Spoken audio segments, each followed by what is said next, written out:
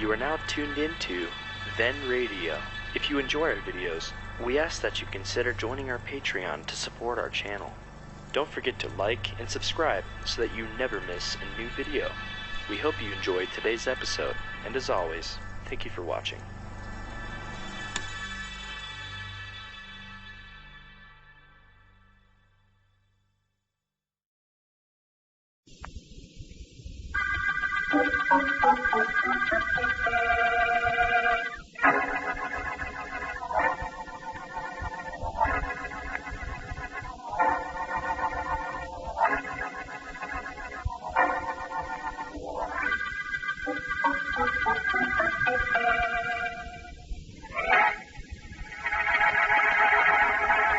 Stop twirling that keychain. You're making me nervous. Easy, Joe. You're blowing your top, kid. Don't call me kid.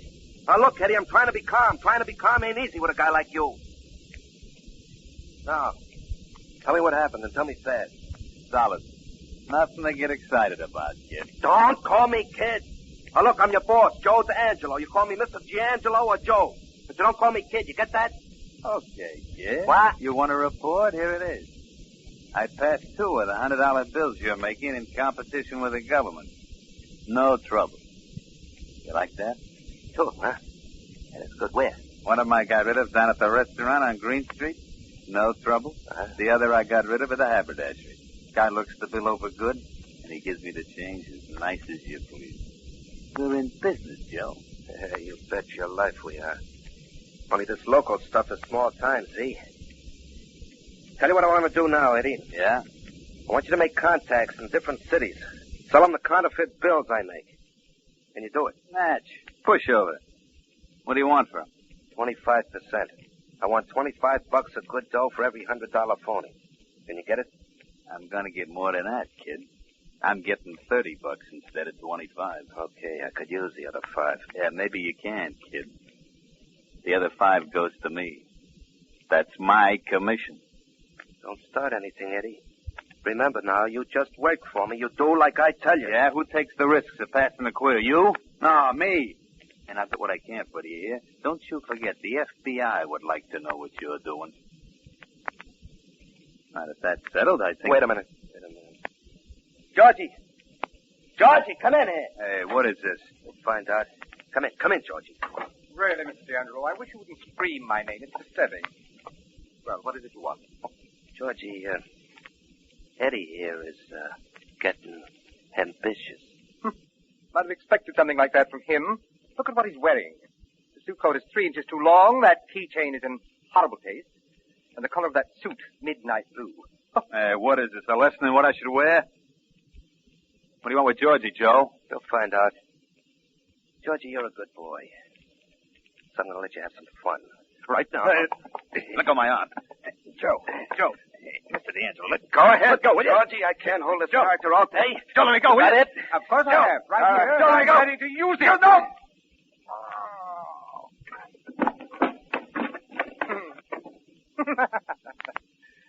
Done, Mr. D'Angelo. You won't have any trouble at all from him from now on. Oh, dear. What's the matter, Georgie? Nothing. It's all right. I thought for a moment I'd gotten a bit of lint from his shirt on my suit.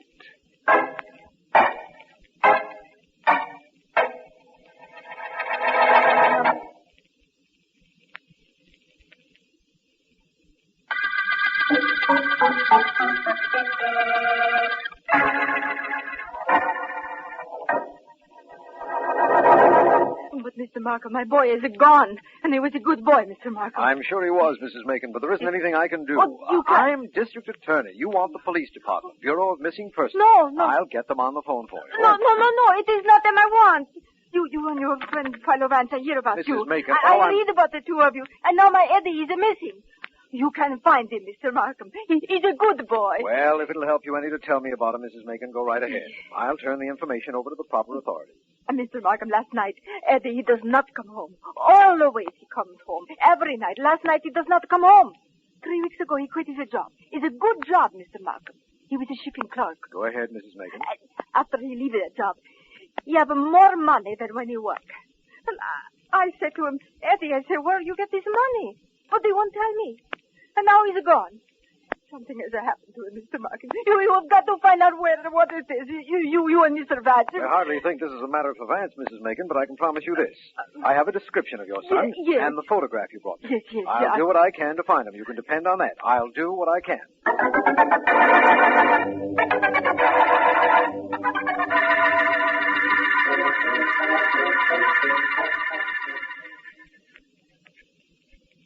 Again, you're filing your nails. Always filing your nails. Put that file away, Georgie. Certainly, Mr. D'Angelo.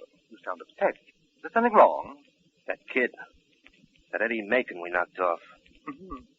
We don't need him, I assure you. I'm quite capable of passing all the counterfeit bills you make, and of making connections to have them passed in other cities. So why worry about him? Oh, yeah?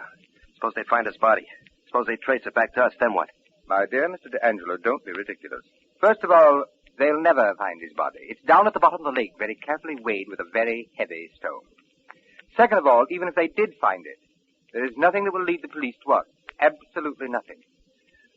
What are you going to do now? Gonna go to work on this press. Might as well get some of those bills moving, in case we have to blow town in a hurry. Ridiculous. We'll be here as long as we'd like. See you later. Where are you going? Out of here. I simply won't be able to stand the sound of that printing machine.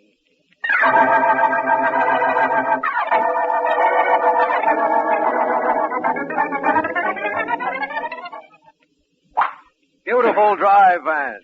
Thank you, Markham. Beautiful drive, beautiful day for golf. What more could a man want? What's wrong with a beautiful dame? That wouldn't hurt me. The caddy has something there, Vance. Yes, he has. But a beautiful girl might lead to trouble.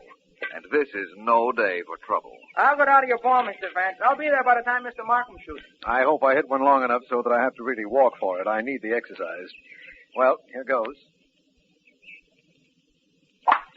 Well, not bad, my friend. It's right up there with mine. Come on, let's go. Right. Oh, by the way, Vance, there was a woman in my office to see me this morning. Uh-oh. Quite an old woman. Her son had disappeared. From what I gathered, he was a good boy who met a wrong crowd. She was terribly worried. That's one of the things you can always depend upon a mother to do. Worry. Did you turn it over to the Missing Persons Bureau? Yes, but they haven't uncovered anything. Oh, well, I don't imagine we should concern ourselves with it. After all, it is a beautiful day. Wonder where my shot landed. Our caddy is standing down the fairway a bit. One of us is there, no doubt. Probably both of us. Both shots were headed in the same direction. We'll see. Oh, by the way, Vance, this is a course you've never played before. There's a stream running through the fairway about 300 yards from the tee. That should be about 100 yards from where our shot landed. Water hazard in the middle of the course, eh? Definitely unfair. Natural hazard, I believe. But a good brassy shot will carry it over onto the green. Well, here we are. And both together, as I imagined. Boy, brassy, please. Yes, sir. Here you are. There's water about 100 yards down, sir. So Mr. Markham was telling me. Water comes from Lake Rail. We go ice skating in the wintertime. Boy, fun. So I'd imagine. Swimming in summer, skating in winter. Oh, not much swimming, Mr. Vance. Couple of boats and ducks in the lake all the time. Funniest ducks you ever saw. What's funny about them? Well, this morning I seen them on my way here. They got red feet. Red feet, eh? Yeah. That is strange. Well, here goes a try with this brassy. Hope I get enough carry with it. I'm betting on you. Oh, thanks for your confidence. There it goes. A beauty, Vance. Now, if I can only duplicate that shot. If I were you, I would, Markham. Principally because this is the last hole we'll have time to play. Nonsense. We're playing all day. I don't think you'll want to play after what I have to tell you. Oh, what is it, Vance? You see, in the event that the missing Eddie Macon was stabbed, I think I know where his body is.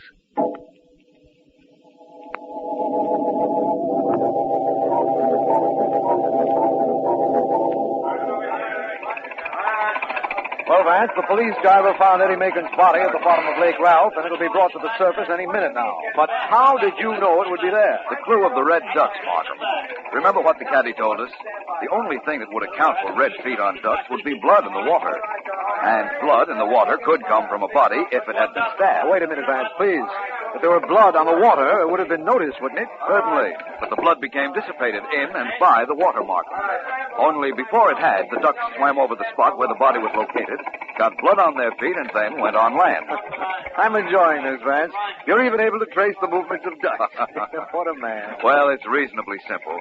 On land, the water from the duck's feet would dry, but the blood would cake and be retained in the webbing. I suppose that's right. In fact, I know it's right now. Now, we've got men going all through those bushes on shore here looking for some tie-up with the crime. I hope they find something. Merely getting the body will tell us nothing, I'm afraid. I'm going to enjoy working on this case even more than I usually enjoy working on a murder case.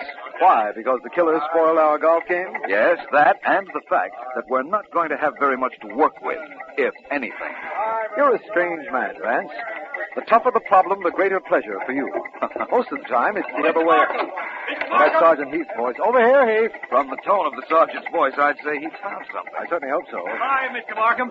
Well, hello, Vance. You're here on this case, too, huh? That's right. It's because of Vance that we're here on this case, Heath. What's up? Well, one of my men was beating around the bushes, came up with this glove. It's all blood-stained, but all identification's been removed. Let me see that, will you, Heath? Sure, here you are. Thank you. Hey, what are you turning it inside out for? I told you all the marks had been removed. Yes, you did. Oh, even the button's been yanked off.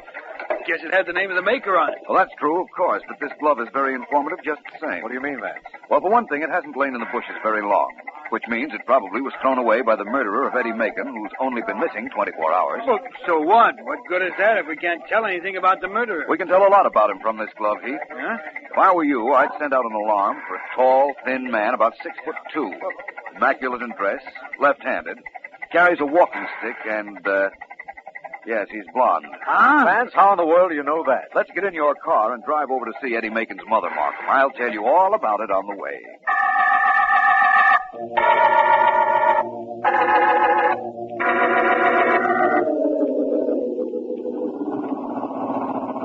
Well, I'm waiting, Vance. Sorry, Markham, I was just thinking of something, but it doesn't matter now. What you want to know is how I got the picture of our murder suspect just from looking at a blood-stained glove. That's right. Well, it's reasonably simple. The glove was a large size, leading me to assume that the murderer was a tall man. However, the fingers on the glove were very narrow, hence the killer was thin. But the way he dressed and the fact that he was left-handed and carried a stick. Most men who carry a stick are meticulous in dress, Markham. And the glove was a little worn between the index finger and the inside of the thumb. Only a stick would cause a worn spot, such as I noticed in that particular place. Well, granting all that, what about the fact that he was left-handed, that he was blond, that he was well-dressed? Left-handed? Well, the glove we found was a left glove, and apparently he carried his stick in his left hand. Blonde? I saw a very small blonde hair on the inside of the glove. The police laboratory would have detected that, I'm sure. And what about the business of his being well-dressed? There were traces of liquid nail polish on the tip of the inside of the fingers, Markham. Apparently, after his most recent manicure, he was in a hurry and didn't give the polish a chance to dry. That's all there is to it. That and the fact that most men who carry a stick are well-dressed. It certainly sounds simple the way you say it. And it's just as well the explanation's over, because here's Mrs. Macon's house. Oh, she knows about her son. Yes, Heath telephoned her. I imagine she's all broken up. She was almost hysterical when she came into my office to report him missing. We'll soon find out. Coming, Markham. Of course. What do you expect to find here, Vance? If we're lucky, Mrs. Macon will be able to tell us which of her son's friends answers the description I feel fits the murderer. That'll certainly simplify this case. Yes, it will. And it's one reason that I don't believe we'll find anything. The bell, Markham. Right. There's one thing I hate. It's dealing with hysterical women, Vance. We may have a surprise in store for us there, too, Markham. Yes? Oh, it is Mr. Markham. Yes, hello, Mrs. Macon. This is Philo Vance. You remember you asked me to get him to help find your son? Yes, and you would not do it. It wouldn't have done any good, Mrs. Macon. Your son was already dead when you came to see Mr. Markham. Perhaps.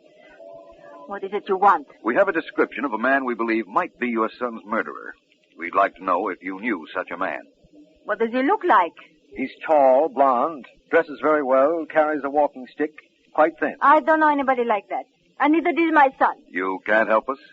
You could not help me. I cannot help you. Good day, gentlemen.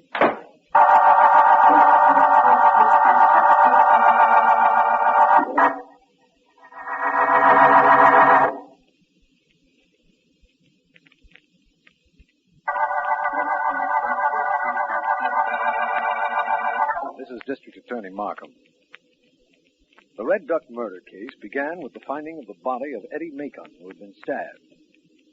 From a glove discovered near the scene of the crime, Philo Vance has constructed a detailed picture of the killer. So far, we have been unable to find a man answering the description. At this time, he might be almost anywhere, In a taxi, in the park, in a shop. Come, my man. Please, just wrap it up and give it to me, and I'll take it with me. I have my car outside. Just one moment, sir, please, if you don't mind. 1 moment. What for? I'm in a hurry. Yes, but you've given me a $100 bill. I'll have to get the change from the back of the shop. I won't be but a moment, sir. Very well, but hurry. I don't have all day. Fine, take shopkeeper who can't keep change for 100 in his register.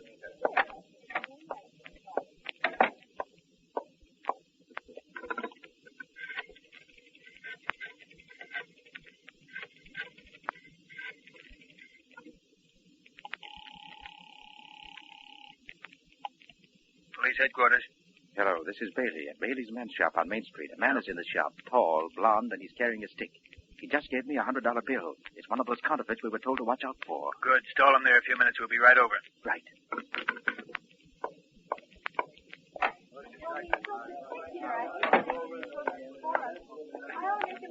Sorry to have kept you waiting, sir. But I'll have your change in just a moment. Very cute, weren't you? But you don't trap me. I'm getting out of here. What? Hey, you, stop! Stop! Excuse me, please. Pardon me, please. Stop him, somebody! Somebody stop that man on the roadster there! Hey, you in the car, stop! Okay. Get off, you fool. Get off. Oh, no, my friend, I'm hanging under this door. I warn you to get off. This gun will change your mind. Oh, get off or I'll slam it down on your other hand. There. Oh, now, off!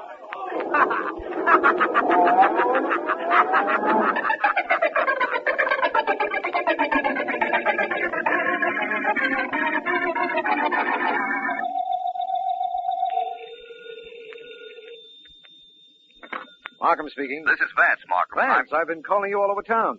We're hot on the trail of the blonde killer. He's tied up with a counterfeit ring. Did you know that? No, tell me about it. He tried to pass a counterfeit bill, and the shopkeeper almost grabbed him. He answers your description perfectly, by the way. Good. It isn't so very good. We still don't know where to locate him. Well, that's why I called you. I can tell you where he lives. What? Sergeant Heath and I made a very thorough canvass of custom tailors, better-type haberdashers, and barber shops, and finally found our blonde friend's manicurist. I asked Heath to let me take it from there. Well, that's fine with me, but do we grab our blonde counterfeiter now? No, Markham. We're not ready for that yet. You meet me at the address I'll give you in a moment, and we'll make plans to break up the whole counterfeit ring. We'll break that up and get our murderer at the same time.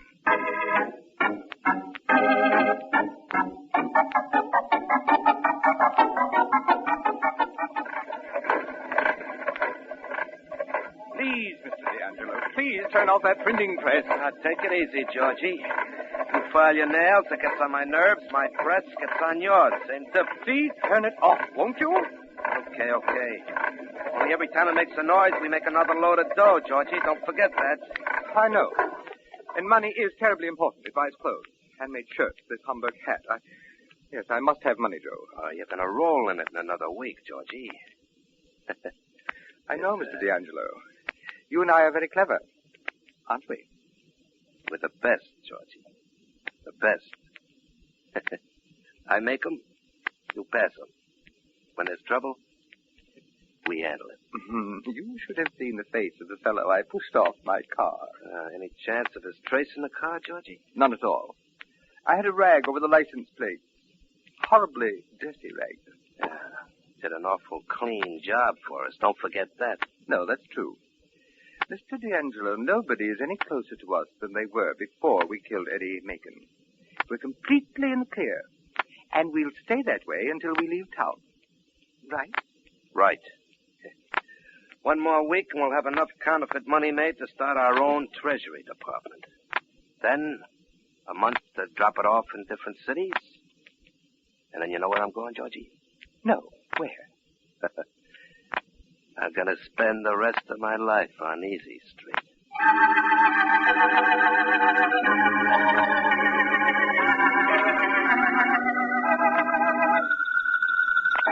Any answer yet, Markham? No, Vance. I'm still holding the phone, and the operator's still checking for the address.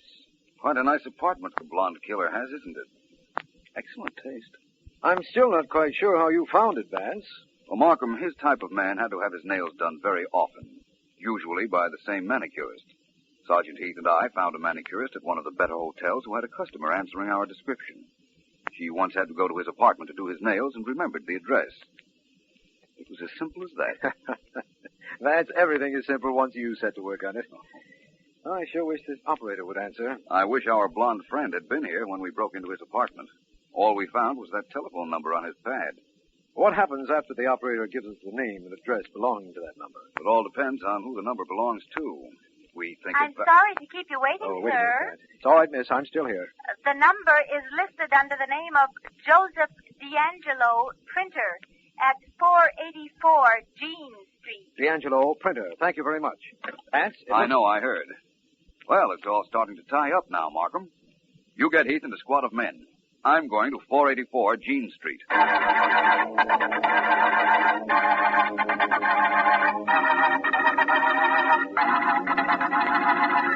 Mr. D'Angelo. Huh? What's the matter, Georgie? What's going on? We've got to get out of here. Oh, wait till I turn off this machine. Oh, what is this? I just called the shop where I have my nails done. I have to make an appointment. You see, Never mind all that. What happened? The girl told me a man was asking questions about me. Said he was a friend of mine. She told him where I lived, and... Joe, I have this phone number written on a pad. Oh, you jerk. Well, come on. Let's break all this stuff and throw it in the melting pot. Yes. Anybody comes here 2 minutes from now won't find a thing. All that lovely money, too. Every hunk of paper in the joint. Now, come on, hurry. Right. Guy who asked those questions might be here any minute now. Yes. Take the lid off that stove down there. All right. This money lying around isn't dry yet. I'll get ink all over my hands. So what? Take off your coat. We've got work to do. I'll get ink on this beautiful shirt. I just had it made. Take that coat off and step on it. Now, here. Dump these bills into the fire. All right. I'm going to take the press apart and melt down those plates. Oh, my beautiful shirt. It'll be ruined. I'll get the money out of the way. One more trip ought to make it.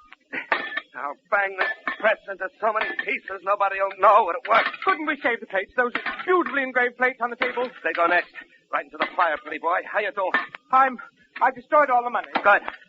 I gotta go to work on these. I wouldn't work on anything if I were you. Georgie, this must be the guy who asked questions. The knife, Georgie, the knife. Well, how'd he get in? The door was open and I walked in. The knife, Georgie. Use the knife. The knife, Mr. Oh, no, you D'Angelo. don't. Get him, Georgie. I'll hold his arm. No, you don't either. Oh. Trying to do that more often. You'll never do anything again, ever. This knife Drop will... it. Drop that No, knife. my arm. Drop it. Let go. I'll drop it. But I'll get out of here. You'll never catch me. Never saw a man so wrong in my life. My friend's out cold, and I'm holding you here until the police come. Stop it. Stop it and let me alone. Stay right here against this table. No. Oh, no, you don't. No. Don't try to get away. Got me. Stop it, you're breaking my back. Breaking my back, I tell Breaking you. my heart. I'll... Oh, thank you, Mr. D'Angelo. He didn't hit you as hard as you thought. I got a tough chin. Now, listen, Georgie. That guy I just slugged's Philo Vance. That means the cops will be here soon. Now, come on, help me break up this engraving plate on the table, and when the cops get here, nobody will know what we've been up to. There won't be a trace of anything. But what about Vance? He's yours and your knives. Good. In that case, let's hurry and break up these plates. I can take care of this alone. You go on over and lock the outside door so we don't have no more company. Sure, I'll do that, Mr. D'Angelo. All locked, Mr. D'Angelo. What do we do now? Just about taking care of these plates. That does it. Now we get to work on Vance. Open up in there. Open up. Cops. They're breaking in the door, Mr. D'Angelo. What shall we do? Get out of here the back way and fast. No, not yet. I've got to take care of Mr. Vance. I've got to be... Well, come on, then. All right, both of you. Hold it right where you are. Take your hands You off had me. to take care of Mr. Vance. Grab We could have been both of out these of men, here. Sergeant. All right, They're both yours. All right, Mr. Markham. Hey, look at Vance on the floor. Vance, are you all right? Okay. Vance. Come on, you're going with us. What for? What do you got on us? We saw this guy break in and we slugged him. We thought he was a stick-up guy. Mr. Markham? Don't try anything funny, D'Angelo. We know you've been counterfeiting, and we can prove it. Yeah, how? See any phony dough around any place? Markham, Mr. D'Angelo is right. Vance, can you get up all right? I'll be all right in a minute. What I was saying is that Mr. D'Angelo is right. There's practically no evidence of counterfeiting in this place now. Hey, say, what did I tell you? Yes. Do you see what Mr. D'Angelo told you? I said there was practically no evidence. Turn around, my blonde friend. Turn around and show the district attorney indisputable evidence that not only was there counterfeiting going on here, but that you and Mr. D'Angelo were doing it.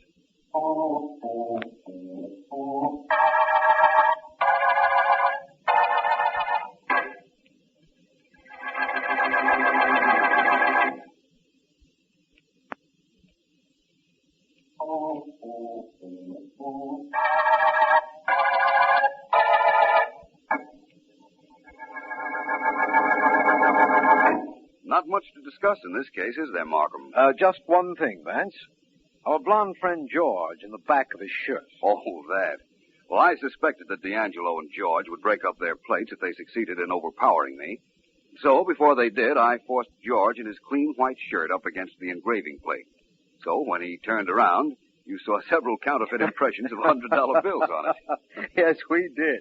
And I don't mind telling you we needed that evidence to make sure that was the end of the two counterfeiters. George confessed rather easily, I understand. Yes. His type always does, Vance. He admitted he killed Eddie Macon. Well, then, that little device of mine not only meant the end of the two counterfeiters, but also the end of the Red Duck murder case.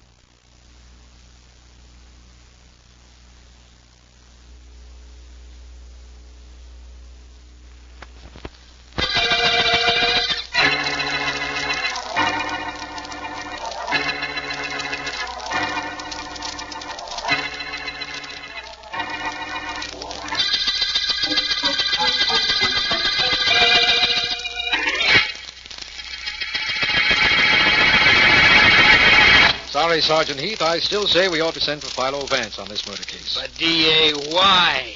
We've got the whole homicide department working on it, haven't we? And if that isn't enough, the FBI ought to have a man here by tomorrow at the latest. I know all that, Heath, but I still say this is a case for the maestro.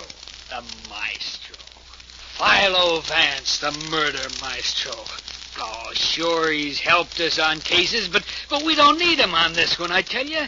What's so tough about it? A millionaire named Simon Joyce is walking along a road. Mistletoe Road. All right, Mistletoe Road. A hit-and-run driver clips him. So maybe it's murder. And because the thing happened so close to the state line and chances are the car crossed it, we get the FBI. Well, what else do you think we need? I'm not discounting either your department or the FBI, Heath, but I still would feel better if Vance were on this case. Look, Mr. Markham, I'll be reasonable. Maybe this was a planned murder. So if it was, we got three suspects. The dead man's niece and nephew who lived with him and his bachelor brother. Wait till we're through with them before you yell for Vance. According to the dead man's will, neither the niece nor nephew inherited a dime, so they had no motive. No monetary motive, that is. And as I understand it, the three were very friendly. Sure, that's right. I questioned the servants and found that out. But the brother, Mr. Markham, the dead man's brother, he gets the business all for himself. He and the dead guy were partners, and it was an awful good business. He's the one I'm going to work on. Take it easy with him, Heath. I've questioned him myself, and he's a sick man. He'll be a whole lot sicker after I get through with him. If he killed his brother, believe me. One other thing, Heath. Yeah? Apparently you didn't object to the FBI being called in. Why object to Vance? First of all, I don't even get a chance to call the FBI. James Evans, the dead man's nephew, brought them in. But I welcome the FBI, D.A. I'd take them any time rather than work on a case with Philo Vance. Now, Heath, Vance never takes any bows for the cases he helps us on. You always get the newspaper credit for the cases he solves. That's just it, D.A. Think what that does to my morale.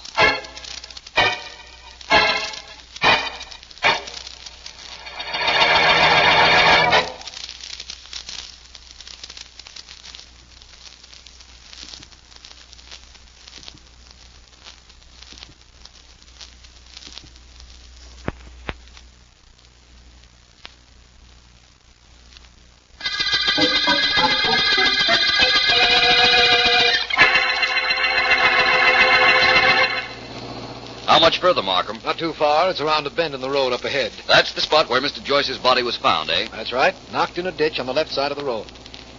The reason I'm certain it was premeditated, Vance, is that from what I understand, Mr. Joyce always walked at the very edge of the road. If he were that careful, he'd walk on the left side of a road, facing any cars that might be approaching. Our examination showed that the car that hit him was coming toward him, Vance. That's what bears out our theory.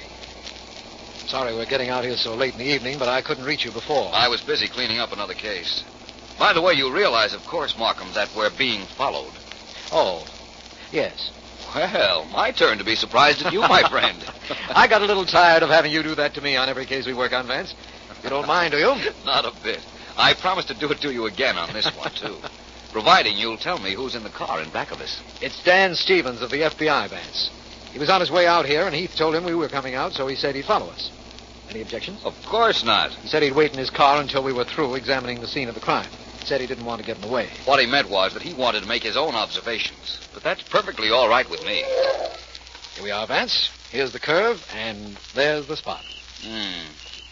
Mr. Evans was found across the road, eh? That's right.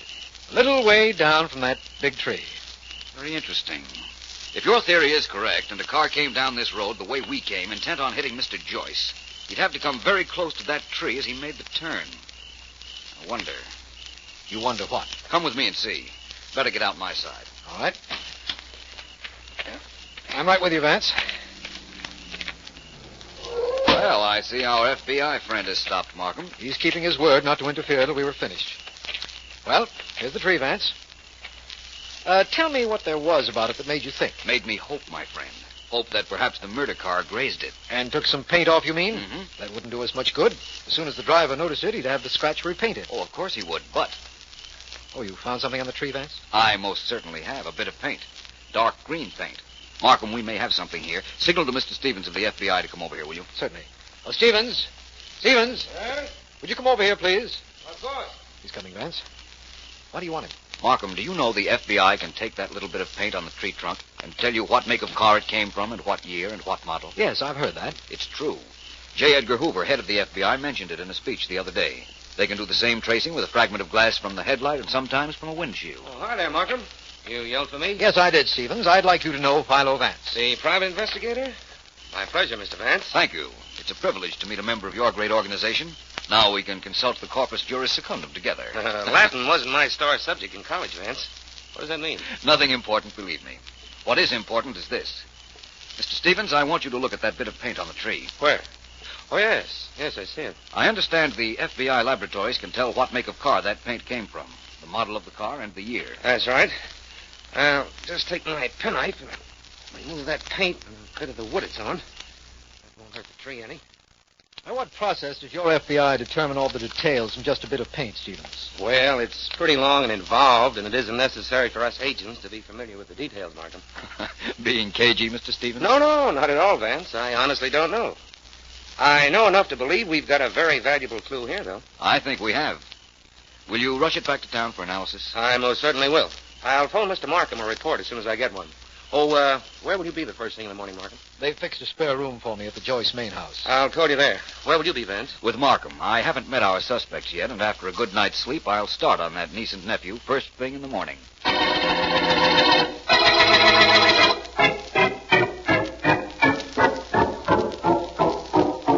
Well, Vance, this is the room they've given us, according to the butler. Shall we go in? Might as well, Markham. Just one moment, though. I want to fix the floor plan in my mind. All right. Now, James Evans, the dead man's nephew, has the room next to ours, right? Yes, and according to the well-informed butler, he's retired. Sally Evans, his sister, has the room down the hall, but she hasn't come home this... That came from that room. It must be the nephew, James Evans. Come on, Vance. Right. Mr. Evans, what's wrong? What's wrong in there? Wait just a minute. Oh, Mr. Markham, thank goodness it's you. This is Philo Vance. What happened to you, Evans? Nightmare? Nightmare? It sure wasn't any nightmare. Somebody climbed in the window and tried to smother me with my pillow. Whoever it was went out the window when I yelled for help. Vance, what are you looking for over there? Just looking out the window of Mr. Evans' room, Markham. Somebody did climb up here and apparently down again within the past few minutes. This leaf I picked up from the floor was only recently torn from the vine. Mr. Evans, I'll have the police double the guard around this house. You can go back to sleep. Oh, thank heavens. I guarantee you'll be safe from the man who just tried to smother you. Man, Markham. The attempt to smother Mr. Evans here wasn't made by a man.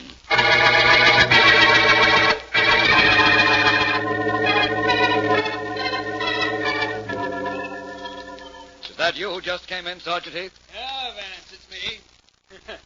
Enjoying your breakfast? Yes, very much. Care to join me? I had breakfast hours ago. Where's Mr. Markham? I left him upstairs sleeping. So you caught the girl who tried to smother Mr. James Evans last night, eh? Well, how do you know that? Oh, you're a good police officer, Heath. And the men who are guarding this house know their business. When I told Mr. Markham last night that the person who tried to smother Mr. Evans was a girl, I knew you'd pick her up. Well, we did. But how did you know it was a girl? Even if you caught a look at a figure running from the house, it was too dark to see whether it was a man or a woman. That's true, but the figure climbed through the fence surrounding this house, Heath. A man would have climbed over it, inasmuch as it wasn't very high. That much I could see. Ask me, there isn't anything you can't see. Anyhow, I got her outside. She's the murdered guy's niece. You want her in here? Yes, I'd like to talk to her while I'm waiting for Mr. Stevens of the FBI to phone in his report. Please, Heath. Okay. Hey, Murdoch, bring that Evans girl in here, huh? All right. You getting anywhere on this case, Vance? In distance, nowhere. In intensity, I'm doing very well, I think. Well, what is it you want with me? Miss Evans, I believe I'm Philo Vance. I'm delighted. Well, the words are right, but the tone is wrong. Heath, do you mind? No, Vance, I'll leave you to. Yell if you want something. Right, thank you. Miss Evans, why did you try to smother your brother last night? Excuse me, please. I'd better take that. Philo Vance speaking. Vance, Stevens of the FBI. I got a laboratory check of that paint from the tree. Comes from a 1942 Plymouth. Probably a convertible. Well, that's excellent, Mr. Stevens. Thank you very much. Do me one more favor, will you? Well, sure, Vance. What? The dead man had a brother, the only individual in this case who benefits from the will. Meet me at his office in an hour, will you? It's in the Wilcox building. I'll be there. See you later, Vance. Goodbye. Goodbye. Now, Miss Evans, as I remember it, I had asked you why you tried to smother your brother last night. I did it because I loved my Uncle Simon. Am I to see the connection between my question and your answer? Of course. My brother killed Uncle Simon, so I wanted to kill him. So your brother killed your uncle, eh? Yes. Can you prove that? No, I just know it, that's all. Well, that, I'm afraid, isn't enough. Miss Evans, what kind of car do you own? I have a convertible. Plymouth, 1942? Yes. How did you know? That was the car that ran down and killed your uncle, Miss Evans. Right now, I have a clue I want to run down. And then I'll be back to you.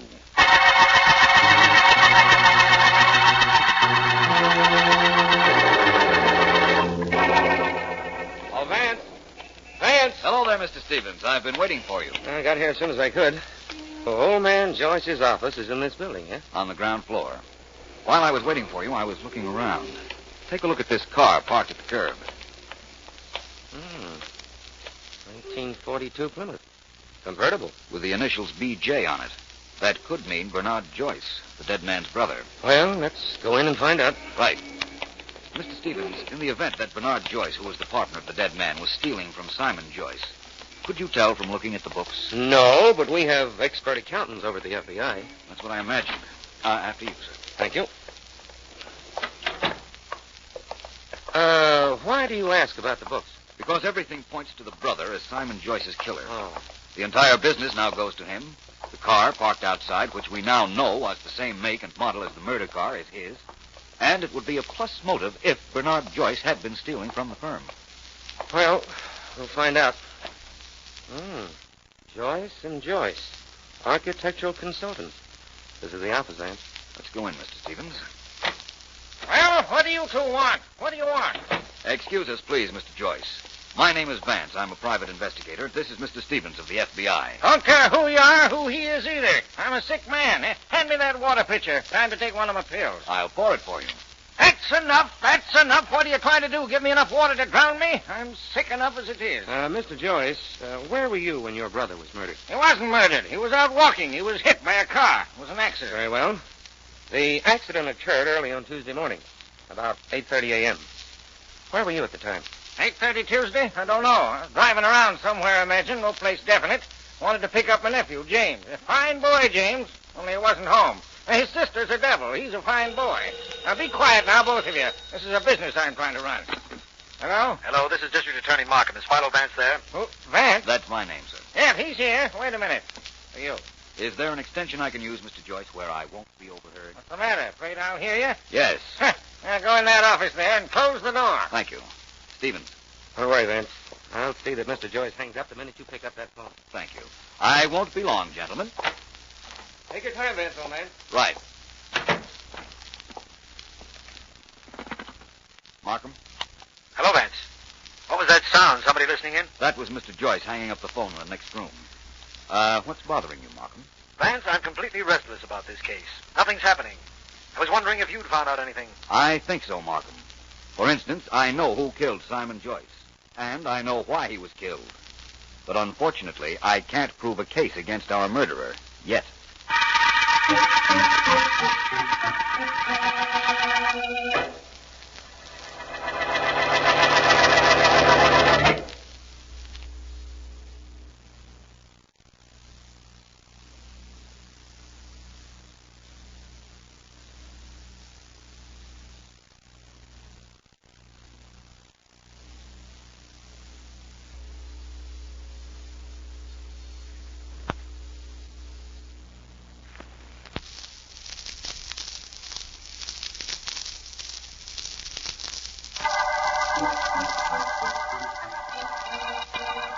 This is District Attorney Markham. The Mistletoe Murder case began with the finding of the body of Rich Simon Joyce, victim of a hit-and-run driver on Mistletoe Road. Philo Vance is working on the case, as is an FBI representative named Stevens, called in by James Evans, a nephew whose sister, Sally Evans, later tried to smother him. The dead man's fortune went to his brother and business partner, Bernard Joyce, from whose office Philo Vance just told me he knew who had killed Simon Joyce but couldn't prove it. Our men watching the Joyce home report that Sally Evans and her brother are in the living room. It is a little... So, you tried to kill me, did you? Tried to smother me while I slept. I tried once, and I'll try again. Only this time I'll do it. Look, you little hellion, I'll teach you not to... Come one step nearer to me, and I'll let you have it with this lamp. You don't scare me.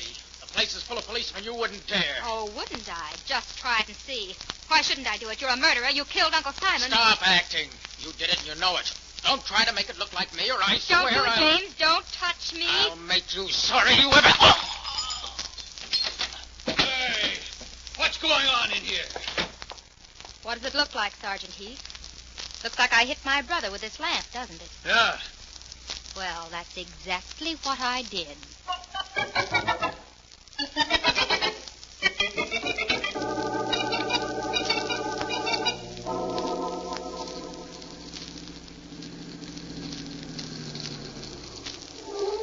Vance, is that you in that car? Yes, it's I, Markham. Just drove here from the city. Been interviewing Mr. Bernard Joyce. Vance, what did you mean by telling me you knew who killed Simon Joyce but couldn't prove it?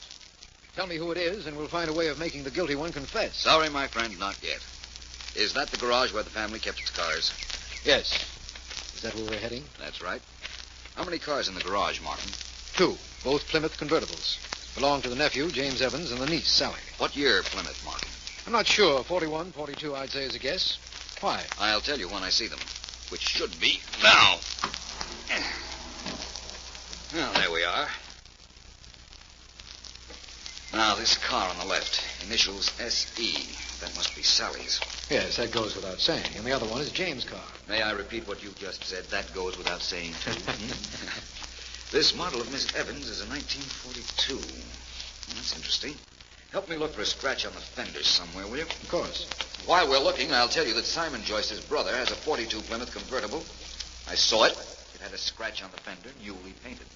Oh, I see what you meant when you told me you knew our murderer. No, I don't think you do. Now, look here, Markham. Look, the newly painted spot on the girl's car. Of course it is. Well, Vance, that complicates things somewhat. Think so? Let's inspect her brother's car. I guarantee that has a newly painted spot on it, too. What? Our murderer is very cute, Markham. There was undoubtedly a scratch on the murder car, so he scratched and painted over the cars belonging to our other 2 suspects. Vance, here's the scratch on James Evans' car. Newly painted over, too. There's a phone over there. Want to call the FBI and report this to Stevens? He has a right to know. I believe he's questioning Miss Evans in the house now. I would like to call Mr. Joyce, though. That's a coin telephone, and I don't have any change. Let me have a nickel, will you? Certainly.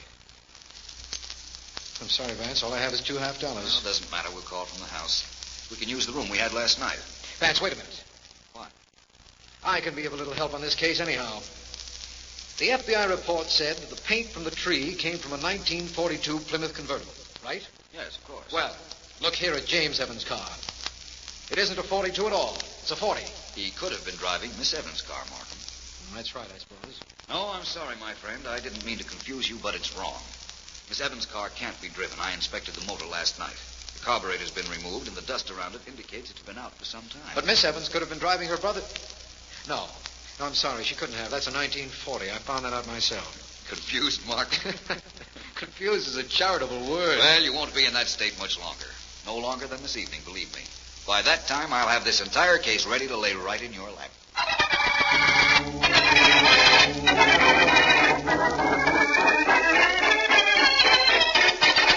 Any more questions, Mr. Stevens? Because if you have, Eddie, you'll get the same answers. I don't know, I don't know, I don't know. All right, Miss Evans. I'm through with you, I imagine. Where's your brother? He left here for town about an hour ago. He'll be back for dinner. I hope you don't intend to leave the house. He can go and I can't. I wasn't able to see him to tell him that he couldn't leave. Now, I'm going upstairs to chat with Vance and Markham. I hope you'll... sit still, please. I'll take it. Hello? Stevens speaking. Stevens, this is James Evans. Yes? I'm calling in to report. I intend to remain here in town, and I won't be back at the house till morning. I'm sorry, Mr. Evans, but I'll have to ask you to come back. Come back? Yes, I have something very important to discuss with you. Very important. Oh, really? Well, when do you want me to come back, then? At once. Okay, I'll drive back, but it'll take an hour. Goodbye. Bye. Your brother's on his way back. For my part, he can stay away forever. Look, Mr. Stevens, I know he killed Uncle Simon. I can't prove it, but I know it. I assure you, Miss Evans, I'll investigate him thoroughly. And I'm sure Mr. Markham, Philo Vance, and Sergeant Heath will do the same. You might be interested in knowing that we do have a very definite clue. It seems that the car that killed your uncle... Help! Help, Mr. Markham! Vance, help! They're coming down, Miss Evans. What happened here? What happened, Miss... How did this happen, Miss Evans? Stevens. I don't know. I was talking to him, and a shot came from the window, and he fell right here, right in front of me. How is he, Markham? He's dead. Bullet got him in the heart. My brother was in town. He just called up, and Mr. Stevens told him to come back. And then Mr. Stevens came over here to talk to me, and then there was a shot. No. Take it easy, Miss Evans. You won't be under this strain much longer. Philo Vance has promised to name your uncle's murderer. There's no question that whoever killed him killed Stevens. We'll have him in custody by this evening. Right, Vance? That's correct. But first, I want to pay another visit to the garage and then to the police laboratory. Come with me, please, Markham.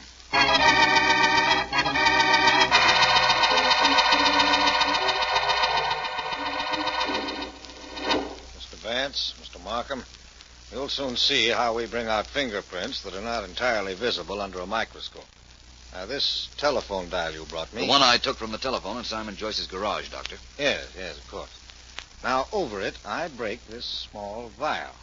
Here. The vial contains iodine crystals. The fumes from the crystals are invaluable in bringing out latent fingerprints. In a moment, we may even be able to see them with the naked eye. Vance, if we were looking for fingerprints, why didn't we take the telephone receiver from the garage? If your theory is right, we could have gotten excellent prints from that. Our murderer is clever, Markham. If, as I imagine, he used the phone in the garage, he would have worn gloves to hold the receiver. But he'd never have seen the necessity for wearing them when he dialed a number. Besides, gloves are unwieldy when you're dialing. Prints are coming up, gentlemen. Just the tip of the finger, but prints just the same. You have the fingerprints of the girl, her brother, and the dead man's uncle to compare those with. Yes, these I have. Sergeant Heath got them early in this case. Now, I compare under the microscope. I'll tell you whose prints they are. Man, if you could tell us, why did we go to all this trouble? It's the proof we need, Markham. But, Vance, if you had told us the murderer before, the FBI man Stevens would be alive today. The FBI was never on this case, Markham. Stevens was not an FBI man. He was an imposter. That's the reason I knew that the murderer was the man you told me had called the FBI. Markham, arrest James Evans for murder.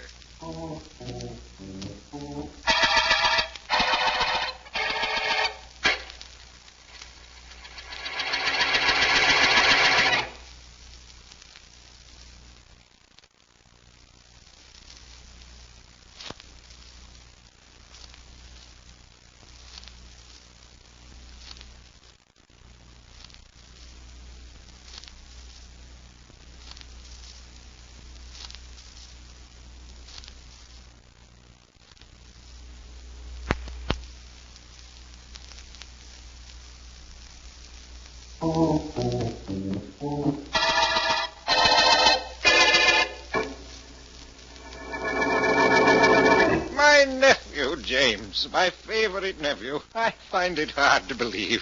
Please, Mr. Vance, the water pitcher. Certainly, Mr. Joyce. Mr. Joyce, it was because James was your favorite that he killed your brother. He knew the entire state would go to you, that you were sick, and that you would eventually pass on and leave everything to him. A poor, misguided boy. He thought he was very clever, didn't he, Vance? In a way, he was, Markham. That business of calling in the FBI was very cute. We've never had that happen before. Vance, how did you know that Stevens wasn't an FBI man? And that, as a consequence, James Evans never called the Federal Bureau? That was my lead to him almost from the beginning, Markham. In the first place, according to the FBI manual, the federal investigator must either be a lawyer, a linguist, a scientist, or an accountant. Early in the case, I mentioned a very well-known law book, Corpus Juris Secundum. It's in every lawyer's office. And Stevens had never heard of it? That's what he said. And he didn't know that the Latin words meant second body of the law. Therefore, he wasn't a linguist. When we were on the way to visit Mr. Bernard Joyce here, Stevens told me that if there was a discrepancy in the books, he couldn't find it. He'd have to take it to the FBI offices. Proving he wasn't an accountant. Exactly. Yes. And when he couldn't explain the process by which the paint from the murder car was checked and analyzed, I knew he wasn't a scientist. Well, if he wasn't a lawyer, an accountant, a linguist, or a scientist, he couldn't have been an FBI man. Simple? That's true, of course. But, Vance, what made you think to take the dial from the garage telephone? If my logic was correct up to there, it was James who killed Stevens. He had called Stevens on the phone a moment before, saying he was in town. Yet a moment later, Stevens was shot. This even I understand now. If my nephew was in town, he couldn't have been near enough to kill Stevens a moment later. No, but if he called from the garage, he could have. And I believed he did call from the garage. And laboratory tests prove he did. Vance, I know now what started you on your original line of reasoning. If, as you suspected, Stevens wasn't an FBI man, then Evans never called the Federal Bureau, but devised this scheme of supplying us with the false clue of the 1942 Plymouth car. His own car was a 1940, removing him from suspicion. And the scratch on the fender, he cunningly duplicated on his sister's car and on your car, Mr. Joyce. He wanted it to look like I killed my brother. He didn't care who was blamed as long as he got away with it. The reason he killed Stevens was because he knew Stevens could blackmail him forever after the masquerade was over. Well, Vance, it seems that the masquerade is over now. And so, incidentally, is the Mistletoe Murder case.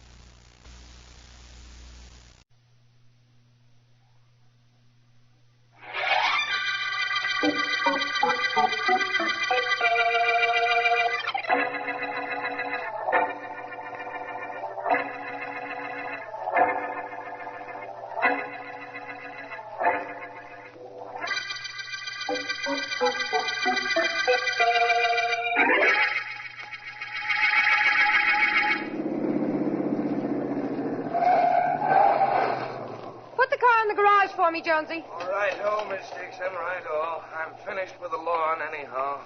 Oh, Miss Dixon, that young David Allen is in the house. He's been waiting for you. I saw him come in. Let him wait. Do him good.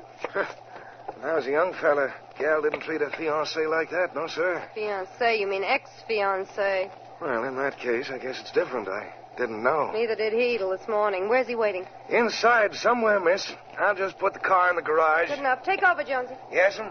Been pushing a lawnmower all day. Now I get to have something push me.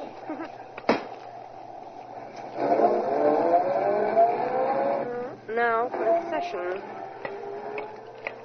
That you, Joyce? Yes, it's me. I'll be right in. There you are, Joyce. I've been waiting for you. Whoever would have guessed. What's the matter? Didn't you get my letter? Yes?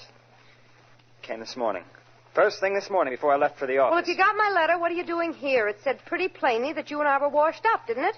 Because if it didn't, I'll tell you now. We're all washed up. Now beat it. All right, Joyce, I'll go, but tell me why. What have I done? Done?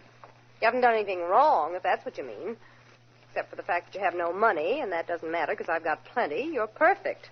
You're good-looking, normal, and your nails are always clean. There's nothing wrong with you except that you're dull, that's all. So because there's nothing wrong with me, there's something wrong. Well, maybe there is something wrong with me. Something that you don't know anything about. Oh, this I've got to hear. Look, Joyce, I know where you get your money. I know that you don't own an honest dollar. Why shouldn't you know that? You work for the man who takes care of my business. You realize that all I have to do is tell what I know about where your money comes from, and you'll go to jail. Oh, now we're getting around to blackmail, are we? Well, that's a point in your favor. I never tell unless you make me, unless you do what you said you were going to do in that letter. And then what? Then I'll see to it that I'm not the only one that's hurt. Joyce, you've always had everything your own way. It's about time you were paid off. You've been getting away with murder all your life. Oh, I have I? I've been getting away with murder all my life. Yes, you have. Keep talking, Alan. You're giving me an idea.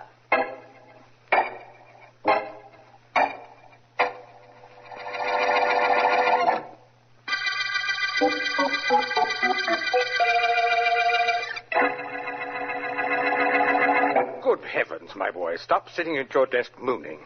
What if our beloved client decided not to marry you? Forget it. I can't, Mr. Stone. You know, there's a strange philosophy employed by young men. Unless they garb their thoughts in the deepest black when a romance is done, to their minds the romance was not worthwhile. Come, boy, we have some figures to go over. Now, Miss Dixon's income for last week from the two gambling houses was... Now, let me see how much... Unanswered, Mr. Stone. Oh, sorry, lad. Can't have any of my clients hear that voice of yours on the phone this morning. They'll think things are desperate in this office. Well, aren't they? That, my boy, we shall discuss in a moment. Hello. Bartley Stone speaking. Mr. Stone, this is Jones, Miss Dixon's gardener. Well, what is it, Jones? Mr. Stone, I've been gardener to the Dixon family for 20 years.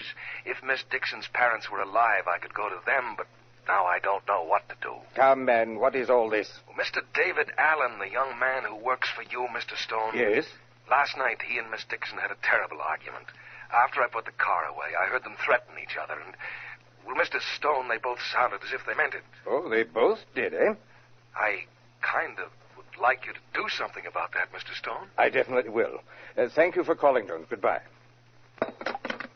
That was Miss Dixon's gardener, Allen. So I gathered when you mentioned his name. He said there was rather a serious quarrel at the house last night. I'm surprised that you lost your temper, my boy. Look, let's not pretend any longer. Of course, you realize I know Miss Dixon owns a string of gambling houses. But I also know how you've been stealing from her. So, don't you try to be the big white father to me. Allen, my boy, you surprise me. Yes? You surprise me greatly. And in the light of your remarks, perhaps I might relieve poor Jones' mind. He begged me to do something about your threatening Miss Dixon. You know, Allen, I think Jones has something there.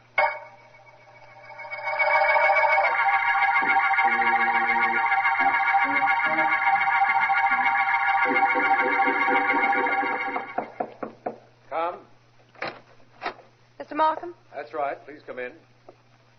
Your secretary said it was all right to come in. Yes, she let me know you were coming. You're Miss Dixon. That's right, Joyce Dixon. All right to sit down? Please do. Allow me. Look, Markham, let's you and I not kid each other. You're the district attorney, and you know a lot about me, only you haven't been able to prove anything, right? Go ahead, Miss Dixon. I came up to tell you a couple of things. One is that I'm selling out. I won't be operating after this week. And the other things? I'll take them in order. My money is being handled by a guy named Stone, Bartley Stone. You know him? Vaguely. Well, that's all anybody ever knows him. He's been stealing from me every week for I don't know how long, but I don't mind that. You don't? No, why should I? He runs my business, and he's stealing less than the next guy would, so what's the difference? Mm-hmm. But he's got a young kid working for him, kid named David Allen. I was engaged to him till yesterday. Nothing you've said sounds like a matter for you to come to me with, Miss Dixon. I don't want any matter concerning me to come to you, Markham. Especially, I don't want you investigating my murder. See what I mean? Oh. I wish you could stay a few minutes longer, Miss Dixon. My friend Philo Vance is expected here any minute, and there's nothing he likes better than to meet an intended murder victim. Think I'm kidding, don't you? No, I don't think so.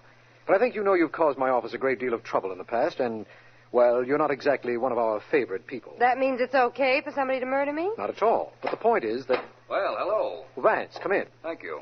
This is Miss... Joyce Dixon. How do you do, Miss Dixon? I'm Philo Vance. How do you know my name? We've never met. No, that's right, we haven't. But your initials are on your handbag, the name Joyce is on that pin you're wearing on your blouse, and besides, Mr. Markham's secretary told me. What are you upset about, Miss Dixon?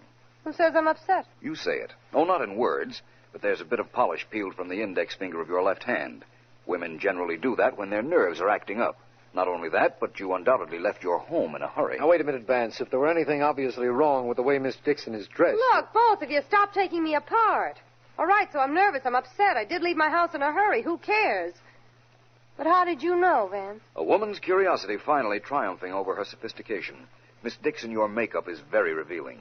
You neglected to use mascara on the eyelashes of your right eye. The other eye is made up perfectly.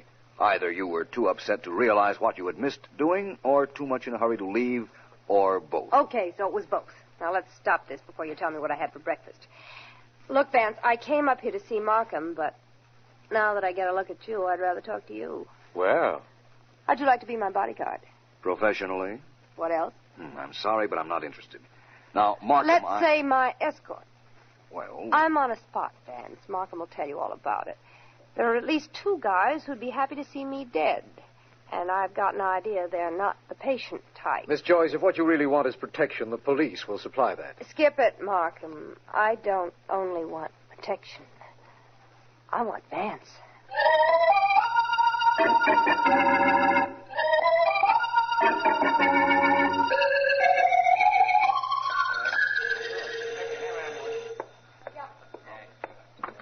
Hello, Joe's Diner. Oh, hi. This is Dave Allen, apartment 3A in the boarding house on the corner. Can you deliver some food up here? It's a little late, Mr. Allen. 10 o'clock. Well, it won't take you a minute. Okay.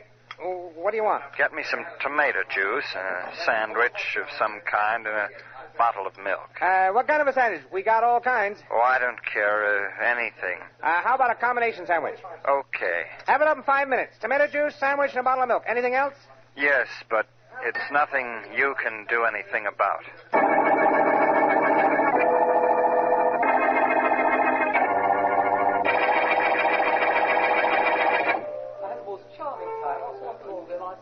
I will have your table in just one moment, Monsieur Vance. Thank you, Jacques.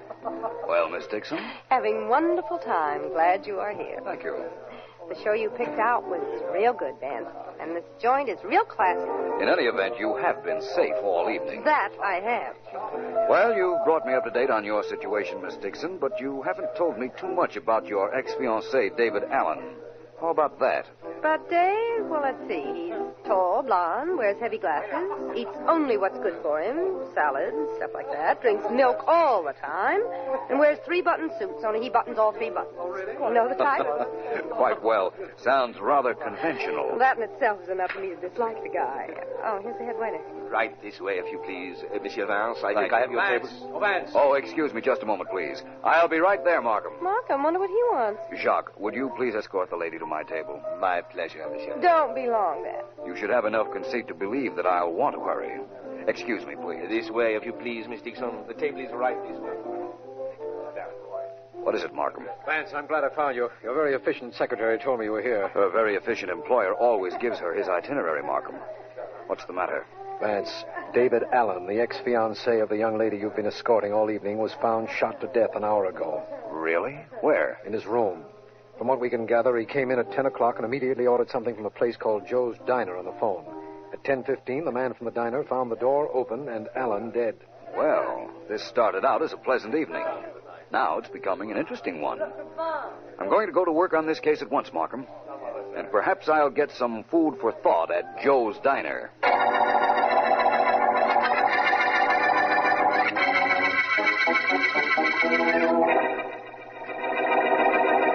Only to me a thing like this happens. Only to me. You realize why I'm asking you these questions. No, I don't, Mr. Vance, and I don't care. Only to me does a thing like this happen. 10 o'clock, I'm ready to quit work, and I got to take an order from a guy who gets killed a couple of minutes later. Now, let me get the facts straight. Mr. Allen called you at 10 o'clock. On the nose. He orders tomato juice, a combination sandwich, and a bottle of milk, and he hangs up. Only to me does a thing like this happen. Then he gets killed. Yes, and only to him did a thing like that happen. Well, thank you very much.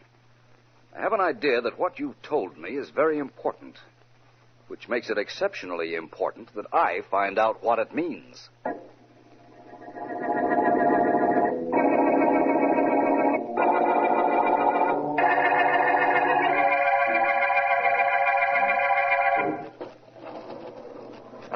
Vance, there are too many things about this case I don't understand. No explanations yet, Markham. That is, none that would satisfy you. Well, we'll find out in a moment about Mr. Stone. He's Miss Dixon's business manager, and David Allen worked for him. Yes.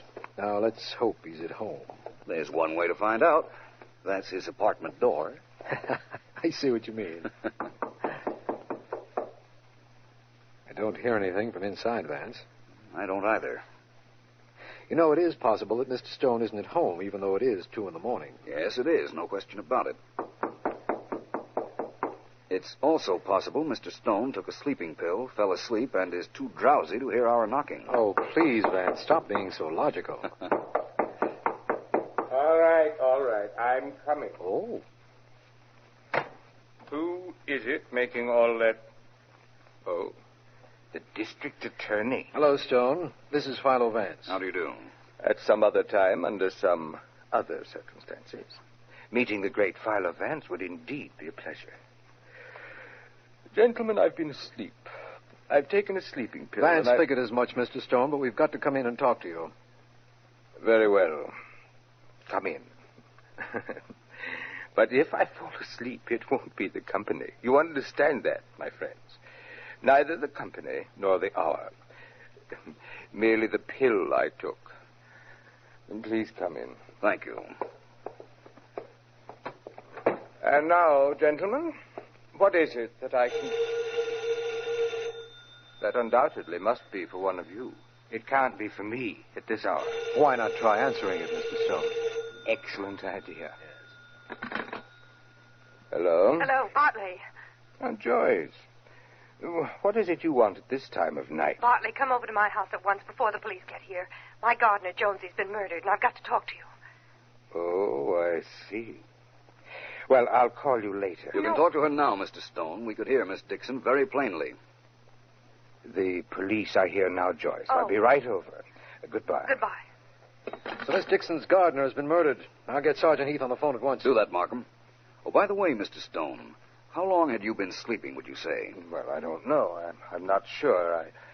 I guess I stopped reading about midnight. What time is it now? 2 a.m. Well, what about it, man? Why the question? You were reading in bed, of course. That's right. I put on my pajamas, took a pill, and got into bed. Did you now? Mr. Stone, do you always put your pajama coat over the shirt you wore today? You ought to be a little more careful. The collar's quite visible. You'd been out. Only came in a few minutes before Markham and I knocked. Where had you been? Wouldn't you like to guess? Yes. And wouldn't you like to know what I've guessed?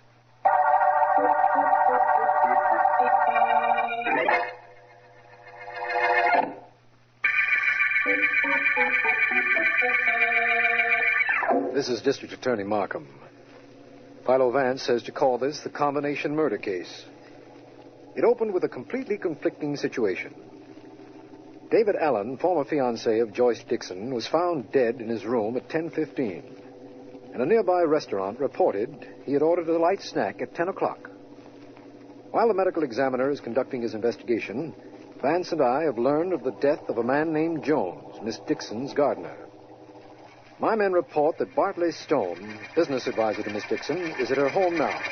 It is ours. Now let me see, my dear. This is quite a problem. Quite a problem. I don't need you to tell me that. Listen, Bartley. I have an alibi for Dave Allen's death. I was with Vance. But I was at home when Jonesy was killed in his quarters. Why did you kill him, my dear? I kill him? Why should I kill him? I don't know. But if you didn't, why send for me? Now, look, Bartley, let's not get cute with each other. I don't want any investigations around me. I can't take them, and nobody knows that better than you. Well? You've got to do something for me. If anybody asks you any questions, you can tell them that you were with me. That you met me as soon as Vance left me at the Golden Eagle nightclub. You were with me for hours. Preposterous, my dear, preposterous. Vance and the district attorney were at my apartment when you phoned about Jones' murder. I've told you that. Yes, but you also told me that Vance figured you weren't asleep at all, but had just come in. Okay, so you admit you just came in. You were with me. That's all there is to it. I admit that sounds very good for you. Why should I lie? For you. For a very good reason, because I can send you to jail for mishandling my money if you don't. You can send me to jail. My dear, where do you think you'll be when you do? All I have to do is talk, you know. You won't talk, and you'll say what I told you to. Now, Joyce, put down that ashtray. Put it down. We can discuss this reasonably. You'll tell Vance you were with me, do you hear? Now, Joyce, listen. Keep away from me. You and I can make a deal. Put that ashtray down. You'll tell Vance we were together? No. You practically sent out an invitation for this, Bartley. You begged for it. No, don't.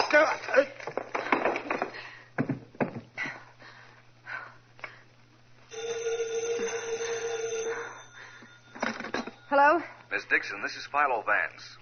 Oh, hello, Mr. Vance. Rather late for a social call, and much too late for a business call, isn't it? I'm just trying to make an appointment for breakfast with you. Can Markham and I pick you up at, say, 9:30? I don't know why not. No, but I'll wager you'd like to know what for.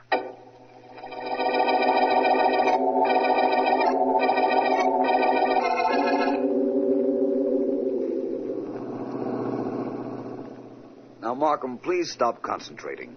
It's a beautiful morning, and we're on the way to the home of a very definite suspect, Miss Joyce Dixon. Suspect in which murder, Vance?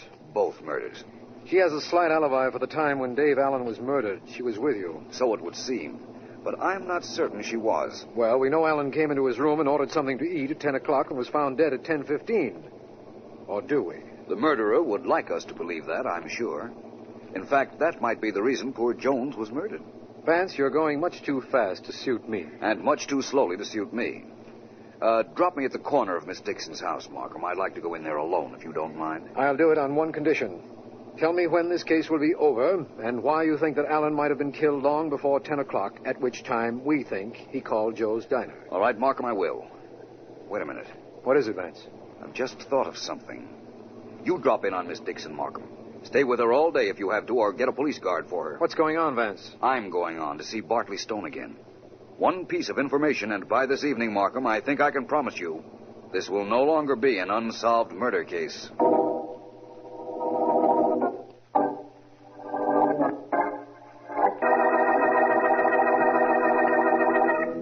Nasty cut on your head, Mr. Stone. What happened to you? An accident, Vance. I hardly imagined you'd done it on purpose. Mr. Stone, there's only one question I have to ask you. By all means, sir. By all means. I'm quite at your service. Thank you. You see, Mr. Stone, I believe that David Allen and the gardener were killed by the same murderer. And I think I know who that is. Oh? Oh. Tell me this one thing. Did you ever have dinner with Allen? Did you know anything about his personal habits? I didn't associate with my employees, Vance. But I did have lunch with Allen several times. Did I tell you what you want to know? Not yet. Tell me a little more about him. Things you do know.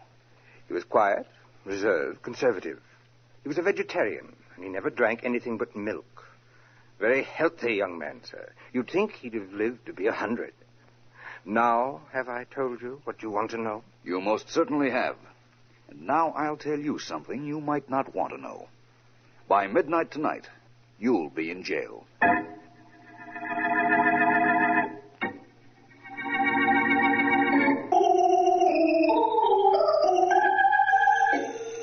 Don't get up, Miss Dixon. I'll answer the phone. It's my house, Markham, or am I under arrest? No, not yet, but I'll still answer the phone. Hello. That you, Markham? Yes, Vance. Where are you? I've just left Bartley Stone. Listen, Markham, is Miss Dixon there with you? Of course. Why? Ask her this question. I'll hold the phone. Ask her if Jones, the gardener, was ever in the house when David Allen was being served anything to eat. Just a minute, Vance. Oh, Miss Dixon. Well, what is it?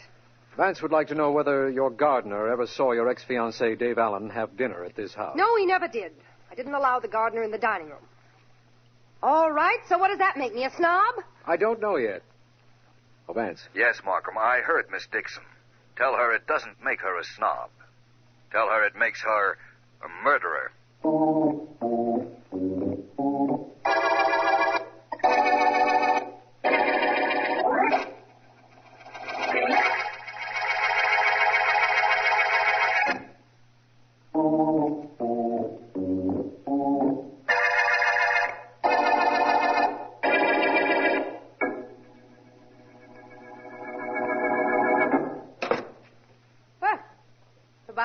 You got here, Vance. What's the idea of having me held here in my own house? That was my idea. It was to prevent you from killing anyone else, Miss Dixon. Oh, really? And just who am I supposed to have killed? Your ex-fiancé and your gardener, and I don't doubt that you might also try to kill Bartley Stone, which is one reason I thought I might have to confine him to jail for safekeeping. Philo Vance, the great mastermind.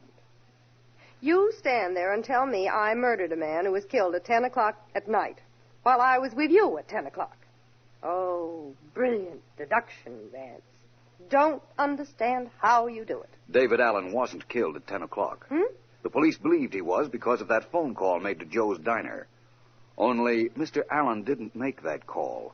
Your gardener did. Oh, you were there and saw him, I suppose. I didn't have to be there.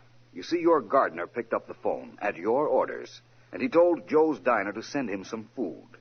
But he included in that food something that told me the whole story. He included a combination sandwich. Very interesting. And that proves conclusively that I killed Allen. It doesn't sound as if it would, but it does. You see, a combination sandwich consists of ham and cheese. Allen was a vegetarian, but your gardener didn't know that. Allen would never have ordered a sandwich with meat in it. So Bartley Stone could have been the man making the call, establishing an alibi of his own. No? No. Stone knew that David Allen was a vegetarian, and he isn't the kind of man who'd forget.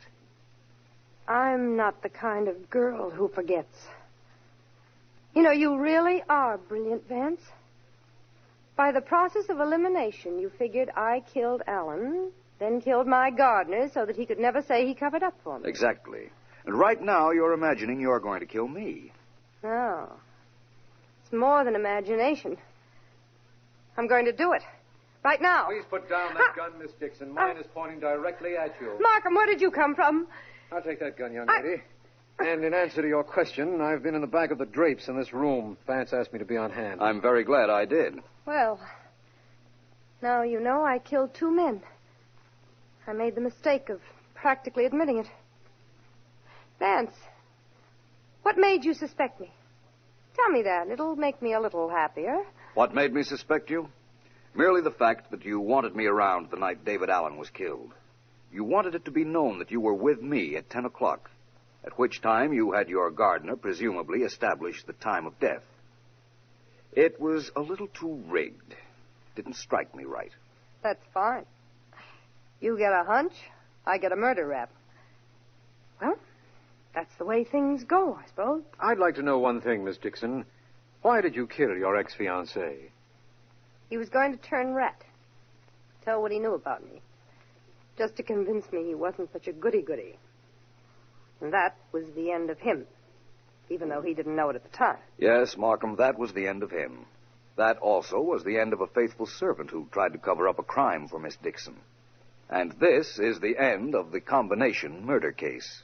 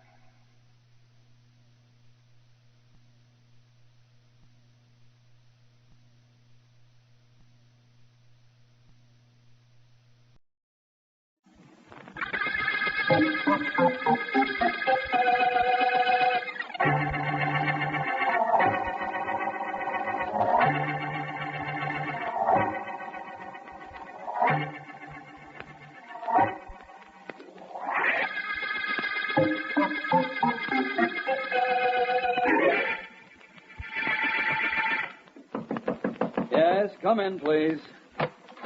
Hello. Are you Philo Vance? Yes, I am. Rather exhausted, Vance, but still Vance. You see, I've been working here in my office all night. Really? Where's your secretary? Neither of my secretaries is in yet. They have a more lenient employer than I have. You're easier on them than you are on yourself. Is that what you mean? Mm-hmm. Something like that. Now, what can I do for you? I don't know yet. I'm just looking around. Oh, shopping? Mm-hmm. For bargains. Got any? Right at the moment, I don't have anything except a definite desire to go to sleep. Perhaps at some other time, this vague type of conversation might be very interesting, but not now, though. Will you forgive me? For that? Yes. Vance, you're a private investigator, aren't you? Well, that's the generally accepted impression. Why? Well, right now you're working for a man named David Peacock. He's hired you to protect him and a strongbox he keeps in his safe. Get him on the phone now and tell him you've resigned from the case. So early in the morning? I never disturb my clients at this hour. Sorry. I wouldn't call him even if I knew David Peacock or what you were talking about. Nice try, Vance, but it won't work. I have a friend outside I want you to meet. Please don't move. Interesting morning. An attractive young lady, a gun, and a friend. This isn't anything you can talk your way out of, Vance. Hold everything. Junior? Yeah? Come on in here. Yeah, I'm coming.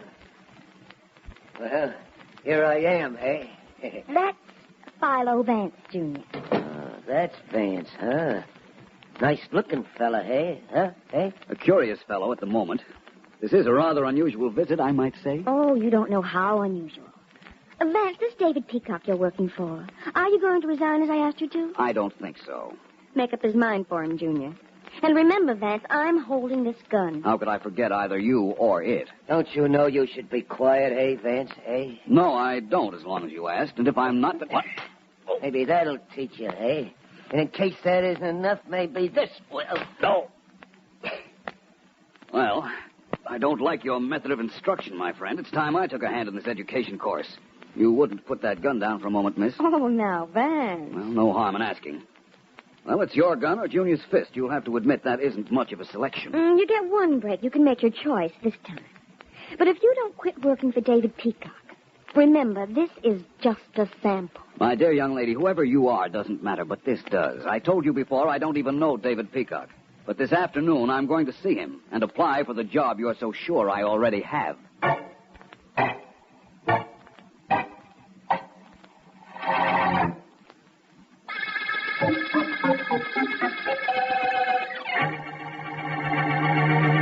Strange thing you're coming to see me this afternoon, Mr. Vance. Very strange. Why, Mr. Peacock? What's strange about it? Well, only yesterday I was considering engaging your services to protect me.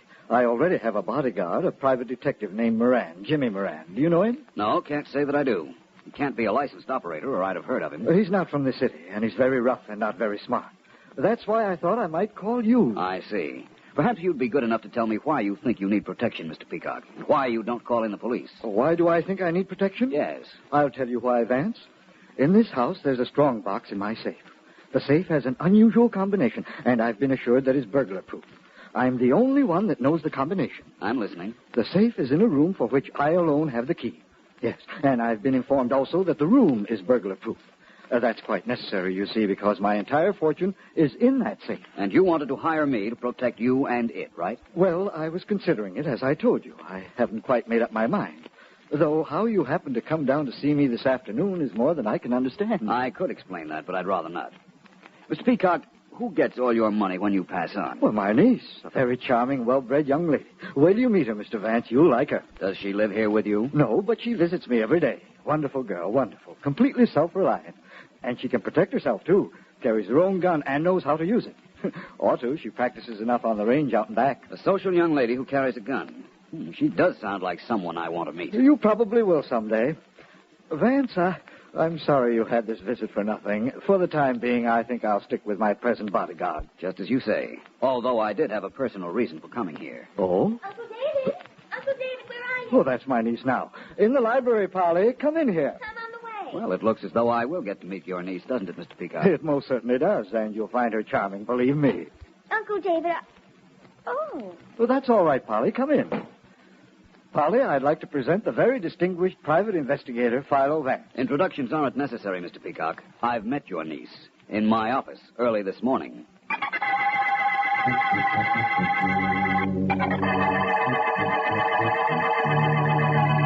Look, hey, do you have to stare out the window? Can't you stare at something in this room, eh, just for a change? Shut up, Junior. I'm thinking. That's why you're nervous. If you'd stop thinking, you wouldn't be nervous. That's why I'm never nervous, eh? Philo Vance followed me here from my uncle's house, Junior. I know he did. So what if he did? So I'll give him another treatment like I gave him this morning in his office. Then we keep him here.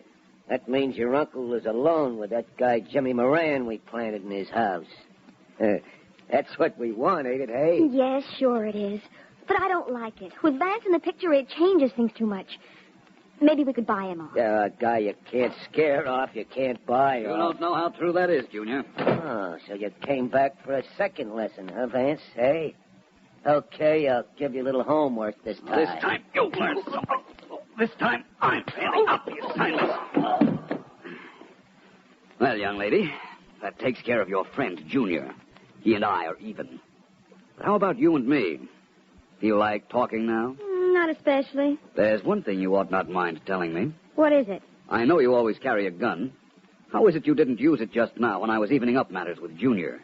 You are on his side, aren't you? I'm not on anybody's side, Vance. All I want is to be on the winning side. Remember that. It might explain a lot to you later on.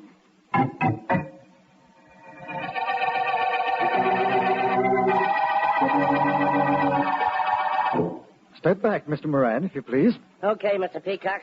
I'm back. Go on, open the door. I will look. You can look if you like. It's a sheet metal door, absolutely burglar-proof, they tell me. No harm can come in your watching me open the door. But the safe I can't watch, huh? Well, you know better. I have a fortune in money and jewels in this box I'm carrying. I just made sure everything is intact. Now I'll return it to the safe.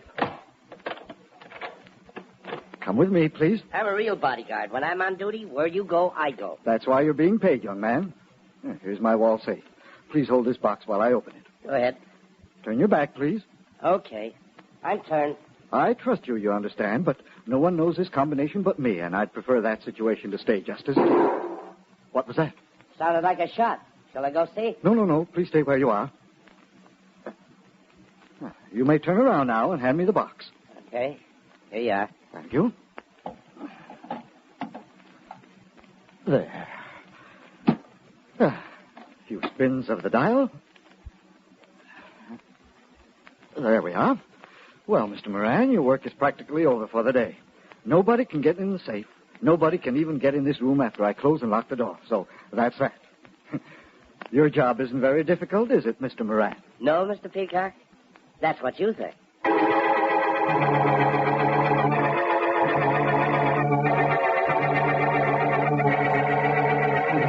Well, Vance, is there anything else you'd like? I don't think so, Miss Deering, unless you can induce Mr. Markham to invite me in on an interesting murder case this morning.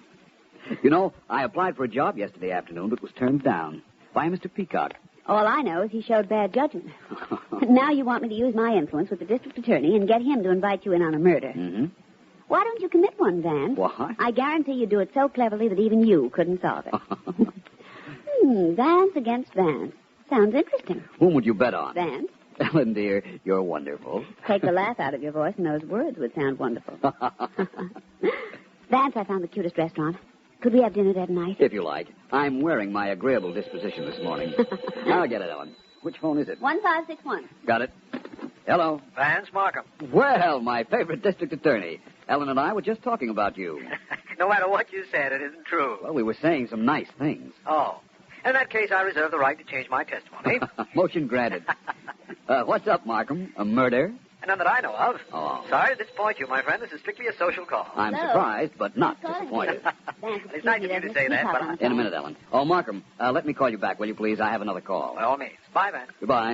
On 1562, Vance. Right. Philo Vance speaking. Vance, this is David Peacock. I told you yesterday I didn't need you, but I do very badly. What's the trouble, Mr. Peacock? Well, a minute ago, I went in the room where I had my wall safe. I opened it, and everything is gone, Vance. You understand? Everything is gone. That was the safe that couldn't be opened? Well, somebody opened it. Somebody must have worked out the combination. I've told it to no one, and the safe wasn't forced. Vance, you've got to come right out. You've got to go to work for me. I've got to get my money back. Where's that private detective that worked for you, that Jimmy Moran? Well, he's still in the house. I called you even before I called the police. Better call the police, Mr. Peacock. I'll leave now, and I'll be out at your place in half an hour.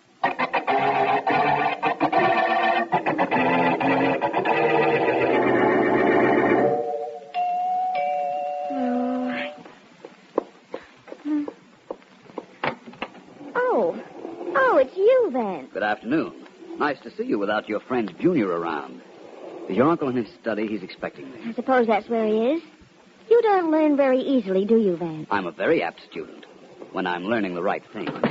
You needn't bother to come with me. I know the way. I was here yesterday. I remember. Very well. Thank you. You know, of course, that your uncle's safe has been robbed. What? That's what I was told on the phone. Everything is missing. He kept his whole fortune in the safe. I'm going in to see him with you. It's all right with me. This is the study, I believe. Yes, come on in. Uncle David. Don't touch anything. Stay right here in the doorway. I'll take a look at the body. Vance, tell me, is he dead? Very dead. Bullet passed right through his throat and is embedded in the woodwork of the wall. The police are on the way here, I imagine. I asked your uncle to send for them. But now I'm going to send for the district attorney.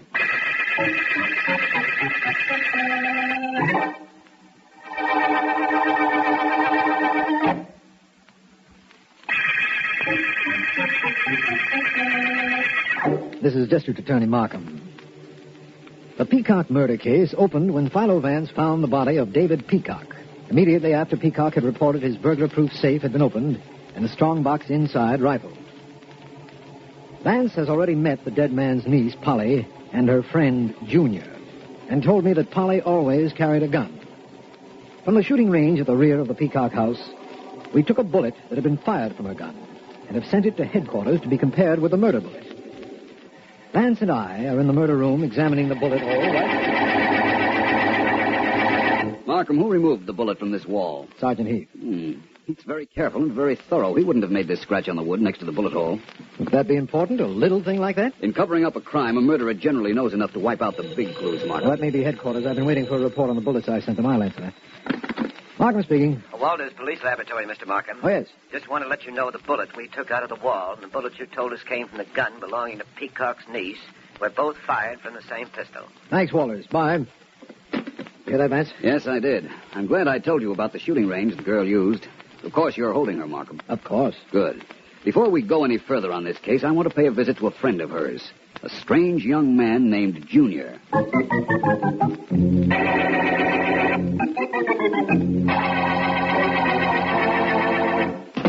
Oh, it's you, eh? Moran the private dick. What do you want here? Sit down, Junior, sit down. I got an idea you and I are being setups for a gal. Both of us being played for patsies. Peacock was murdered, you know that. Yeah, I heard. The stuff was missing out of his safe. Did you take it? No, and I didn't knock him off either. Neither did I. I got an idea your friend Polly cut this cute caper herself. What? And she rubbed him out and is going to make it look like I killed him. Or you did. You get that? Maybe you did kill the old guy, eh? How stupid can you get? The finger would be on me right away, wouldn't it? Well, who was in the house? Well, me. Who's got a record if they go back far enough? Well, Me. Look, Junior, I was working for that dame, and so were you. So we're all in this together. Only I'm not going to be tagged with a bum murder rap. You get that? Don't bother me. I'm thinking, hey? That ain't good. It makes me nervous. And it makes me so nervous. You know what I'm going to do, hey? Even if you had a mind, I couldn't read it. What are you going to do?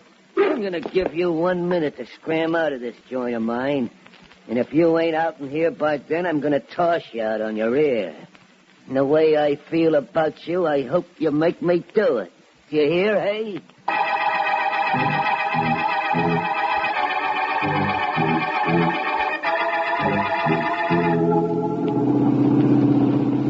That's his car right ahead of us, Vance. He's the private detective Moran, eh, Markham? Yes. Something tells me I'm glad we followed him after he left Junior's. I think I'll get more out of him than I would from Junior anyhow. Keep following him, please. Vance, I don't follow you. We know Polly must be the murderer. The murder bullet, the bullet we took out of the wall, came from her gun. And she's certain the gun was never out of her sight. Markham, suppose the murderer got a bullet from the target range just as you did. Then, after he killed Mr. Peacock with his own gun, he extracted the real murder bullet from the woodwork and inserted one he knew would be traced to the niece. Yeah. That would account for the scratch on the woodwork next to the bullet, wouldn't it? Of course. His knife might have slipped while removing his own bullet. Yes.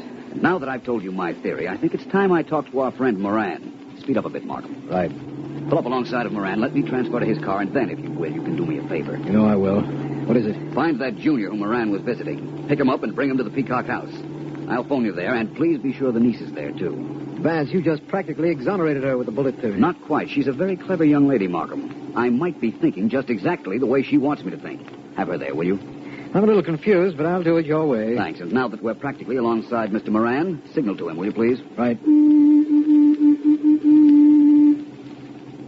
He isn't paying any attention. He's speeding up. So I see. Keep with him. Get ahead if you can and force him to the curb. I'll try. This car's a newer model than his. I ought to be able to do it. Now, Markham, cut your wheel over now. Right. Well, that's it. Hey, what's the idea? You two guys crazy or something? You keep going as soon as I get out, Markham, which will be right now. I'll call you later. Good enough. Bye, Vance. Hey, what's the idea of cutting me off? You looking for trouble, Mick? I got a lot of it laying around ready to let loose. I'm sorry we had to cut you off, but you wouldn't stop when we signaled. Why should I stop? Who are you to signal me? Hey, wait a minute. I know you. You're Philo Vance. That's right. And you're Jimmy Moran. You're supposed to be a private detective, they tell me. Go ahead, Vance. I know all about you. Get cute. Get real cute so I know it's you. I'll try. Look, Mr. Moran, somebody apparently opened the combination of Mr. Peacock's safe.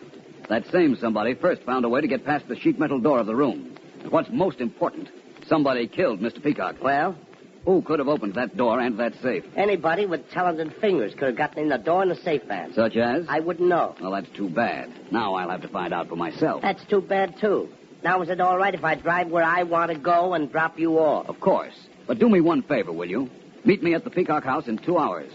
2 friends of yours will be there, and if they aren't glad to see you, I assure you I will be.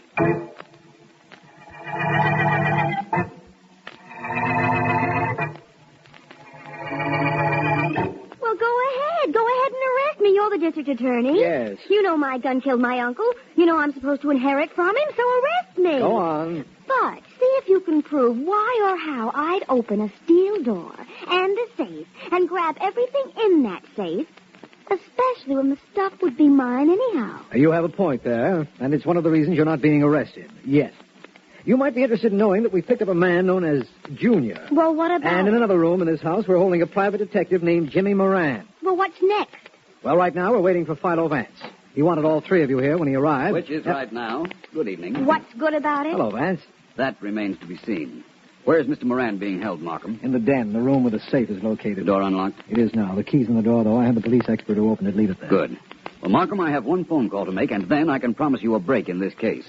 I think I can tell you who killed Peacock as soon as I find out how a safe that couldn't be opened was opened.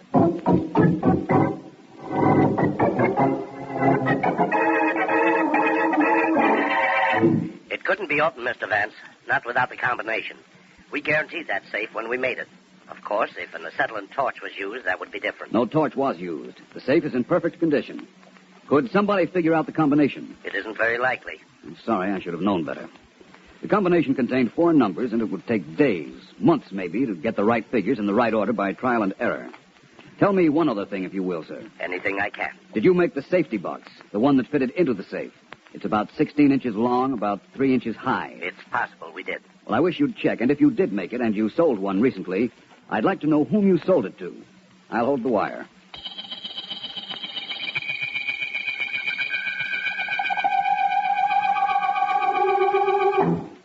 Hello, Moran. Okay, Vance, I'm here like you asked. Now give me the sales talk and keep it clean. What's this all about? I need help. I just made a phone call, and I know who killed Mr. Peacock and who robbed the safe in this room. You've got to help me prove it. I do, huh? Well, right now, all I hear is words. I need the music to go with them. Moran, listen. Knowing who the murderer is puts my life in danger. If I don't have a chance to prove my case, I want you to remember this. Hey, what was that? Sounded like somebody locked the door. Yeah? Well, I'll soon find out. Hey, we're locked in here, Vance. Hey, what's going on? Hey, open this door. Open it up. I'm afraid nobody can hear us except the person who locked the door, and I'm quite certain that individual has no intention of opening it. Okay. Well, what's the gimmick? Why lock us... Vance, it's gas. Yes. Somebody's feeding it through the keyhole. That's your answer, Moran. Here, stuff this paper in the keyhole, quickly. We're trapped if we don't keep that gas out. Give me the paper. It's no good. It's coming in now through the bottom of the door. That stuff will burn our insides out, Vance. This is a rather sorry way for me to wind up a case. Who cares about a case? I care about getting out of here. Where'd you get that paper you gave me? From the desk over here. Any more there? Any papers clipped together? Look fast. Yeah, here are a few. We will never shut out the gas with these. No, I don't want the paper. Give me the paper clip. Yeah. Give me it fast. Here you are. Okay. I'm going to straighten out this clip and fit it into the lock. If we get a break, maybe I can get us both out of here, Vance. I certainly hope we get that break. Now, if this clip doesn't snap, we got a chance. I think I can catch the lock and turn it. I think I'm getting it. There. Good. I did it. Vance, I saved our lives. What have you got to say to that? I'll tell you in a minute. Markham! Markham! Yes, coming. Well, Vance? What do you mean, well, Vance? Somebody just tried to kill Vance and me, and I saved our lives. Didn't I? Well, didn't I, Vance? That's what you imagined you did. Actually, you really saved nothing but my reputation, Mr. Moran. Markham, you can arrest Jimmy Moran for the murder of David Peacock.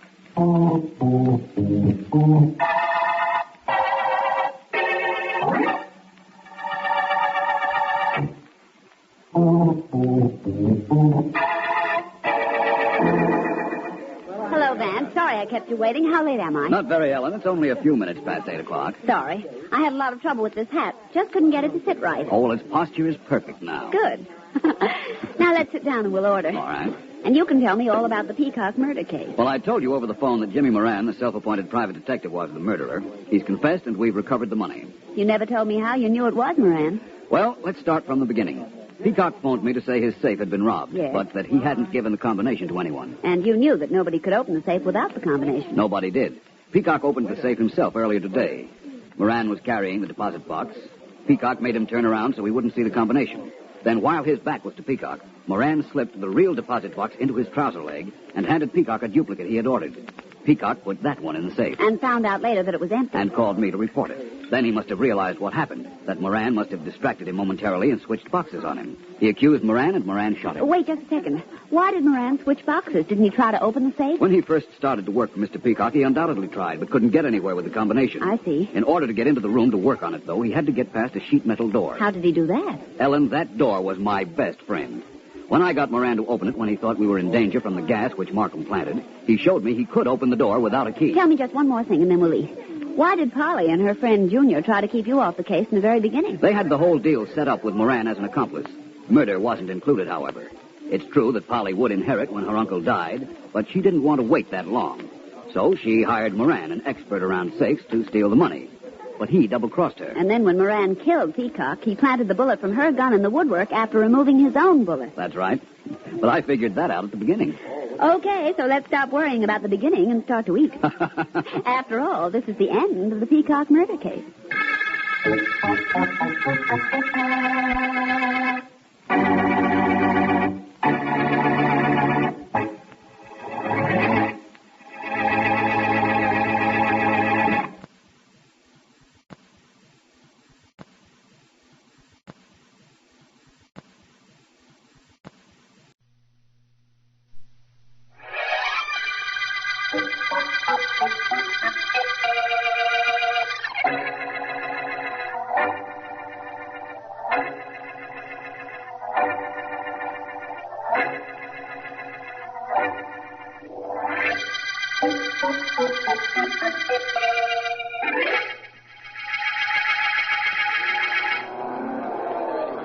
As we go into the final laps of this race, ladies and gentlemen. Duke's in the lead. Yeah. Now she can only hold it. One more lap and he'll cut the flag short, Joe. Ah, come on over here away from the rail, Tony. We can see if he wins it from here.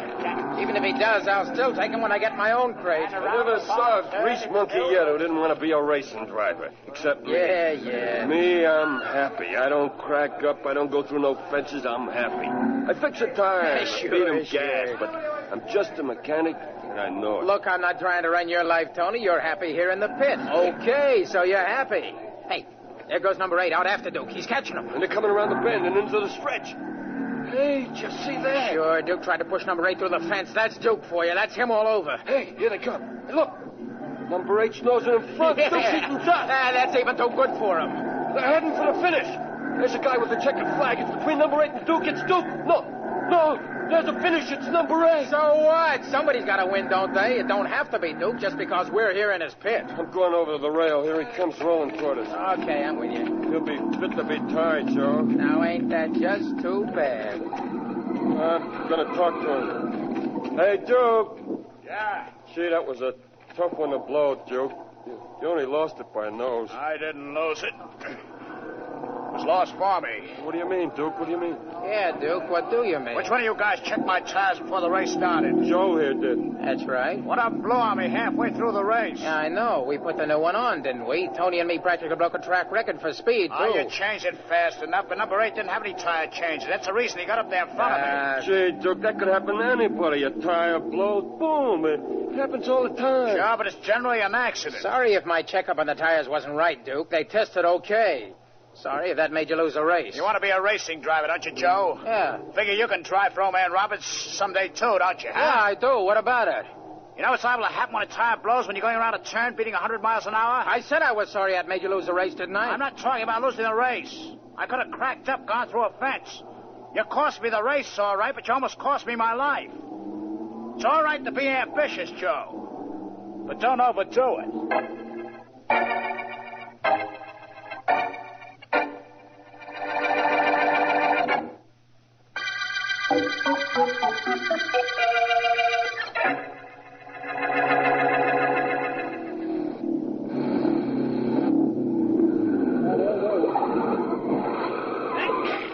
Hey, Chicky, what was my time? Hold it, Joe. I'm on my way over. Oh, you did great, Joe. Just great. Yeah? What did I do exactly? You did it a minute faster than number 8 that copped the big race on Saturday. The one that beat out Duke. Yeah, good. That means I enter this crate for the next big race. You know, this little supercharger of mine really went to town. This thing was hopping all the way. Joe, you're going to beat Duke when you go up against him, aren't you? Oh, you know I am, honey. I've been mechanic for that guy for a year. I know him inside out. I'm going to beat him all right. Before the year is over, I'll be the top driver for old man Roberts. Oh, you bet you will. That's my guy who said that. And that's my girl who says that. You really have forgotten all about Duke, haven't you, Chicky? You made me forget him, Joe. I've forgotten him. But not what he did to me. You've got to run him into the ground at the next race, Joe. You've got to beat him. Don't worry, Chicky. I'll beat that guy. One way or another.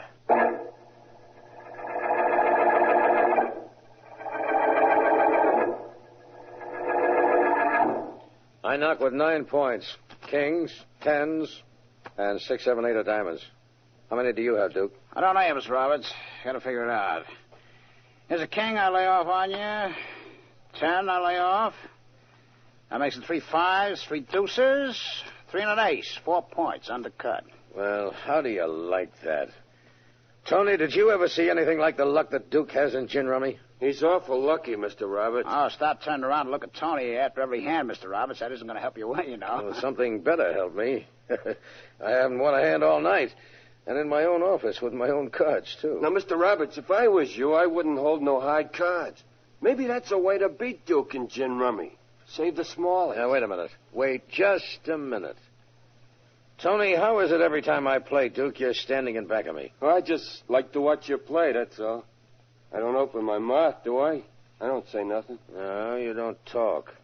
But you can see my hand and you can signal him. Signal me? Now, Yeah. wait a minute, Mr. Roberts. Wait, nothing. You can signal him, Tony, with that toothpick you always have in your mouth. Yeah, you keep it in one corner. It means I have kings, a little toward the center queens, in the center jacks, and the other corner tens. That's how it could be done. Now, Mr. Roberts, you don't think I'd cheat you, do you? After all, I drive for you. After tomorrow's race, you'll be saying used to drive for me. I've got this thing figured out now. Tony signals with the toothpick. And if he takes it out of his mouth, that shows I need the card he's signaling for in a run. That's what's been going on here. Gee, Mr. Roberts, I don't know what you're talking about. I ain't smart enough to signal nobody. I wouldn't know how to signal anybody. You'd know how to remember what's told to you. Duke, you've won at least $15,000 from me in the past few months. I want that back. Mr. Roberts, that's being unreasonable. You aren't being cheated. I won that money, honestly. I doubt it. I don't think you ever did anything, honestly, in all your life. Do I get that money back, Duke? I don't see why I should give it to you. You don't, eh? No. I'll explain it to you.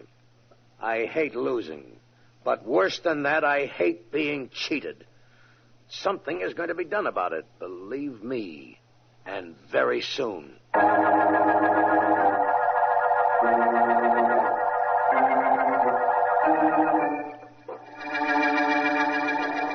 Ever been to one of these auto races, Markham? No, never, Vance. I've seen the standard motor car races, but never these midget jobs. Does you good to get away from your office once in a while. You're too conscientious a district attorney. You never have any fun. Look who's talking. If I were on a case at the moment, I wouldn't be here, but neither would you, Vance. Well, concentrate, Markham, because there's the... They're off. The first sprint of the day, ladies and gentlemen. Making the first turn, it's number 6, 8, 7, and 12, with the rest of the cars bunched in back. They're heading into the first stretch now with the leaders still in the same position. Number 3, driven by young Joe That's Turner, my boy. starting to come up. Wide of the pack, and number 7, that's Duke Wilson's, keeping him on the bank and preventing him from getting up top speed. Wilson is crowding number 3 to the rail, and 3 drops back. Here they come past our broadcasting booth. And number 6 is giving way to the speed of it's number 4. Number 4 is coming up from nowhere on the near turn, and he's leading all the cars with number 7 in back of him now, and number 3 laying back in third position, waiting an opportunity of getting between them. There they go, hub to hub, making the turn and coming around at top speed. Here comes number 3 making his bid. Number 7, that's Wilson, tries to crowd him off. Wilson's tugging at the steering wheel. He can't seem to straighten it out. There he goes through the fence. He's turned over. The Poor officials fellow. are running over to the Wilson That's the car. accident, wasn't it, Vance? It was nasty, all right, Markham. But I'm not so sure it was an accident.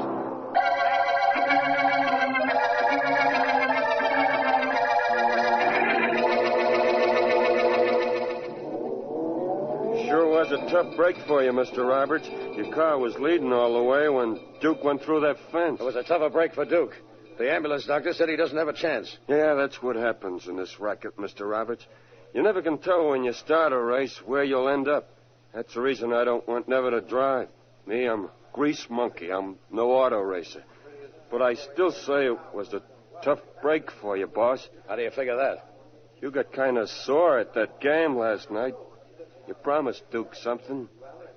Looks like you kept your promise. Why, you... Not to me, don't you understand, but to other people.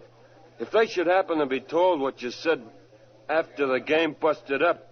Yeah, go ahead. I like working here, Mr. Roberts. Take me out of a pit where I can kick a motor around and fix it, and life ain't worth living. I stay on the payroll, don't I, Mr. Roberts?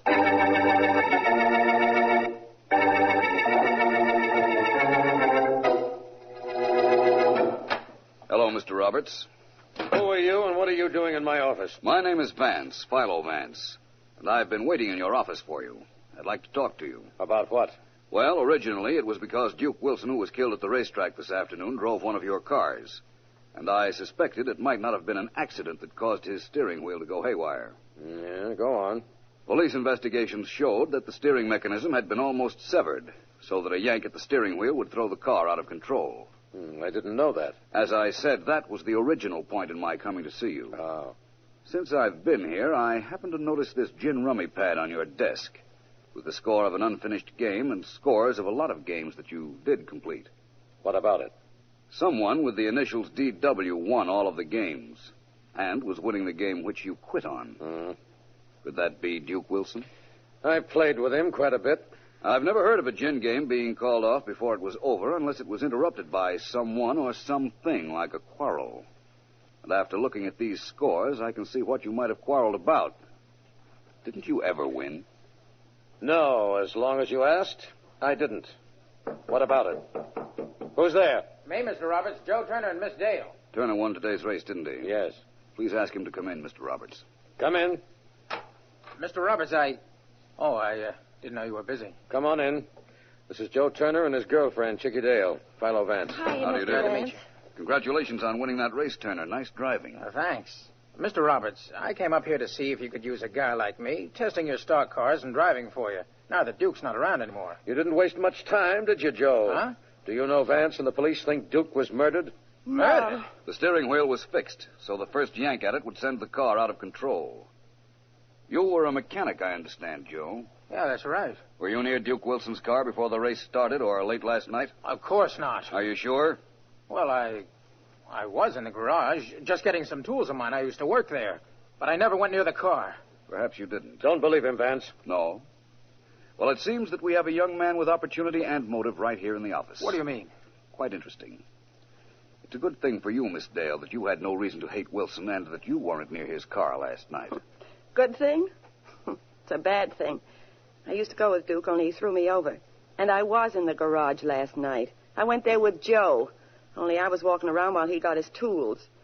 So nobody can say I didn't fix Duke Wilson's wagon either.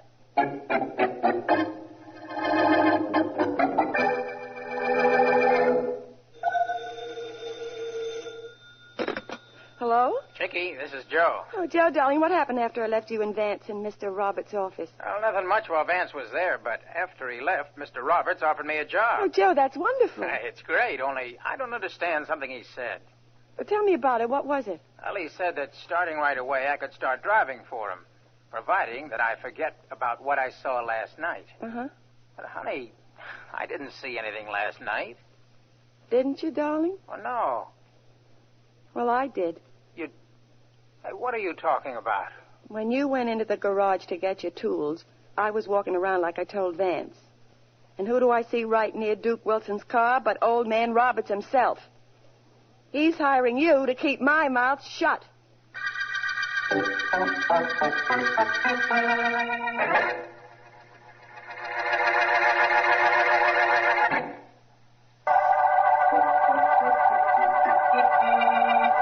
This is District Attorney Markham. The motor murder case opened when Duke Wilson was killed while driving his racing car. Later, the steering wheel was found to have been tampered with. Vance has discovered that Wilson won a lot of money from George Roberts, car manufacturer, and also that he had made enemies of Joe Turner, recently a mechanic but now a racing driver, and Turner's girl, Chicky Dale. Vance has told me that he's on the way to a private garage to see Tony, Duke's mechanic, and he should be there about now. Can you hear me under there, Tony? Sure, Mr. Vance, I can hear you. I can hear you good. I gotta get this private bus fixed for a friend of mine, or I'd come out from under this car and talk to you. Go ahead, I can listen, okay? Tony, you were Duke's mechanic. Did you want to be a driver? Who, me? Nah, not me. I'm a guy who likes what I'm doing. Were you and Duke friendly? In a way.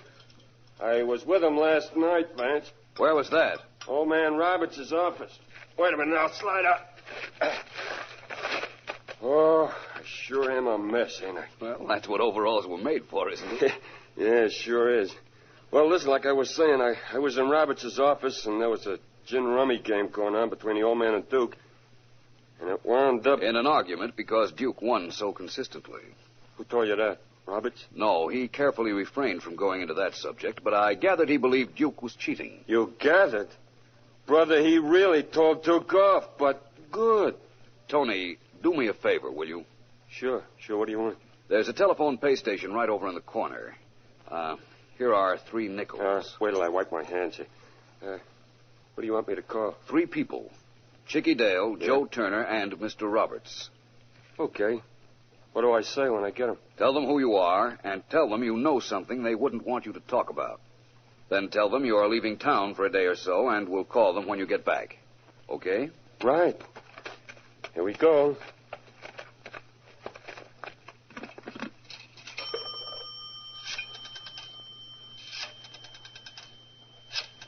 Which of the 3 are you calling, Tony? I may be stupid, but I'm polite, Mr. Vance. I'm calling the ladies first.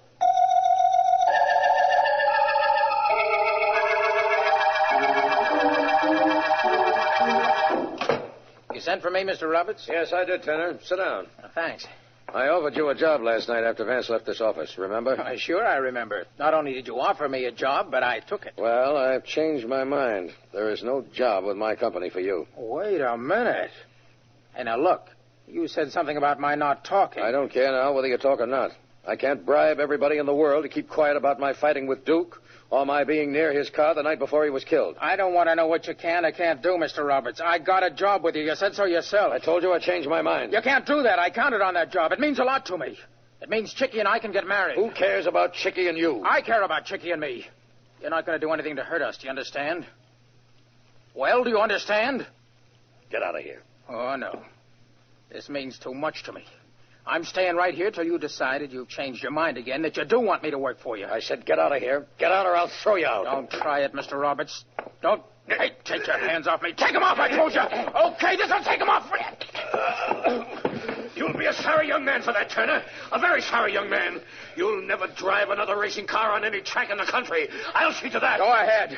See what harm you can do me, especially when the police hear about you being next to Duke Wilson's car the night before it was fixed so as it would crack up.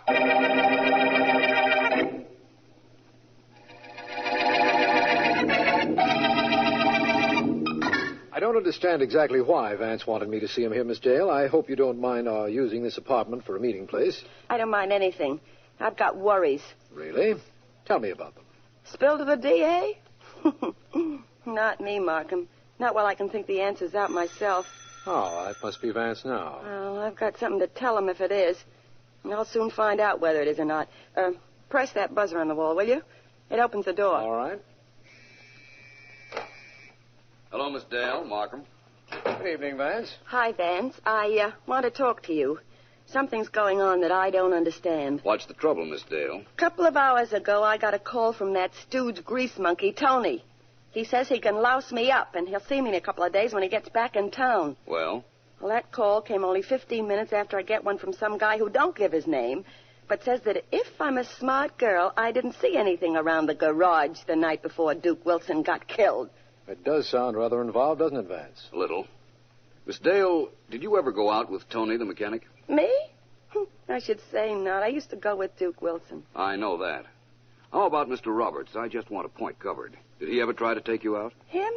He's old enough to be my father. Look, I never went with anybody except Duke and Joe. I never went with anybody else. Nobody else ever tried to date me, call me, or write me, ever. Satisfy you? I'm satisfied. Well, how about you, Vance? Oh, I'm satisfied. I'm satisfied that now I know who murdered Duke Wilson.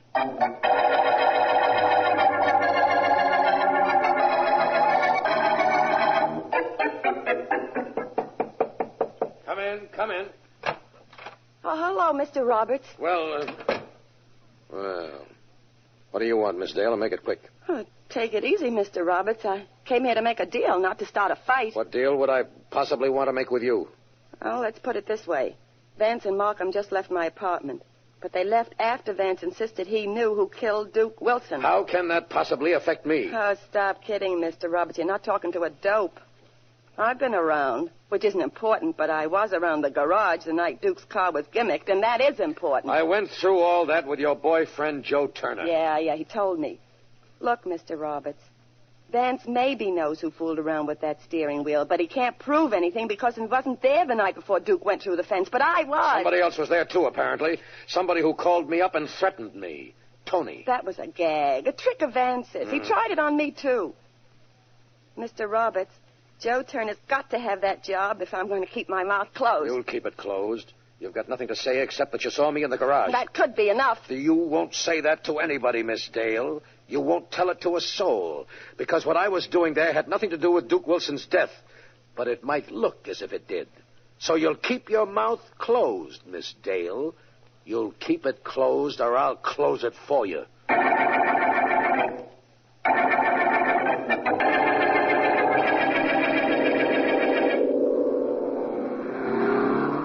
Look at him go, Vance. Turner has a good car, and apparently he's a good driver. And he believes in practicing. That's important. Think he practiced murder before he killed Duke Wilson? I didn't say Joe Turner killed Duke, Markham. You didn't say he didn't either. You didn't get me down here to the racetrack just to watch Turner work out. No, that's right, I didn't. Hey, Mr. Vance. Pretty good time Turner's making, huh? Very good, Tony. Tony's checking Turner's time and helping out at the pit. Come on over. He can tell us something we want to know. Right. Vance, suppose you tell me something I want to know on the way. All right, I will. I called Mr. Roberts and asked him to meet us here. Now I'm completely informed. Thank you very much. As if I knew what I was thanking you for. You'll know very shortly, believe me. Well, Mr. Vance, how about that car? I really got it working like a charm, ain't I? I imagine you have. And I imagine Mr. Turner will concur with my imagination. Hey, what a motor, Tony. You're a genius. This thing runs like a clock. Oh, hiya, Vance. Welcome. Hello, Turner. Whose car is that you're driving? I own. The one I won the race with. The race where Duke Wilson got killed. Built it yourself, eh? Yeah, Tony and me. Did Tony and you build the murder of Duke Wilson, too? What are you talking about? Hey, Mr. Vance, I don't like that kind of talk. I don't like it at all. I'm sorry. I apologize. Very well, Mr. Turner. Tony and you didn't kill Duke Wilson. Tony did it all by himself. Me? How did you know I killed him? I'll knock you up. Vance, look out. I got a monkey wrench. I'll stop myself. Well, thank you, Joe. You can do other things well besides drive racing cars, I see. So this is the monkey who killed Wilson. He's the one who gimmicked the steering wheel. That's right. Vance, did you just trick him into making a break, or did you really know? I knew, Markham, believe me. Of course, his admitting it won't hurt your case in court, but I knew. I'll meet you tonight and tell you how I knew Tony murdered Duke Wilson.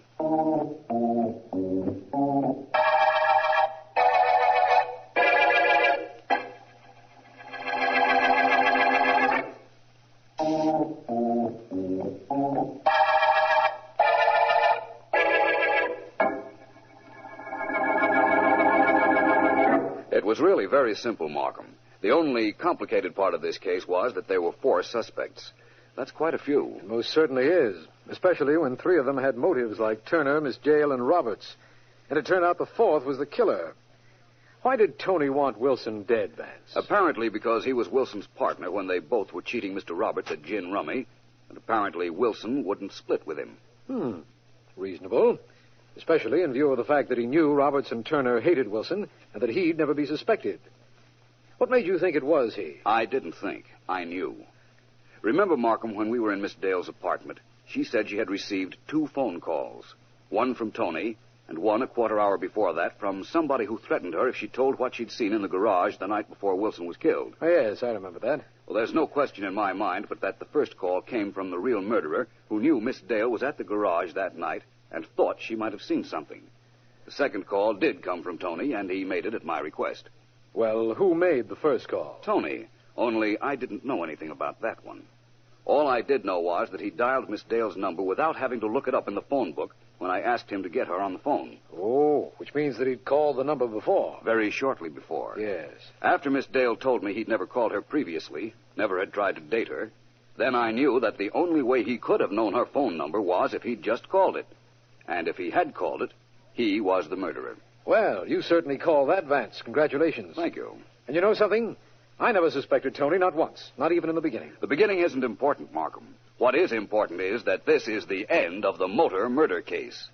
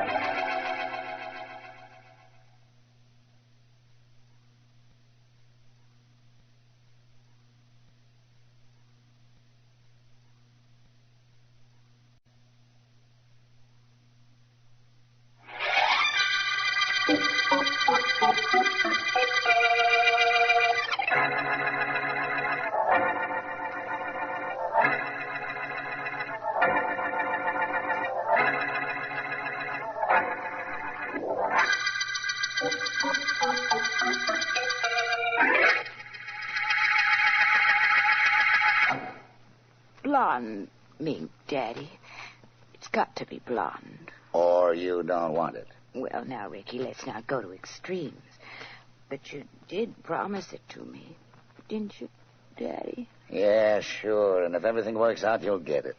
Blonde, to match your hair. In that case, my hair stays the color it is. How'd you like me a redhead, Daddy? Who knows?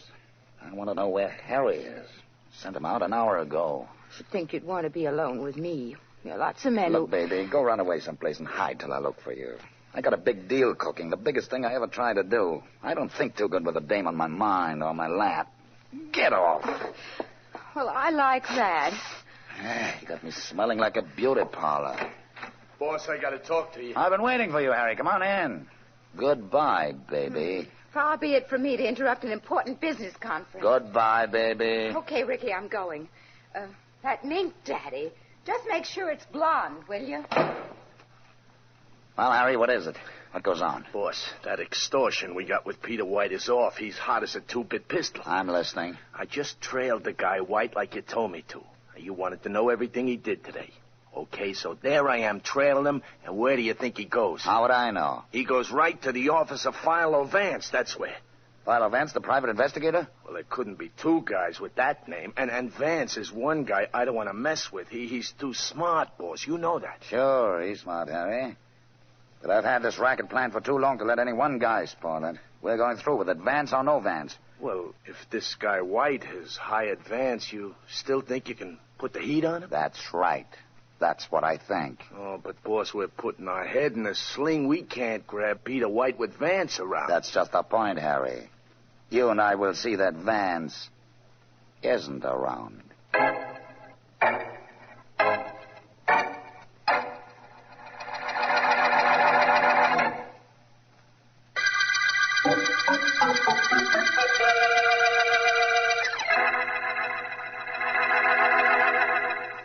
Now, look, Ricky, I work for you, but hiding in back of these bushes with no idea of why ain't my idea of fun. Tell me what this is all about. Just as soon you saw, Harry. You sure this is Vance's house? This is Vance's house. He ain't home. He's due back here any minute. What goes on, Ricky? We don't want him around when we get that dough from Peter White, do we? No. We're going to do that later tonight, but we're just going to make sure Vance won't interfere. We're going to kidnap him first. Oh, boy. It guarantees our operating without interference, Harry. We got to do it. Well, is it all right with you if I say I don't like it? Say whatever you... Hey, there's a car pulling up. Yeah, and that's Vance in it. And that's Vance getting out of it. You ready, Harry? My gun is, if that's what you mean. That's what I mean, all right. Okay, this is it. Hold it, Vance. There's the... Well, good evening. Aren't you two a little out of your territory?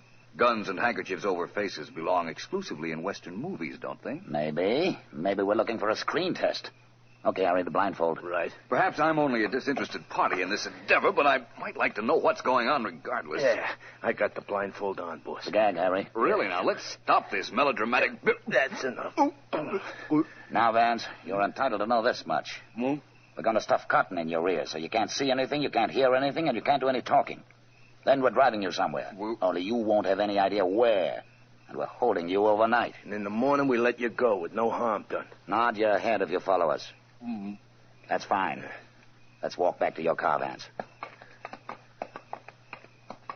You'll never know where you're being taken, so you'll never be able to track us down. But you won't be hurt, so if you're as smart as people say, you won't try to find out who we are. Harry, you drive. Only don't go over 30. All right. Let's not get any speed cop on your trail. You know where to go. Yeah, sure, boss. Let me squeeze in there first. Now, you, Vance. Go on in. That's being smart. Now, me. And now let's go, Harry. Sure. You see, Harry? No trouble. No trouble at all. Pull it up to the curb right here, eh? Yeah. I'll get the cotton out of Vance's ears. Okay. Yeah. Good. Now, Vance, listen. We're leaving the blindfold on, but I'm jamming your head over your eyes like this. Now I'll remove the gag. I imagine we might be seen by people, and that's the reason you're doing this. You've got a good imagination. Thank you. What happens after we get wherever it is you're taking me? We're there now. You stay here overnight, and in the morning we'll let you go. But first we'll bandage your eyes, and in fact your whole head, and take you out of here in a private ambulance. After we dump you, you'll have no idea of where you've been. Believe me, you won't. Very well, if you say so. Under the conditions you've outlined, I can't see how I could very well know where I've been. Now, could I? Boss, I don't like the way he said that. This Vance is too smart. I told you he was. I guess he thinks so, too. Well, you'll have all night to figure out how smart he really is.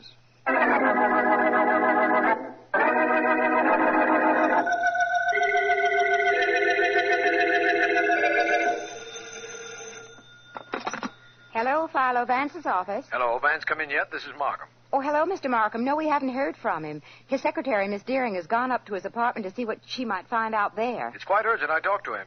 You know, this isn't like Vance. Oh, no, sir, it's not. I'll have him phone you the minute... Miss Henderson.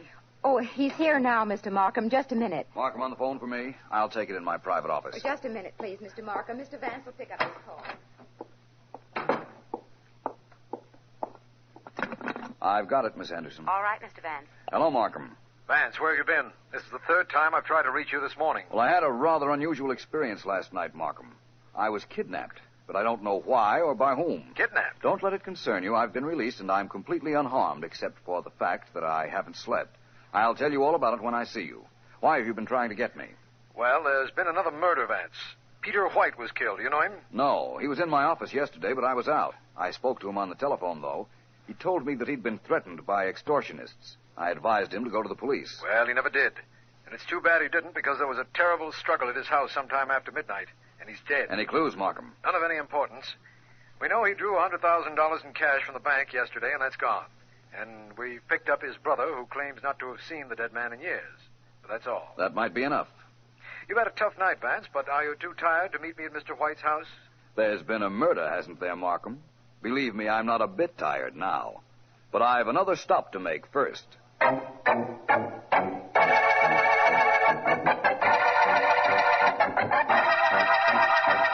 Let me understand something, Mr. White. You and your brother hadn't been speaking for a number of years. That's right, Mr. Markham. Uh-huh. He made money, and I didn't. 10 years ago, we had a bust-up. That's it. I see. When were you last here in your brother's house? I've never been here until this morning. Wouldn't be here now, except the police found where I live and got me here. Who gets my brother's money? He had a lot, you know. We don't know yet. His secretary's gone to his lawyers for the will. You'll know soon enough. He probably left her everything. He was always silly for a skirt ever since he was a kid. Bet you that Miss Collins gets plenty from him. Perhaps. But I'd like to know who got him.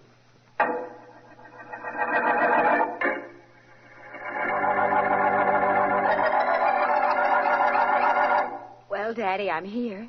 You said to come early today and you'd surprise me. I'll surprise you, all right. Blonde mink surprise, Ricky? Maybe later on, baby, but not now. I'm waiting for Harry to show up, and he's late now. When he comes, do I get the mink? Could be. Oh, Daddy, you're wonderful. What you mean is I'll be wonderful when Harry gets here. If he gets here. I may be getting double-crossed. What happens then? You know what mink coats are made of? Little pieces. Sure. That's the way they're going to find Harry if he crosses me.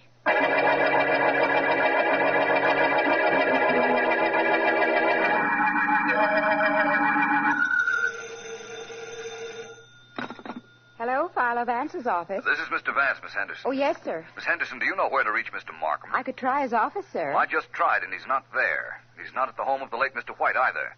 In the event that he calls in, ask him to do me a favor, will you? Oh, of course, Mr. Vance. What is it? Ask him to find out what business the dead man was in. I've been checking all over town, and nobody has any idea how he accumulated all his money.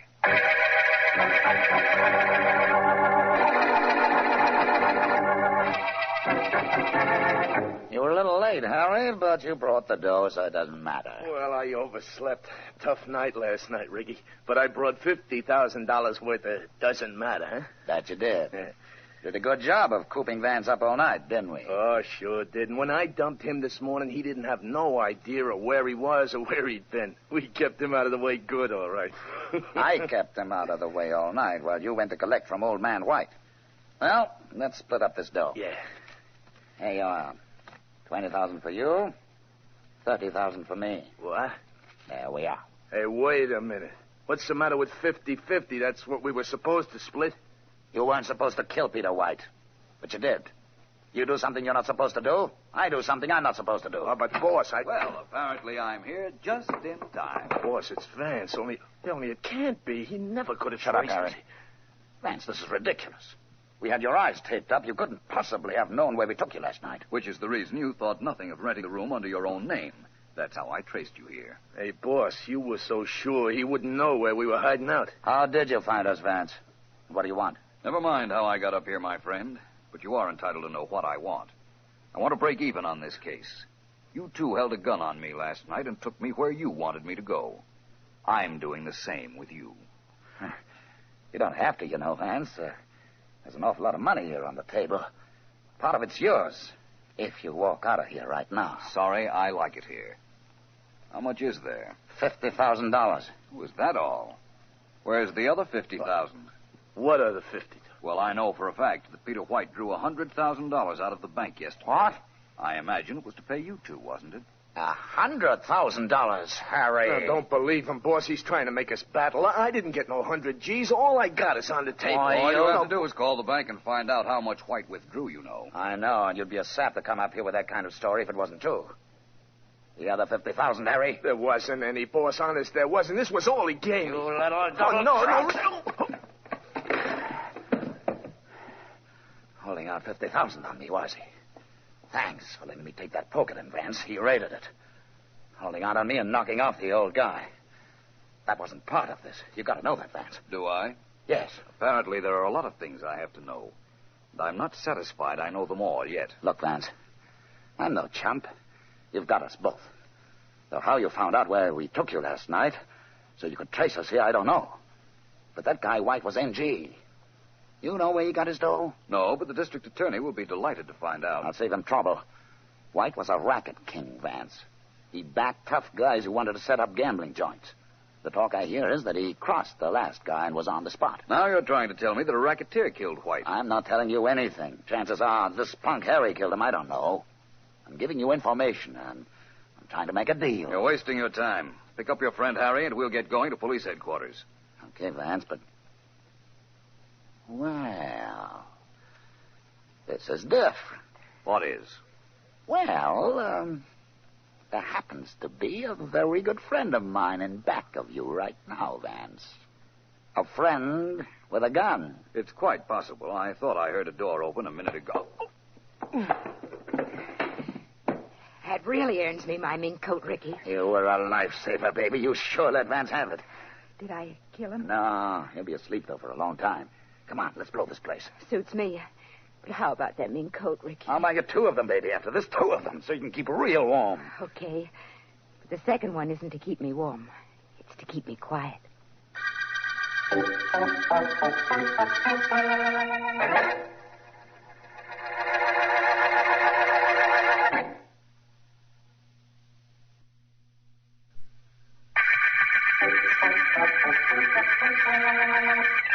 This is District Attorney Markham. The White murder case opened when Peter White was found dead. His murder undoubtedly the work of extortionists whom he feared. While White was being killed, Philo Vance was kidnapped but released in time to start on a mission which resulted in a telephone call to me a few minutes ago. Apparently, Vance was hit on the head while tracking down his own kidnappers, and when he recovered, it was to find that one of them, named Harry, was unconscious on the floor beside him. He has brought Harry to headquarters, telephoned me, and I am about to meet Vance in the prison corridor right now. As soon as I get through this door, Vance should be... Vance. Hello, Markham. Glad to see you. I'm delighted to see you. I've got so much to ask you and to tell you. Ask first, if you like, and then we'll go see this Harry I brought here. What I want to know is how you ever found the men who kidnapped you. You were blindfolded and shoved in a car, and yet you knew where you'd been taken. Yes, I did. Fortunately for me, the car went straight south. I knew it was going 30 miles an hour, and I knew it stopped exactly 5 times for traffic lights. I drove my car at 30 miles per hour, and after I'd stopped for 5 traffic lights, I knew I was in the general vicinity of the place where I was held. Did you see anything familiar that might have helped you? Yes, I saw a hotel, and I was brought up in an elevator the night I was kidnapped. During that elevator ride, I counted the seconds from the ground floor to where we stopped. I duplicated that procedure at this hotel and came to the 9th floor. But the room, Vance, how did you find the room they held you in? My sense of direction after I got off the elevator. I found the right room, Markham. I knew I was right because I'd scratched the woodwork while I was being held there. I found the scratch, found who rented the room, and arrived at the office of a man named Ricky. Vance, you continue to amaze me. Honestly, you do. The rest you told me on the telephone, so I know how you got here. Now, let me tell you what I know. Please do. The dead man's brother doesn't expect to get a dime from the murder victim. He thinks all the money and property will go to White's secretary, a girl he called Miss Collins. That's all? Yes, I guess so. What does this Collins girl look like? I don't know. I've never seen her. Sergeant Heath questioned her before I got to White's house this morning, before they brought in White's brother, too, as a matter of fact. I see. Well, let's go talk to this Harry individual, Markham. He's in the 2nd cell right over here. I'm with you, Vance. This cell, eh? This cell, and that is Harry. Harry, do you feel like answering some questions? What kind of questions? You and Ricky were trying to extort money from Mr. White, correct? What do you mean, trying? We did it. And killed Mr. White in so doing. Now, look, once and for all, let's stop that killing talk. I didn't kill nobody.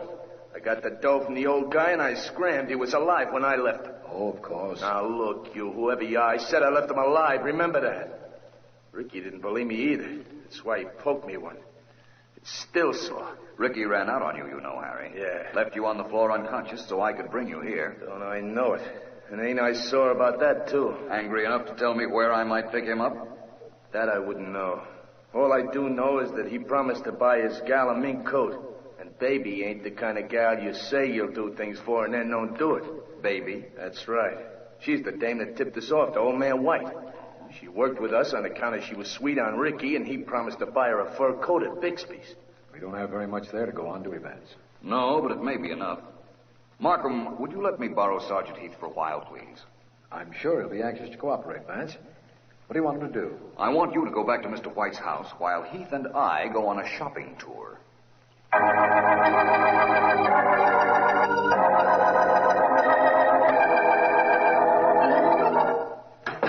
Well, come on, Ricky, darling. I'm all ready. It's about time you got here. We've got to move fast. The longer I stay in this town, the hotter it is for me. And the colder it might be for me. The mink coat, remember? Baby, I've been thinking. What about, Daddy? Well, Harry was awful sure he only collected $50,000 from old man White. We know he drew $100,000 from the bank. What happened to the other 50 G's? Why ask me, Daddy? Oh, come on. Let's go buy that coat. You promised. Baby, maybe Harry was telling the truth. Maybe he didn't kill old man White. Maybe you did. And grabbed the other $50,000 for yourself. Rick. Don't Ricky me. You could have done it. You planned this White thing with us. You knew the score every step of the way. Talk, baby. Did you kill White? Now, Daddy, you know better than to think that Did you do it? Did you? Daddy, please. You know I wouldn't do anything like that to you. You knocked off the guy and kept the other $50,000, didn't you? Didn't you? Oh, Daddy, Ricky, please. How could I cross you? You know I wouldn't. Ricky, darling, hit me again if you want to, but you got to believe me. Okay. Now, we got to blow out of here. Everything looks all right, but I've got a feeling. Come on, let's go. Sure, Ricky, like you say, let's go. But let's get that mink coat first, okay?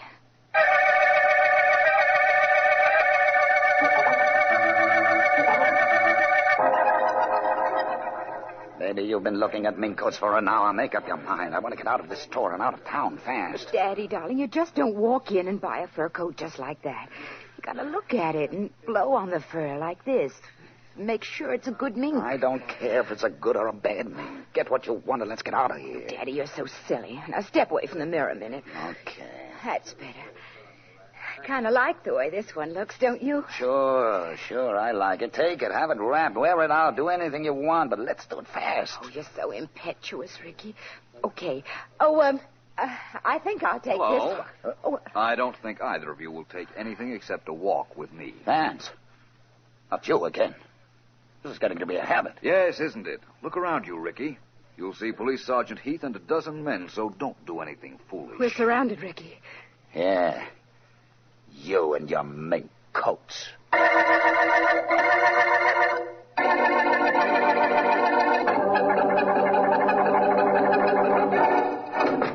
Hello, Mr. White. Hi, Markham. Come on in. Don't be bashful. This was my brother's house, but you and the police have been practically living in it anyhow. I don't imagine I'll be here long. Philo Vance just telephoned me that he's brought a couple of suspects down to headquarters and is on the way here. By the way, we've found your brother's will. Oh, really? Yes. Where do I fit in it? You don't. You get exactly $1 after the estate is sold. The rest of the money goes to charity. That's just like my brother. Strangers get his money. Me, I don't get a buck. Well, you were wrong about his secretary. The Miss Collins you mentioned got nothing. Well, in that case, I feel a little better about the whole thing now. Hello, Markham. Hi, Vance. Oh, this is Mr. White, the dead man's brother. How do you do? Hiya. Well, Vance, I guess our case is about closed, isn't it? You picked up the head man, Ricky, and his girlfriend, I understand. Just as I told you on the phone, Markham. Surprising thing happened. Sergeant Heath recognized the girl. That's not so surprising. Heath knows practically every criminal in the city, male and female. He didn't recognize her as a criminal, Markham. The girl with Ricky was Miss Collins, secretary to the late Mr. White. Well, so this whole thing was a frame-up, eh, Vance? She was on the inside tipping off Ricky and Harry. So it would seem. Seem like that to you, Mr. White? Yeah, sure does.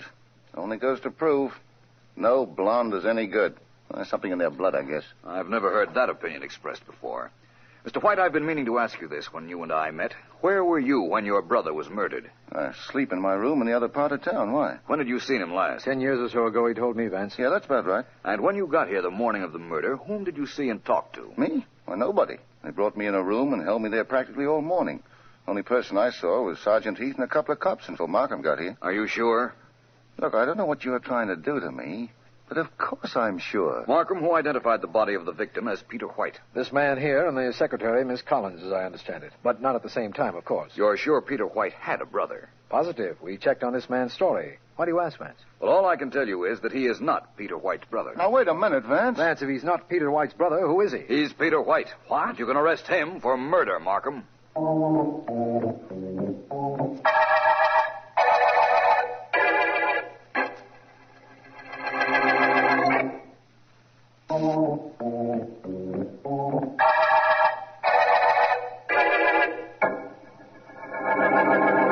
Further notes on the White murder case, please, Miss Henderson. I'm ready, Mr. Vance. Right. When Peter White was first threatened by extortionists, he formed a plan. In order to understand this plan, it must be known that White knew he was going to be put on the spot by a racket leader he had double-crossed. Our friend Ricky informed me of that just before his blonde girlfriend hit me with a gun. I've got that, Mr. Vance. Good. To continue. The extortion threat Mr. White received proved a wonderful out for him. He decided to send for his brother, whom he hadn't seen in years, murder the brother, and leave the body to be identified by his secretary as his own. Mr. Vance, excuse me for interrupting, but didn't I understand that the secretary was working with Ricky and Harry? White allowed her to do that. He wanted to make sure they would extort money from him, you see. Actually, she was double-crossing Ricky all the time. Oh. Mr. White drew $100,000 from his bank in cash. We knew that. $50,000 of it he paid to Harry, the extortionist sent by Ricky. The other $50,000 he hid so that when the case was over and he was declared legally dead, he could have enough money to make a new start in another city. I'm sorry to keep interrupting, Mr. Vance, but with all that property and everything Mr. White had, why would he give that up just like that? He'd rather have his life than his property, Miss Henderson. And his plan guaranteed the underworld would think him dead. Now to continue. Oh. He paid Harry the $50,000, killed his brother whom he had sent for, and then went to the brother's room and waited for the police to call. I guess I'm learning fast, Mr. Vance. In other words, he figured the police would find out about the extortion and believe that the extortionists killed him after he paid them the money they wanted. He took no chance on the police not knowing. He came to me with his case, remember? I sure do. There's one thing I don't know, though. What made you so sure that Peter White was posing as his own brother? Well, Miss Henderson, that was rather simple. He knew Peter White's secretary's name, yet, according to his own story, he had never met her, seen her, or heard her discussed. He knew also that she was a blonde. Peter White's brother wouldn't have known those things, but Peter White would. No doubt about it. When I learned that Peter White worked from his home, was rarely seen out anywhere, that he was in trouble with a gang leader, and that $50,000 was missing from the money we know he took out of the bank, I needed only the mistake he made in naming and describing his secretary to round out my theory. Awful good theory it was, too, Mr. Vance, now that the secretary confessed and everything you imagined was actually the truth. Not a bad day's work for you, Mr. Vance. Not bad at all. Thank you, Miss Henderson. Thank you very much. Now we've come to the end of our notes, the end of the day, and the end of the White murder case.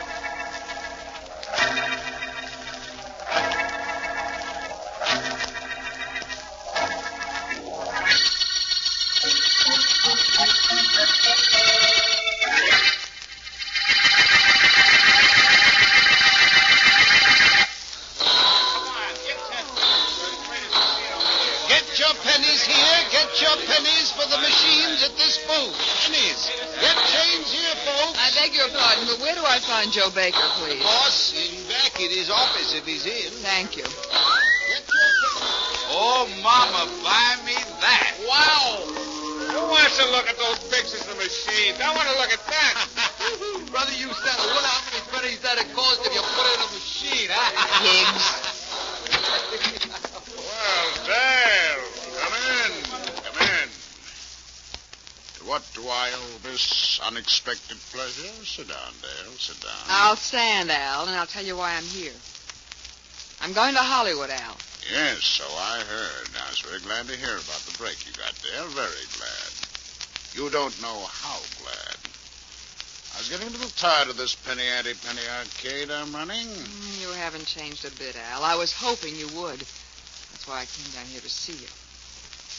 All right. How much is it going to cost to keep your mouth shut? About what I know about you? Yes. Well, Dale, darling, I haven't decided yet. I'm not sure. I am the talkative type, you know. How well I know. Al, I can't leave myself open to blackmail by you for the rest of my life. Honey, you brought up the whole matter of blackmail. I didn't. Of course, if after you become a big star you happen to mail me a couple of grand every so often, I wouldn't squawk. In fact, I'd be practically speechless.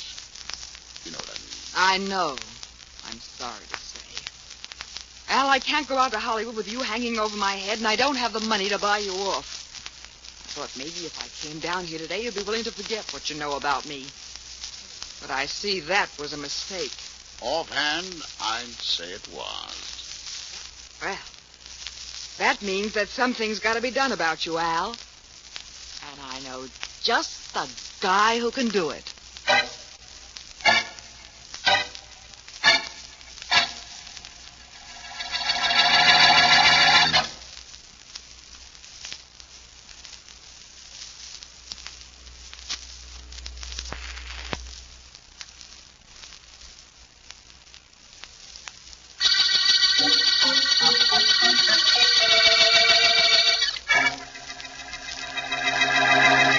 Tell me I can't get in to see Philo Vance. I've got to get in his private office. I'm sorry. I'll have to announce you. Get out of the way, young lady. I'm going through that door, and you're not going to stop me. Out of the way. You're not going in there. You can't just break in on Mr. Vance that way. I tell you, I'm going to. What's going on here? Mr. Vance, this girl insisted on going right into your office. I told her she'd have to wait until... I don't have to wait until anything, Vance. I've got to talk to you. Well, I guess there isn't anything I can do, but listen, is there?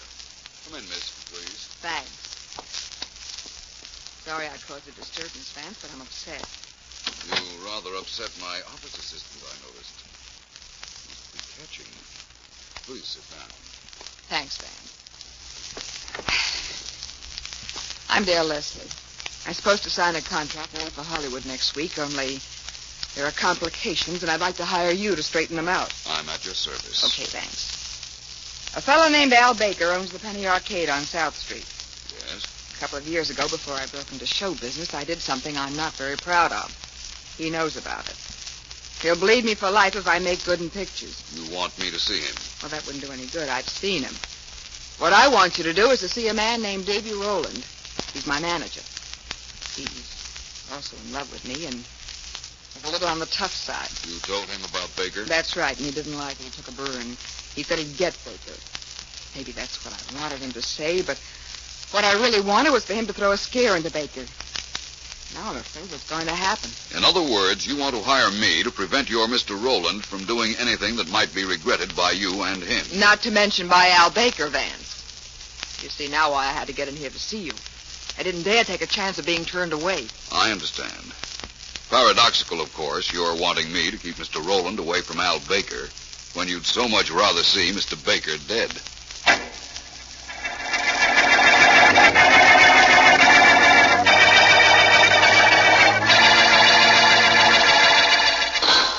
Pennies! Get your pennies here. Can't see the pictures without the pennies. Get your pennies here. Well, mister, what's with you? You're blocking the booth. You want change or you just want to attract attention? I'm sorry. I didn't realize I was in the way. My name is Markham. I'm the district attorney. I was supposed to meet a Mr. Baker who called me, and I don't... Hello, Markham. I'm Baker. Oh? Heard you talking to Pop here. Come on back into my office, will you? Certainly. You told me on the telephone that Philo Vance had phoned you. That's right. A few minutes before I called you. As I understand it, he's been engaged by a Miss Dale Leslie to keep her manager, David Rowland, away from you. So he said. But I asked him if he was coming down here, and he said no. He's not. I thought he'd be here to see you. It's one of the reasons I came down. Look, D.A., I didn't call you to come down here because I wanted you and Vance to say hello to each other. Come on in. Right. I want you to tell that Rowland to lay off of me. He's a kind of a rugged character, and he's got a yen for Dale Leslie a mile long. No telling what he might do to me to show that dame how tough he is. Sit down, will you? What do you want me to do, Mr. Baker? Supply you with police protection? What am I, a sissy? I don't want any cops hanging around. I won't need them if you'll call up this Rowland guy and tell him you know he's out after me. That'll keep him away. All right. You like these pennies on my desk? I keep my souvenirs. There isn't much to like or dislike about pennies. Yeah? Mr. Baker, the stuff came you ordered. I brought it here. Where do you want me to put it? Just put the package on the desk. Okay. It's a little heavy. Oh, allow me. Oh, it ain't that heavy, but thanks anyhow. Well, you got me, Mr. Baker. Brick. There. Okay, Maisie, that's all. Out? Out. Out. See you later, boy. That's some stuff I bought for this office, Markham. Wait a minute. Will you? I want to see if it's all here. Here's the bill. Never forget to send a bill, do they? No, they don't. Fountain pen desk set. You like it, Markham? Yes, it's very nice. Decorative and useful. I like it very much. How about this blotter here? The corner's genuine leather. You see what it says, genuine leather? Yes, of course. Mr. Baker, would you mind letting the rest of whatever's in that package stay there until you and I have finished our conversation? I'm in a bit of a hurry. Oh, sure. That's okay. Just wanted you to see this stuff, that's all. Hey, you're going to call that Davy Rowland for me and tell him what you said you were going to? Yes, I will. Thanks, Markham. Thanks a million. So long, and take care of yourself. That, Mr. Baker, is a rather strange thing for you to be telling me.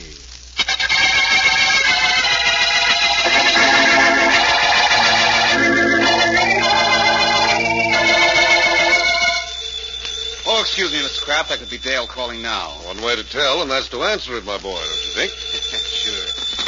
Hello? Davy? Yeah, where are you, Dale? Mr. Kraft is up here in your apartment waiting for you. Oh, I'm calling from downstairs, Davy. Just wanted to be sure he was there so I'd know what kind of an entrance to make. Well, make a quick one. See you in a minute. Bye. That was Dale, all right. She was downstairs. She'll be up in a minute. That's fine. Mr. Kraft, you're making no mistake in signing that girl. Believe me, you weren't. She's got what it takes. She's alive, tough enough to tease the men and soft enough to please the dame. We'll see about that, Mr. Rowland. Right now, I'm very anxious to close this matter so that I can get back to the coast. Matter of minutes now, Mr. Kraft, a matter of minutes. I see you put the clause we wanted in the contract. Yes, we increase her salary every 6 months if we pick up her option at the end of the first period. Good, then everything's set. Mr. Kraft, Dale is down to earth. She's real. The people are going to love her. Every mother will think she's her... Mr. Kraft, what a pleasant surprise. Kill it, cutie. I told him you called from downstairs. Oh. I've just been shopping. It's been so weary. And the shops in the avenue aren't at all what Look, Dale, Mr. Kraft is a busy guy. He's got to leave town. There are your contracts on the table. He signed them, and I've seen them. Write your name on both of them, will you? Now. Oh, well, all right, but there's really no need to rush. There really is, Miss Leslie. I'm going back to California. I have several things to do before my plane leaves. Here's a pen, Dale. Make with a name. Why, of course, Davy, darling. That's one.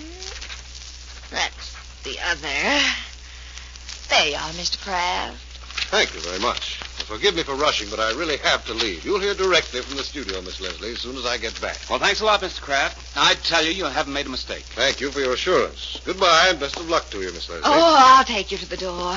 Thank you for what you've done, Mr. Kraft. There were only some way I could show you. Mr. Kraft is in a hurry. Oh, that's right. Well, goodbye, Mr. Kraft, and thanks again. You're welcome, and goodbye. Well, Dale, we did it. Oh, we sure did. Oh, now I can be myself. Look, Davy, we got the contract, and now we've got to be careful. You've got to promise to lay off that Al Baker. It could be a little late for you to tell me that now. Oh, Davy, you didn't... Relax. Everything's under control. Only the district attorney called me and said that Baker was screaming about what he thought I'd do to him. Well, never mind that. What did Philo Vance say to you? Vance? I didn't talk to him. Huh? What's he got to do with this? Vance didn't call? Well, there was no place he could call me. I was here for the past couple of hours waiting for you. The DA got me here when he called to find out from you what my phone number was. What about this Vance business? What's he want from me? Well, I asked him to talk to you, to make sure you wouldn't do anything to Baker. I knew that you know how smart Vance is, and you wouldn't take a chance on doing anything if he was around.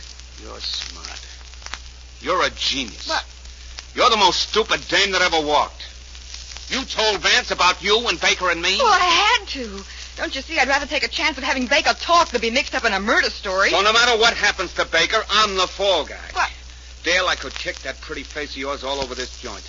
I don't know what stops me. Davy. Except I love you. Some reason. Well, get out of here. Get out of my apartment.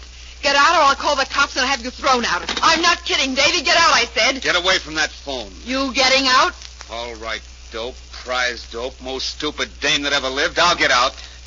But you don't know what you're letting yourself in for. Yourself and me both.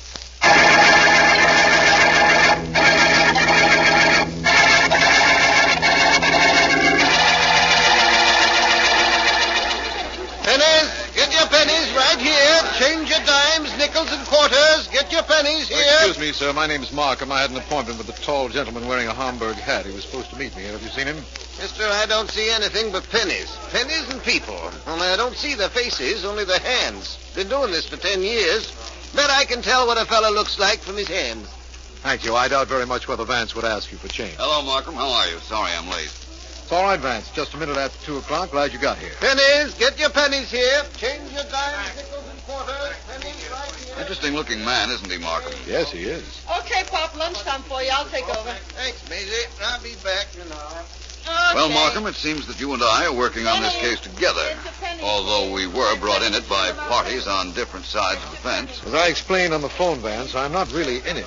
All I did was warn Mr. Davy Rowland that Al Baker has appealed us. Mr. Rowland said he'd be here at 2 o'clock. He hasn't shown us yet. It took me several hours to reach him on the phone.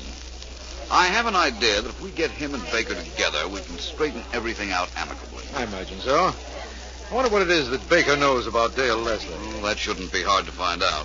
In fact, I'm pretty sure I know what it is. If I'm not mistaken... Markham, that was a shot. Yes. Came from that room back there. That's Baker's office. Everybody stay exactly where you are. Don't move. Please, nobody leave this place. Come on, Vance. I'm on the way, Markham. So this was Baker's office back here. That's right. I was there this morning talking to him. Come on, Vance. Right. Come on in. Right.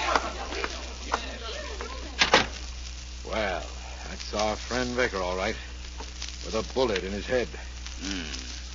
Slumped over his desk. His hands are practically touching that new desk pen set he was so proud of. His head knocked over this desk clock when he slumped. Poor fellow. Yeah. Well, I'll get Sergeant Heath of Homicide up here at once, Vance. There's a back door to this office, so there's no point in trying to chase whoever shot Baker. Whoever it is was out the back door the minute he fired, Markham. Well, my friend, we've got a murder case. And a pretty complicated one, I imagine. Yeah. What's this on the floor, Doc? There's a penny. That's probably fell from Baker's desk. Probably. Well, Markham, we have a murder case, and you've just given it a name.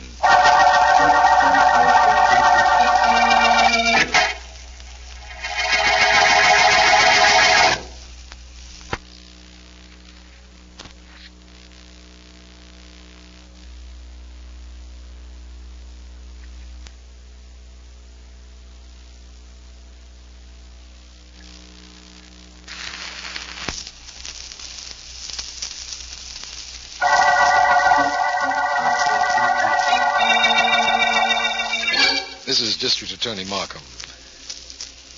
The 1-cent murder case began with the finding of the body of Al Baker, shot as Vance and I were in his penny arcade. We know that Baker had some information about Dale Leslie and that Miss Leslie feared blackmail inasmuch as she was about to start a movie contract. We know, too, that her manager, Davy Rowland, was in love with her and had threatened Baker. And I have found something very interesting about a man known as Pop who made change for the customers at Baker's Arcade. I'm about to tell what I found out to a group of reporters waiting in my office. They are very...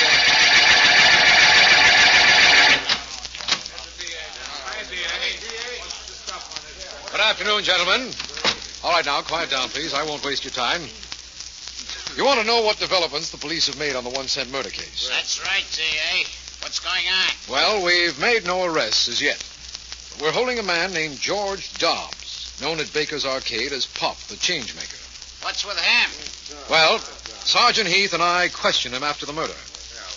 He says he was out to lunch, but we found that he hadn't been to any restaurant in the neighborhood. Now, under questioning, he broke down and admitted that he was the former owner of the arcade. Hey, fellas, I think the DA's got Now, something just a there. moment, please, gentlemen. Just a moment, please. We've made no charge as yet. But we have made Pop change his story a little. Now he says he didn't go to any restaurant, but was just walking around at the time of the murder. No alibi, eh? What about your friend Vance, Markham? What's he found out? Vance? I don't know. He left immediately after the murder. I think he went to see Miss Dale Leslie. But please, don't print that, boys. And I'll give you any details as soon as I get them. That suits us. Right, fellas? All right, boys. Thank you very much. That's all I can tell you right now. Good enough. Okay, boys, I'll write a community headline for all of us. Here it is. Police expect early arrest in 1-cent murder case. Let's go, gang.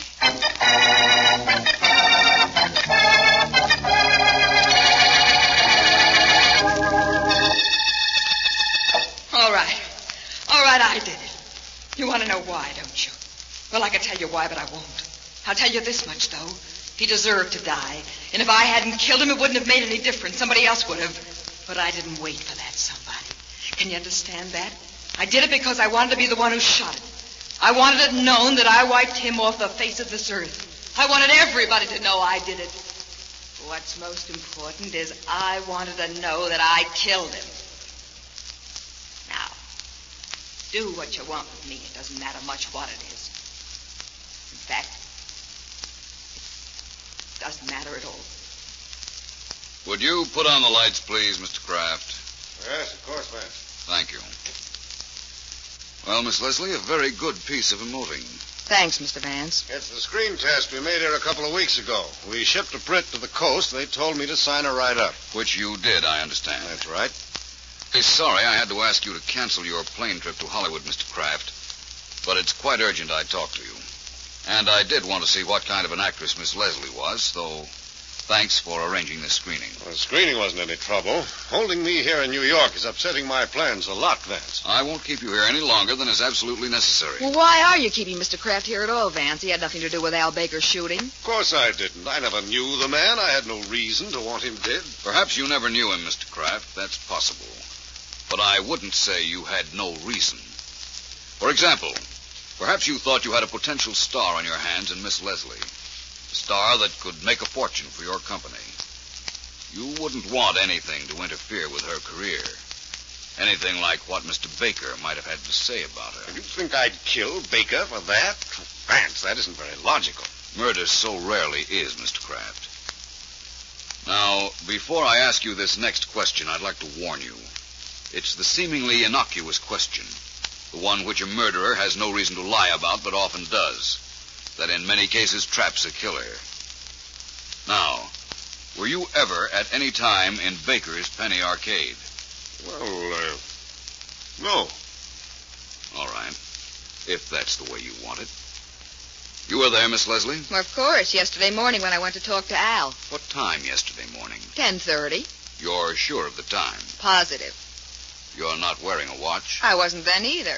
But I know it was 10 o'clock when I left my apartment. It was 10:25 when I got out of a cab, and 10:30 on Baker's desk clock while I was there. That gives me a pretty good reason for knowing what time it was. Yes, it does. You didn't go back there in the afternoon about 2? Oh, now, Vance. Just asking, that's all.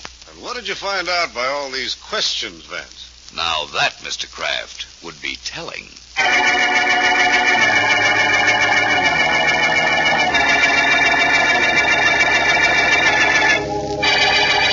Miss Leslie, please excuse my dropping in on you at your apartment. This is not exactly an official visit. Well, Mr. Markham, I'm certainly glad of that. I had quite a little semi-official visit with your friend Philo Vance about an hour ago, and I'm officially a little tired. Vance seems very interested in the Hollywood scout, Mr. Kraft, and I'm very interested in ducking all this unpleasant publicity. I can understand that. Miss Leslie, Vance and I are working independently on this case, which is a little unusual, but I think we can get better results that way. That's why I came up here. Uh-huh. To see if you knew where David Rowland is. We haven't been able to find him, you know. Davy? Why, he... Oh, sit still, Mr. Markham. I'll go to the door. Whoever it is, please don't be long. I'm quite anxious to get going on this case. All right, Mr. Markham. Yes? You're Dale Leslie, I know. I'm Pop. I work down at Baker's Penny Arcade. I gotta come and talk to... Why so surprised at seeing me, Pop? You were in my office all morning. Miss Leslie, I'll see you some other time. Goodbye. Now, what in the world was that? I don't know. But I know what Vance would think. He'd think Pop might have come up with the idea of blackmailing you, and when he saw me, he changed his mind in a hurry. Blackmailing me? Well, how could he do that? Well, supposing he saw you around the arcade about the time of the murder. He could threaten to tell that to the police, couldn't he? Miss Leslie, you're not in a very favorable spot, believe me. But I'll worry about Pop later. Right now, I want to know where David Rowland, your manager, might be. Well, he might be almost anywhere, but it so happens that he's with your friend, Philo Vance.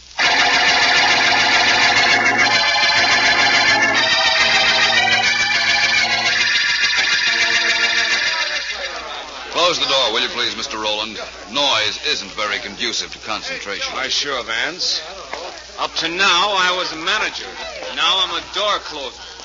You're also a murder suspect. Yes, I know. You're only missing one thing, aren't you, Vance? Proof. You've got your whole story and no proof. Unfortunate, isn't it? You know who just called on the telephone, don't you? Why, sure, I got his. It was the D.A., Markham. That's right. He's bringing Miss Leslie down here. And he'll have old Pop and the Hollywood talent scout, Mr. Kraft, with him when he comes. Well, let's push the rugs back. We'll have a party. All right. Mr. Rowland, I found something very interesting in Mr. Baker's desk. Lucky you. Oh, not curious? I didn't say that.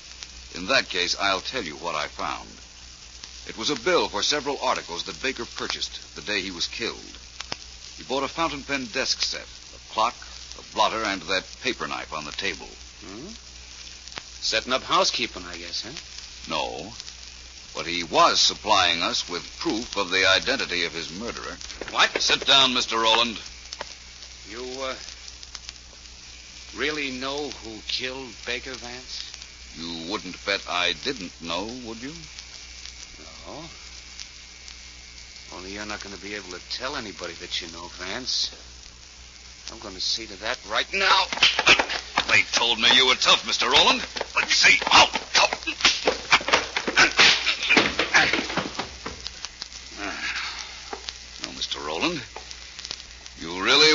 tough character, weren't you? But not tough enough.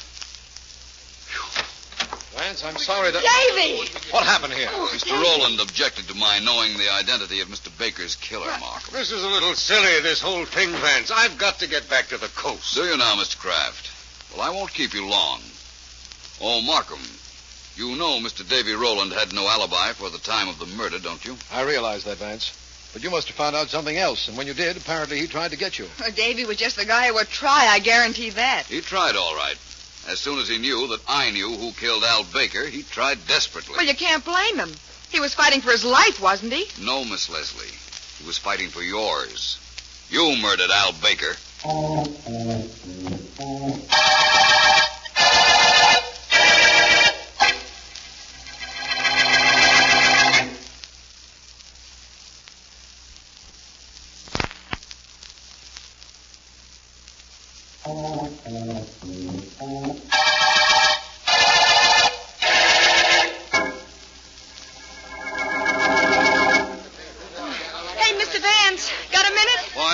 I think so, young lady.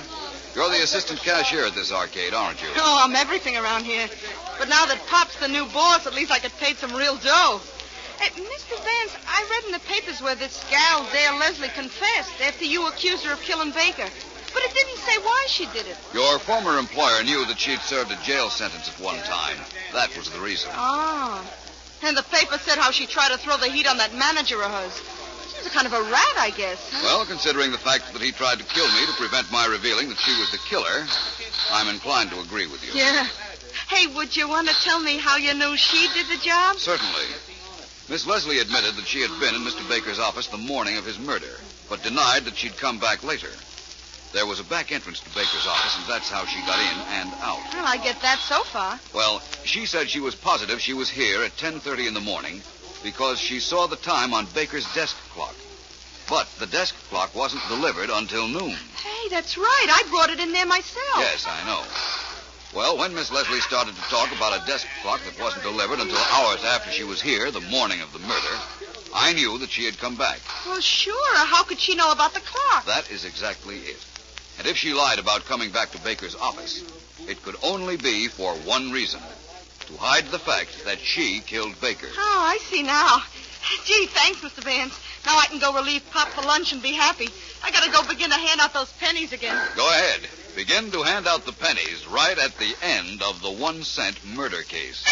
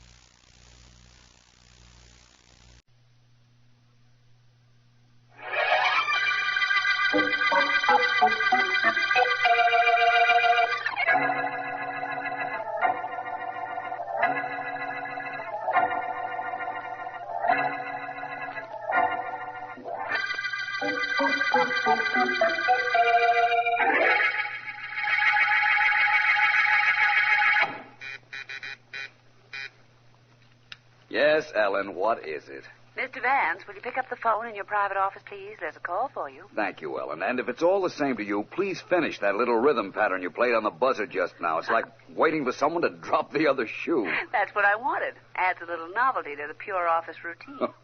Miss Deering, are you happy in your work? That's all. Won't happen again, Vance. By the way, it's Mr. Markham on the phone. Good. The district attorney didn't sound excited, though. Guarantee it's not a murder case. I guarantee we've been keeping him waiting. I'll talk to you later, Ellen. Check. Oh, that girl. Hello, Markham. Hi, Vance.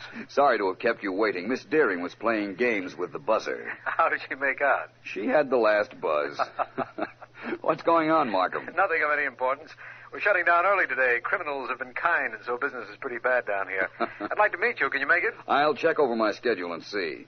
It might not be a bad idea. Hold the phone, will you, Markham? It's Miss Deering again. I'll wait. Yes? I'll ignore the fact that you didn't say thanks for my giving in to your whim about the buzz. Because you have a visitor out here, Vance. The same girl you spoke to in your office yesterday and the day before. Betty Crane? Mm-hmm, that's right. Only this time she brought company. Nice-looking fellow. Wants to see you. Have her come in. You said it. Oh, Markham, about meeting you. Yes, Vance. I'll call you back. Business is beckoning. Right, Vance. I'll be talking to you. Bye. Bye. Mr. Vance? Oh, please come in. Thank you, Mr. Vance. This is Jack Davis. How do you do? Hello. Well, how are you today, Miss Crane?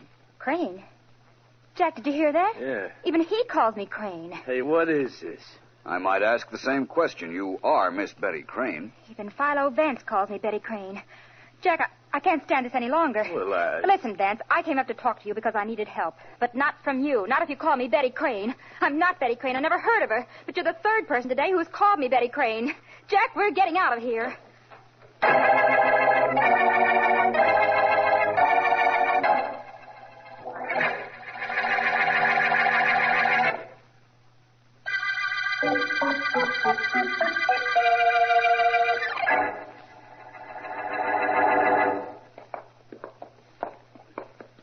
The boss shouldn't have sent me to see Vance. If anybody else calls me Betty Crane, I'll hop out of my skin. Oh, take it easy, Janie. Take it easy. Come on in. Let's report to the big man. Hi. Hello, boss. Go on in, Janie. Right. Well, you two? Get the Vance all right? Boss, something's awful funny. Vance pretended he knew me and called me Betty Crane. Yeah, that's right, boss. I was there. It's the third time today somebody's called me that name. I don't know what's going on. Neither do I. I'll tell you one thing it means, though. It means we operate without Vance. Maybe that's just as good. I never wanted him in on our racket in the first place. We're not doing things the way you want, Jack. Vance would have been a great guy on our side if the district attorney found out what we're doing. That's why I sent Janie to see him. Vance and Markham are buddies. If we could have gotten Vance in with us, of course he'd never know what we really were doing. We'd be safe from the DA forever. Well, it's out, and that's that. Well, never mind that's that. From here in, what's what? We proceed according to plan. Tomorrow you and I go to see our first 3 prospects and close the deals we've started. Everything entirely reasonable, you understand. But, Jack. Yeah, boss. Better bring your gun along, in case our friends don't listen to reason.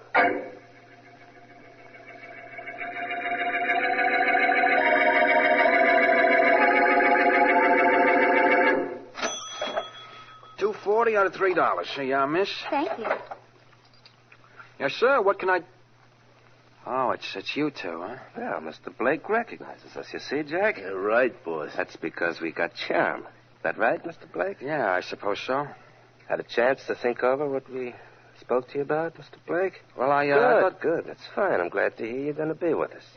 Kind of like to have this drugstore as one of our outlets. Now, do what you're told, Mr. Blake. Keep your mouth shut, and you'll be healthy, wealthy, and wise to the fact that there's more than one way to make a buck. We'll be seeing you tomorrow night, Mr. Blake.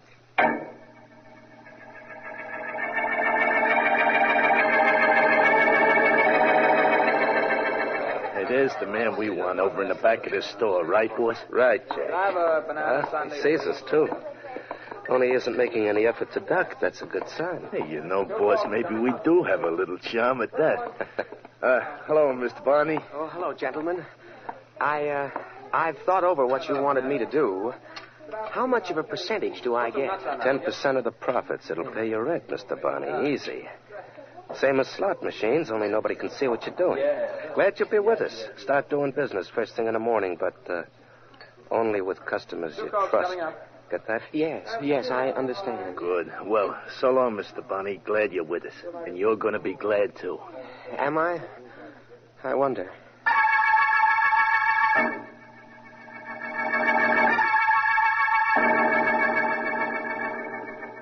Well, last stop for today, this man's shop. Right, boss? That's right, Jack. I see our friend, the proprietor, behind the counter. And nobody else in the shop. Come on in. Hello, Mr. Cummings. Oh, it's you two again. Well, charm isn't working so good here, Jack. Now, look, both of you. When you came into my store yesterday, I told you I didn't want anything to do with your idea. That's right, you did, but the boss here was very nice to you. He decided to give you a day to think it over. That's why we're here. Right, boss? That's right, Jack. We want to give a man a chance to correct a mistake. Now, Mr. Cummings, please be smart. You take no risk. All you do is collect. What could be sweeter than that? It's dishonest, and I won't do it. What's more, I'm going to the district attorney first thing in the morning and tell him what you two are up to. Well, now, I wouldn't do that if I was him. Right, boss? No, I wouldn't, Jack. Now, Mr. Cummings, I wish you'd change your mind about going to the DA. Yes, I bet you wish I would, but I'm not changing it. I'll never change my mind about that. Jack? Right. Oh. I sure changed his mind. Right, boss?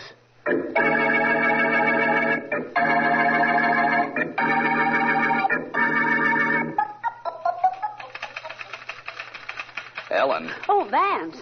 Oh, you scared me. I didn't hear you sneaking up on me. I didn't sneak up. Your typewriter was so loud, you just didn't hear me. Well, next week, you better get a silent typewriter. Or a silent secretary. Ellen, did that Miss Crane call this morning? No, she didn't, Vance. And don't you think it's about time you cleared up that mystery? Why did she deny that she was Betty Crane or that she'd been here twice this week when she walked in here yesterday? I don't know. There could be two people who look exactly alike, you know, Vance. I once saw that in a movie, and nobody could tell them. Okay, but I saw it. What's your explanation of the girl? I don't have any. You see, Ellen, I don't make any explanations. Things explain themselves to me. They either fall into a pattern or they don't. No pattern? None that has a reasonable shape, Ellen. Now, suppose you... Vance, glad you're here. Well... Oh, hi. Hello, Markham. You look excited. What's happened? Somebody murdered a man named Joe Cummings in his haberdashery shop an hour ago. We need help on this one, Vance. Well, glad to hear it. What's the story, Markham? So far as we know, Cummings had no enemies. His shop was just a neighborhood store. Robbery wasn't the motive, and there is no indication of who shot him or why. Leave it to Vance. He'll find a button from the murderer's coat in the dead man's hand, or a mysterious letter that was only partly finished, or something. Not this time he won't. There's absolutely no indication of who it was that killed Cummings. None at all. Well, then there's no point in my going to the scene of the crime, is there? None whatsoever. Vance, I've come to you with a lot of involved cases, and you've succeeded in simplifying them. This one is simplicity itself. A man was killed. Somebody walked into his store, shot him, and walked out again. Now, how do you find a killer in a situation like this? You look for him, Markham. Apparently, he made no mistake committing the crime. But he either made one before, or he will make one now. Killers always make mistakes, Markham. Their first mistake being the fact that they think they can kill and get away with it.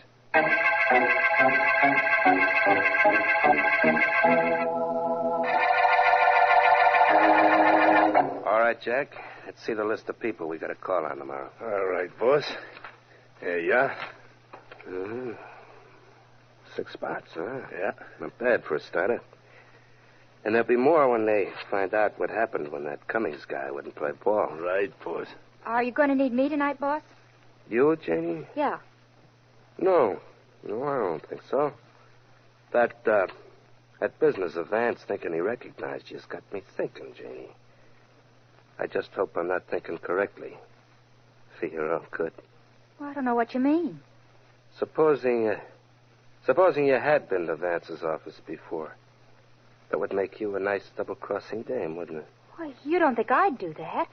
And if I did, would I go back there again with Jack so Vance could make that crack? Oh, I haven't figured out that angle yet. Jack, give me your gun. No, Jack, don't. Boss, you're not going to kill Jane. Give me your gun, Jack. All right, boss. Yeah.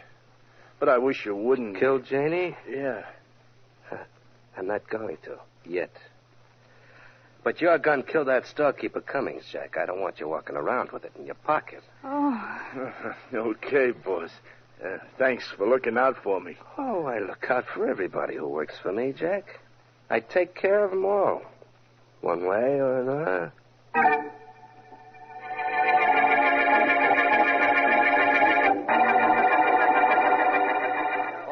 Vance, what are you dragging me all over town for? This is the 10th shop we've been in, and we found out nothing. There's a little piece of information I'm holding out on you, Markham. I think I know why Mr. Cummings was killed. Now, Vance, don't make me go through one of those that's impossible routines. But how could you know? I can't tell you yet. There's the man we want to see, Mr. Barney. He owns this soda store. Come with me. Of course, Vance. Only why are we seeing him? You'll find out in a moment. Oh, Mr. Barney. Yes, gentlemen? What can I do for you? Mr. Barney, my name is Vance, Philo Vance. This is Mr. Markham. How do you do? We believe that you've been asked to take part in a racket that is using small storekeepers. Well, how could you know that? I haven't even started yet. I've done nothing wrong. This is it, Vance. Mr. Barney, who wanted you to take part in the racket? Who's behind it? I don't know. I don't know their names. The two men. But I didn't do anything wrong. I didn't do what they asked me to. What was that? Well, I can't tell you. I don't dare tell you. They'll kill me. They won't kill you, Mr. Barney, providing you tell us as much as you know so we can find them. No, now go away. Get out. Go away from here. Leave me alone and don't ask me questions. Don't.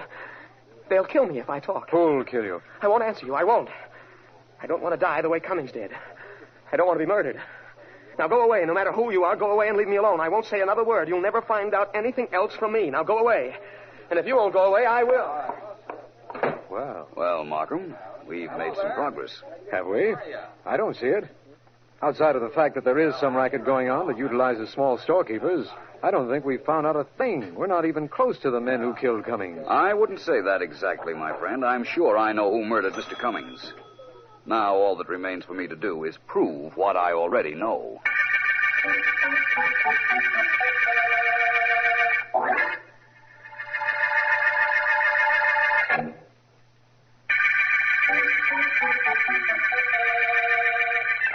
This is District Attorney Markham. The Racket murder case opened with the finding of the body of George Cummings, owner of a small men's shop. In searching for a reason for his death, Philo Vance and I found another shopkeeper who admitted he was about to do something illegitimate for two individuals, but refused either to name them or the racket. Vance is certain he knows who killed Cummings, but admits he has no proof. And to this moment, we don't know what illegitimate activity the killers were promoting. It may be going on right now in any part of the city. Anything else, Mr. Ogden? Yes, Mr. Blake. Here's a slip of paper with the bets I want to make today. Please, Mr. Ogden, I'll take that paper. Yeah. I'm keeping all of the slips together in this drawer here. I see. Now, suppose I win. When do I get paid off? Tomorrow at this time. Good enough. See you then, Mr. Blake. So long. Goodbye. Well, I think business is pretty good, Mr. Blake. Now, aren't you glad I let you in on this gimmick of mine? Yeah, I guess so. I got a drawer full of slips that people give me with their money. You want to take them? Sure do. Tonight I'll figure out who wins dough, and I'll bring you that money tomorrow. 10% of my take goes to you, and no trouble to anybody. Yeah, that's the way it seems. Look, I don't want to tell you your business, and I know it isn't healthy to ask too many questions, but what's the idea of using us storekeepers to take bets? Lots of reasons. One of them is it puts me in the clear. Another one is the suckers know you, and it's easy for them to bet. They don't have to go to look for a bookmaker. Uh-huh. Third reason is I got a dozen guys working for me, a dozen honest guys, you guys. So long. See you tomorrow. Yeah, so long. Hey, Joe. Yeah? Take over for me, will you? I'm going in the back. I won't be more than a few minutes, Joe. Okay. Well, Mr. Blake? Well, did you get a look at him, Mr. Vance? I did just what you told me. You did fine. Yes, I know now whom I'm up against. He has a very cute little racket, hasn't he? He sure has. Well, Mike, he has the racket. But it's time for me to make a little noise.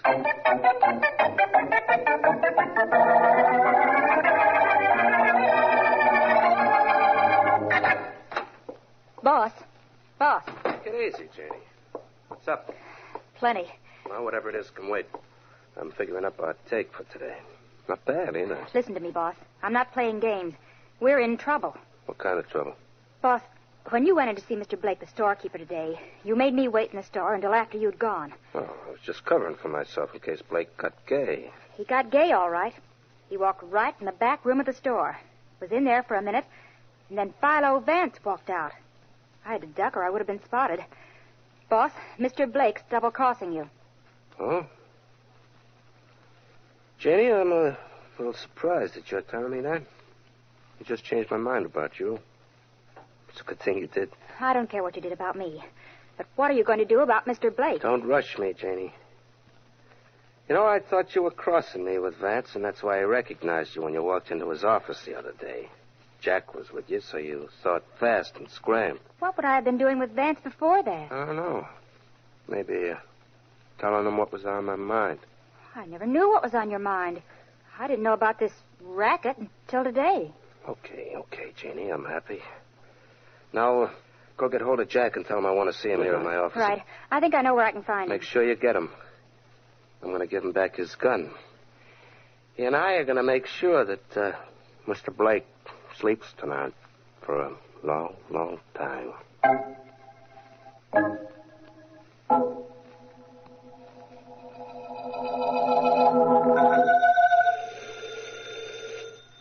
Hello, Vance speaking. Vance, this is Ellen. Yes? Did I disturb you? All thoughts of you are disturbing, Ellen. Only I wasn't thinking of you. That's the difference between you and me. Me always, you never. Oh, but I don't mind. I can afford to. I still work for you. Not at 8 o'clock at night, you don't. What's this call for? Well, I'm still at the office, Vance, typing up the notes on the 1-cent murder case, and I'm glad I stayed. So I'm beginning to gather from the enthusiasm in your voice.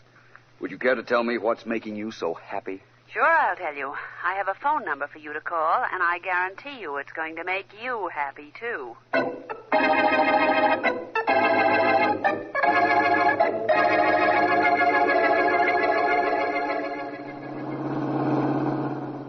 Hey, boss, I understand where we're going and that I gotta knock off that shopkeeper named Blake, but I don't see what good that's gonna do us. It's not gonna do him any good either, Jack. I can't let him tip off Vance and the cops as to when I'm due there to pay off on the betting slips he took.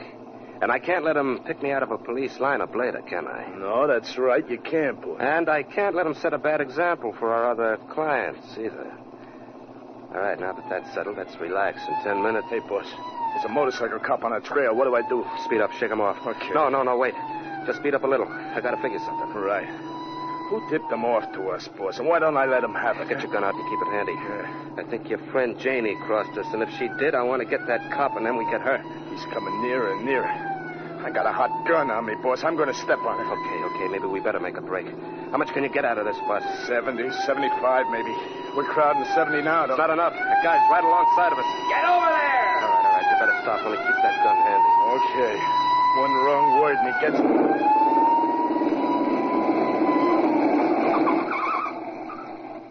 Here he comes, pulling off his gloves. He can reach his gun awful fast, boss. So can you, faster. Now shut up. Well, you two are the guys, all right. What guys? Don't play dumb, mister. You two are in a mess. Boss. Wait. What's wrong, officer? What's wrong? I spotted you two characters miles back there. What is it? You going to a fire? Your wife having a baby, or the speedometer broke? We were speeding? Is that all? Not all. You were going 70. Oh. Were we, officer? Well, you know, we didn't realize it. What happens now? Nothing much. Just a ticket. Let's have your license. Huh. Yeah. Here you are. Okay. And hey, you two. Cut down on speeding. Somebody could get killed that way, you know. Officer, you're not kidding.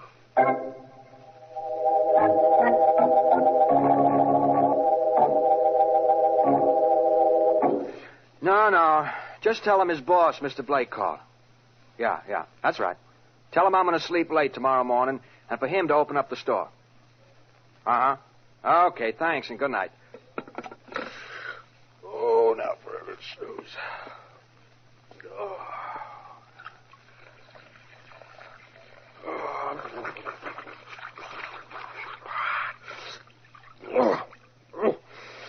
for a towel, and then to bed. Not quite, Blake. Hey, what are you doing here? Me, Blake? Oh, I just came up to keep my friend Jack here company. Right, boss. I don't really want to see you, Blake, but he does. And I couldn't let him come out so late at night all alone, could I? No, wait just a minute. I don't know what's on your mind, but it's not true. I've been on the level with everything you told me to do. I did everything you said. Tell Jack to put down his gun. Oh, now, wait a minute, Blake. You and your friend Philo Vance had a little conference after I left you this afternoon. That wasn't very nice. Philo Vance? I don't know anybody named Philo Vance. Huh. Bad liar, isn't he, Jack? Right, boss. Blake, I trusted you, and you've made me very unhappy. I'm the kind of person who can't bear to be unhappy, alone. So, I've got to make you unhappy. That makes sense, doesn't it? Now, look, you've got to believe me. Maybe Vance wasn't back in my store, but I didn't tell him anything. I didn't tell him a thing. You believe that, boss? No. Me neither. Okay, Blake, this is it. No, wait a minute. Wait a minute, Jack. Now, Blake, go on over to that table and write a note saying you killed Joe Cummings. Wait a minute. Don't say why, and don't try to slip anything into the note that would bring the cops down on me. Go ahead, do like I told you. Oh, gee, thanks, boss. That takes me right off the spot, don't it? Practically, Jack. Well, Blake, you gonna do it, or would you like to die real slow the hard way? I won't write anything. Oh, my, that's too bad. All right, Jack. He's all yours. But, Jack, use a silencer this time. Let's not wake up the neighbors. Huh? Right, boss. Now, Marcus, Here now. You're big guy. I'll handle the big boss. Hey, what is... Another shot, my friend.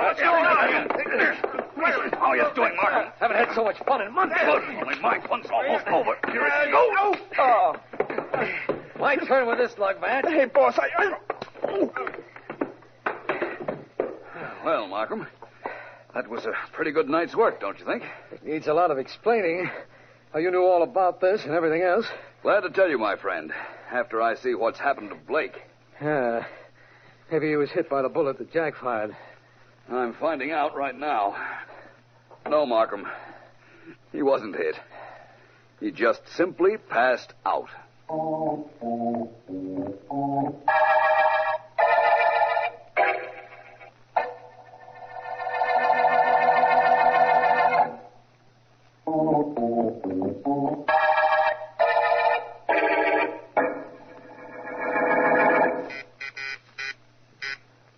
Ellen! That's better. Yes, Ellen, what is it? There's that Miss Crane out here to see you, Vance. Ask her to come in, please. I could bring her in, no trouble at all. All right, Ellen, if it'll make you happy, come in with her. Right. Go right in, Miss Crane. Oh, hello, Miss Crane. Sit down. Glad you dropped in. Thank you. I imagined you wanted to talk to me. Yes, I did. Sit down, Ellen. Must be after 6 o'clock. It is. Miss Crane, I want to thank you for your help in clearing up this case of ours. Oh, no trouble, Mr. Vance. I was glad to help. Just where did you fit into it, Miss Crane? That's what I don't understand. Well, I thought I was in love with Jack, Miss Deering. I was willing to do anything he told me to until I found out what he and the boss were planning. Then I came to Mr. Vance to ask for advice. That was before you came into the office with your friend Jack, and I made the mistake of calling you by name. Yes. You thought fast and pretended to get hysterical so that Jack wouldn't know you'd been to see me before. Oh. There's something else I don't understand, Vance. How was it that you and Markham got to Mr. Blake's house in time to prevent the boss and Jack from killing him? I called Miss Crane, and she told me she'd suggested that the boss and Jack silence Mr. Blake. It was her number you gave me on the phone, Ellen. Miss Crane believed they'd used the same gun that killed Cummings, which we now know they did. I called her, I called Markham, and we were in Mr. Blake's bedroom in time to prevent the murder. I had to tell the boss and Jack that Mr. Blake was in touch with you, Vance. It put me in solid and enabled me to know exactly what their next move was. No doubt about that. Well, I'm sorry your romance with Jack turned out so badly, Miss Crane. I'm glad I found out what he was before it was too late. It's ended all right. And in case anybody cares, so is the Racket murder case.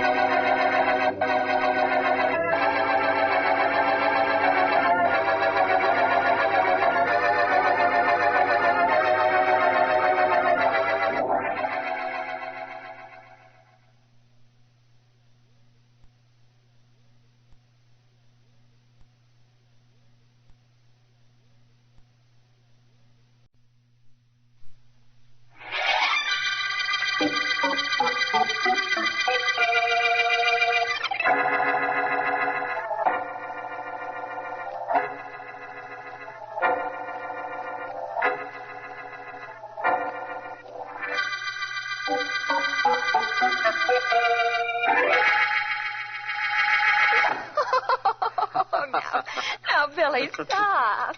Stop teasing or I won't give it to you at all. Oh, yes, you will. And right now. Oh? Come on, Janie, you know I'm dying to see what you made me. Oh, it must be important to you if you left that piece of cheesecake. What's the matter? Don't you feel well, darling?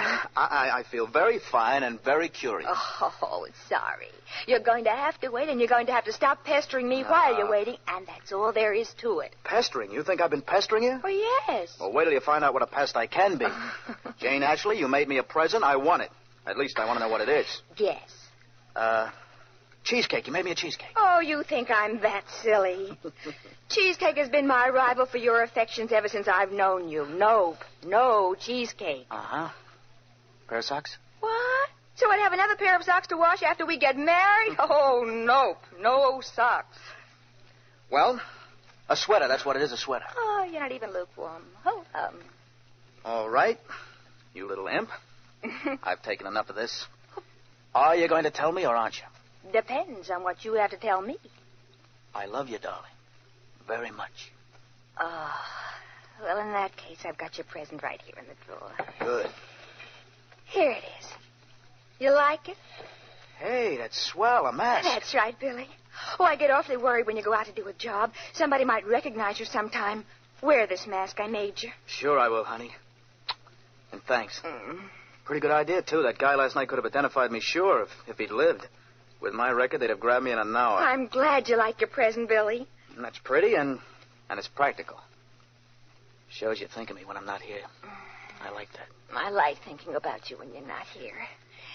It's the next best thing to having you here, Billy. Uh-oh. Oh, what's the matter? Matter? Look at the time. Mike's waiting downstairs for me in the car. I got a job to pull right now, Jane. Oh. Photographer who's working bright and early in the morning and keeps all his cash in the studio. Oh, well, call me right afterwards, darling, and darling, wear the mask for luck. Sure. But I won't need too much luck, honey. If that photographer resents being robbed, he's the one that's going to need it.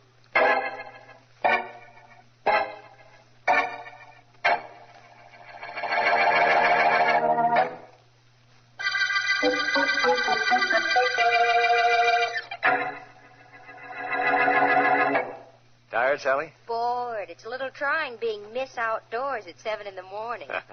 Just hold that tennis racket a little higher over your head, honey. Uh-huh. That's good. If I get this picture, it'll be the last one. Morning sun is just what I need. Beats artificial lighting a mile. Now, last one if it's good, kid. Oh, pleasant words, Mr. Merton. Very pleasant words. How's this? Fine, but just tilt your head up a little bit. Huh? Good. Keep your left hand away from your legs. Got to have legs in the picture or the clients won't buy. Neither will the customers. What would I do without legs, I wonder? I spend hours every day making up my face, going to beauty parlors about my hair, and what's the most important part of the picture? My legs. Mr. Merton, you're a pretty wealthy man. Why do you work this hard and this early? Well, Sally, I'm like my clients and their customers. Huh? I like legs, too. Now hold it just that way while I take a look in the camera. All right. I've got a hunch that this is... Okay, Rembrandt. Hold it just where you are. Well, what have we got here? A guy, a gun, and a mask. Oh, Mr. Merton, You please. sure you're in the right place, buddy? Don't you wish I weren't? Oh, don't point. You over there in the stand. Stop the yapping. You won't get hurt. You won't either, Sonny, if you're a nice guy, and hand over the dough in that safe over there. A stick-up, huh? Okay, come on over and get it. That was the general idea of my coming here. Now, don't try anything cute, pal. Just hand me the dough that's in there, and I'll get out of here. Well, what are you waiting for? Just till I get near enough to you to... Oh, sucker. Wait. Dirty. Shut up, sister. Shut up. Haven't I had trouble enough? Shut up, I said. All right, I'll shut you up. I gotta get out of here. Gotta get to that telephone. God. Hello? Call the police. Man here wearing a mask killed Mr. Merton. Shot me. Stop him. Stop him.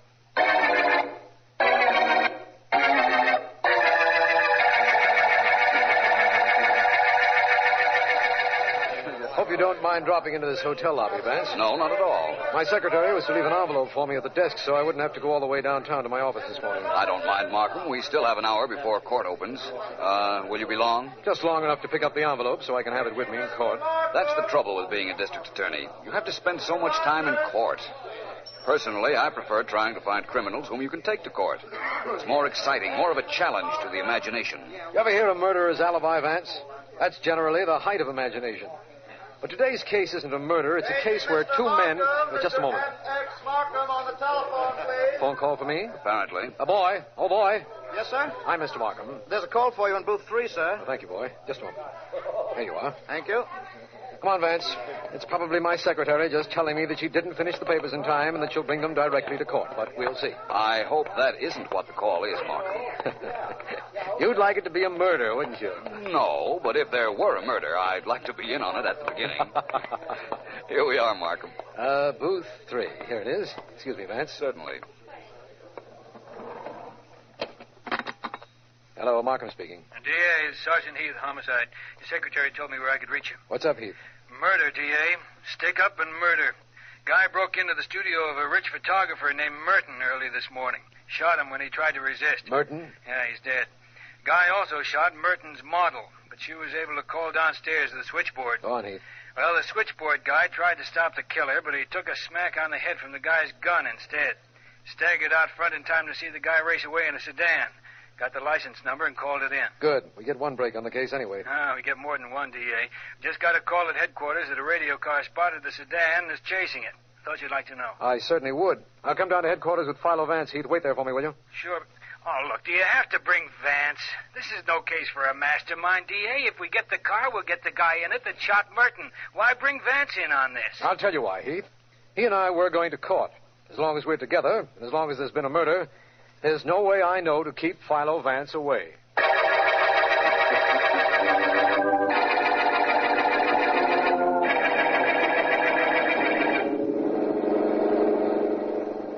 Step on it, Mike. We got to get more speed. That prowl car's picking up on us. I can't help it, Billy. I got my foot on the floorboard now. We're doing better than 70. Keep going and stop slowing up for those curves. That's what's holding us up. We gotta slow up for him, Billy. This crate'll crash if we don't. They ain't banked too good. Keep close to the inside. We'll pick up a little time that way. The cops are taking the turns wide. Now, whatever they're doing, it's working for them.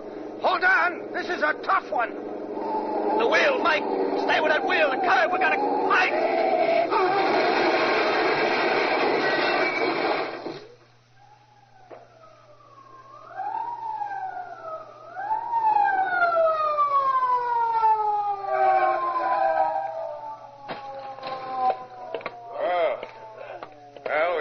Caught up to it, eh, Tommy? Take a look.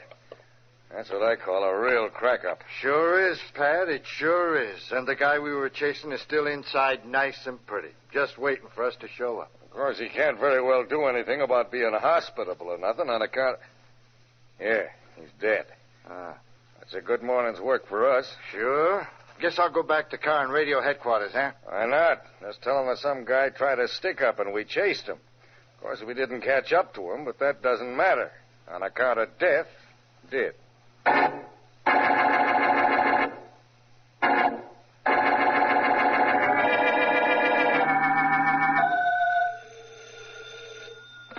Hello? Hello? Jenny? Oh, Billy, I've been so worried. That radio said that a man... That was Mike, Jenny. He drove me from the studio after I killed the photographer. Oh. And when our car crashed, I got out and planted the gun and mask on him and beat it just in time to duck the cops. Oh, Billy, I'm so glad you called. I've been absolutely frantic. No need to be, Jenny girl. Oh. The only trouble with this morning was the fact that I didn't get what I wanted at the studio. Oh, shucks. Be over at your place in a couple of hours. Wait for me. You know I will. Oh, that present you gave me, that mask? Yeah? Well, it's been picked up by the cops, naturally. Uh-huh. Only they think that Mike was alone in the car and that he killed the camera guy. Oh, good. Very lucky present you gave me. Oh, I'm glad, Billy. And I'll make you something else. A surprise. Do that, baby. Make it a cheesecake surprise. I had to leave a nice, fresh cheesecake I bought in the car when Mike got killed. Isn't that a shame?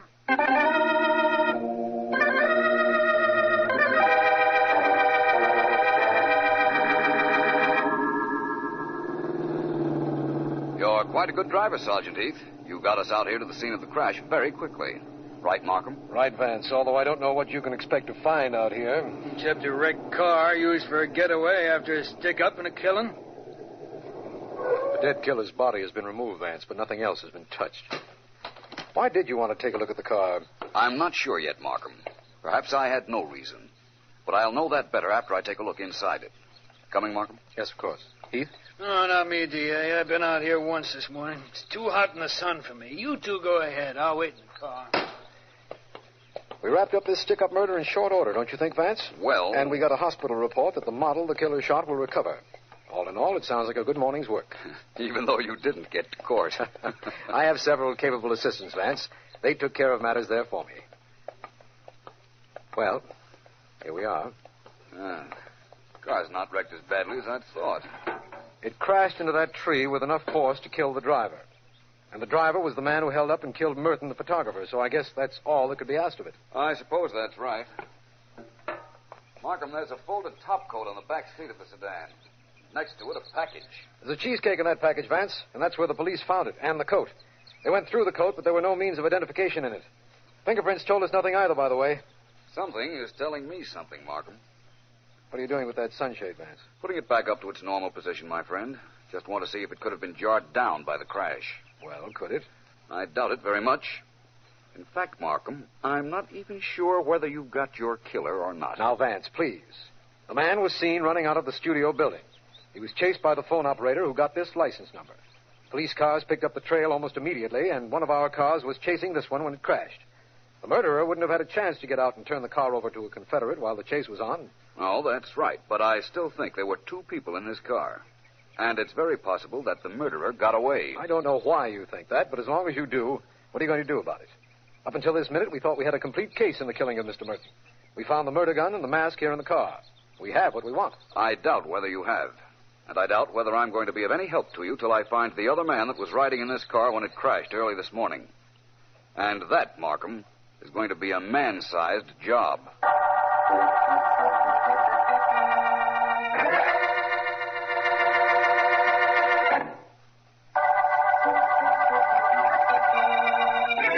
This is District Attorney Markham. The Cheesecake murder case opened with the murder of George Merton, photographer who specialized in leg art, known colloquially as Cheesecake.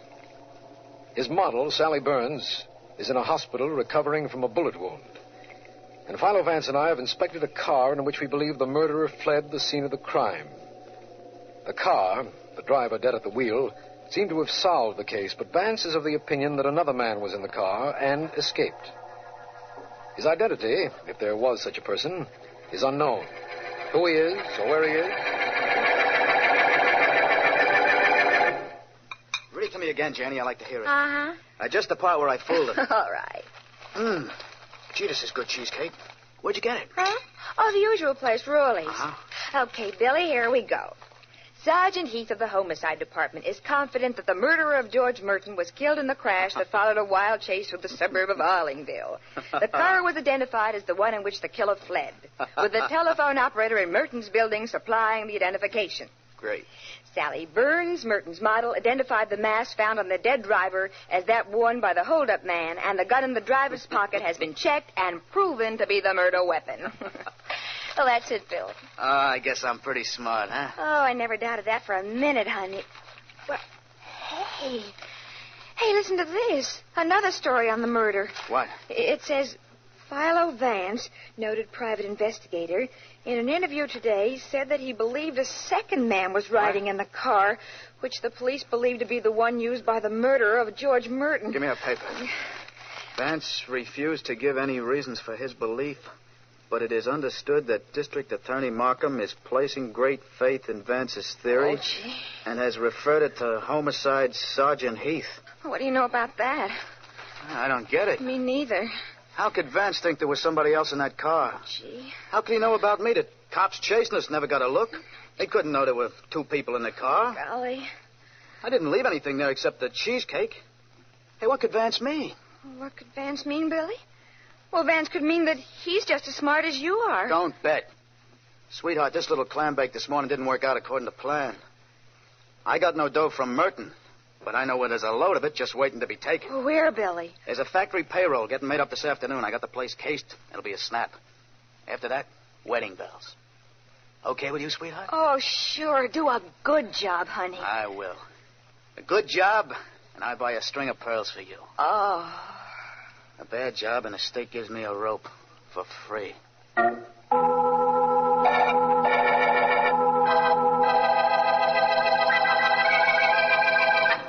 Just dump the money out of the bag, Freddie. I done my job. Guarded you when you went to the bank for the money. Right. Well, here we are. $30,000 worth of Uncle Sam's calling cards. It was sure shaky when I carried it from the bank, even with you around. Well, here's the greenback shower. I sure wouldn't mind getting caught in that kind of rain. I guess not. All in 10s and 20s, Pat. Oh, hand me the payroll list, will you, so I can begin to fill the envelopes? Sure. Here you are. Hey, nobody's allowed in here. I know. I like that. Then we won't be interrupted. Huh? All right, put all the dough back in the bag you just dragged from the bank. Come on, get moving. Stick up, huh? I ain't playing games. Now, don't either of you be a patsy because the dough isn't yours. It belongs to the company. But your life belongs to you, and believe me, I'll shoot in a minute if either of you gets cute. Including you, copper. No kidding. I think No, don't do it, Pat.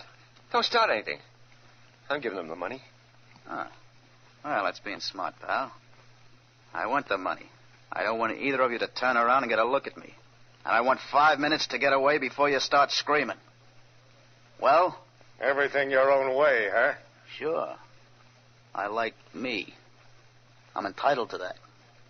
All right, get moving. Get the dough in the bag so I can get out of here.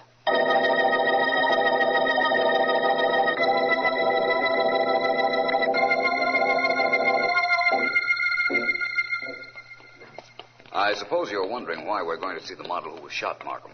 Inasmuch as the police have already questioned her. Yes, as a matter of fact, I am. Well, Markham, we've never been up against so hopeless a situation before. I have absolutely no assurance that there were 2 men in the murder car. Just my theory. We have a top coat, which means nothing, and a cheesecake, which doesn't help us, and, well, that's all. Perhaps the model might supply us with a little information. All I can tell you is that she remembers nothing. Apparently, she was hypnotized by the gun in the murderer's hand. You'll find that out for yourself. Oh, nurse. Yes, Mr. Markham. You want to see Miss Burns? We'd like to. How is she? She's resting in her room. Please try not to do anything to disturb her. I won't, nurse. I promise you that. Come on, lads. I'm with you. Hello, Miss Burns. I'd like to present Philo Vance. Hello. How do you do? Miss Burns, Mr. Vance would like to ask you a question or two. Do you feel equal to answering? What do you want to know? I was hoping that you could tell us something about what the hold-up killer looked like. Something that would help us find him. I can't. The police asked me that. I've tried, and I can't. When he came into the room, all I could look at was his gun. I kept staring at it, expecting any minute it would shoot. I keep seeing that gun on the middle finger of a man's hand on the trigger. I see it all the time. I see it right now. Oh, please don't ask me anything more, please. I'm sorry, Miss Burns. Please don't be upset. It's all over now. But you've helped us, Miss Burns. Believe me, you have. Come on, Markham. I'm sorry I'm such a baby. You're not. You're a very brave girl and a very helpful one. Thank you very much. I do hope you feel better. Oh, thank you. Goodbye, Miss Burns. Vance, what did you mean by telling her that what she said was helpful? Trying to make her feel good? Not at all. She was helpful. I'll know exactly how helpful as soon as we make a stop at Rawley's restaurant. You mean to tell me you found something in this case that ties up with Rawley's restaurant? Yes. Where was I all this time? Right here with me. I'll admit this much. Rawley's is just a guess. But if it's a good guess, I think I'll have your killer for you. You see, I can describe him in a manner so definite that if he'd ever been to Rawley's, they'd remember him. I don't know how you can do that, of course, but why go to Rawley's to describe our murderer? Rawley's makes the best cheesecake in town. That may be, but I don't like cheesecake. I know, but our murderer does. I hope.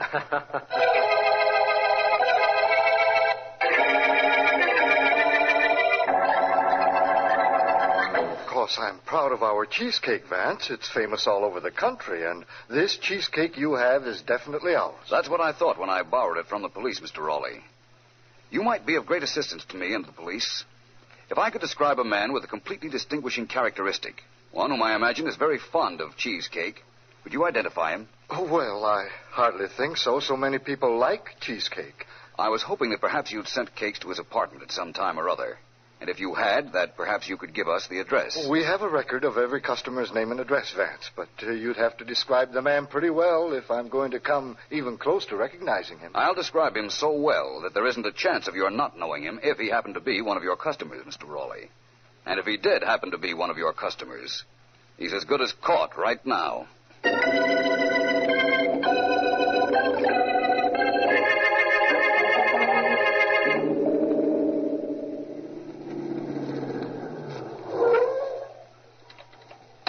Hello, Sergeant Heath. Glad you're here. Hello, Heath.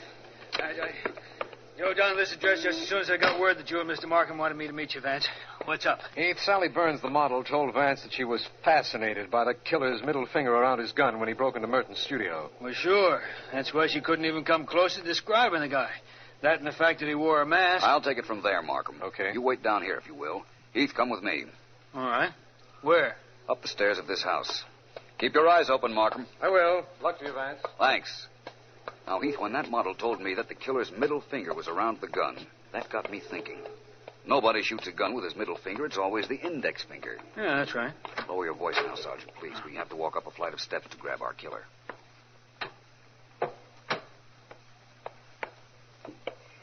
Hey, what happened after you figured out there was something wrong with the trigger finger, Vance? You remember the cheesecake found in the murderer's car, Heath? Yeah, sure. Why? I brought it to Raleigh's restaurant. It was made by them, all right.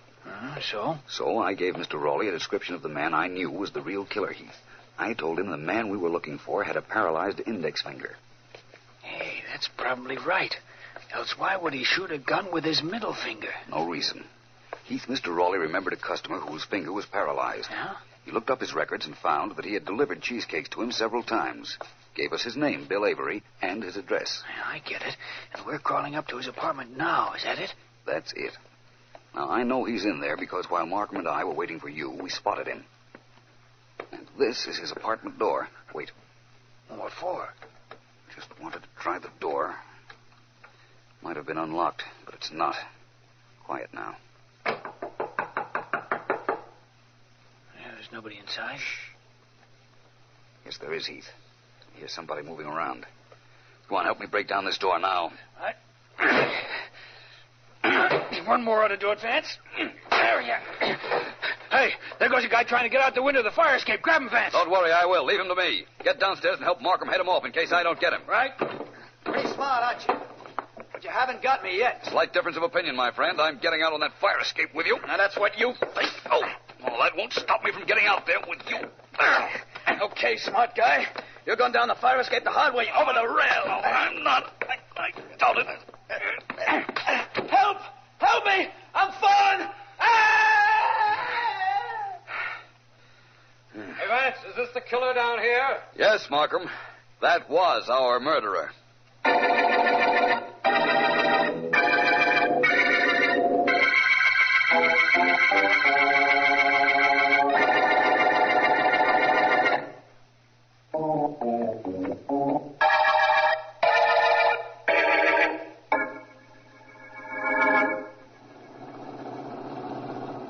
All right, Markham, I know. You want me to tell you why I was so sure there were two men in the murder car. On a sunny morning like this, Vance, I'm entitled to be enlightened, don't you think?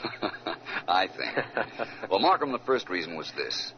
You and I are driving in your car. The sun is out, and you have the sun shield pulled down. Of course. It keeps the sun out of my eyes when I'm driving. Right. Well, the sun shield on my side is pulled down, too. That's because I don't want the sun in my eyes. There were two sun shields on the murder car, both pulled down. Yeah, that would indicate there was a passenger in the murder car, come to think of it. Not conclusively, of course. But then there was that cheesecake and a topcoat belonging to the dead driver across the back seat. Why the back seat, Markham? I don't know. The natural thing to do with a topcoat if you're alone in a car is to throw it over the seat next to you. Except if there's somebody sitting in that seat. Right. I see now why you knew there were two men in the car, Vance. Wonderful observation. Thank you. Merely a combination of circumstances that couldn't be explained any other way to my satisfaction. Now, Markham, you know why, in the beginning, I insisted that the dead driver was not necessarily our murderer. Yes, I do. I know why you insisted in the beginning, and also how you found him at the end of the Cheesecake murder case.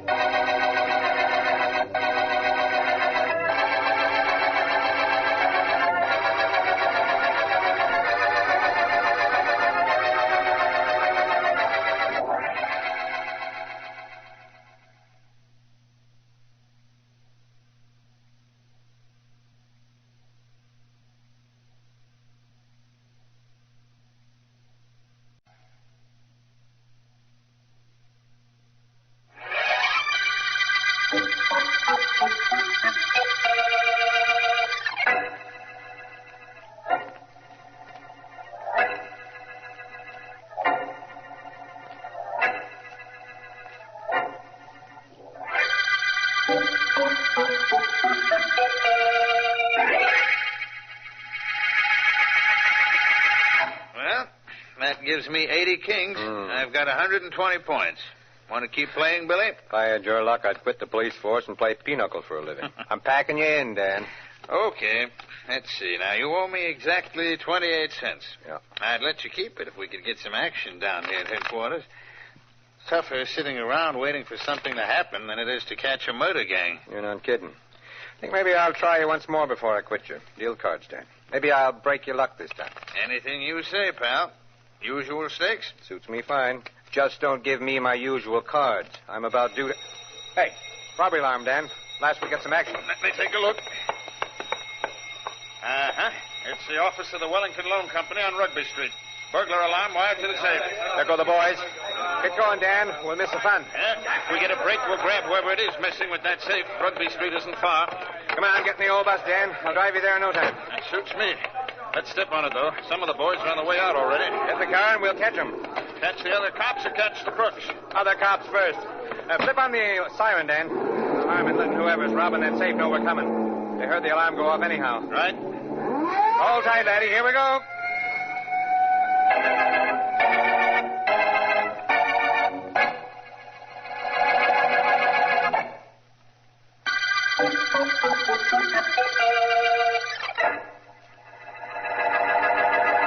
Sit down, Vance. Sit down. Glad to see you. Thank you, Markham. Nice to see you, too. My secretary called me at home this morning and gave me your message. Vance, I asked you to come down here because we ran into one of those ridiculous murders last night. Oh? A racketeer named Tock Maxwell was shot to death. We know the time he was killed, but aside from that, nothing. Tock Maxwell? Yes. Rather an unusual name, Markham, isn't it? He used to be a watchmaker, I believe, but that isn't important. In a murder case, the only thing that is important is finding the killer. What time was the murder? Exactly 10:02. Mm-hmm. Neighbors heard shots at that time, and the medical examiner is certain that that was the hour of death. Well, inasmuch as we don't have anything else to go on, let's find something else. Can you leave your office now, Markham? Hi, D.A. Got good news. Oh, it should be very good news for you to come breaking in like a hurricane, Sergeant Heath. It is. Hi, Vance. Hello, Heath. D.A., get this. The burglar alarm attached to the safe at the Wellington Loan Company went off last night. My men were there 10 minutes later. By that time, whoever had opened the safe had scrammed. But at 10:30, only a half hour after we got the alarm, we had a complete set of fingerprints. How complete, Heath? You'll find out. The guy left a print of his right hand on the safe handle. We compared them with the prints on file, and, D.A., we got a set that matched. How do you like that? Sounds very interesting, Heath. Whose prints are they? Fellow named Carter. Frank Carter. The racketeer? Yeah. Was he turned safe robber? What's the difference what he's turned? We got him cold. One set of prints on the safe, only one, right on the handle. D.A., I'm going up to grab Carter. Like to go, Vance? It might be interesting. You go if you like, Markham. I'll find out what I can about the murdered Tock Maxwell. Sometimes dead men can be more interesting than live ones.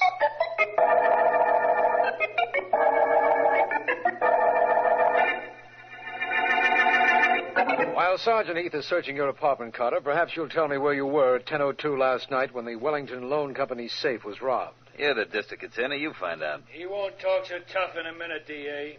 We could take him down and book him right now on those prints we found on the safe. Try it, Heath. I'll be out on bail in an hour. You might get out for a while, Carter, but after the trial, I guarantee that D.A., get this. 3 packages of $50 bills and the wrappers still around them. Look, Wellington Loan Company. Found him in his desk. Well, Carter, I don't suppose you have to do any talking now. This is conclusive enough. Come on, let's go. Why?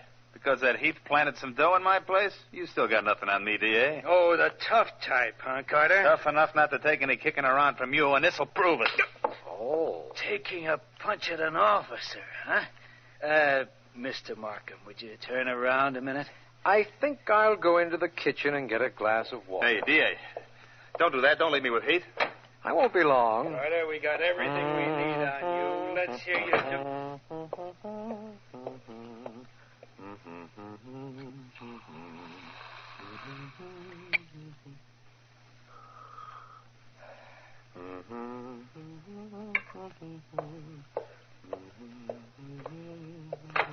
Okay, lay off, Would you lay off? Oh, hi, D.A. Listen to the little boy here. He's just decided he's got something to tell you. Oh? Have you, Carter? Yeah. Last night at 10 o'clock, I robbed the safe at the Wellington Loan Company. I admit it. I'll go downtown with you. Just give me a minute to comb my mouthpiece and another minute to put something on this eye of mine.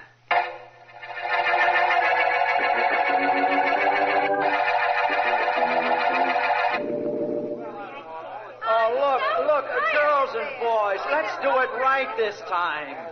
1, 2, 3, 4. That's all it is. A simple 1, 2, 3, 4.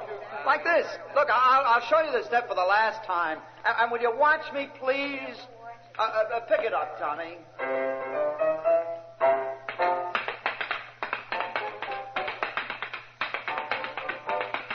All right, now there, that's it. See what I mean? That's what I want. Tommy, no, that's all right. Hold it, Tommy. Okay, now, kids, will you do it? Only do it right this time. That's the way we do it. Come on now. You've been rehearsing 3 days on this routine. It can't be that tough. But it is, Mr. Barton. I mean, it actually is. Oh, it is it, Mason? Yeah. Look, you're the one that's been messing up the steps the last couple of times we tried this. Will you concentrate? Keep your mind on what you're doing. It's 1, 2, 3, 4. Can you understand that? Sure. 1, 2, 3... 4. Yeah. Okay, Tommy. Give the kids a pick up. And let's get it right this time, kids. Hit it, Tommy.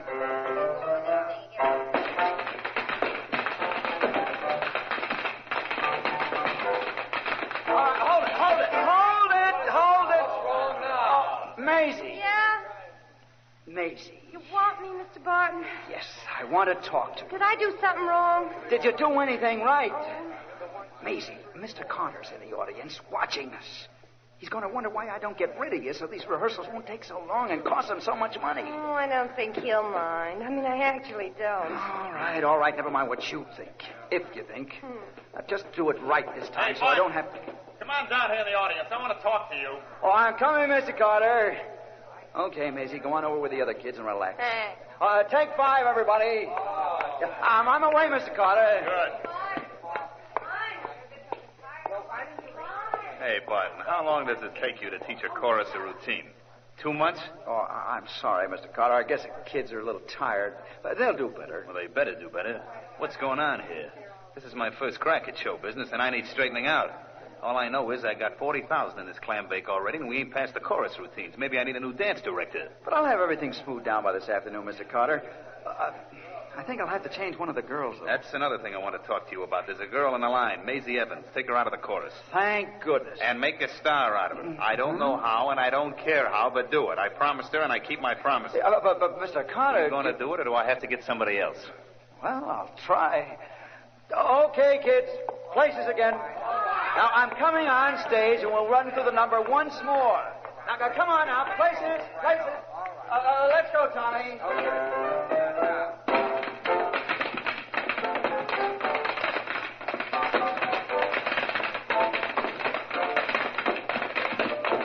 That looks better now, Barton. Thanks, Mr. Carter. Hello, Carter. Remember me, Philo Vance? Ah, Vance. Sure. I remember you. Sit down. All right.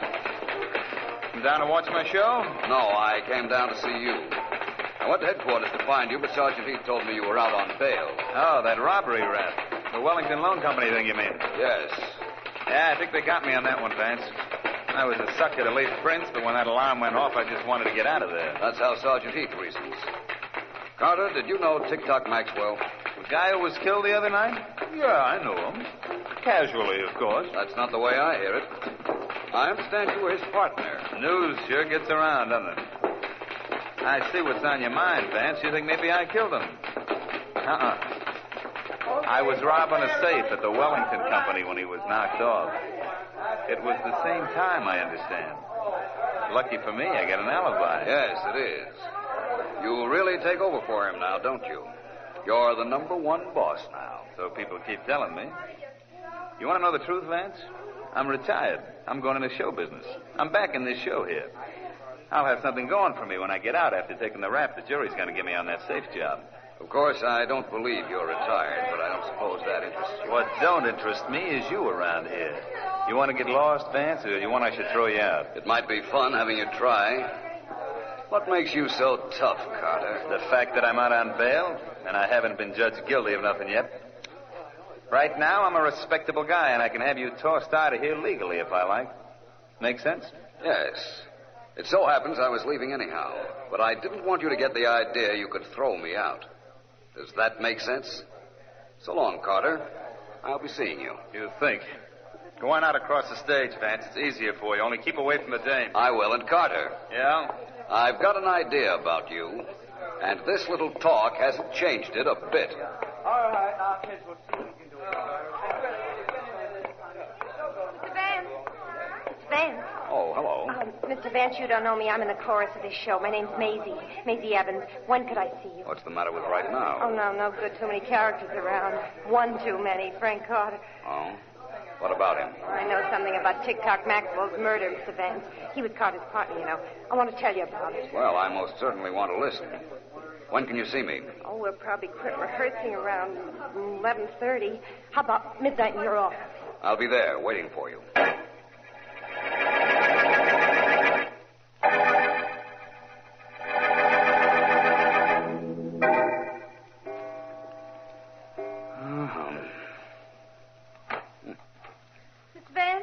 Oh, I'm here, Miss Evans. I've been here since midnight. You're late, but come right in. Mr. Vance, I'm scared. I'm awful scared. I had to wait to be sure I wasn't followed. If anybody saw me come to see you, I'm cooked. Do you think anybody did see you come here? No, I'm pretty sure they didn't. Look, Vance, this is the story. Frank Carter knew his partner, Tick-Tock Maxwell, was going to be killed. He was with me up till about a half hour before the murder. Then he came back a half hour later, and he was all smiles. That proves nothing, Miss Evans. Don't I know it doesn't prove anything? If I had any proof, I'd have gone to the police. All I know is that he was in on the murder somehow. Alibi or no alibi. I've been playing up to Frank, Vance, but it was Maxwell I really went for. I want you to see that Maxwell didn't catch a slug from a killer that's going to get away. I can assure you I'll work on this, Miss Evans. Thank you for coming. Shall I take you home? That's all I need to be seen with you. No thanks. If you want to pay me off for the tip, find the guy that got Maxwell. Deal? It's a deal, Miss Evans. And thanks for coming down here to give me the information you did. No trouble. Only do something about it, Vance. I'll try. Call you at rehearsal tomorrow, Miss Evans. Yeah. Good night. Have a good talk with Vance, Maisie? Oh. Scared you, too, didn't I? Ain't that too bad? What did you tell Vance, honey? Well, nothing, Frank. How could I? I don't know anything. I mean, I actually don't. Got the dumb act, Maisie. I know you were sweet on Maxwell. Now, come on. You and I got a date at my place. No. But don't you try biting my hand, kid, or I'll knock you out. And a lump wouldn't look pretty on your pretty head. Now, come on, kid. Don't make me drag you. My place ain't so bad once you get used to it.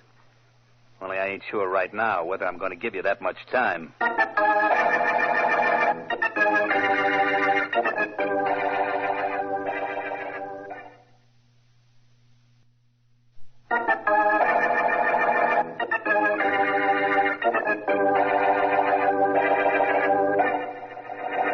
You ain't happy leaving good enough alone, huh, Vance? You had to come to my house to pester me. Carter, where's Maisie Evans? Who? Oh, that's the way you're playing, eh? You know very well who she is. I just called her at rehearsal, and she hadn't shown up. So I know you must have her, just as I know that your friend who let me in the house is standing right in back of me. And he stays there, Vance. Until you leave, that is. Right on? Right. You keep wanting me to leave you, Carter. What's the trouble? Don't you like my type? You keep hanging around me, Vance. What's the trouble? Do you like mine? You've never been further wrong in your life, Carter. Now, you listen. That's exactly what I was thinking. That girl is somewhere in this house, and I'm going to... You know, Leo, you could have done a better job on Vance if you'd have shot him instead of banging him on the head. It ain't too late, boss. No, but it might be a little too early. Tie him up. Okay. Hands and feet, and drag him upstairs where the girl is. He wanted to find her, he'll find her. And the cops will find them both if they drag the river good enough tonight.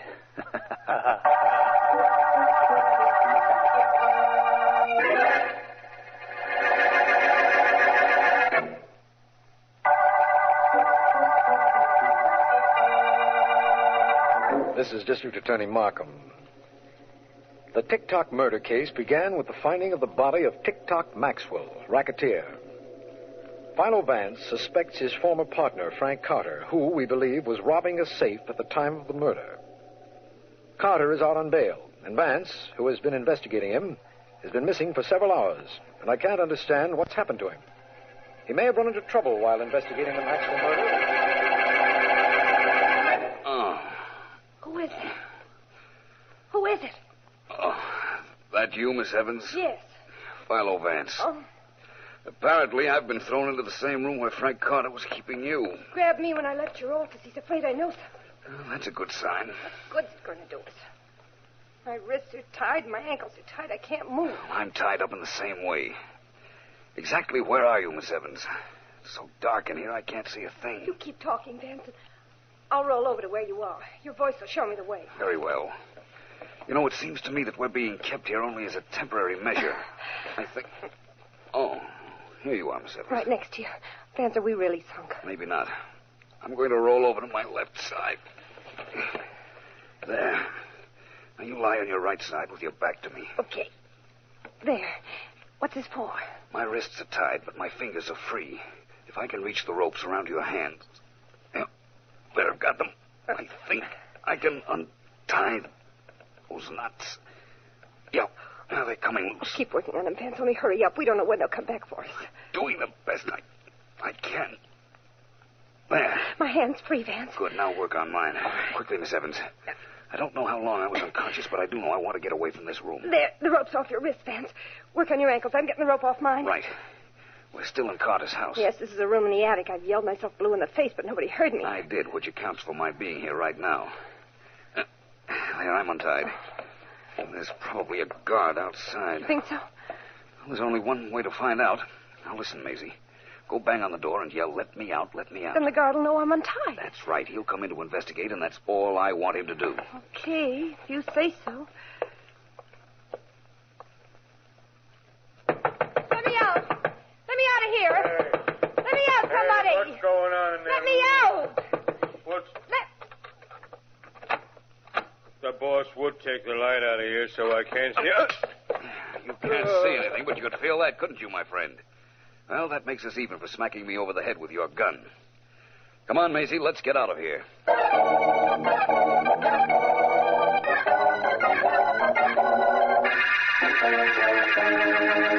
Don't give me any excuses, Heath. Find him. Vance is in the city someplace, and I want him found. But, D.A., it takes time to find a guy in this city. It's a big city, and he's only one guy. Heath, practically every one of your cops knows Philo Vance or what he looks like. Yep. I want them on the job every minute. Philo Vance must be found, and quickly. Well, we'll do the best we can. Quickly than What? this, could it, Markham? Vance. Heath, never mind. Vance just walked in here. Sorry to have caused you all that trouble, Markham. Forgive me. I didn't mean to get myself kidnapped. I don't want to know anything as long as you're safe, Vance. Except, of course, if you want to tell me what happened. Sure, Markham. A girl came to see me. Apparently, Frank Carter saw her come to my office, and he abducted her. I went after her and was knocked out, but I managed to get away. I'm glad you did. Where's the girl now? She's over at my secretary's house. She'll be safe there. You know what she told me, Markham? No, something about the Maxwell murder? A great deal about it.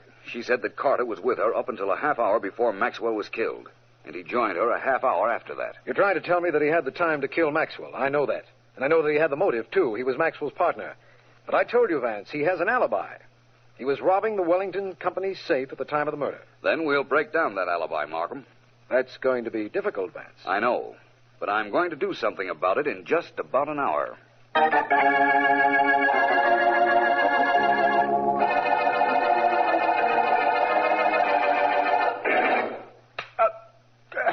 Cut it out, will you, boss? You let him get away, Leo. You let them both get away. Don't, boss, don't. I couldn't help it. Stop clipping me. That isn't all I'm going to do. Vance and the girl both here, both tied up, and you let them get away. Leo, I could kill you. I ought to cut your heart out. I'm going to fix you. You aren't going to do anything at all, Carter, except stand still. You had the guts to come back here, Vance? Of course.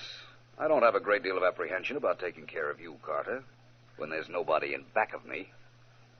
Looks like you've been chastising your helpmate here. He's been slugging me because he thinks I let you get away. I wish he'd been here to try and stop me. That's brave talk with a gun in your mid, Vance.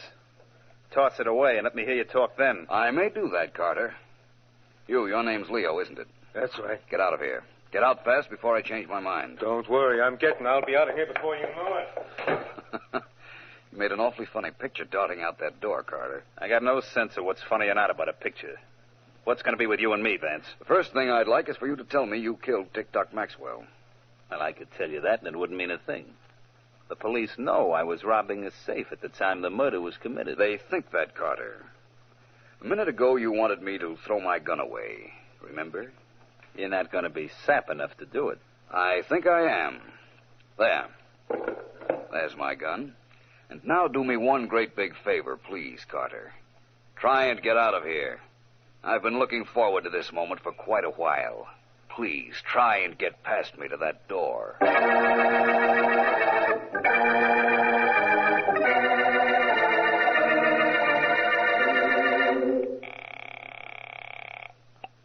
Hello? Wellington Loan Company. Agnew speaking. Mr. Agnew, this is Philo Vance. Vance? Don't tell me you need money. Not exactly. What I need is information. Mr. Agnew, what kind of safe do you have in your office? The one that was robbed, I mean.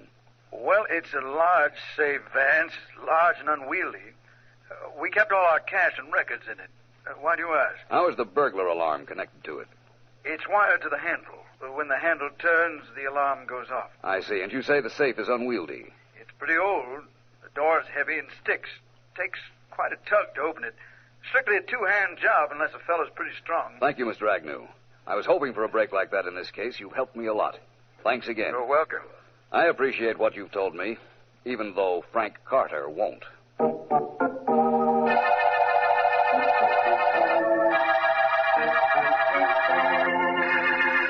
Markham, Heath picked up Carter's stooge, Leo, didn't he? Both Heath and Leo are in the next room right now, Vance. Good. Markham, you're due for a surprise. A big one. Tell Heath to bring Leo in, will you? Right. Yes, Mr. Markham. Ask Sergeant Heath and his prisoner to come in here, Miss Henderson, please. Yes, sir.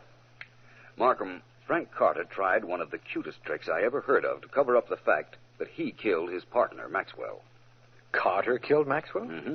But how could he? He was robbing a safe at the exact time He wanted you to think that, my friend. Get in there. Get in, I said. Okay, but you don't have to shove. Oh, hello, Vance. Hey, you let me get away from Carter. Help me with the cops, too, will you? I may, Leo, if you help me. Leo, at exactly 10:02 on the night Tick-Tock Maxwell was killed, you were at the Wellington Loan Company offices setting off the alarm. Who saw me? That isn't important. You wore gloves and you turned the handle of the safe. That set off the alarm. Then you got out quickly before the police arrived. I had to do that. Carter made me, only I didn't steal nothing. I know you didn't. That was all done earlier. Well, Markham, there's Carter's alibi shattered. He wasn't at the Wellington Company at 10:02 at all. But his fingerprints were on the safe, and he had the money in his apartment. I can explain all that, and I will, when you have Carter rearrested. This time for murder.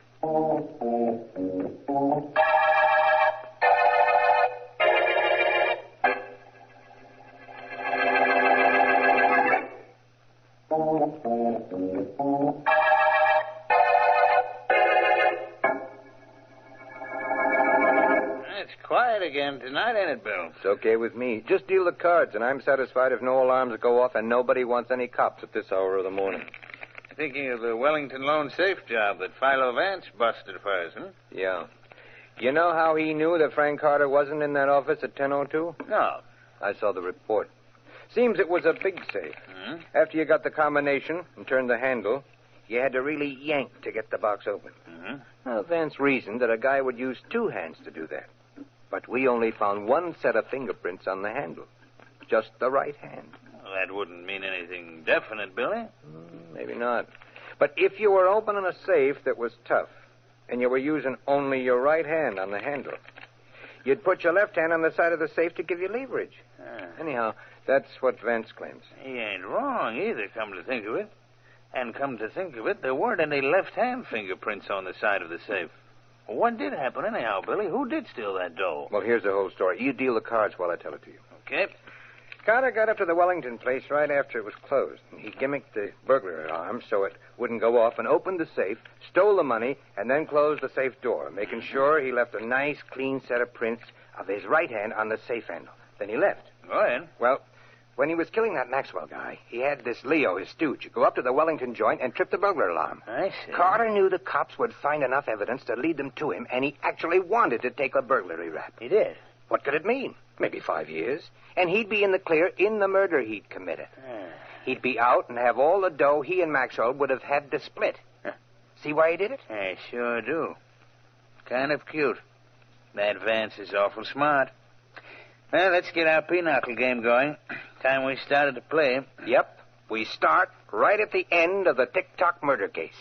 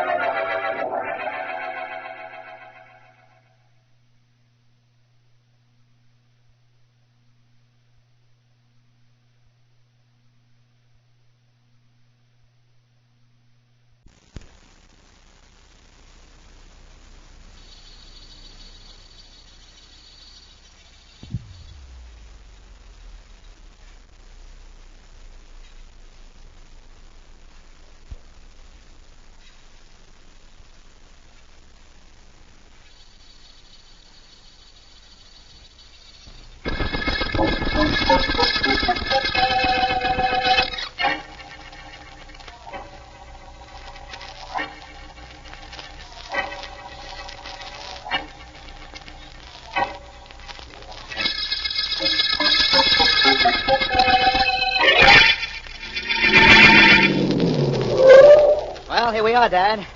Happy fishing. Thank you, son. Thank you. I can't wait to get my line trailing in the ocean. Today's the day, son. Yeah. Pretty calm out there, Dad. Oh, the tuna will be running. They've got to be. Ever know me to go after anything I didn't get? I'll be seeing you, son. Wish me luck. Well, I already did, but once more won't hurt. Good luck, Dad. I hope you can sell the tuna on the idea of being out there when you get there. Oh, they'll be out. Looks like there's only one fishing boat left. All the others must have gone out already. Only need one, you know, son. See you at dinner. Bye. Bye. Tell the cook to be prepared for a big one, Arthur. I'll be home about 3 o'clock.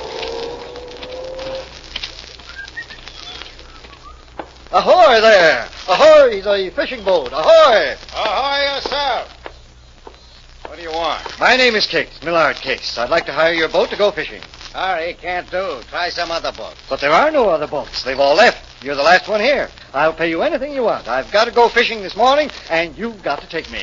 What's going on here, Captain Smith? This man here. My name is Case, Millard Case. Gentlemen, there's no question at all about this. You've got to take me fishing. He wants to hire our boat, Iggy. Didn't you tell him it was already hired? Hired? So what? So somebody's paying you. I'll pay you double. Gentlemen, I always get what I want, and right now I want to hire this boat. I won't listen to any arguments, gentlemen. I simply must go fishing this morning, and you simply have to take me. Let's have no further discussion about it. Iggy, listen. Right, Captain. You, Mr. Case, go take a walk or something. I want to talk to my mate. Will you just tell him to get ready to shove off? I'll be right over here. Iggy, we got to take that old character aboard. But, boss, how can we? You know we got a job to do this morning. I know, but suppose he sticks around and sees that we shove off without anybody else coming aboard. Oh, yeah. You'll want to know where the guy is who hired us. That's right. This Case guy is used to having his own way. We can't take a chance on his raising the roof around here. That'll be followed by questions. And we can't stand questions. Don't I know it? We're going to take him out, Iggy. He wants to go fishing. Okay, we'll take him fishing. Only we don't make any contract to bring him back.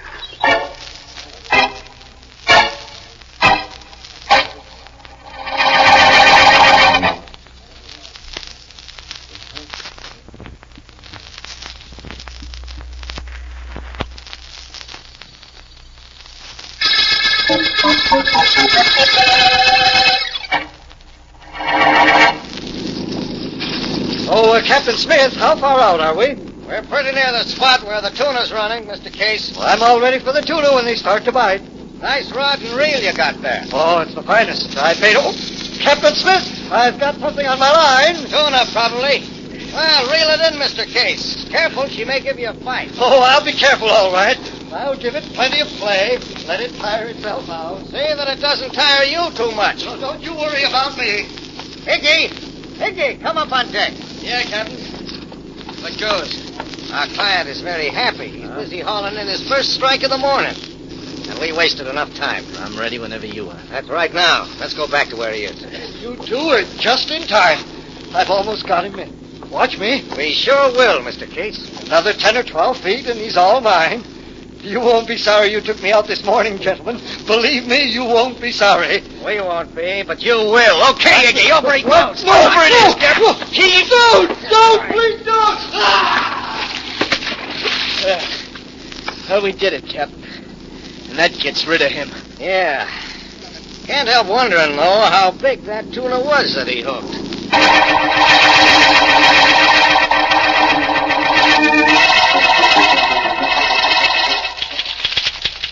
I could stop typing these notes any time you want me to, Vance. No trouble at all. Wouldn't mind it a bit. Stop any time you like, Ellen. There's no rush on those. I'm glad. What's the matter, Vance? Your private office too small for you? You mean, why am I out here with you? Mm-hmm. Oh, Ellen, you're too modest. Oh, don't tell me it's me that brought you out. I couldn't believe it, but believe me, I'd try. It's a combination of you and the fact that I haven't anything unusually interesting to work on today, Ellen. The district attorney has let you down. Hasn't let you in on a new murder case in days. Remind me to speak to Mr. Markham when I see him. When you see him, it'll undoubtedly be because he's here about a new murder. And in that case, speaking to him won't be necessary. Vance, please stop making sense. It's a habit I'd just as soon not break, Ellen. I used to make it a habit to win arguments. But, of course, that was before I started working for you. You know, it's amazing. Hello, Ellen. Vance. Oh, hello, Well, Mr. hello, Markham. Markham. Come in. Thanks. Come in, Mr. Case. Right. Vance, I must see you in your private office immediately. Well, by all means. Come in, both of you. Thank you. Vance, this is Arthur Case. You've undoubtedly heard of his father. Oh, Millard Case? Yes, I've heard of him. How do you do, Mr. Case? How do you do? Please sit down. Thank you. Vance, Millard Case has disappeared. What? Yes, that's right, Vance. I drove my father down so he could go fishing this morning, and he was due back at 3 o'clock, but he hasn't returned. Any report of any accidents to a fishing boat? None at all. We think perhaps he never did get on a boat. As I understand it, he got to the dock rather late this morning. All I know is I drove him there and he hasn't come back. Vance, you've got to find my father. I'll pay anything you ask. We'll discuss payment later, Mr. Case. What dock did you drive your dad to? The Summers docks, Vance. The foot of Dobbs Street. Foot of Dobbs Street, eh? Yes. Well, then, I'm off to the foot of Dobbs Street to get a head start on this case.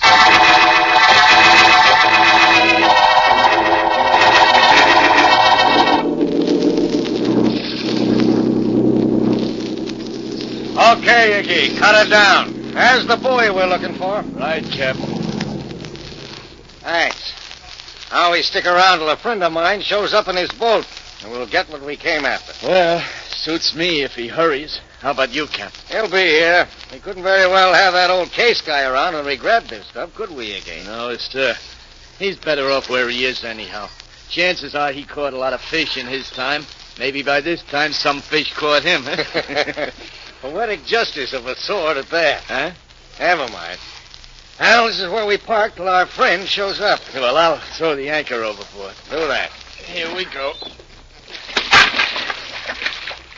How much is he bringing this trip, Cap? About $20,000 worth. All perfect. All blue-white. All diamonds.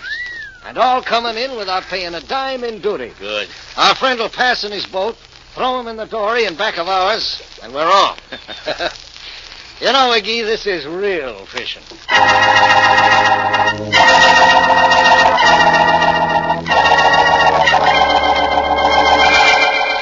Anytime you're ready. Okay. All right, mister, just hold the fish up with your right hand. Like this? Yeah, that's right. Keep your rod and reel in your left and smile. All right. Now smile pretty for the camera. All right, smile. Hold it. Got it? Oh, good. Come back in an hour. I have one copy for you and a print for the doc file. Thank you very much. Okay. Let's see. I got to develop that batch for the guy who's going to... I beg your pardon. Huh? You can't want to see me. Where's your fish? Everybody what talks to me has a fish they want me to take a picture of. Most times the fish are prettier than the people. Where's your fish? Well, I don't have one at the moment. Apparently, you're connected with the fishing dock in a camera capacity. but maybe you can give me some information. Pal, I'm so unused to talking to anybody without a fish in their mitt, I'm practically tongue-tied. You sure you ain't got a fish? I'm positive. My name is Vance, Philo Vance. I'm a private investigator. You sure are. I heard about you, Vance. What's up? If a man came down here at 10 o'clock this morning and wanted to go fishing, what boats would be available? What, boats? Yes. No boats.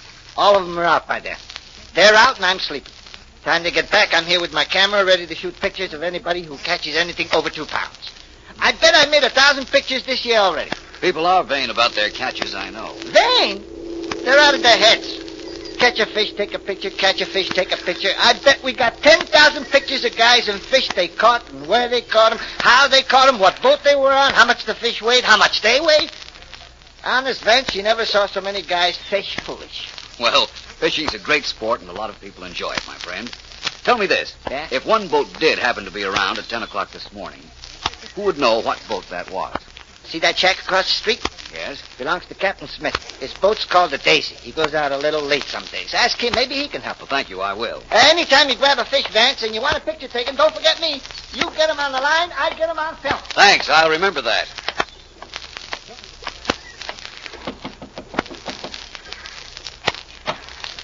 Yes? I'm looking for some information. You're Captain Smith? So? I'd like to know 2 things. What time did your boat pull out this morning, and were there any other boats around at the time?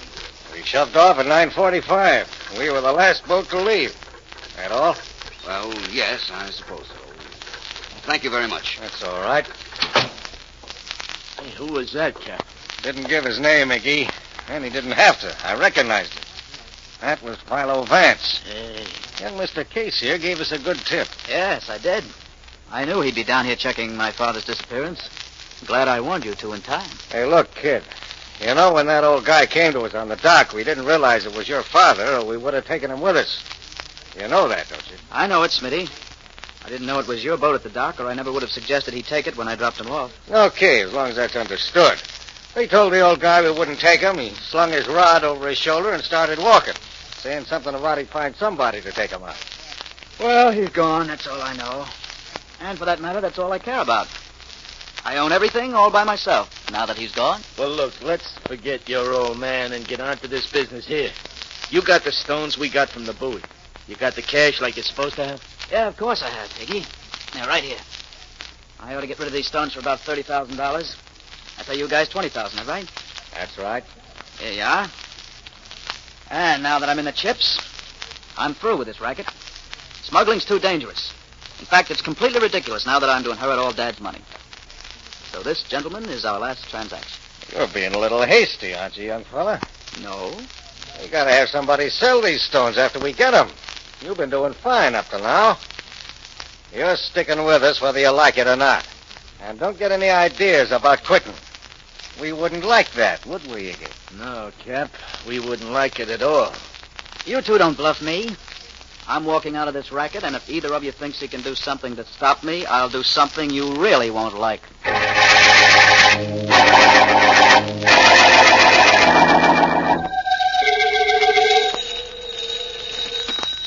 Philo Vance's office, Miss Deering speaking. Ellen, this is Vance. Oh, hello, Vance. Mr. Ellen, Markham. I think I'm on the track of something in the case disappearance. I don't have time now, but you call Mr. Markham. I've been trying to tell you, Vance. Markham's right here. He's been waiting for you. Good. Let me talk to him, please. Just a second.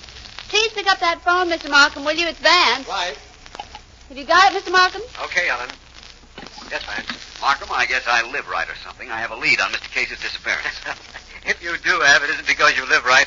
It's because you have the uncanny faculty of noticing the slightest incongruities in a case, Vance, and a wonderful way of analyzing their meaning. If I'm that good, I'd better stop right now. Can't do any better than that, can I? You can do much better. You can find Mr. Case, or whoever it is that's responsible for his disappearance. I don't believe we'll ever find Mr. Case, Markham. I think he's been murdered. But I also think I have a pretty good idea of who murdered him and why.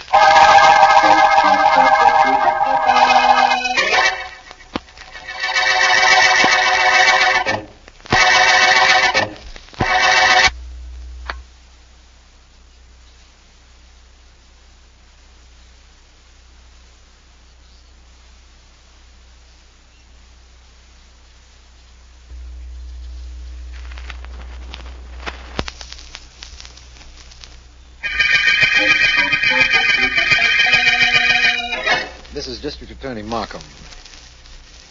We are now working on the disappearance of Millard Case, wealthy, eccentric father of Arthur Case, who reported to us that his father was missing. After speaking to a photographer who specializes in pictures of fishermen, and after talking to a Captain Smith who owns a fishing boat, Vance is of the opinion that the elder Case has been murdered and believes he knows who did the killing. Right at the moment, I have finished talking on the telephone with Arthur Case, who is at home, and as I understand it... Well, Smith, what do you and Iggy want in my home? It won't take us long to tell you. Case, we don't like what you said when you were down at my shack this afternoon. No? In fact, we don't like a lot of things. That's right. Like, for instance, how your old man happened to come down to the dock while ours was the only boat around. Well, that's one of the things that brought you here. Case, let's understand each other. You drove your old man to the docks knowing he was a stubborn guy who wouldn't take no for an answer. About going out on my boat, I mean. You knew we'd have to take him or he'd start asking too many questions. You knew if we took him, we couldn't bring him back because we had to pick up those diamonds. And you also knew we'd have to bump him, and you'd have that on us. That's right. It was getting rid of my father and getting something on both of you at the same time. Kind of cute, I thought. We don't think so. In fact, we don't want anybody around who can throw a murder rap at us, so grab him, Iggy. I got him. No, you don't. I'll yell for the servants. Well, I'm glad you smacked him on the head, Cap. I couldn't have held him much longer. What do we do with him now? We tie him up and carry him out of here, then dump him in the ocean. Yeah, suits me. There's some fishing line over here in this room. I'll get it. You know, I think this young fellow was trying to double-cross us all the way. That's the reason he got Philo Vance in on the case. He figured Vance would find some lead to us. Well, how could he, Cap? He can't. There is no lead to us or our boat, Iggy. Believe me. Go ahead, start tying. Okay. Wait a minute. What for? We can't take a chance of being seen carting a body out of this house. Nobody saw us come in, but we may be spotted leaving. Give me your knife. Sure, Cap. Here. Why are you turning your head away, Iggy? Can't you stand seeing me stab the kid? Oh, it ain't that, Cap. Believe me, it ain't. It's just that later on, if somebody asked me, did I see who killed young Case, I could say no, and I wouldn't be telling a lie. You see, Cap, if there's anything I hate in this world, it's a lie.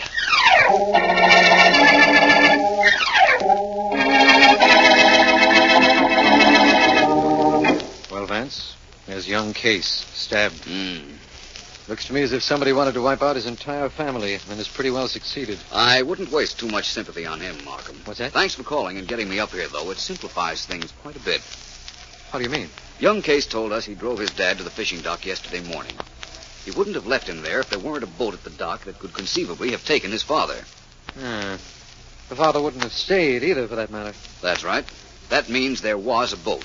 But Case wouldn't tell us that. And you know why not? No. Because if he had, he knew we could have traced the boat. And that's the last thing he wanted to have happen. You mean he planned his father's disappearance? I'm relatively certain now that he knew what would happen to him if his father, who, as we know, was stubborn, insisted on getting on the one available boat. Markham, did you ever hear of a Captain Smith? Only what you told me. Well, we're going to find him. And I think we're going to have to rent a launch to do it. Feel equal to a little boat trip? Definitely. It's kind of a fishing trip, but don't bring a rod and reel. Just bring your revolver. We'll need it to coax our fish into shore. A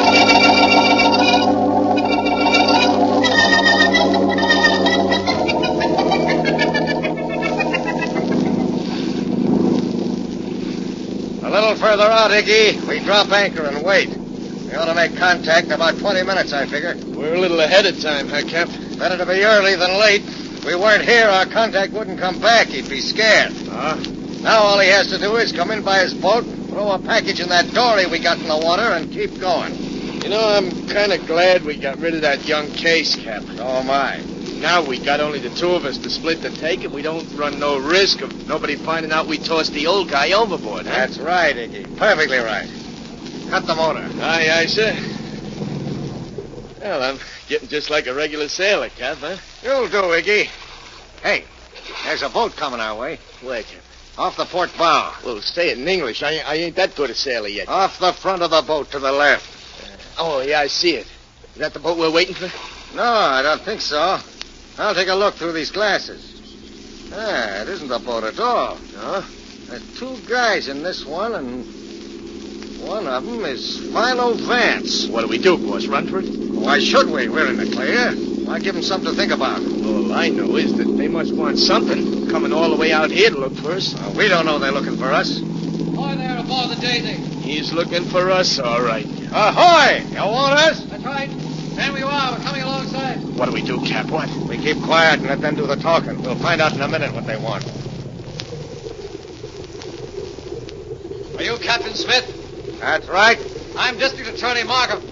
We want you on shore, Smith. Get going. What do you want me for? I can tell you that, Smith, when we get to shore. Remember me? Sure, you're Vance. That's right. He's Philo Vance. Now start your motor, back off a little bit, and head for shore. We'll follow you in our boat, and don't try anything tricky. Okay, if you want us ashore, we go ashore. Start her up, Iggy. Start swinging around and then head for the shore. Hey, we better do it, Cap. That guy's got a gun, and you said he's got nothing on us. No, I'm not sure. Get all the speed you can get out of that motor, Iggy. All right, Cap. Complete the turn, but instead of heading for the shore, head for that boat and get it right in the middle. We don't want to take any chances on either of those guys living. Ram them, huh, Cap? Ram them and get going, now. Aye, sir. Hey, keep away. You're going to run into us. So that's your idea, is it? We'll see about that. You'll never get a chance to shoot again. Hold tight, Iggy. This is it. All right, Cap. Come on. Here it goes. That'll teach those two to keep their noses out of our business, eh, Iggy? Oh, it sure will. Hey, Cap, any chance of their swimming to shore? In this current, 6 miles out, not a chance unless they're part fish. Come to think of it, they will be part fish any minute now. Okay, Iggy, let's get moving. Maybe we missed our contact, but we took care of something a whole lot more important.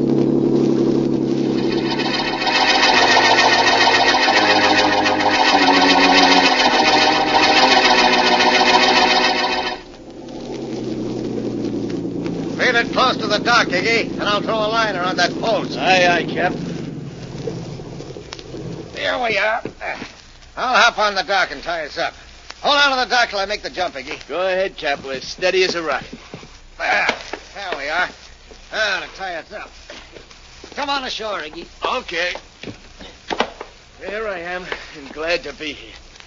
You know, Cap, that's the first time I ever did something like that. Ram a boat on the water and knock off a couple of guys that way. It really doesn't matter how you kill a man, Iggy. The results are always the same. You're perfectly right, Captain Smith. Hey, Come on, Markham. hey, Cap, they're alive. The two guys we rammed. Let's get out of here. Not so fast, young man. You're not going anywhere. Don't let you triple my mate, Vance. I got a little return message for you.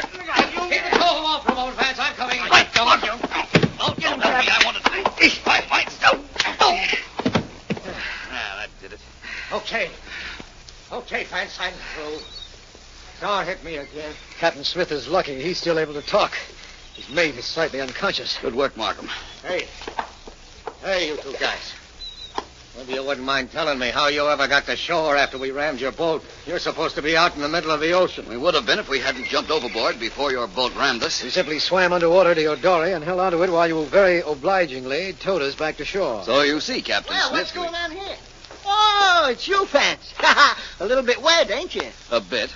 Markham, this is my friend, the photographer. How do you do? Hi. He's been very helpful on this case. I have? Tell me how. Tell me, too. Later. Hey, you want a picture of these two guys on the dock? I could take a snap of both of you, each holding one of the guys in your hands. Just like a fish picture.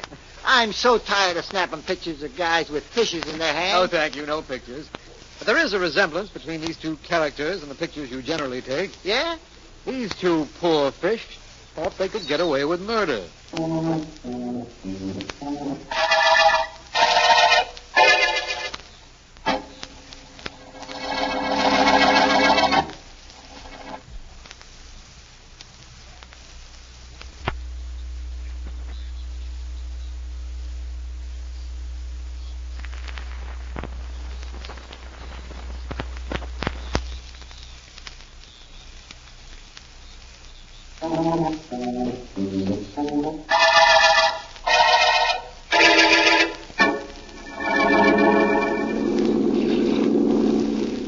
Catch anything yet, Ellen? Nope. Not even close. What are you using for bait? Perhaps that's the trouble. Oh. Do you have to use bait? Well, I guess I better start all over again. Vance, Yes? what was the clue in the murder case we just finished? How was the photographer helpful? Don't you know? How could I know? Even he didn't know. Well, it was relatively simple. He told me he took pictures of every fisherman that caught a good-sized fish. Yes? And that there was a notation in the dock office about what boat it was caught from. I checked those records and found that a lot of fish were caught from a lot of boats this season, but none from the Daisy. Captain Smith's boat. Right. If Smith's boat hadn't been used to catch fish, it must have been used for other purposes. Oh. If, as we know, it left the dock late, and the late Millard Case insisted on going out on it, Smith would have had to take him out and have had to get rid of him, which is what he did. Yes, I know that now from his confession. Case's son was in on the mess, too, wasn't he? Yes, but I'd figured that. It couldn't have been coincidence that had him bring his father to the dock when no other boat except the Daisy was available. Young Case wanted to get rid of his father and get something on Captain Smith and Iggy at the same time. That's why they murdered him. You'd think with all his money he wouldn't have fooled around with men like that. From what I understand, old man Case was pretty tight with his son. Young Case wanted some money to throw around, so he got in on the smuggling racket. Well, Ellen, want to continue fishing? What do you mean continue? I haven't even started yet. And there's no better time to start than at the end of a deep-sea murder case.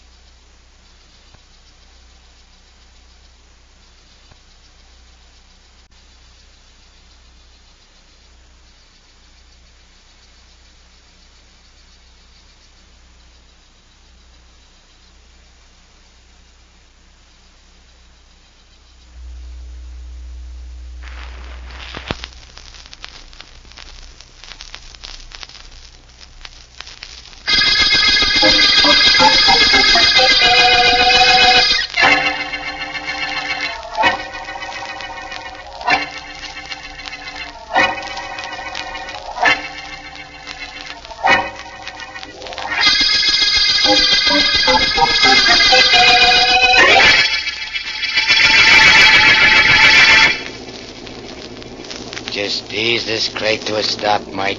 Just ease it. Like this, Johnny? Good. Good boy, Mike. Very good.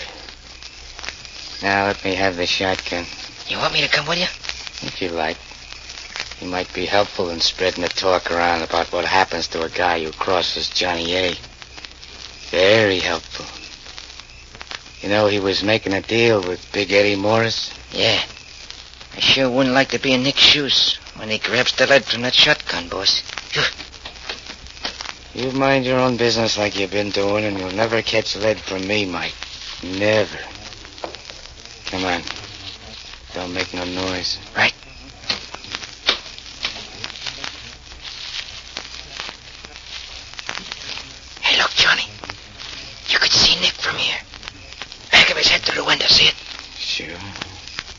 knew it would be there. I knew he'd be there. I've known everything he's done or thought of even in the past 2 weeks. Watch out for those bushes. You're gonna get right on top of him, Johnny? I'm gonna get so close that I can't miss. So close. Like from right here. One slug through the window, then through him, and that should do it. Shoot, Johnny, shoot. As soon as I fire, you and I beat it back to the car and get away fast. Very fast. I got you. Where do we go? You drop me at Sonny's house. Gotta see my girl after a good night's work. She's going to South America tomorrow. That's another reason I gotta see her tonight. A guy's gotta give his girl a goodbye kiss. Yeah, that he does. Well, Mike, this is it. Hey, just thought of something. Yeah? Can't let nobody go away anywhere without saying goodbye. You mean your girl? Yeah. Well, you're going over there after this to say goodbye to, ain't you? Sure. But, she's not the only one going somewhere. You take Nick in there. He's going somewhere, too. So goodbye, Nick. Goodbye.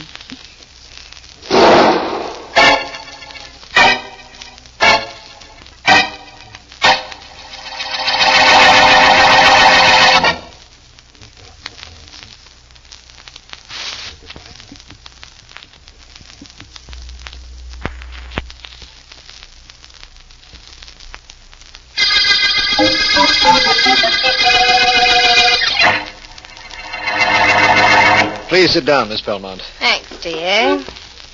Swell layout you got here. Pays to be a district attorney, don't it? Not too well financially, but rather well in satisfaction. I know what you mean, Markham. That's the kind of reason I'm here. Satisfaction.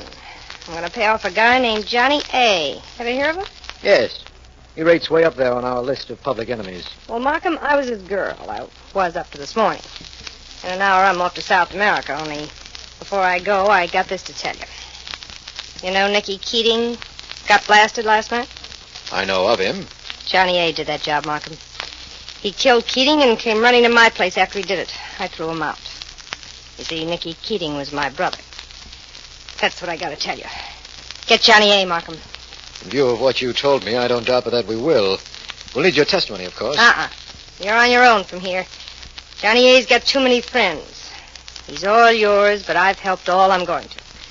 I'm going to South America, and don't try any legal tricks to keep me here. I'll suddenly be taken with lapse of memory. Where is Johnny A. now? I think he blew town, but I happen to know he'll be back tonight, and he'll head for my place. Oh? Bust in there around midnight tonight, and he's all yours. So long, Markham. Nice meeting you. When I get back, drop around to my place with your friend Philo Vance. I hear he's kind of attractive. I may do that.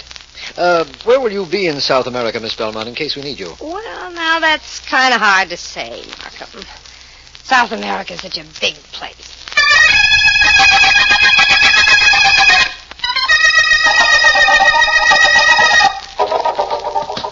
Pardon me, but I was told Philo Vance was in this gymnasium. Have you seen him? Sure, there he is over by the punching bag in the corner. Sure glad I'm not that bag. Thank you. Hello there, Vance. Well, Markham, glad to see you.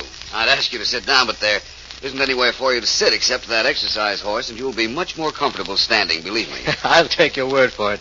What are you doing at midnight, Vance? Well, up till now, there was a good chance I'd be sleeping. Why? This morning, a girl named Sonny Belmont was in my office. Huh? She told me that a gang leader named Johnny A. was the man who fired a shotgun slug into Nick Keating. Sonny Belmont. Isn't she Johnny A.'s girl? She was, but she was also Keating's sister. Oh. She left early today for South America, but she told us that Johnny A. would be at her house around midnight tonight. I thought maybe you'd like to be in on a kill that doesn't require any of your very adroit masterminding. Oh, I most certainly do, Markham. I'll be there.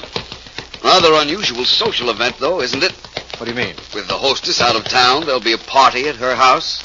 A certain party, that is, of course.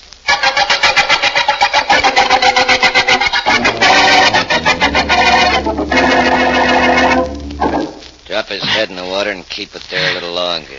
He'll talk. No. Go ahead, do like I say. Right, boss. No, don't do it. This Crumb's no joker. Johnny A.'s right hand. And if it was Johnny A. that knocked off Nick Keating, he'll tell me. Okay, haul him up. Right, boss. All right, Mike, this is your last crack at staying alive. Johnny A. knew Nick was playing ball with me, so he made with a shotgun. Right or wrong? Why is he going? Let Tubbs stick his head in it and hold him there this time. No. I'm running out of patience. No, wait a minute. Let these girls let go of me, will you? I'll talk. Heard what the man said, boys. Let go of him. Right. Okay, Mike. What do you got to say? It was Johnny A., all right. That's what I thought. Looks like the showdown between him and me, then. Big Eddie Morris against Johnny A. This has been coming for a long time. Where is Johnny? I don't know. Think the water might help you remember? No, look, Eddie, you gotta believe me when I tell you I don't know. The water tub, boys. I can't stand guys who only do halfway talk. I told you what you want to know. Hold him there for a while, kid. Not too long, of course, just till he stops breathing. Then we make plans to get Johnny A.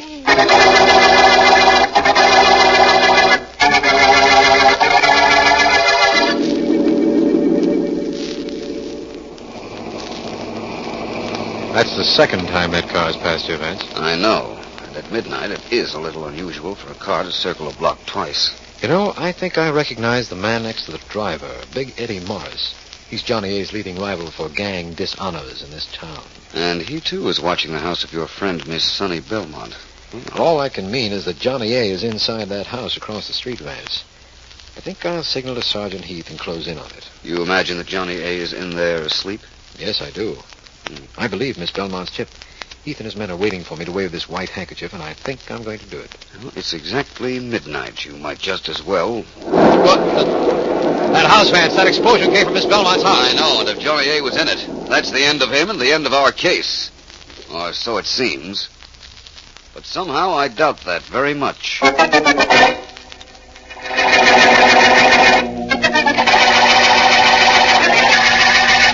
Hola.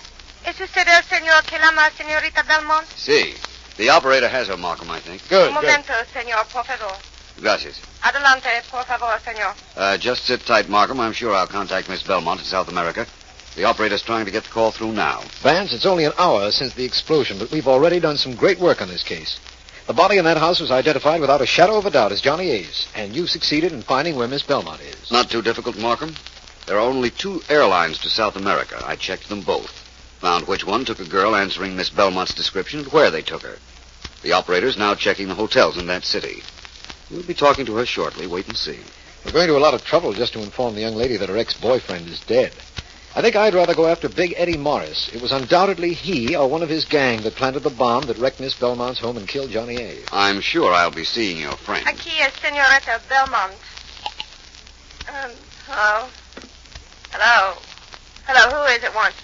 Hello, Miss Belmont. This is Philo Vance. You don't know me. No, but I will, since I get back. I was mentioning to your friend Markham that we all ought to get together sometime. I'd hardly call 5,000 miles just to accept an invitation, Miss Belmont. Oh. I want to tell you that your boyfriend, Johnny A., is dead. Tried to shoot it out with the cops and caught one, huh? Not exactly. Your home is partially wrecked, Miss Belmont. A bomb exploded. And Johnny was caught in the blast. Good. The joint's insured and he's out of my life. Well, it's nice of you to let me know, Vance. You're making sure I have a good time on my vacation. I'm glad you've enjoyed yourself up till now, because your vacation is over. You're coming back. Who says so? I do. Suppose I don't come back. What then? Then I'll come down and get you. Huh. You know, Vance, that sounds like the best offer I've had in years.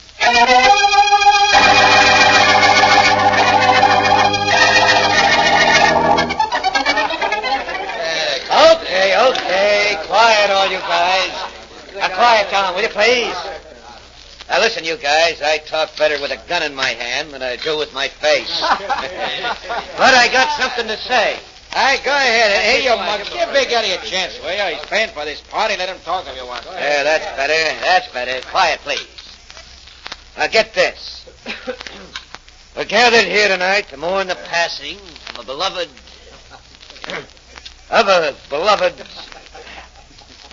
Well, never mind. I thought I had a speech memorized, but skip it. Now, look. Boys, this is straight from the feed box. Johnny A. is dead. Some of you guys used to work for him. Okay, so now you work for me. What kind of a deal, Eddie? Same kind you got from Johnny A. The take is still here in this town. We'll make even more if we have one good organization instead of two fighting each other.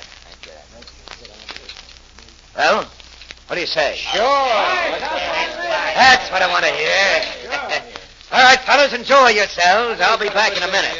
I gotta make a phone call and find out what happened to the dancing girls I ordered. Don't nobody go away now. Here? Would be circle enough to leave now, Eddie. I'll see you all in a couple of minutes. Quite a party going on in there, Eddie. Who are you? My name is Vance, Philo Vance. So your name's Vance, and so there's quite a party going on in there. So? What's the occasion of the celebration? Oh, kind of a party to announce a new benefit organization. Yeah, that's what it is. A benefit organization. Whose benefit, besides your own? Look, Vance, I know all about you. You're supposed to be smart, and you're supposed to be tough. Right now, I got a phone call to make. You're going to be smart and let me make it, or tough and try to stop me? It might be very smart to stop this entire organization right now. Yeah? Eddie, I have an idea the district attorney wants to see you. So let him send me a summons. He did better than that. He sent me. You sure you know what you're doing, Vance? You yourself said I was smart. I take it back. You're an egghead. Now get out of my way. Seems to me I said you and I were going to see the DA. Seems to me I see the DA. Seems to me I see. Now, get. You know, I prefer never. But the results are going to be the same. Says you. You're going to be bouncing around any minute now, Eddie, and this ought to give you a start. So you take me, get more. Yeah.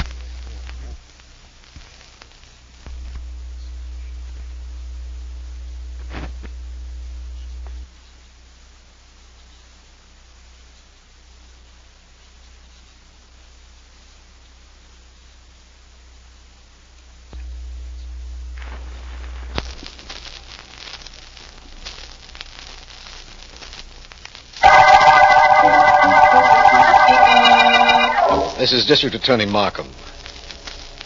The Johnny A. murder case opened before Johnny A. was murdered. A was a gang leader who had killed an underling, Nick Keating. Johnny A.'s girl, Sonny Belmont, told me that before she left for South America. But while she was in South America, a bomb destroyed part of her home, and we found Johnny A.'s dead body in it. Vance spoke to Miss Belmont, and she flew back here, where she is now, in my office, waiting for Vance, who is going to see Johnny A. Kind of surprised I'm here, aren't you, Markham? Yes, and I'm just as surprised that Vance isn't. I wonder what's keeping him. Don't forget, he never got a look at me. If he had, he'd have been here an hour ago. What time is it, by the way? 5 o'clock. I don't mind admitting that's what's worrying me. Vance went to see Big Eddie Morris 2 hours ago. You know, that's the trouble with you guys who carry watches. You worry too much. Me, I never carry them. I wouldn't have one around. What good are they? All they do is make you hurry when you want to take your time, and that's not for me. I'm a gal that likes to take her time. Your theory is undoubtedly excellent for you, Miss Belmont. But Vance should have been here an hour ago. Well, maybe he doesn't know I'm here. Oh, excuse me, please. Hello? Markham, sorry I've been delayed. Where are you, Vance? I only found out myself a few minutes ago. It seems that Big Eddie and I had a little session. But I guess we made too much noise because a few of his friends interrupted us. And that's all I remember. Are you hurt? Well, my eye isn't in very good condition.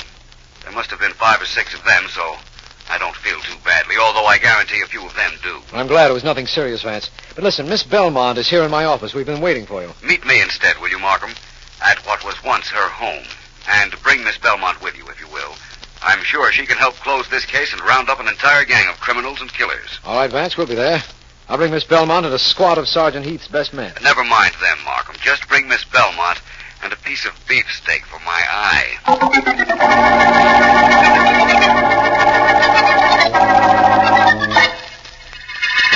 Quite a mess they made of this room in your house, Miss Belmont. Big Eddie Morris made quite a mess out of you, Vance. And the stuff at this house is insured. So am I, against repetition of an accident like the one that happened to me. Markham, your men looked over this place pretty well, didn't they? The police bomb squad did. They found evidence that the blast was caused by a simple bomb which could have been planted in the house or thrown through a back window. Presumably by the men in the car we saw circling the block. Well, let's see now. The blast was at midnight. Miss Belmont, you got to South America sometime during that day. What time was it? I've got no idea. Time doesn't mean a thing to me. Miss Belmont has an allergy where watches and clocks are concerned, Vance. Won't have them around. When I get anywhere, as long as I get there, I'm on time. Understand, Van? I can understand why anyone who had an appointment with you would subscribe to that, yes. You know, you're quite attractive. Throw away your watch sometime and I'll come over and see you. Do that, Miss Belmont, please. In the event you do, we'll need no watch. Time will stand still. You know, I was under the impression that we met here to get some evidence against Big Eddie Morris. Oh, I got all the evidence I needed before you arrived, Markham. You remember I was here first. Yes. What evidence did you find? This. What's that? It looks like a piece of tin. It is a piece of tin. A curved piece, about 3 inches long, I'd say, and the color is, well, a sort of dull gray. I picked it up off the floor. With all the beautiful bric-a-brac in this room shattered by the explosion, why would a piece of tin interest you, Vance? I don't understand it. But then again, I don't have to. Just say the word and we'll move in and make an arrest. You're the district attorney, my friend. It's a little silly to make an arrest if you can't get a conviction, and I haven't enough proof. Yet. My next move is to get more proof. And, Miss Belmont. Yes? I'm going to need your help.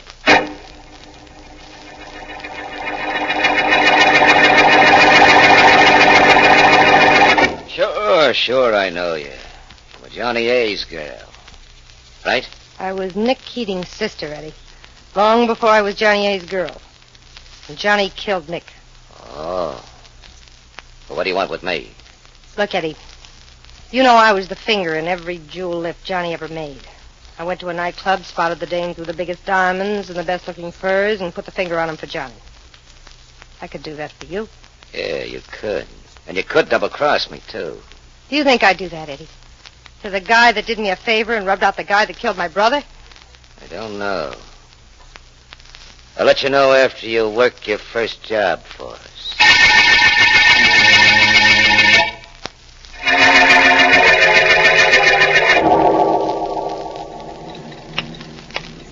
Waiting for somebody, friend? Huh? Oh, it's you, Vance. That's right, and you're one of Eddie Morris's boys. One of the boys that piled into me when Eddie and I were seeing how tough we were at the banquet yesterday. Oh, gee, Vance, I had to do that. If I hadn't, well, but a lot of guys smacked into you. Don't pick on me. Why are you sitting in this car with the engine running across the street from a very smart nightclub?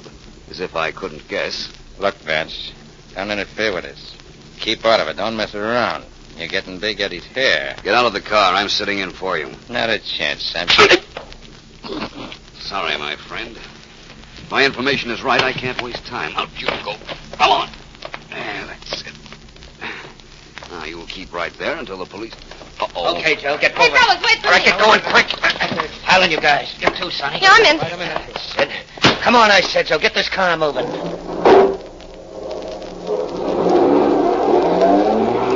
Nice work, Sonny. Thanks, Eddie. This diamond I grabbed ought to be at least 15 carats. Nice piece of change. Joe, where you driving? Just a minute. I'm not driving anywhere, and I'm not Joe. Vance. Hey. That's right, only I'm not alone this time. I have a gun for company, as you can see.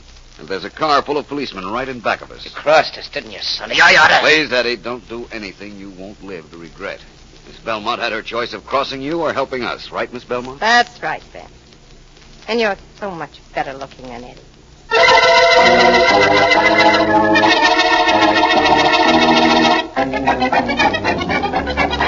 Eugene Macy, alias Potato Head Williams, suspicion of robbery, suspicion of murder.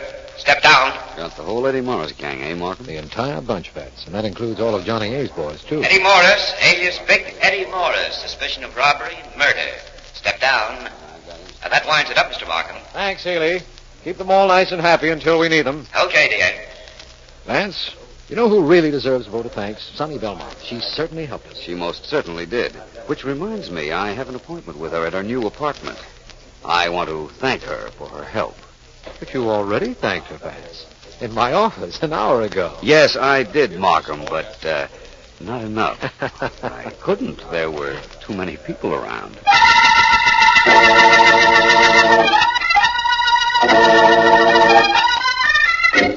Anybody ever tell you you were wonderful, Vance? Not recently. Well, put me down in your book as today's entry, then. You're wonderful. I left my book home. I'm afraid you'll just have to keep on telling me. I'd tell you anything, Vance, any time. Well, not to switch from a very interesting subject, me, I'd like to know something about Johnny A. What, for instance? What kind of a man was he? He was a scared rat. He never moved without a bodyguard. He used my place as a hangout. You know why? Why? Because he was scared to use his own apartment. I thought I loved him. He wasn't afraid to use your house? That house was the safest spot in the city. Windows were bulletproof. Doors were sheet metal. You couldn't get into that joint with an acetylene torch. Johnny A. paid for all those extras. Quite a character. Yeah. Well, we've talked about him, about you, about me. Now let's talk about you and me. Sounds very interesting. We'll see how interesting after you tell me just one more thing, if you don't mind. When you left for South America, where was Johnny A? I don't know. He came to the house after he killed my brother, told me he'd be back the following midnight, and left. I imagine if he'd left, he'd be alive today. What do you mean, if he left? He did leave. No, I'm afraid you killed him before you left for South America, despite the explosion which occurred when you were 5,000 miles away. I'm afraid I can prove you killed him, Miss Belmont. Now it's your turn to be afraid.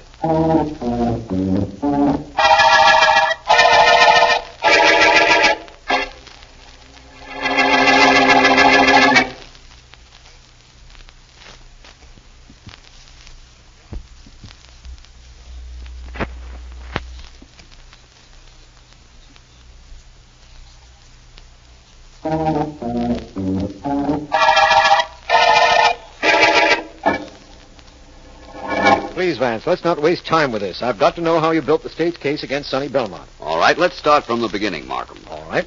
Our house was practically a fortress. Metal doors, bulletproof glass, everything you could think of. How could anybody get in there to plant a bomb in the living room? Perhaps it was planted there the day before it went off. Someone coming in pretending to be a meter reader or something. It was planted there the night before by Miss Belmont. She had been trying to break up with Johnny for some time, had a bomb all prepared. When he told her he had killed her brother, she shot him, then prepared the bomb to explode at midnight the next evening. How did you know that? Remember the piece of tin I picked up in her house, Markham, in the room where the bomb exploded? Yes, of course. Dullish gray, wasn't it? Yes, it was. Uh-huh. A piece of metal like that could come from a cheap alarm clock. I checked and found an alarm clock the same color in a store near Miss Belmont's home. Yes, that would indicate a time bomb was used, inasmuch as Miss Belmont had an aversion to clocks. Even if she had no aversion to them, Markham, she never would have had a cheap alarm clock in a lavishly furnished room. It was a time bomb, all right. Yeah. Vance, the Eddie Morris gang could have planted that bomb. Markham, the day of the explosion, you had Miss Belmont's house watched every moment from the time she left your office. But your men never saw Johnny A. come in that day, yet his body was found after the explosion. Now, what's the answer? Simple. Johnny A. had been there since the night before. Dead, of course, but there just the same. Yes. The Morris gang could never have gotten into that house at any time to plant a bomb. Well, Miss Belmont's confession shows your reasoning was correct. She had me fooled completely, especially since she helped us trap the Eddie Morris gang. That was merely to throw us off her trail, just as her trip to South America was supposed to do. Yes, I know that now. Too bad about her, Vance. She's very attractive. I thought she was attractive at the beginning, Markham, but she's just a killer at the end of the Johnny A. murder case.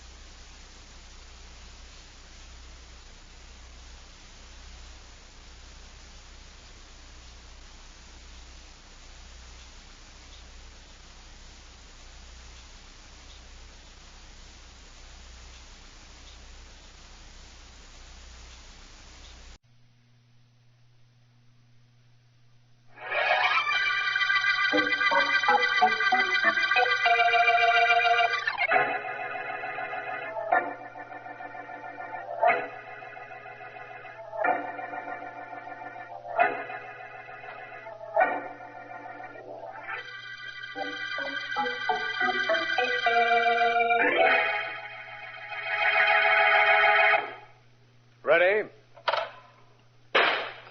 Good shot, Markham. Perfect score for you so far. All it's gotten me in this skeet shooting contest with you, Vance, is a tie. That shows you what a tough man you are to beat. Testimony disregarded as having no basis in fact. As district attorney, you should know better than to make statements like that. Kindly refrain from prompting this witness, Vance. Your shot, you know. So it is. Well, the rules allow me to load only 2 shells in this gun of mine. The shells are in. I'll see what I can do with 2 birds. Ready? Ready? 2 for 2. Well, you certainly give me something to shoot at, Vance. Tell me, is there anything you can't do? Yes, I can't tell when you'll invite me in on a murder case. All I know is it won't be this afternoon, inasmuch as there was no case in your office when we took this holiday, and there are no telephones out here on the skeet field. I know that disappoints you, but I'll try to make a contest out of this skeet match to make up for it. My turn. Try for 2. Ready? Ready? Uh-oh. Well, that puts you 1 up on me, Vance. Vance! Oh, Vance! Well. Do you hear what I do, Markham? The clarion cry of a female. The voice of your secretary, Ellen Deering, unless I'm very much mistaken. What could she want out here? I don't know. All I can do is hope. Vance! Over here, Ellen. You mean you hope an interesting case came into your office while we were out here? Mm-hmm. A case interesting enough to get your secretary to come after you? You didn't miss with that shot, my friend. We'll know Ellen's mission in a moment now. Here she Vance. is. Oh, hello, Mark. Hello, Ellen. Whew. What a hike. Isn't there some way they could have put this skeet field nearer the road? I wasn't meant for walking, I can tell you that. Whew. I'll see what I can do about having a pair of wings made for you, Ellen. So I could fly over here and have somebody shoot me down? Oh, fine thing. You'd still be flying if I was the one with the gun. Well, Miss Deering, if you've recovered your breath and your bearings, perhaps I'm you... okay now. Markham, I really came out to see you. Oh? Your office called to see if you were with Vance, and I volunteered to come out here and bring you the message. Which was? Which was that a woman named Edith Allen has been murdered in her apartment. Uh-huh. There's no apparent motive. She was happily married. Her husband has a perfect alibi, and nothing in the apartment has been touched. Well, at least Vance was wrong about one thing. He was certain we wouldn't be called in on a murder case while we were out here. A murder without motive. Well, that's the most fascinating kind to solve, Markham. The most difficult, you mean? Well, looks like we go to work, Vance. Fun's over for today. On the contrary, Markham. Apparently, it's just beginning.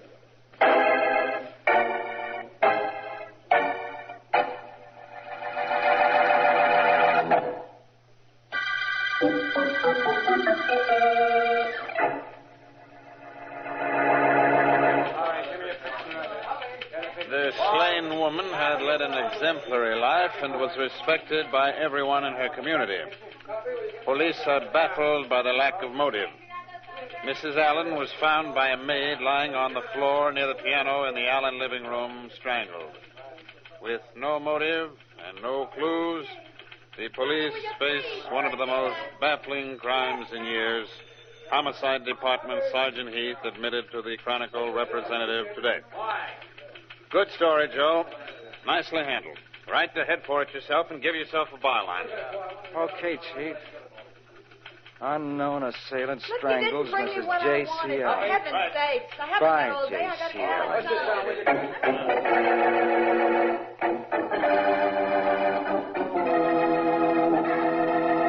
Allen. Vance and I want to be alone in the murder room, Heath. Keep everybody out for a while, please. Okay. Well, Markham, it looks as if first reports were correct. There's nothing in this room that even remotely resembles a lead to Mrs. Allen's killer. From the position of the body, I think she was playing this piano when her murderer came into the room and strangled her. She fell from the piano bench to the floor. That's probably true, but doesn't help us at all. This is the song she was playing, Blue Penny. It's that new hit they keep doing on the radio.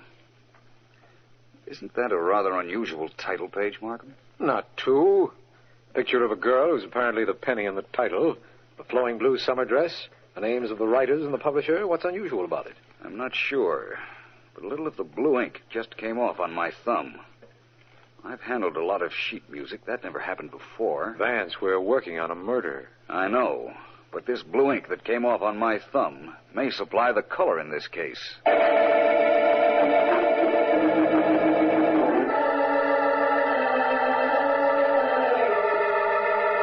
Your song's as good as Blue Penny? Yeah, it is. Another hit like that, and I'm going to go broke. Okay, I'll listen. Go ahead, play it.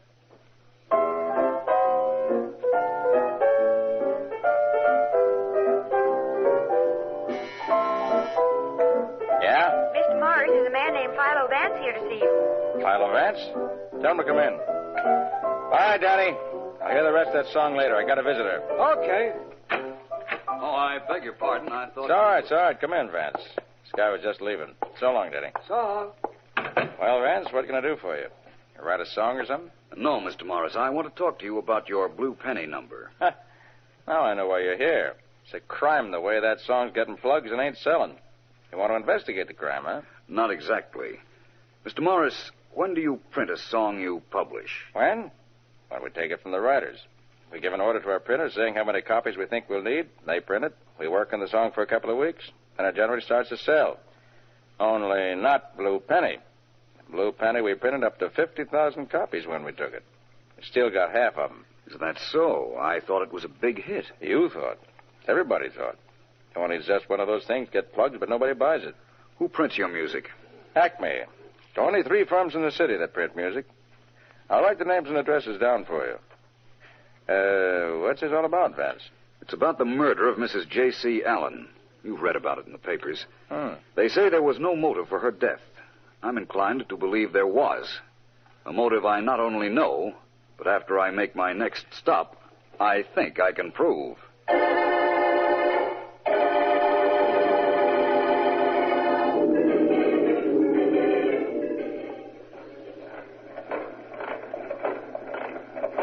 That's a pretty sound those printing presses make, ain't it, Ears? Pretty, Eddie. Beautiful. Ears, tell me how much of a genius I am. I like to hear it.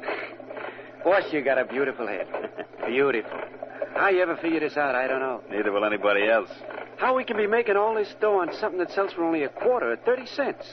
I don't know either, but it's beautiful money. Beautiful. Ears, listen. Yeah? A guy publishes a song. It costs him money to print. Uh-huh. Money to plug. Yeah? Money for royalties. Well? He makes a hit out of it, right? Right. All right. I got a printing plant. I publish the same song. The publisher has all the expenses. I get all the profits. It costs me 2 cents to print. I get 18 from the dealer. 16 cents profit. On a 1,000,000-copy song like Blue Penny, figure it out. Too much for me, but I'll take my... Come on in. I'm Philo Vance. Which one of you is Ed Stevens? That's me. What's with you, Vance? I've been told there were only 3 firms in this city that were equipped to do music printing. I've already seen the other 2 companies. You mind if I look at your shop? What for? I have an idea about the murder of Mrs. J.C. Allen. Now, may I see your machines? Well, Vance, at any other time, I'd be glad to let you inside. This afternoon, maybe, if you come back. But right now, we're running some special stuff for a guy who asked that we keep everything very much on the QT. It's an announcement of some new product, and he doesn't want any word of it to get out. Now, that's understandable, isn't it, Vance? Of course. Thank you, Stevens. I'll be back later in the day. Goodbye. So long, Vance. Boss, you handle that beautiful. Beautiful. Only Vance will be back later. We'll have those copies of Blue Penny off the presses by then. I don't like the idea of Vance finding us. Maybe I ought to take care of him. Like you did Mrs. Allen? Yeah. Nothing doing, Ears. We'll take care of Vance, all right. Only it'll be in a way he's never been taken care of before.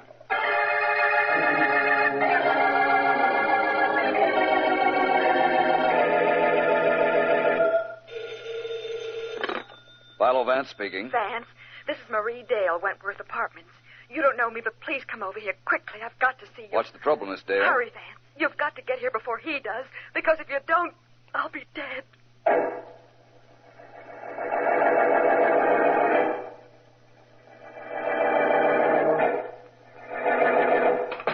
Miss Dale. Miss Dale, where are you? Over here, on the couch.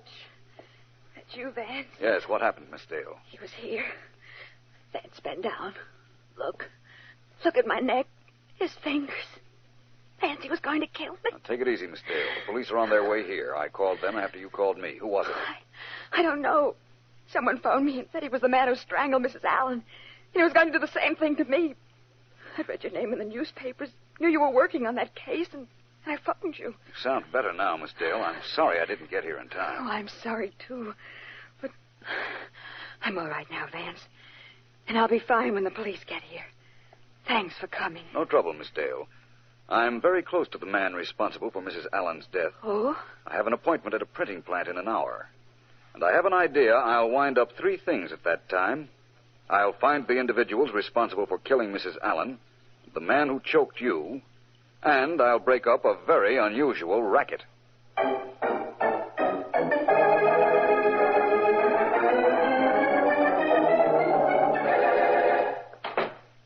Well, come right in, Vance. Sit down. Thank you. You're a man of your word. Said you'd be back this afternoon, and here you are. You said when I did get back, I could take a look at your printing presses, Mr. Stevens, remember? Sure. Perfectly all right. I'd like you to see something else first, though, Vance. What? This photograph. It's a print, and it's still wet, but you won't have any trouble recognizing the people in it. Well, let me see it. Oh. So there was a photographer in Miss Dale's apartment when I bent down to examine her neck. Yes. Looks like you're making love to her, doesn't it? Not that that wouldn't be bad, only her name isn't Dale, Vance.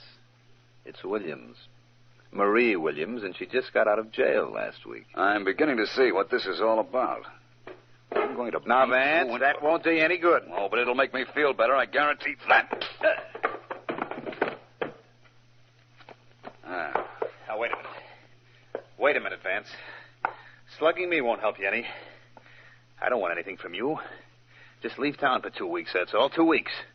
When you come back, I hand you the negative of this picture, and nobody will know you ever made love to a gal just out of jail. So that's the story, eh? Look, you can go through this plant with a microscope, and you won't find any evidence that we've been printing somebody else's music on our own.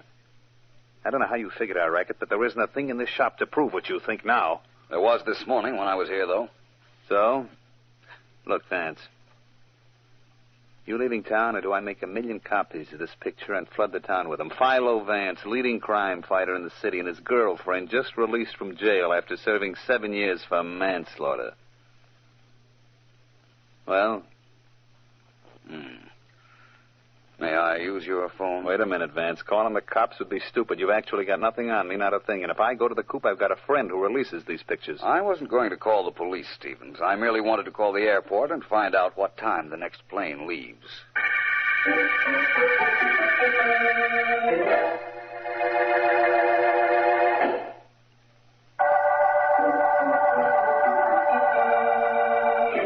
This is District Attorney Markham. We're working on a case that started with the strangling of a Mrs. Allen, wife of a newspaper man. In some way, her death is linked with a piece of sheet music, a connection that Philo Vance knows but hasn't told me. Vance hasn't been heard from for several hours, and I can't understand why he hasn't been in touch with me. However, Ellen Deering, Vance's secretary, did call, and apparently Vance had left a note for her asking her to see Mrs. Allen's husband, J.C. Allen, a rewrite man on the Chronicle. Ellen should be with him now because it is several hours.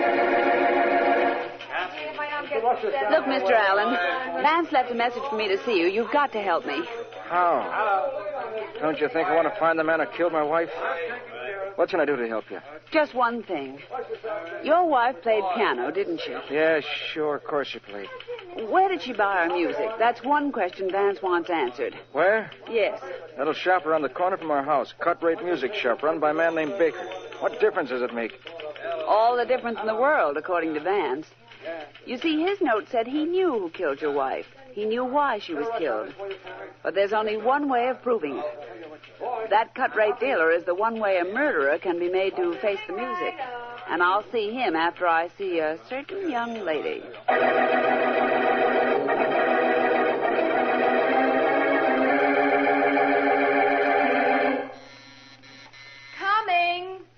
Coming. Yes? Are you Marie Dale? What do you want? I want in. My name is Deering. I'm Philo Vance's secretary. Vance? Who's he? Now, don't give me that. Look, I found your name and address on Vance's pad. I know he was up here to see you. And, I want to know where he is now. I haven't the slightest idea. Goodbye, Miss Deering. Oh, no, you don't. When I leave here, it'll be because I want to go. Take your hand off my arm. Miss Deering, you don't want anything in here. Why don't you try the lost and found department if your boss is missing? You're going to be missing something if you don't start talking. A couple of teeth, for instance. Tough, aren't you? Well, we'll see how tough your hair is. Ow! Oh, you little devil. If you want to play like that, I'll play with you. My arm. Stop. You're breaking it. Let go of my hair. Stop twisting my arm. I'll tell you all you want to know. Well, go ahead. Start talking before I start twisting. Vance came here to see me. I don't know why. I told him there wasn't anything I could do or say to help him, and he left. I don't know where he went. Big help you are. There. There's your arm back. You've hurt me. Ah. Well, I've wasted enough time up here. I thought you might know where my boss is, but apparently you're not going to help me find him. So I'll just go follow his instructions. Next stop, music shop. Please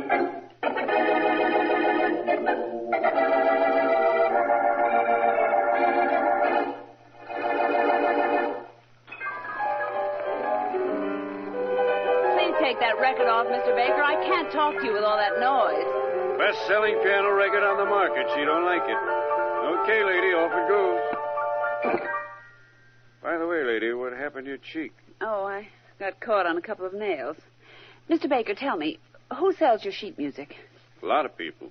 Sometimes I buy from jobbers. Sometimes I buy direct from publishers. Sometimes from independent salesmen. Who sold you your copies of Blue Penny?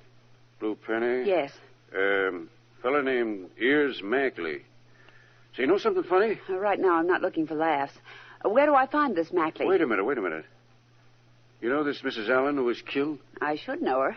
Her death is the reason I'm here. What about her? Well, she asked me the same question you did the morning she was killed. I gave her the same answer. Why didn't you tell that to the police? What for? It didn't sound important. Besides, nobody asked me. Well, that sounds reasonable. Where do you reach this Mackley who sold you the Blue Penny song copies? Oh, all I got for him is a phone number. You want it? I'll say I want it. That phone number means that Ears Mackley's number is up.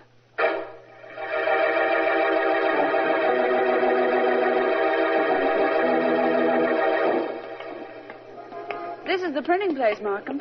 When I called the phone company, I asked them for the address of the phone number I got from Mr. Baker. This is the place they gave me. Well, let's go in. Somehow I wish that Vance were here. No word from him? Nope. That's why I called you. Well, take a deep breath, Ellen, old girl. Here we go.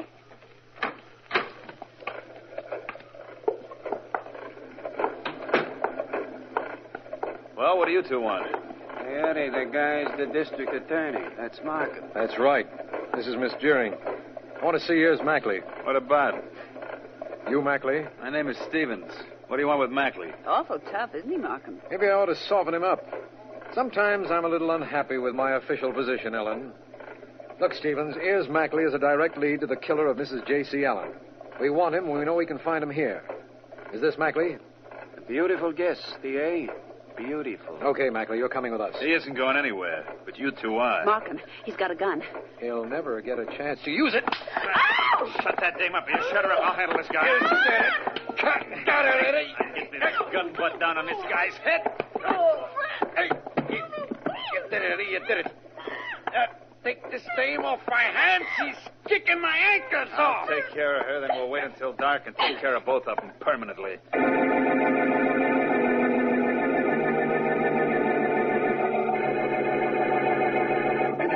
Pretty good actress I am, don't you think, Eddie? Shut up, will you, Marie? I gotta think. Well, I'm still a pretty good actress. I got Philo Vance here to my apartment so you could snap his picture and run him out of town with it, and I fooled his secretary. Didn't I? Yeah, you handled that good. Now, will you be quiet? I got the district attorney and Vance's secretary tied up in my printing joint. I gotta find a way to get rid of them by tonight. You're going to kill the district attorney? You're out of your head. How many times do I have to tell you to shut up? This is important. I can't have them alive. They know I've been duplicating sheet music copies. Now, how they know, I'll never know. They know Ears killed that Mrs. Allen, too. Well, why did he kill her? Why? Yeah. What else could he do? She came down to the shop. We found out her husband was a newspaper man and that she traced us through a phony copy of the Blue Penny song. What did you expect he is to do? Let her live? So she could feed the story to her old man? Now, look, Eddie, I took one rap for a killing. I'm not going to be mixed up in another one, especially if it's the DA that's going to be bumped. Include me out. I only signed up for that picture stunt to frame Vance. No murder for Marie. No, thank you. You think I'll leave you alive if you don't come in with us on this? Well, sure, you know I won't talk. Yeah, sure I know it. I'm making sure of it right now. Eddie, you... Yeah. Another few seconds and it'll all be over. You said no murder for Marie, huh? How wrong you were, honey. How wrong you were.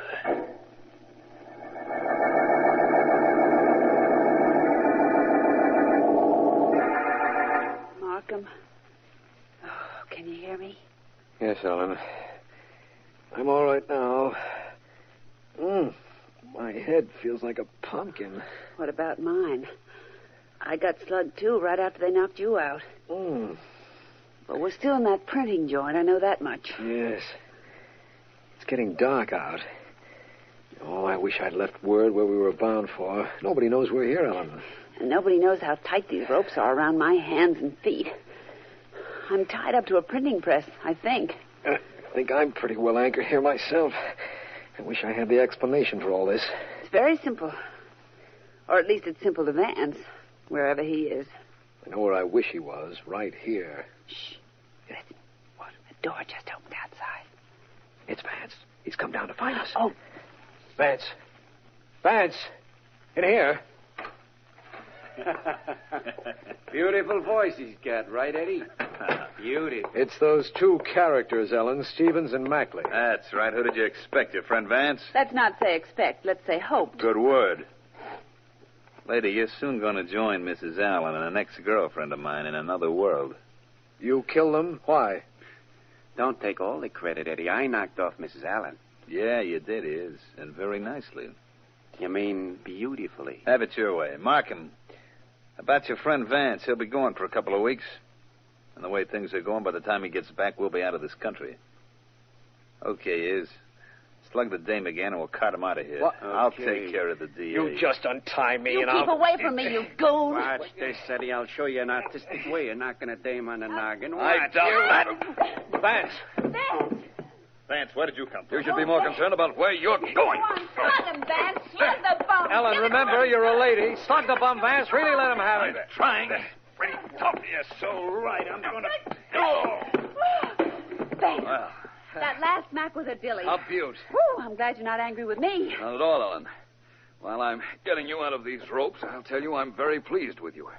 You did exactly what I wanted you to do while I pretended to be out of town. What was that all about, Vance? I'll explain that some other time, Markham. And also how I figured out the racket Eddie Stevens was in. Like to hear it? I sure would, as soon as I get out of these ropes. There. Ellen's free now. Markham, you're next. Sounds like a barbershop. It should. You and I, Ellen, really had a close shave.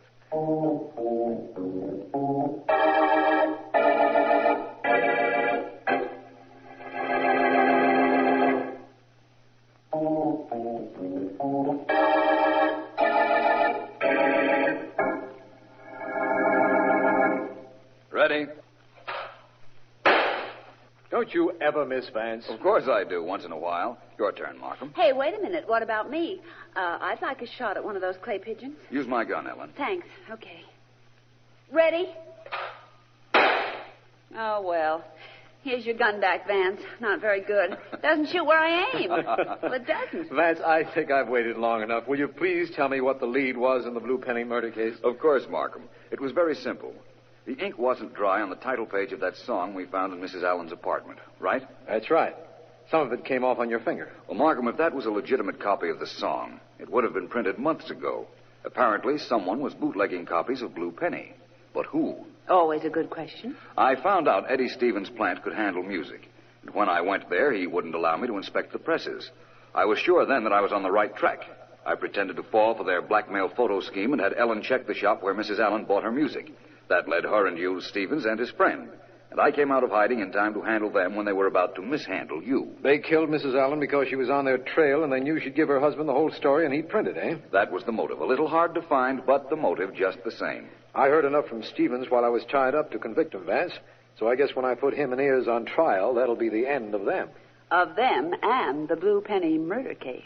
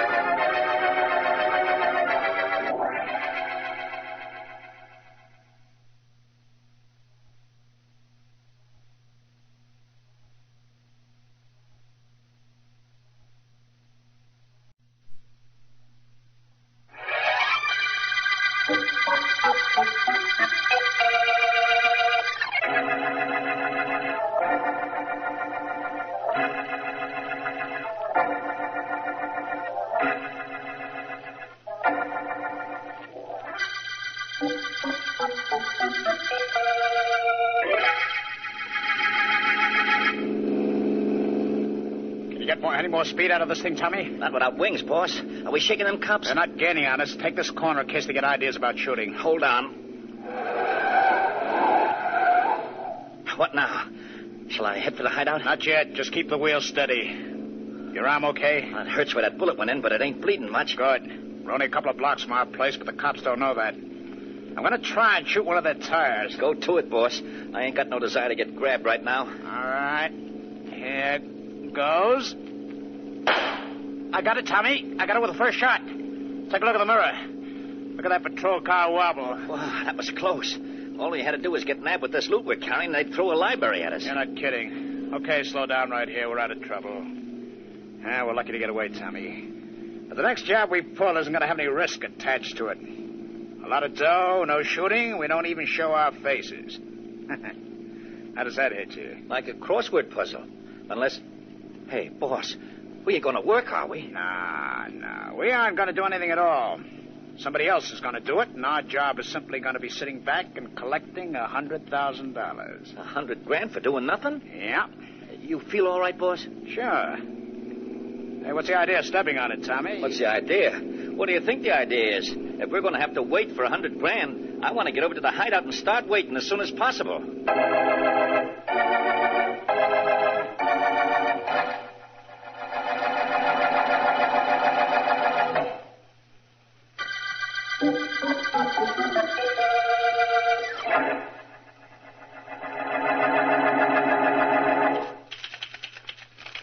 Ellen, listen to this.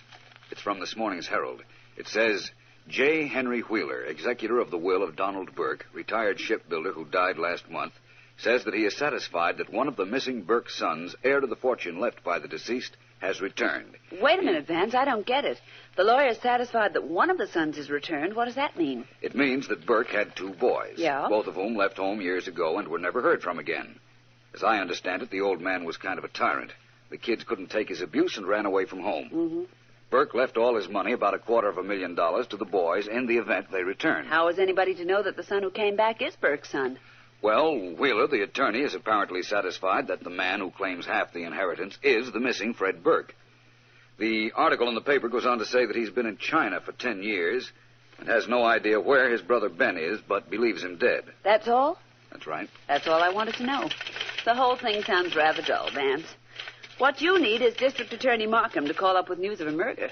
Said he'd call back, didn't he? Yes, only that was about a will, not a murder. Whom would you like to find murdered? The guy who wrote the newspaper piece. Oh, really? Now, Vance, please. Oh, don't go away. Hello. Hello, Ellen. This is Markham. Vance there? Oh, hello, D.A. Yes, he's here. Just a minute. Mr. Markham, Vance, here you are. Thank you. Hello, Markham. Vance, this call is in the nature of a disappointment, I'm afraid. No murder? No murder. Merely a combination of circumstances that I don't like. Too much coincidence. What is? Have you been reading about the will of Donald Burke? Well, you asked me to, and as a matter of fact, I've just been reading the story to Ellen. One of his sons has returned, I understand. Yes, that's Fred. But Ben Burke has now made an appearance. Wheeler, the lawyer entrusted with the inheritance, just called me. He doesn't believe this Ben Burke is a legitimate brother at all. Well, can't Fred identify him? After 20 years, Vance? Well... Fred says he may or may not be his brother. The man who claims to be Ben knows all about the family and childhood of the Burkes, but then that's been in all the papers. Yes. Wheeler is afraid that if Ben is not the legitimate brother, he'll be turning over $100,000 to an imposter. Well, no question about that. Well, thanks for calling, Markham. I'll look into this. Good. I thought you'd want to. Bye, Vance. Bye. Going out, Vance? Yes, I'll phone you later, Ellen. Anything to say to me? Just this. Well, Vance? Do that again, Ellen. On the desk this time. Goodbye. Oh.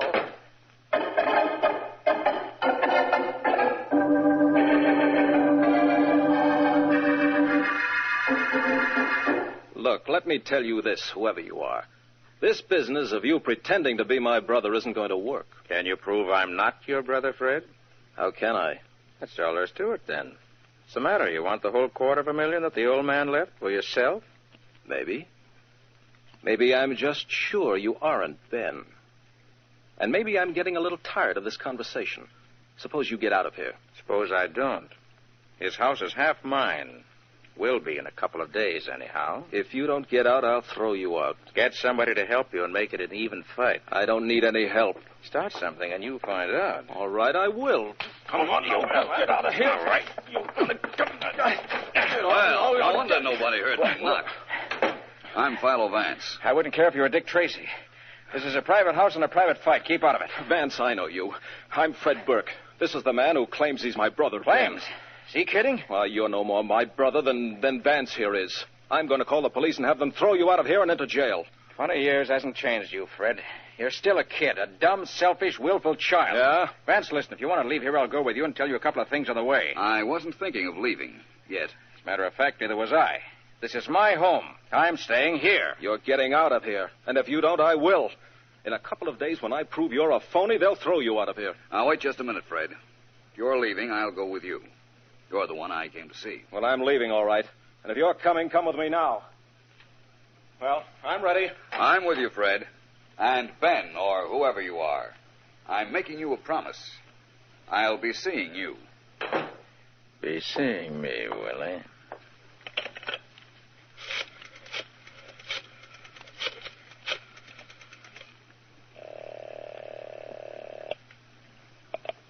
Yeah? Joe? That's right. Just want to give you a little report. Your idea is great so far. Sure it is. This is the way I planned it. Nobody's going to know you aren't the real Ben Burke. What's with this phone call? Just wanted to tell you that you'd better have some more answers ready. Philo Vance just left this house with my brother, Fred. Think he's going to go to work on me, Joe. Oh, he is Yeah. he? Well, we'll take care of him. Okay. You better hop back here so we can make some plans. I've got 100,000 reasons for not wanting Philo Vance to investigate you.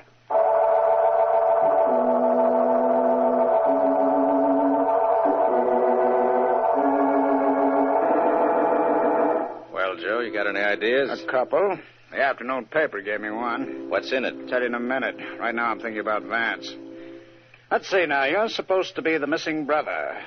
Fred can't prove you're not, but maybe Vance can. All I know is he don't know a thing about me. Nobody does. I've been out of town for 15 years. I know that. That's why I sent for you. Should be a pushover for you to claim you're the missing brother. Anything you want to know about the guy you're supposed to be was in the papers. Nah, I read up on it. Well, what about the newspaper you're talking about? I want to give you an idea. Oh, man. Look, here. Boss, help me. Help me. Tommy, what happened to you? A guy bumped into me in a crowded movie. Knocked the bandage loose from my arm. You know, where I got shot.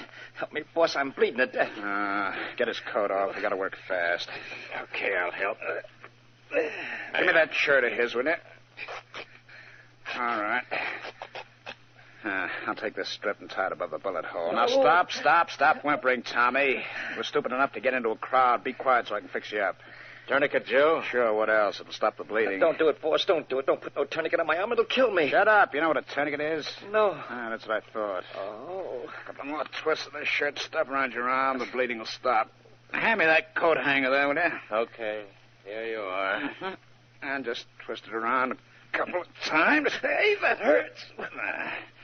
It hurts, but it'll stop the bleeding. All right. Go on in the bathroom, get cleaned up. Okay. And get a rag and clean this blood from the rug. Okay, boss. Anything you say. That's what I like about this place. Always so nice and quiet. Now, let's see. Where were we? We're trying to dream up a way to convince Vance that I'm really Ben Burke. Something about today's newspaper. Yeah, that's right. Have you seen the afternoon papers? No, what's in them? Only one thing we care about. Yeah, take a look. The story here. A reporter says that old man Burke left some word as to how to identify the older son. That's who you're supposed to be. And whatever it is he left is in that lawyer's safe. Wheeler's safe, huh? Yeah. Hey, how come the reporter knew about it? He interviewed old man Burke just before he died. It's logical enough. Yeah. Friend, how much out of practice are you? You want me to open Wheeler's safe? That's right. We get a look at that paper, shut the safe, and Fred Burke's mouth at the same time.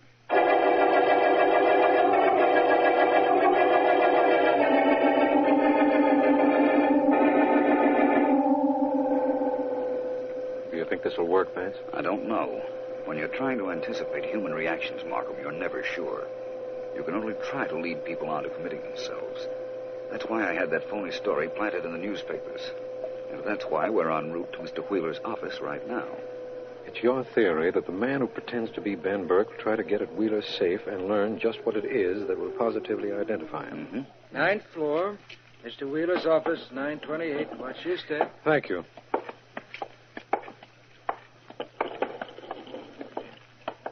And 928, he said. Yes. That's right here. Yes, there's a light on in the office. Somebody's working late. I hope that's what it is. Come on, Markham. Right. Vance, look. I see. It's Wheeler, the lawyer. Help me untie him, Markham. I will. I'll take his gag off while you're working on the ropes. There, Mr. Wheeler. I'm District Attorney Markham. Tell us what happened. Mr. Wheeler... He doesn't answer, Vance. Probably stunned. Apparently he was hit on the head by whoever it was that tied him up. But look over there by the safe.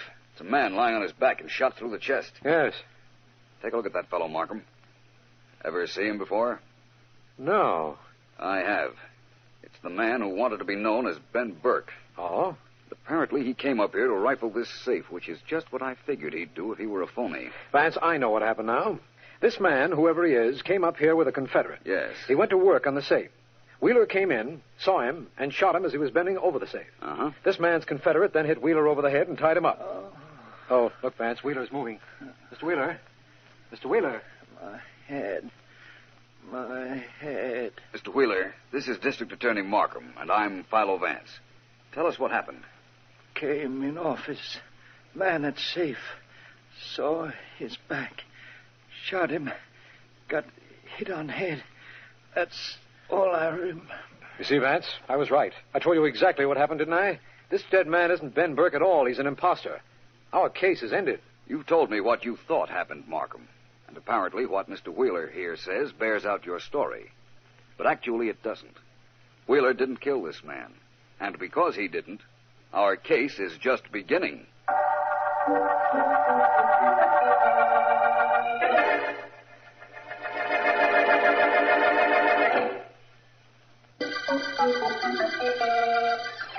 This is District Attorney Markham. The brotherly murder case concerns the killing of a man who pretended to be Ben Burke, one of two brothers who, after having been missing for 20 years, returns at the death of their father to claim an inheritance. Vance has planted a newspaper story which indicates that positive proof of the older brother's identity is in Lawyer Wheeler's office safe. And it was in front of this safe that the alleged Ben Burke was found, shot. Vance has gone back to his office after stating he doesn't believe Wheeler has killed the man who claimed... You see, Ellen, the lawyer couldn't possibly have shot the man. The lawyer's story was that he came in his office and saw a man standing over the safe. He saw only the man's back, and he fired. But the man we found had a bullet wound in his chest. There was no mark on his back. In that case, what happened to Wheeler's bullet? Or did he just make up the whole story? Wheeler missed when he shot. We found the bullet he fired in the wall of his office. Now, let's start with the knowledge that the dead man was not Ben Burke as he claimed. Who could have shot him? First, let's find out who he was, Vance. We know that already. He was an ex-safecracker, missing for years. Oh.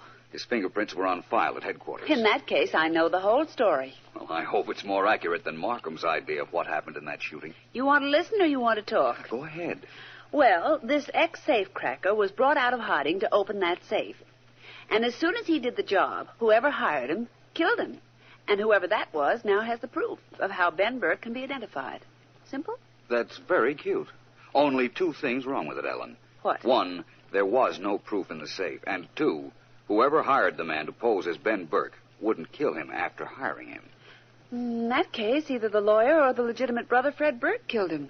Well, what would you suggest we do about finding out? I did my share. From now on, it's up to you. You take it from here, Vance.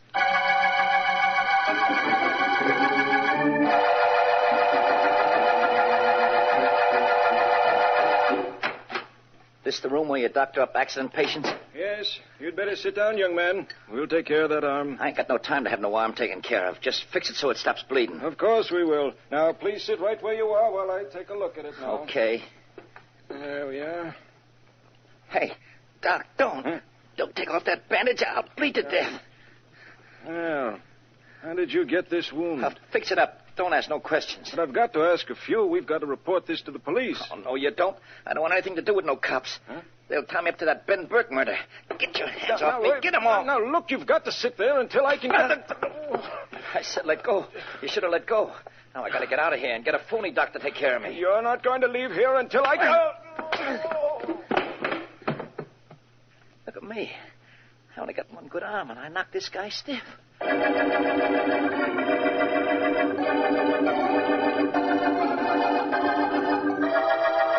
Of course I want to help you, Vance, but how can I? I've told you 100 times that I don't know what my real brother Ben would look like. I knew what he looked like when he was 16, but, well, that's the last time I saw him. The man who claimed to be your brother was found shot to death in the office of your father's lawyer. You know that. Yes, the district attorney phoned and told me. I knew he wasn't my brother, and I know why he went up to Wheeler's office. Yes? He wanted to find out what identification my father left. Identification that was supposed to be in Wheeler's safe. Weren't you interested? Why should I be? My father left no identification. And even if he had, it wouldn't concern me. It was to the other person's advantage to find what was in that safe. Well, the newspapers plainly said the identification concerned Ben Burke. Yes, I know. You realize, of course, that you're a suspect in this murder. Me? Yes. Why would I kill this man? For what reason? To avoid splitting the inheritance. As it is, the entire $250,000 goes to you. The money goes to me anyhow. I knew it would go to me. I knew that man wasn't my brother, and eventually I would have been able to prove it. Well, perhaps that's right. Yes, I'm glad I was able to track you down. Oh, hello, Markham. Come in, will you? You know Fred Burke. Of course. Hello. Vance, we have a lead on the Ben Burke killing. Have you, Markham? Tell me about it. A fellow showed up at the Harrison Hospital a little while ago with a bullet wound in his arm. He broke away from the intern who was trying to treat him when the intern said he'd have to report the wound to the police. How does that tie up to the murder case we're on? As he was struggling with the intern, he said something about not wanting the police to get word about him because then he'd be tied up with the Ben Burke murder. Oh, I see. Where is this young man now? Well, it was simple to track him. He got in a taxi parked in front of the hospital. We checked all the cabs and found out where he was taken. It's a shack down near the waterfront. I thought I'd report to you before we closed in on it. I'm glad you did.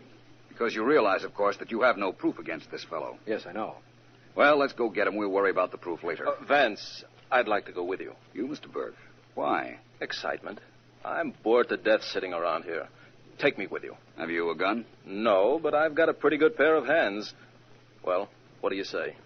All right, Fred. Before the night's over, a couple of hands may come in mighty handy.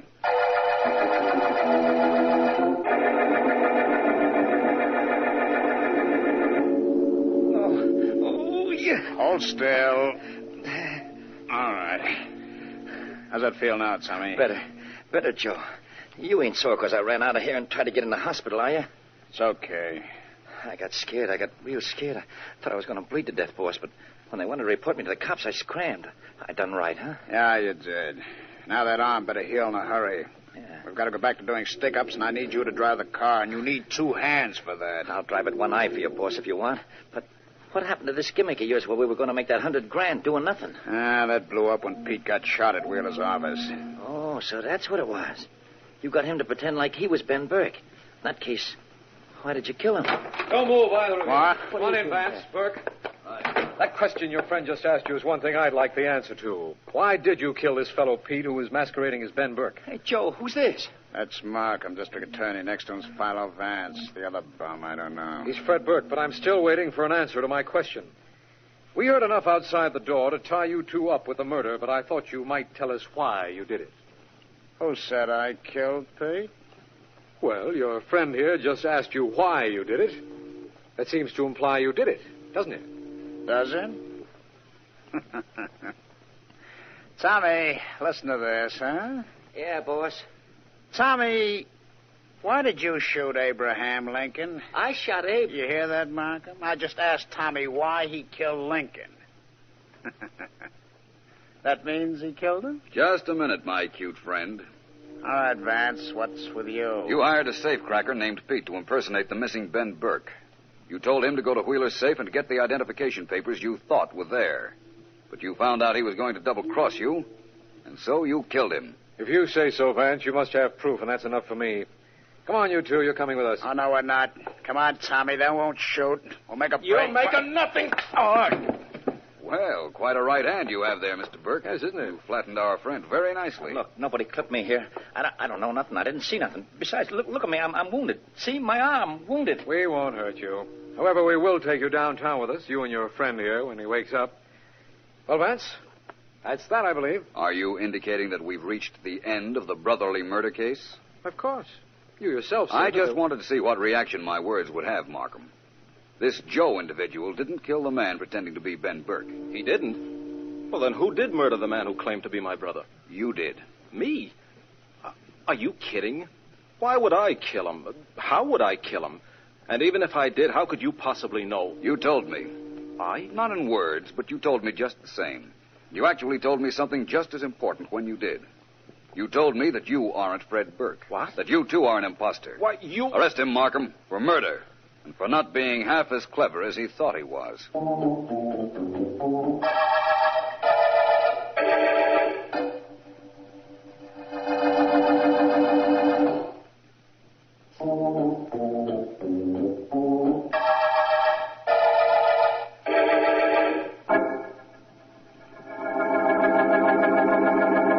Go ahead, Vance. I'll take notes while you dictate. All right, Ellen, but not on the typewriter. You always play games, and it's very distracting. More distracting than I am? No. But you don't make any noise while I'm talking, generally. Generally. And let's keep it that way, okay? Okay. All right, here we go. Notes on the brotherly murder case.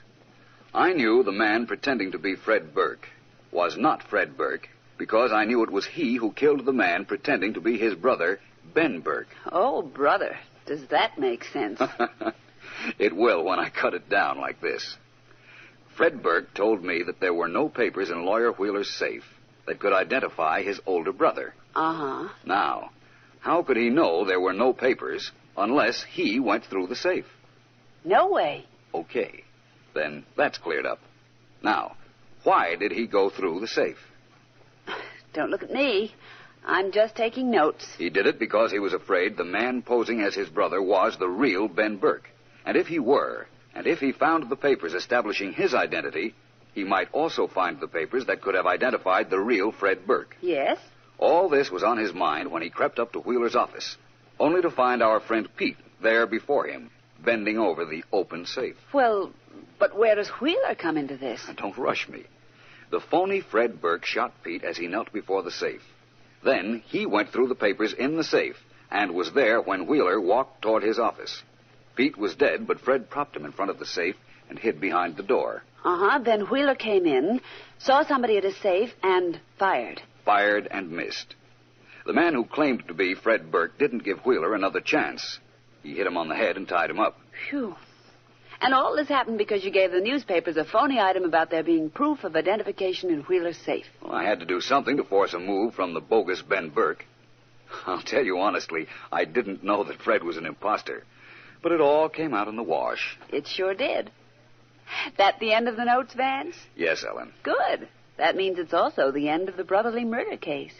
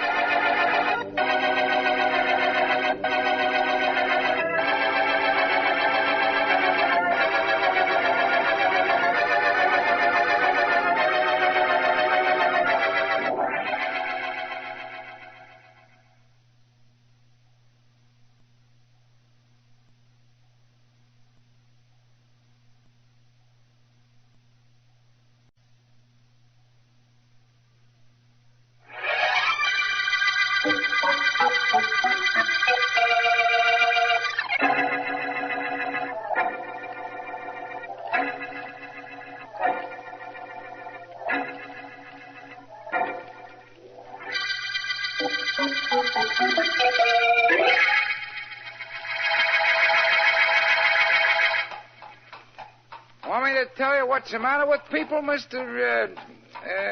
Vance. Philo Vance. Oh, yeah, that's right. Vance. Want me to tell you what's the matter with people, mister? Well? They're in a hurry. Always in a hurry. Rush here, rush there. Why? Well, some people have to be in certain places at certain times. Yeah, but why? Well... Suppose everybody was late getting there. Then it wouldn't make any difference, would it, Mr. Mr. Vance. Philo Vance. Oh, yeah. Perhaps your logic is correct. So happens I have an appointment with the district attorney, and I'm early, so I thought I'd take your hansom through the park. Oh, I'm glad you did. Nice to have somebody to talk to. Of course, I could talk to my horse, Sadie, and in fact, I do. But once in a while, a man likes to get an answer, eh? Isn't that right, Sadie? Huh? Right, Mr. Smith. Edward Smith. No, Vance, you said it was, didn't you? Yes, but that seems such a long time ago. Oh, yeah. Say, what are you doing up at the district attorney's, Mr. Vance? You're not in trouble, are you? Hardly. I'm a private investigator, and Mr. Markham is a friend of mine. Oh, you say you're a private investigator, Mr. That's right, I am. Funny thing me driving you, then. Awful strange things been happening in this park last couple of days. What? Well, for the past year, rain or shine, hot or cold, an old gent and a lady, about 60, 70 maybe, have been meeting on the bench just around the bend of the road. Yes? Well, last couple of nights, only the lady was here. Seems like she was waiting for the old gent, but he ain't showed up. Now, where do you think he is? I haven't the slightest idea. Some private investigator. I'll tell you something, though, mister. The last night this old gent was with the old Judy, she was crying something fierce and kind of pleading with him not to do something. Only I guess he did it anyhow on account if he ain't shown up in the last couple of days. It might have been a lover's quarrel. Not the way he kissed her just before he left. Nah, something awful funny's going on with them two, mister. If I ever seen anybody who needed help, it was that old lady. Say, she's probably there now. What are you going to do about it?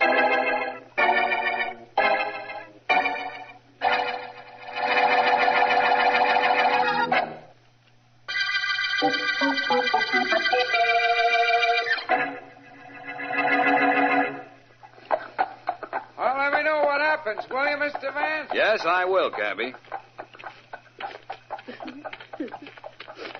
Hello. Something wrong? No, nothing really. Forgive me for speaking to you. My name is Philo Vance, and I understand you're in trouble of some sort. No, I don't think so. Thank you just the same, sir. You're very kind, but there really isn't anything. You are crying.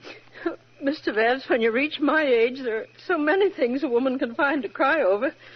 It's really nothing anyone can help me with. You might tell me your name. That certainly isn't a secret you'd mind sharing. Well, I'm Mary Davis. Miss Mary Davis. Hello, Miss Davis. Hello. Now that we've met formally, do you mind if I sit here on this bench? Oh, not at all. It'd be nice to have someone to talk to. Oh, thank you.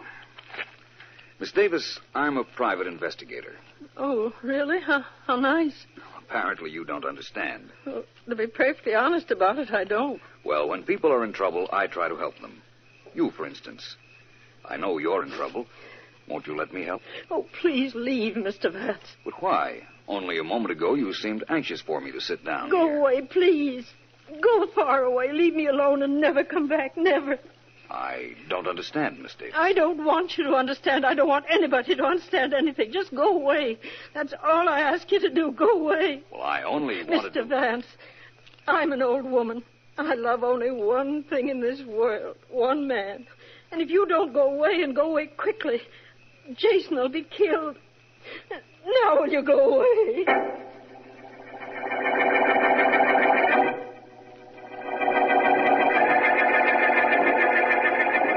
Kind of cramped in this room. Guess you'd rather be out in the park with your girlfriend, Jason? Well, stop tramping up and down. Give me a little peace. Peace. I've got to think. Nothing to think about. You do like I say, you'll be able to keep those nightly meetings with your girlfriend. She's probably out on that bench waiting for you now. Don't you want to go see her? Well, of course I do. Only you're not to talk about her. I won't let her be talked about by anyone like you. I won't. Do you hear me? Sit down, you old buzzard. If I'd blow on you, you'd fall flat on your face. Let's get this thing down pat so we don't miss tonight.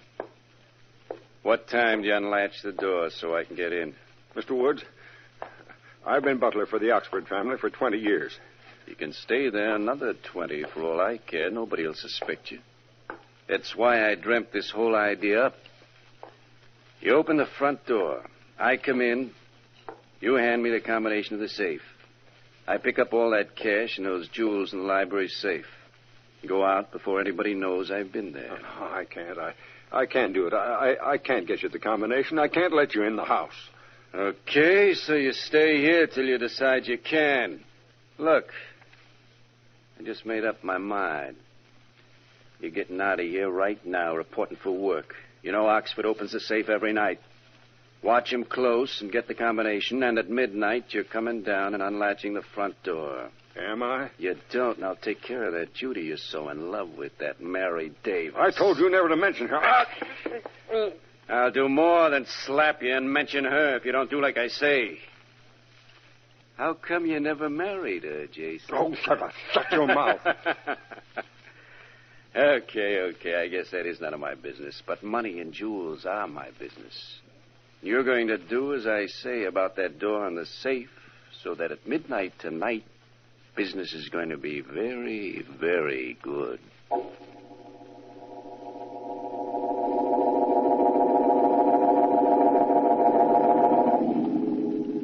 Come on, Jane. Hand me that screwdriver we brought. This safe will be open in 5 minutes. Billy, we shouldn't. Just like a dame. What do you mean we shouldn't? This money is ours, isn't it? Uncle Dick keeps it in the safe and won't give it to us, will he? That money belongs to us, and we're going to get it. Yes, I know it's ours, but I can't help it. I was brave enough up until now, but well, doing something like this, I just can't. Come on. What was that? What was what? Somebody's coming. Listen. He's passing the library. It was the butler, Jason. I thought you told me he was sick. He must have come back tonight. He didn't see us.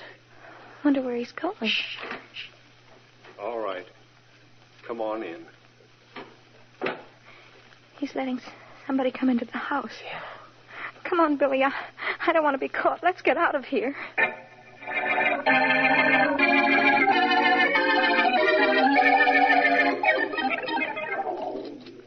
You're old, Vance, only please, no double sixes. I have enough trouble beating you at backgammon without your getting lucky, too. All right, Markham, no double sixes.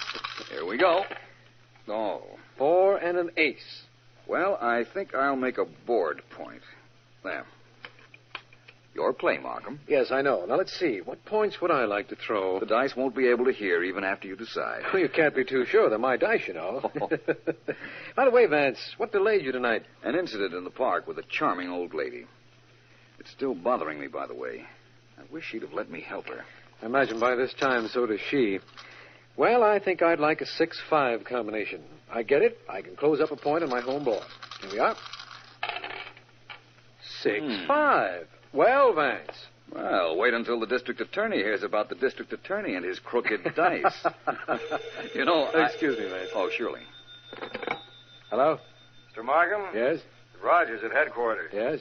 There's been a murder at 42 Johnson Street. What? A man named Oxford lives there alone. He's been killed.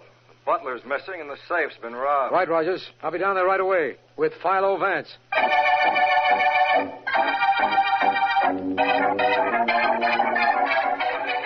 No, Rogers, never mind. Philo Vance and I'll go into the murder room alone. It was the master bedroom, wasn't it? Right, D.A. Nothing's been touched except the body's been removed. Good enough. Coming, Vance? Of course.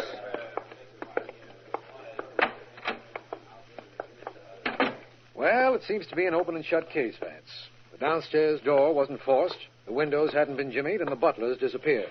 Apparently, he got tired of working for a living, strangled his employer, and departed. Apparently. Do you have a file on him, Markham? Rogers checked. We know his name, Jason Masters. Mm-hmm. But he's never been in trouble, and apparently he's worked here for quite a while. I see. Anything else I should know? Only that the dead man had a niece and nephew, Jane and Billy Reed. They're his heirs. Will you want to see them? I might as well. Apparently our murderer has covered his tracks pretty well. Perhaps Jane and Billy Reed might lead to a clue.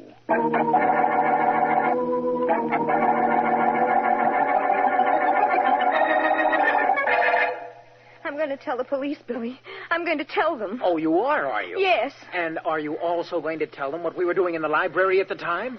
Are you? Yes, I'll tell them that. I'll tell them anything.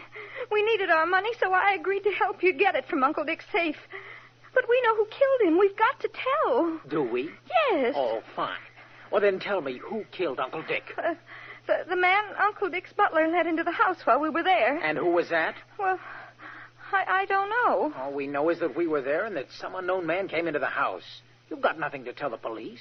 I haven't, but you have. You stayed behind when I ran out the back. Jane. Billy, did you...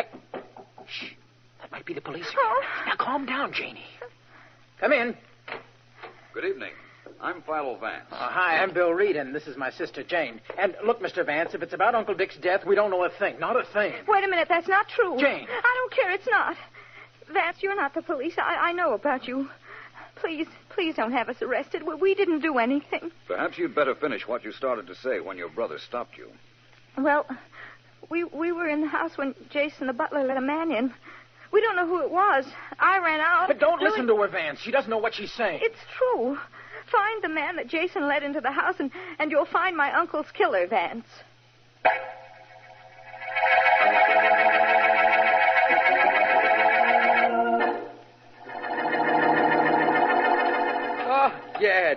Vance. Well, like I was saying, mister, riding through the park in my hansom cab gets to be a habit. See? You rode in it last night, you ride in it again tonight. That's right. Let me off here, will you? Oh, okay, but I don't know what your hurry is. People always in a hurry. Oh, city worker. Well, here's your money. Goodbye. Bye. Come on, City. Step on it. Come on, girl. Gotta get home, get something to eat. I'm starved. Good evening, Miss Davis. Oh, hello, Mr. Vance. I was hoping you'd come this evening.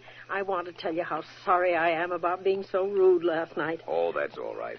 Has your friend made an appearance this evening? No, but he will. Oh, I'm sure he will. It's too wonderful an evening for him not to come. I hope he does. Well, I thought I'd stop and say hello. I was trying to work out a problem in the hansom cab just now, but the cabbie wanted to talk, so I thought I'd get out. I'll see you again, Miss Davis. Good night, Mr. Vance. Mary.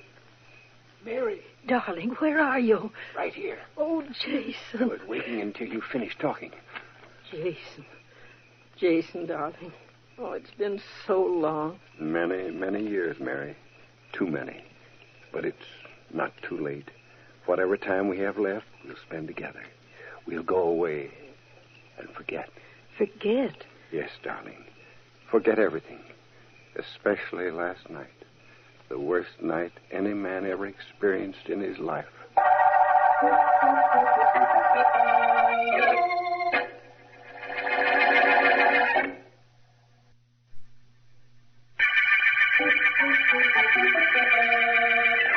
This is District Attorney Markham.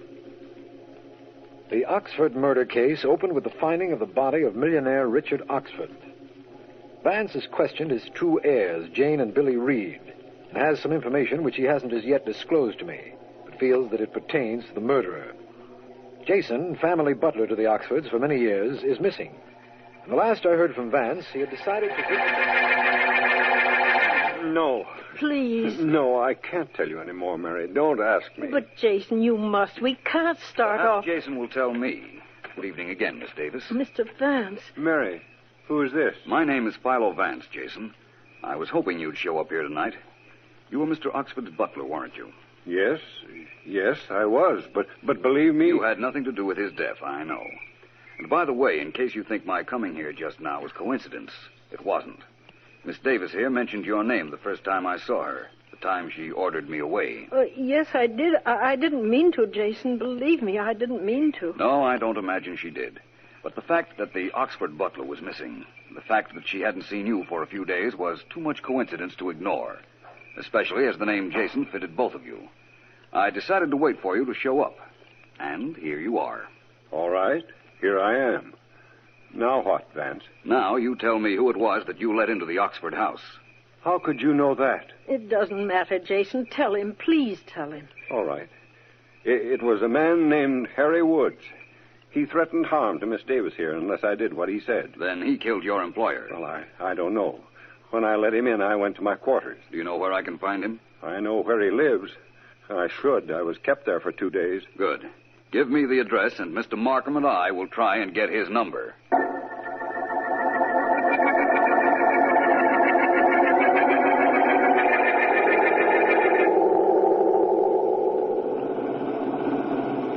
This is the place, Vance. According to the address you got from Jason, this Harry Woods lives here in this house on the river. We'll stop. It's all right if you don't arrest Jason right now, isn't it, Markham? But as long as you know where to reach him. I do. Look, Vance, there's a man running for the speedboat that's moored to the dock. That's probably Woods. Come on, we've got to stop him. We won't if he ever gets into that boat. We won't stop him, and we won't find him. Woods, stop! Stop! A shot might do it, Markham. I think you'll find he has a record. All right, Vance, it's the only way, I guess. Got him in the leg. Excellent shooting, my friend. Now we can go and take him rather easily, I believe. I'll keep my gun out, just in case. Well, that's the man who murdered Richard Oxford, Vance. I didn't say that. I wish it were. No, Markham, we've caught a criminal. But I don't think we've caught up with Oxford's killer yet.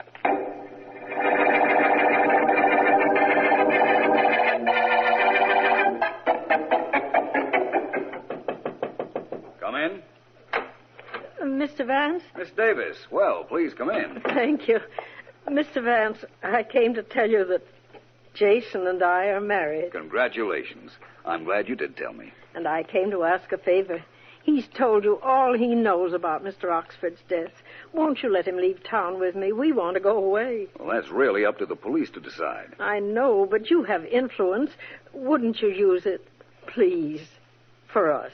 Well, excuse me. Certainly. Philo Vance speaking. Hello, Vance. This is Jane Reed. Oh, yes. I've got to talk to you. Will you come right over, please, before my brother gets here? Of course, but what is it? The night of the murder, I left Uncle Dick's house, but he stayed on. He knows something about Uncle Dick's death. Please, Vance, get here right away. So Billy might know who killed Mr. Oxford, eh? Yes, I think so. I'm sure you can get the whole story out of him. Where is he now? Well, he's out playing tennis at Windmere Courts. But I want you to be here when he gets home. Well, maybe I ought to go to the Windmere Courts to see him. No, I want to be with you when you make him tell what he knows. Come here, Vance. I'll be waiting. Very well, Miss Reed. I'll come at once. Goodbye. Well, Miss Davis, or rather, Mrs. Jason Masters, I think maybe I'll be able to do as you ask. Oh. Someone who knows something about the murder of Richard Oxford is going to talk. Oh, wonderful. Well, it isn't wonderful yet. First, I've got to hear what he has to say. Oh, I'll tell Jason. He'll be so happy. Do that. I'll be in touch with you, Mrs. Masters. Before very long, I promise you.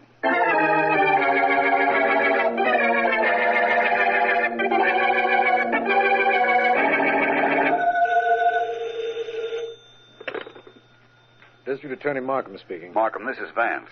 Oh, glad you called, Vance. I'm having a lot of trouble with that Harry Woods. He's wanted by the police, all right, but he insists that he had nothing to do with the killing of Mr. Oxford. I tried to tell you that he wasn't our killer, Markham. But he admits that he was in the house at about the time of the murder. There were several people in the house at that time, Markham. I think I'm about to deliver the real killer to you. Excellent, Vance. Who is he? Not so fast, my friend. Young Billy Reed is going to do some talking. Meet me, Markham, because if Reed doesn't use his head, he's going to put his foot in it.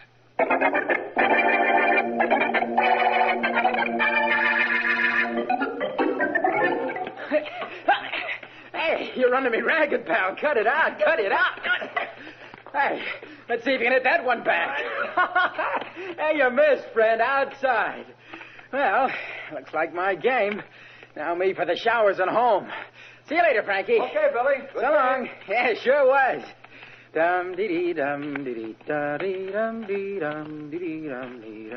Mr. Reed. Oh, Jason. What are you doing out here at the courts? I came to see you. Come over here where we won't be watched. Well, all right. What is all this? Hey, how did you happen to know I was here? Oh, that isn't important, Mr. Reed. I understand you know who killed Mr. Oxford. Who told you that? The same person that told me you were out here. My sister? Oh, she's crazy. I don't know who killed Uncle Dick. No, I do. Who was it? You're asking me to tell you? Why did your sister say what she did? Oh, because she knows I was in the house just before the murder took place. That's why. Oh, you were. And did you see your uncle killed? No. No, I didn't. You lie. No. You saw me kill him. No, honest. You were going to tell the police. No, now no. I'm going to kill you with my Jason, own hands, no, just no, like I did your uncle. With my own hands, the way I killed him. I had to kill him. He woke when I went to his room to get the combination of the safe. He saw me. That'll be all, Jason. Get your hands off Reed. Vance, you too, huh? I can handle you. I may look old, but I'm strong. I'll get him. No, you won't. No. And now I'll do the same to you, Vance. You heard too much. You're smart. But your neck is just as easy to choke as... Don't, Jason. I don't want to have... Hold him, Vance. We're coming. Hurry, Markham. I'm here. All right, Billy Daniels. Help me get this madman off. You'll never take me. Use your Billy Daniels. Go I ahead. can handle 5 like you. I can... All right, give him your hand. Well, that was close, Markham. Yes. I don't think our young friend Billy Reed suffered much damage. Oh, he'll be all right. You can take Jason in, you know. Murder? That's right, Markham. I heard him admit he killed Mr. Oxford when he tried to strangle young Billy Reed here. But I knew it was he long before that.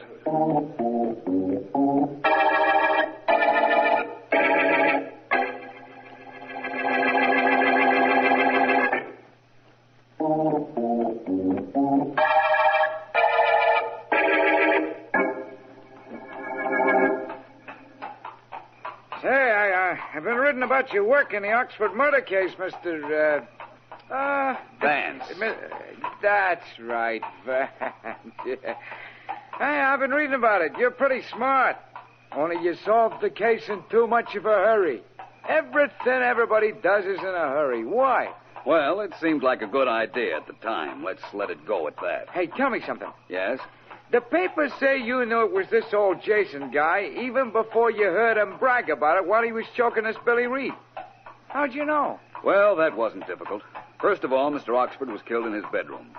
Why would anybody kill him there if the only motive for murder was robbery of the safe? Oh, that's why it couldn't have been either that Billy Reed or his sister, huh? His sister had left the house, and young Reed had no reason to go into his uncle's bedroom. All he was there for was to get into the uncle's safe, and he could have done that rather easily. But how about this Harry Woods guy that the district attorney shot? He was a fugitive from the police, as I suspected, but he never knew that Jason had crossed him. Apparently, Jason had given him the combination of the safe, but Woods found it empty. And the reason it was empty was because Jason had been there first. Woods had no reason to go into Oxford's bedroom. None at all. Yeah. Well, how come Jason had a reason? He wanted the money from Oxford's safe. Money he could get married on. Apparently, his mind went a little haywire during the past few years, and he decided to get the combination of the safe from his employer's room. He was caught, and so he strangled Mr. Oxford. Seems to me he was taking a pretty big chance. Not really. There was always Harry Woods to throw the blame on. Yeah, sure there was. You know, there's one other thing I don't understand. And that is? Well, how this Jason all of a sudden made up his mind to kill young Billy Reed at the tennis court where you grabbed him. He thought he had to kill Reed. You see, Jason's wife was with me when Billy Reed's sister phoned and told me her brother was in the Oxford house the night of the murder and had probably seen the murderer. I repeated this conversation to Jason's wife. Oh, I get it now. The wife told him Billy Reed knew who the murderer was going to talk, and that he was at the tennis court. So Jason went there, huh? I suspected that would happen, so I called District Attorney Markham, and we were there, too. The ironic part of the whole thing was that Billy Reed actually didn't know a thing. He left the house soon after his sister did. Well, you got this Jason called on account of he had to get money in a hurry. Had to get it in a hurry. That's what I always say about hurrying. Gotta lead you to trouble. Oh, city. Well, thanks for the inside story. All right, this is the end of the line, Mr. Vance. And you're welcome. It's the end of the line, my friend, and also the end of the Oxford murder case.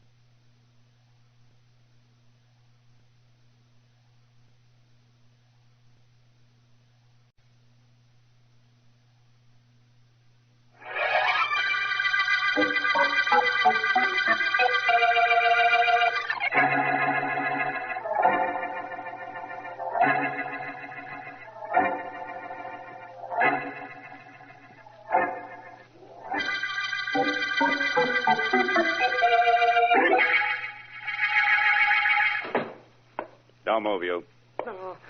No, don't shoot me. Okay, if you do like I say. Yes? Get up that dough. Come on, get it up. The money in the drawer, I just saw you counting it. Get it up. I have no money. Business has been bad. Business has been great. We've cased this store for a week. Pull open that cash drawer. No, I can't. Okay, so I'll do it. No. I know what you're thinking. I'll be a cinch to describe the cops. Dark, medium height, wearing a mask, a checkered suit, and a gray hat. Oh, I wouldn't go to the cops. Yes, you would. Now back away from this drawer. Yes. Good boy.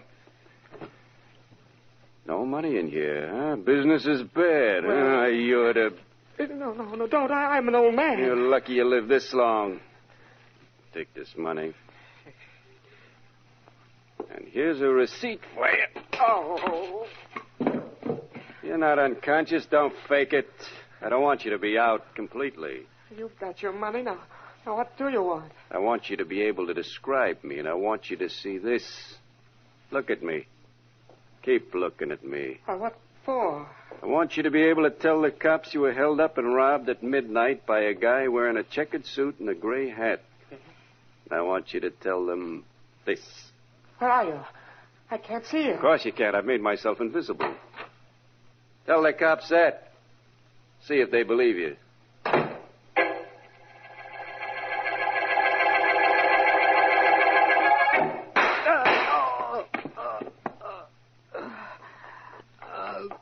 Holy mackerel, you're hurt bad. Here, I'll put my coat under your head and I'll go phone for an ambulance. Here you are. Thank you. What happened to you? I saw somebody with a gun backing away just now, but all of a sudden he seemed to vanish. Did he shoot you? I left my house a few minutes ago. Take it easy. Exactly midnight. Man in mask. Checkered suit. Man in a checkered suit. Gray hat. Yes. Held me up. I resisted. He shot me. The police will be interested in that. I'll call and tell them that just as soon as I call a doctor for you. Thanks. Shouldn't be too hard to find a man in a checkered suit and a gray hat. Only how are they going to find a man who vanishes?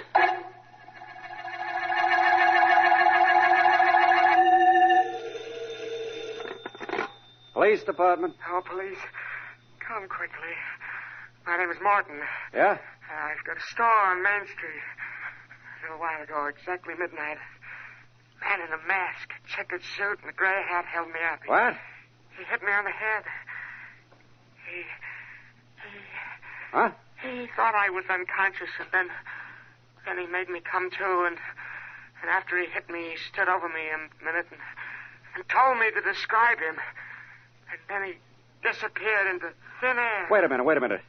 A masked man in a checkered suit slugged and robbed you at midnight on Main Street and vanished? What's going on? We got 2 other reports in the last 2 minutes that a guy answering that description committed 2 other crimes in 2 different parts of town, all at midnight. Oh, I don't know anything about that.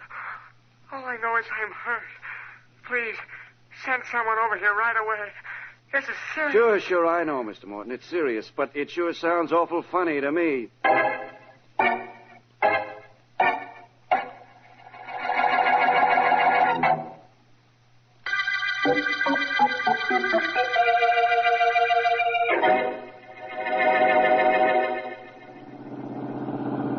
Well, Vance, what do you make of it?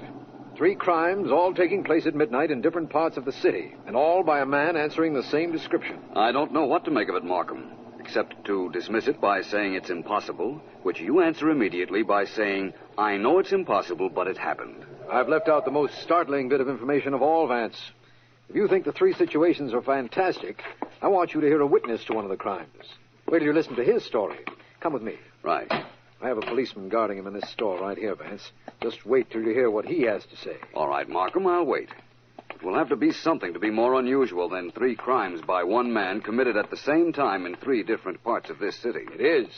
In all my years as a district attorney, I never heard of anything like this. So come in here with me. Hi, D.A. Hello, Mr. Hello, Vance. Collins. Hi. I think our friend Mr. Frank here has calmed down a little, D.A. Yes, I'm all right now, Mr. Markham, only I still say that what I told you actually happened. Well, suppose you tell me, Mr. Frank. I heard shots at midnight, and I started to run toward them.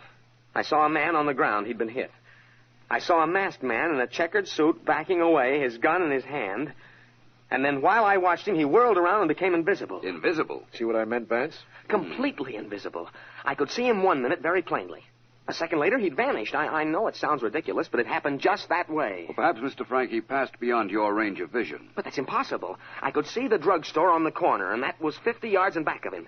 He just vanished into thin air. The same thing happened in the other 2 crimes, Vance. The thug just vanished. You know, Markham, come to think of it, anybody who can be in 3 different places at the same time might be able to do a little thing like become invisible.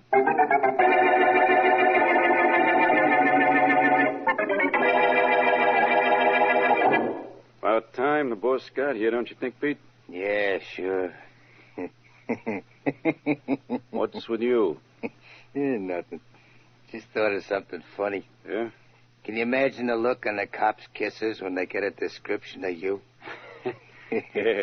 Medium height, dark hair, wearing checkered suit and gray hat. Then they get the same description of me and the same one of Eddie.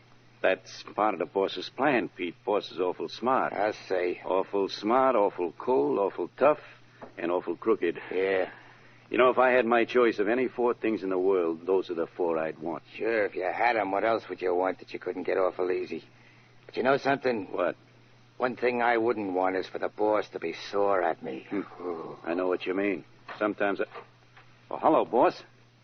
Hey, boss, everything went smooth tonight. Georgie and Eddie and me did just like you told us. Wore the clothes, made sure the suckers got a good look at us. I had to shoot a guy, and Georgie here had to knock a guy on a noggin, but what's that?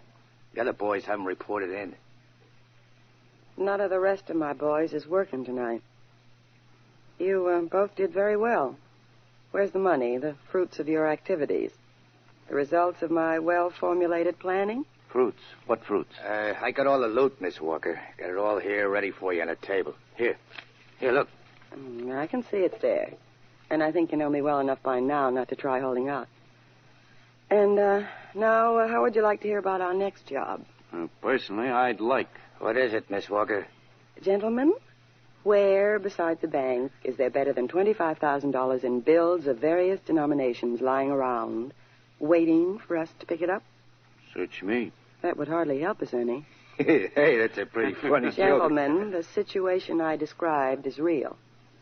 I know where there's about $25,000 in cash, just waiting for a smart young man in a checkered suit, but carrying a submachine gun this time, to grab it. I'm young. Well, I'm the smart one. Send me, Miss Walker, huh? I'll send you both. And Eddie will be there, too, wearing his checkered suit. Yeah. You might even have a couple of more boys in checkered suits scattered around, in case of a tie. Whatever you say goes, Miss Walker. But where is this $25,000 that's just waiting to be taken? I'll let you know, Pete, when the time comes. And when the time comes, you go.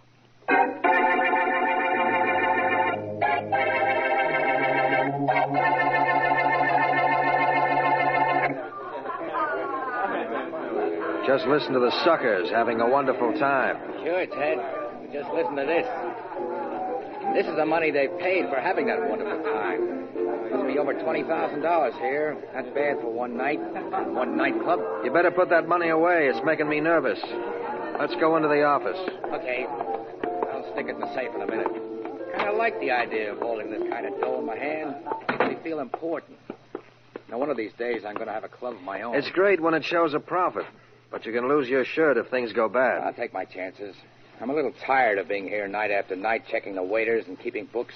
Someday I'm... Okay, you both of you freeze.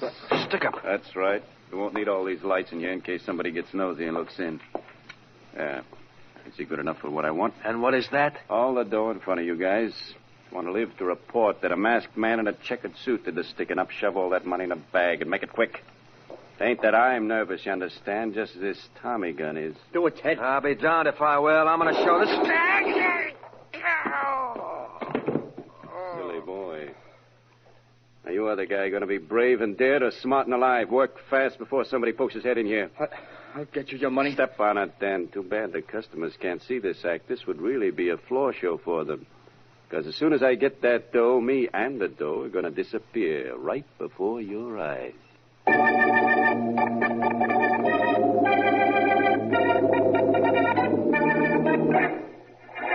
No, I'm sorry, Markham. I haven't found out a thing. You read about the murder at that nightclub last night, Vance? Yes, the checkered suit killer again. And he did his vanishing act again, I understand. He's getting a little too cute, Markham. Cute? He's getting ridiculous. There's no known way of arresting a man who can be 3 places at once and turn invisible at will. There's a reasonably simple explanation for all that, Markham, I'm sure. For instance, there isn't one man involved, but 3 or possibly 4, all answering the same general description and all wearing checkered suits. That's right. As for the... I beg your pardon. Mr. Vance? That's right. I'll call you back, Markham. I have a visitor. Good enough. Bye, Vance. Goodbye. Please come in, won't you? You make a very attractive picture framed in the doorway, but this chair will be just as flattering, I'm sure. Thank you. Vance, do you know who I am? The fallacy of my life is that I am so very familiar with a lot of things that aren't half as interesting. Thank you. The fallacy of my life is that I've heard too many things that aren't half as interesting. It would surprise me greatly if this kind of talk was the reason you came to my office. You needn't be surprised. It isn't. Vance, my name is Walker, Elise Walker, and we have business to discuss. Have we? Yes. What about? Oh, it's about this crime wave now going on. The shootings and hold-ups done by the man in the checkered suit. According to the papers, the police are baffled. You mean because they can't figure how one man can be in so many different places at the same time? Something like that. That's easily explained. The crimes are being committed by more than one man. I still don't see what brought you to me, Miss Walker. I have been rather indirect, haven't I? Mm-hmm. Vance, I came to you because I want $1 million. Well, your desire is understandable, but your coming to me for it isn't. I don't have $1 million. Oh. And haven't you heard, Miss Walker, getting $1 million isn't quite as easy as that. You've got to do something more than just go up to a total stranger and ask for it. Yes, I know all that. But still, I want the $1 million, and strangely enough, I think you're going to want to get it for me. I'm a little selfish that way. I always had the idea that I was going to make my first $1 million for myself. Oh, it isn't your money I want. It's the city's. It isn't information I want, it's clarity. All right. Now, before I begin, let me tell you this. If you were twice as clever as you are, you could never prove this conversation between you and me ever took place. And if you ever accuse me of saying what I'm about to say, I'm going to laugh it off. I think you've made your point. Now, what is this about $1 million? I want $1 million for turning over to you, or to the police, the men in the checkered suits, the men responsible for the recent robberies and shootings. Where are you going to find them? I know where they are. Oh? And I know where the $1 million are, too. Do you? Yes.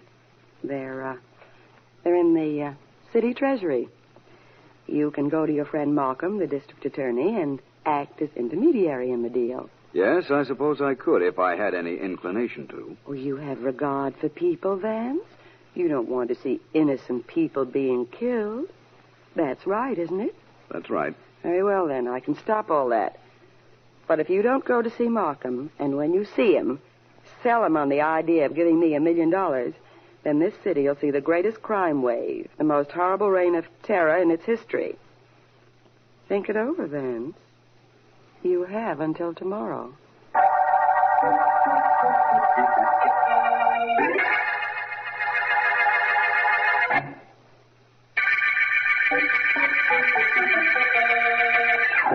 This is District Attorney Markham. The checkered murder case opened when 3 different people in various parts of the city reported they had been assaulted at the same time by a masked man wearing a checkered suit who became invisible. Philo Vance is certain that a gang is at work and indicated to me that he had something terribly important to say, but believed he'd wait for further developments. All he said was that an attractive woman was involved in the checkered gang, a woman whose identity I do not know and whose whereabouts are a complete mystery. She might be... Where's Pete, Georgie? He was supposed to be back a half hour ago. Search me, Miss Walker. Well, I have an idea he stopped off somewhere after he completed his mission. If he did, he'll wish he hadn't. Pete's okay, Miss Walker. And you know something? What? He looks good in a checkered suit. Me, I've got his color and I'm his height, but on me, nothing looks good. I wish I looked good in checks like he does. I wish you were here. He's supposed to have a report on the bank vaults over at First National. I told him to put on a blue serge suit and to rent a safety deposit box so he could get close to the inside and draw a sketch for us. Oh, that's our next job, huh? Yeah. We sure did a pretty one on a nightclub. How much we get on that, Miss Walker? You'll get your... Hi. Where have you been, Pete? Where you sent me? Over to the bank. What kept you so long? I got delayed. You left there over an hour ago. Where have you been? I had to go see my girl. She called me up. I had to go see her. She told you to go see her, and I told you to come right back. But you listened to her. Oh, half hour one way or another don't make no difference. It does to me. Now, wait a minute, boss. Ain't you getting a little silly? What? He said, ain't you getting a little silly? A guy's got a right to see his girl once in a while. Guys get... Miss Walker. Boss, don't. I go to see my girl. The boy shoots me. Honest, boss, it wasn't worth it. Well, Georgie, any questions? Not me, boss. I ain't got any girl. Perhaps I should have waited until after he told me the bank plans. Oh, now you'll have to go. That my next assignment? Yeah. No. No, get rid of this body first. I don't care what you do with it, but get rid of it. And do it on schedule. That understood? Sure. Why not? By tomorrow morning at 11, I want the plans to the bank vault and a description of how you got rid of the body. Okay. And, tell Eddie what happened. You mean that you knocked off Pete? Why should I do that? Why? Yeah. Because he has a girlfriend, too.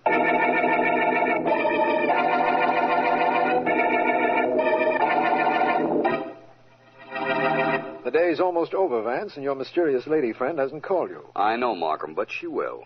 She was very definite about wanting to cross her gang for $1 million. What kind of a mind would dream up an idea like that, Vance? It's the strangest and most unreal thing I've ever heard of. Of course, it's ridiculous, my friend, but that doesn't make the woman any the less dangerous. The idea is not normal, and probably she isn't either.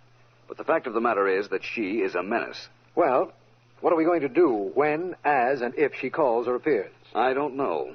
All I know is what we're not going to do. We're not going to give her any $1 million. What kind of a woman can she be, I wonder? She could be an attractive one, if it weren't for her eyes. They're ice cold. What was it the man said once? The eyes are the windows of the soul. That's right. Miss Walker, if that quotation has any basis in fact, has a frosted soul. Personally, I'd feel more at home with... Oh, finally. I hope it's she. Hello? Vance? That's right, this Miss Walker. Yes. I told you I'd call. I'm calling. You want to know what decision I've made as to your proposition? That's exactly what I want to know. Have you spoken to Markham? You can deliver the checkered killers? Definitely. Mr. Markham is with me now. He'd like to know that for sure. Can he meet you somewhere? Why not? I'll drive down to the end of Neck Road and be waiting for him in about an hour. It's rather late for an unescorted young lady to be in that deserted section. I have nothing to worry about. The only thing people fear in this town is the checkered gang. And they work for me. Remember?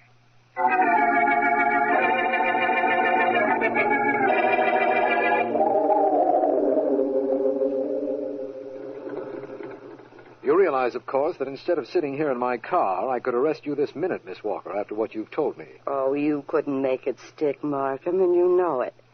Why didn't Vance come with you to meet me? He didn't say. Getting back to you and your proposition, you know, there's never been anything quite like this done in any city. There's never been anybody quite like me in any city. Yes. Let me tell you something that I didn't tell Vance. Yes? Suppose you do catch one of the checkered killers. There are half a dozen waiting to take his place. They're all well paid and well organized. $1 million is cheap to get rid of them. $1 million of taxpayers' money used to make a deal with a criminal organization. Why not? Who's going to benefit if there's no checkered gang? The public, of course. This makes sense. Very good sense. Not to me, it doesn't, boss. Who are you? Apparently he's one of my boys, Markham. Checkered suit, mask, dark. Who are you? You said it right, lady. I'm one of your boys. Mm-hmm. One of your boys that followed you out here to find out what was going on. What? I found out. Miss Walker, don't do that. I better take your hand back. Give It's that liable to go up, give me. Look, whoever you are, I'm not going to... Shut up. Boys, this is the district attorney. And you were going to make a deal with him, weren't you? Well? I don't know what I'm going to do with you. But as for the DA, he gets this. I think he'll be more comfortable laying out here in the road, so out of the car he goes. Move over to the wheel, boss. You're driving me back to the hideout where I can tell the boys what you were up to. They're going to have something to say about what you was trying to do. And they're going to do more than just say it. Believe me.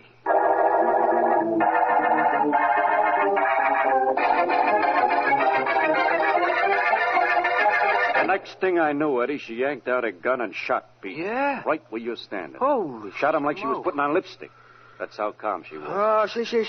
She's ice, that broad, Georgie. Ice. Then she tells me what to do about the bank vault. Says to get rid of Pete's body, just like that. Yeah. Honest, that dame is tougher than any guy I know. You ain't kidding, Georgie. You ain't kidding, no, sir. Well, did you get rid of it? Sure. Think I want to... What's the matter? What is it? These Easy, lies. guys, relax. Oh. I just brought the boss here so you could hear what's been going on. Don't believe him. He's making the whole thing up. Yeah, what whole thing? The boss was trying to make a deal to turn all of us into the district attorney. Don't be fooled. Wait a minute. You with the gun. Who are you? I'm wearing a checkered suit, ain't I? Yeah? I'm wearing a mask, ain't I? Yeah. I'm one of you guys. She hired me yesterday. I followed her out the Neck Road about an hour ago and had to make a deal with the DA, so I dragged her back here. That's not true. I never saw him before. I'll prove it to you. I'll yank off that... Keep your hands away from... There we are. See, boys? It's Philo Vance. Grab his arm, Eddie. Grab the gun. I'll get the gun. You get him.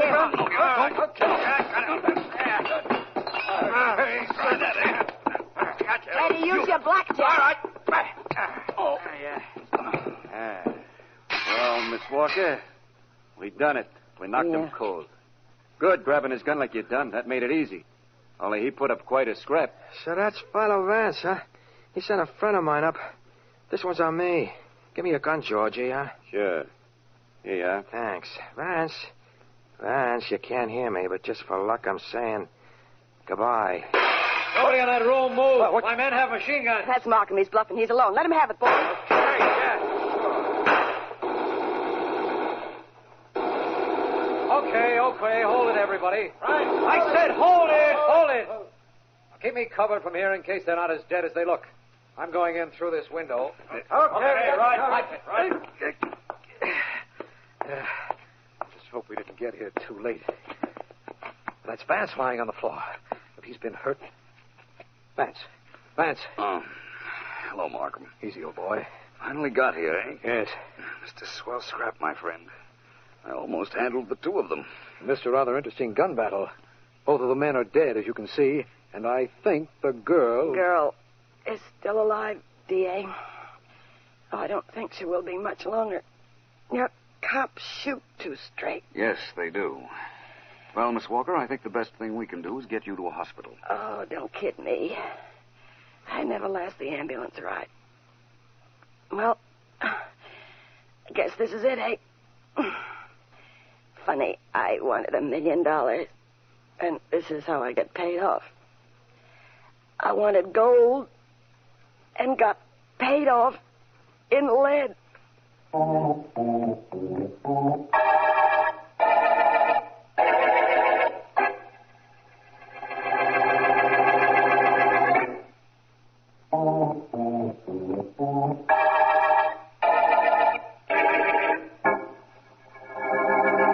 Well, Vance, I'd say that the only thing I don't understand about the Checkered Gang is how they turned invisible. That still sticks in my mind as impossible. It is, Markham. The invisible gimmick was a trick. The checkered suits were only checkered in front. The back was solid black. That applies to the back of the gray hats they wore, too. They worked in darkness or semi-darkness. The whole thing was planned to have a theatrical effect on the victims. And it practically had the same effect on me. You're quite an actor yourself, Vance. When you showed up in that checkered suit and mask out on Neck Road, I wasn't sure it was you at all. I wanted it that way. The blank cartridge I fired at you didn't hurt any, did it? No, but the bump when I landed on the road did. You ought to be more careful how you throw corpses out of the car. A corpse couldn't complain.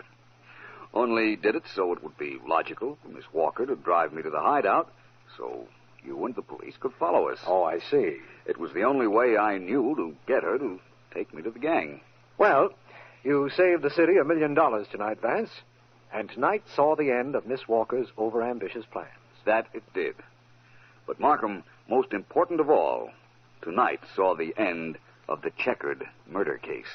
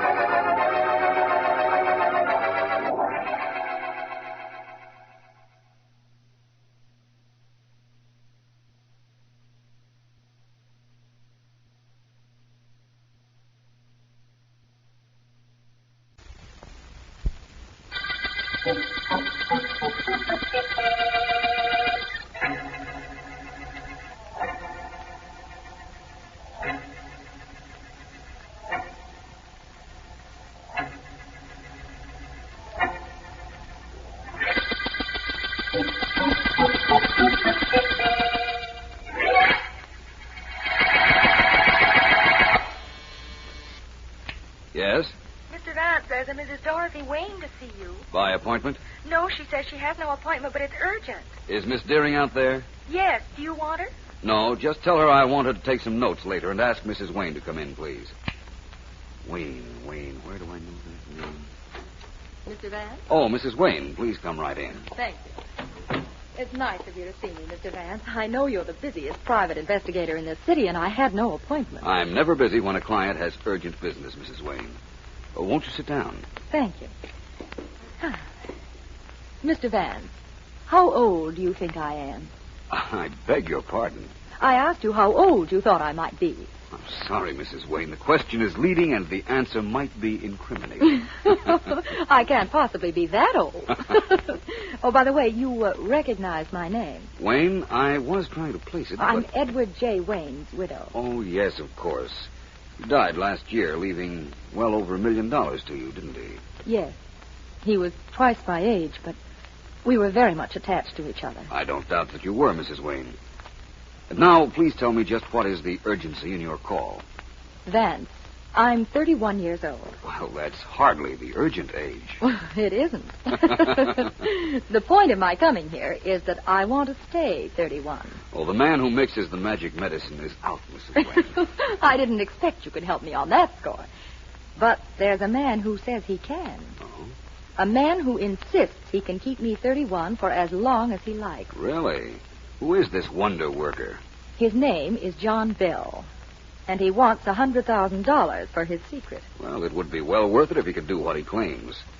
What gives you the idea that there's anything at all in what he says he can do? I have the best reason in the world, Vance. Yes? John Bell looks 40, but I have definite proof that he's over 400 years old.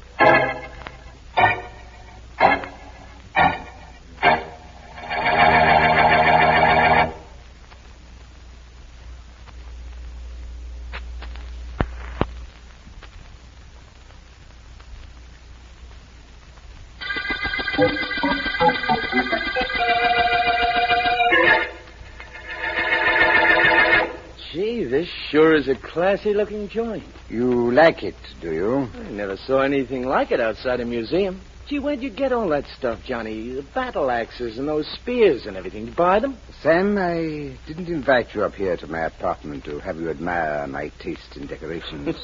Well, I was surprised you invited me up here at all. I just ran into you on the street. Boy, was I surprised to see you, of all people. I was a little amazed myself, Sam. Unfortunately, I wish the meeting could have been postponed a month or 6 weeks. I don't get it, Johnny. But then you always were a strange one. What difference does it make if I met you this morning or I met you a month from now? It matters a great deal to both of us. There are 100,000 reasons why I wish you hadn't made an appearance at this moment. There's just one reason why you should wish that. If there is a reason, I certainly don't know it, Johnny. Honest, I don't. Hey, Johnny, what are you doing with that gun? Johnny! Johnny, don't! Now you know the reason, Sam. A little late, but you know it. You know that because you came along just when you did. You had to die.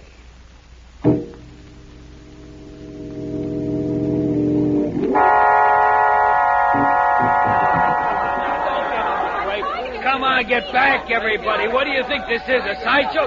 Get back away from the body. Hey, Morrison. Yes, Sergeant. Get him back. All right, folks. Hey, Morrison, come here. Yes, Sergeant. You hear that siren? Yeah. Take a look at that car. It belongs to District Attorney Markham. See that he gets through this mob, will you? Never mind helping Markham. He's got his friend Philo Vance with him. Let Vance push his way in. Which is exactly what Vance is doing. Hello, Heath. Hi. Hello, D.A. Hello, Heath. Vance and I got down here as soon as we could. Who is the dead man? Who knows? All marks of identification have been removed. He was shot. Somebody tossed him face down in this empty lot, just like you see him. That's what I like about a murder. You get so much to work on. Since when was that a deterring factor to you, Vance? It never was. I think I can tell you this about the dead man, though. He was a laborer or a farmer. Worked out in the sun a great deal. Notice his neck marking. It's baked a dark red. Yes, I see that. He might conceivably have been a farmer. That outfit he's wearing is definitely a go-to-city suit. And unless somebody dressed him after he was killed, I think you'll find he's from a small town. Yes. Well, I've got to be going. You going to work on this murder, Vance? No, Sergeant Heath. Not at the moment. I have a client who'd like me to see a man named John Bell. You know all I know about this murder case. It's not much, believe me, but it's more than I know about a man who claims to be 400 years old.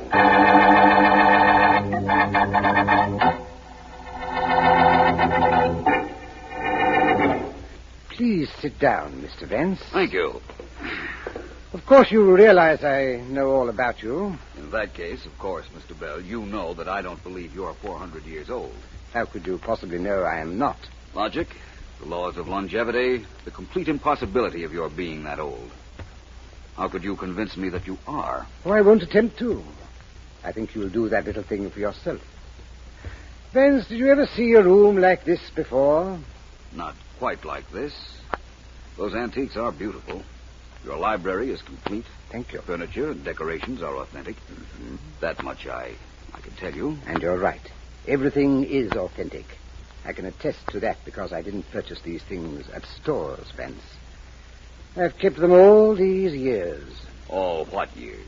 I was born in 1545. Don't look it, do I? No, you don't look a day over 350. Nice sense of humor, old man. Thank you. Bell, do you mind if I ask you something? Oh, please do. You were born in 1545. What happened in 1588? A lot of things. One of them was Drake defeating the Spanish Armada. Quite a battle it was, too. We didn't think we had a chance. We? Yes, I fought with Sir Francis.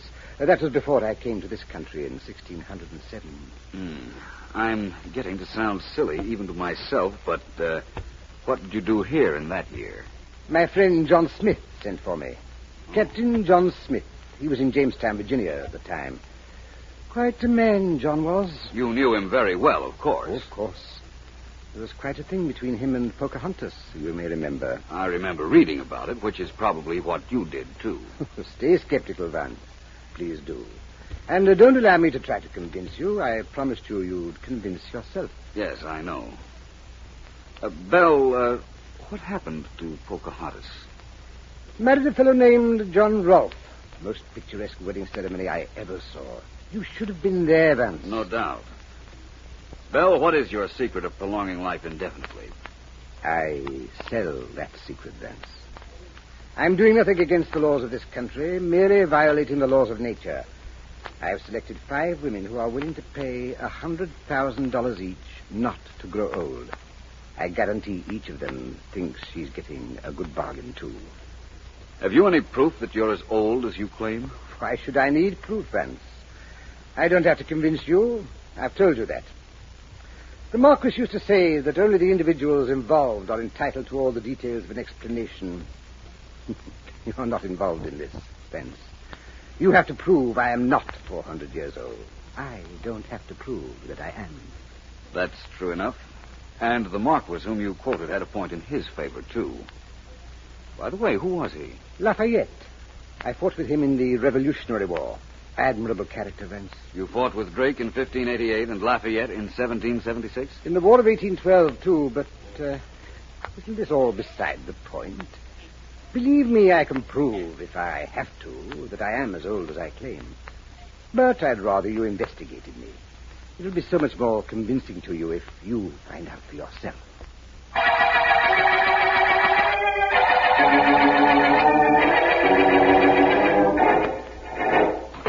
Hey, Tony. Tony, where are you? In here, pig, shaving. Come on in. Tony, I find out what that guy John Bell is up to. I know his whole racket. Boy, am I smart, huh? Oh, but you know it's more correct than that last thing you said. Now, listen. You know the guy is working some kind of racket, so you send me to spy on him. I spy on him. A dame comes to see him, I follow her. She goes to Philo Vance's place. I follow her. When she leaves, she goes home. How's that, huh, Tony? Great. Pig's first place under the heading, so what? Oh, now, wait a minute. I crawled into John Bell's apartment when Vance comes to see him, understand? I find out the whole gimmick. This Bell claims he is 400 years old, and he's selling the secret of how to live that long to this rich dame, you understand? Oh, Is that what it is? Yeah. Not a bad idea. Of course, it has to be done pretty delicately. But it isn't a bad idea at all. That ain't all, Tony. Really? Look, I am in this John Bell's place earlier when I see him knock a guy off. Shoots him. I know who the guy is, and Bell says something about being sorry that the guy meets him in the street this morning. I see that, too. Well, what do you know? Give me the powder, Pete. Yeah, sure. Here you are, Tony. Well, how about it? Am I smart, huh? You're a genius. Well, what do you see in the mirror, Tony? My face, stupid. Oh. Notice I'm getting a couple of lines around my eyes. You must be getting old, huh? Well, we all got to get old, you know. Not according to John Bell. Maybe I better see him.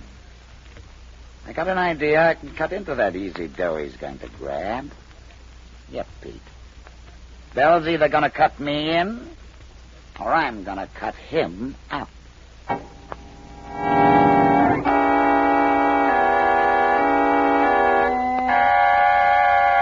Philo Vance speaking. Hello, Vance. This is Markham. Oh, yes? Have you got a man you thought might be a farmer? No, Markham, to tell you the truth, I haven't. I've been working on another case. The most puzzling and intriguing circumstance I've ever encountered. I'm almost convinced I know a man 400 years old. Oh, Vance. I know how silly it sounds. It and certainly does. I said I was almost convinced, remember. That much is in my favor. Well, let me know how you make out. Oh, I called to tell you we checked the clothes the murdered man was wearing. They were mail-order stuff, just as you thought. We're making a little progress on the case, but I wish you were working on it. I will be if you haven't solved it before I wind up this ridiculous situation I'm in. I'm beginning to dislike myself for not finding the fallacy in the claims of this man, John Bell. But I have an ace in the hole. What's that? My old history professor at college, Markham. He knows every date and practically every character who ever breathed between the Stone Age and now. My client, Mrs. Dorothy Wayne, and I are going to see him this afternoon. I hope he tells you something you can use. He'd better. Then, after I explode this John Bell individual, maybe I can get your killer for you. I hope to have your murderer at the end of a rope before I get to the end of mine.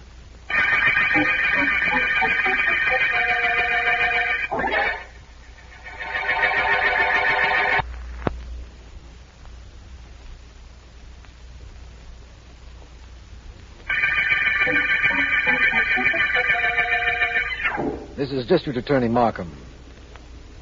The murder case the police were on has a relative unimportance to Philo Vance because he is faced with a man who insists he's 400 years old. This individual, John Bell, is trying to sell his secret to one of Vance's clients.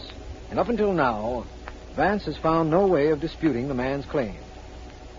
The secret of John Bell, however, has remained protected despite Vance's efforts so far. And who he is, what he is, how old he actually is, are unknown to anybody. Vance and his client are at Vance's old university trying to...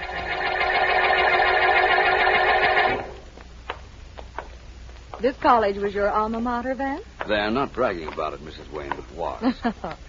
Oh, I did an awful lot of studying in this room.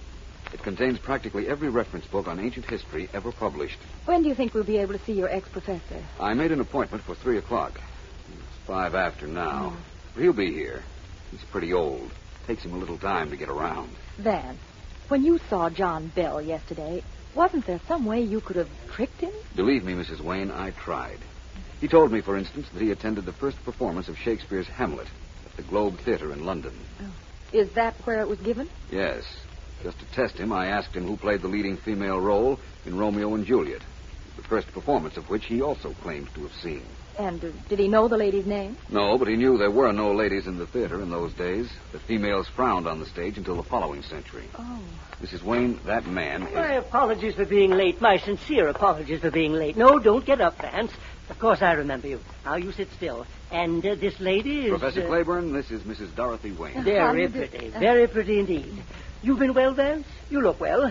I'm glad to see you, and glad to see that you remember your old university. Now, then, you must want something, or you wouldn't be here. Now, what is it? Speak up, young man. Well, Professor, in this library, there must be a book containing little-known facts about English history in the late 1500s and American history in the early 1600s. Yes? What book would I look at? What book? Well, any of several. Henderson's Early British Empire, Jackman's Elizabethan Era, Stone's early American history. All accepted, authentic, factual, complete with names and dates. Where are you going? Just over to the shelf. I want to see the Jackson book. Oh. Elizabethan era, you say? That's right. Shelf A, 5th volume in. 3 volumes in the set, printed in 1661. And how are you, Mrs. Wade? Oh, Professor Claiborne, you can be a big help to us, I'm sure. Well, that's what I'm here for. You find what you're looking for, Vance? I have the volume right here. Good. If we're lucky, I'll find what I'm looking for. Here, put the book down on this table. It's too heavy to be carrying around. What are you looking for? The names of the men who served with Drake when he sailed against the Armada. Well, try page 157 with footnotes. That ought to give it to you. Ought to be a drawing of the deck of Drake's ship, too, with some of the crew members shown. Thanks. Professor, you have a wonderful memory. Well, a man has to have something good. With me, it's a memory. You find what you want, Vance? Yes, here's a list of the entire crew that served with Sir Francis Drake. And I don't see... Oh, brother. What is it, Find Vance? something? What is it? Take a look for yourself. 9th name down, in charge of quarterdeck. Yes? Distinguished bravery during the encounter, Seaman John Bell. Bell. That's not all. Look at this drawing. Yes? The man in the striped shirt standing next to Drake. Well? Recognize him, Mrs. Wayne? Why, it's John Bell.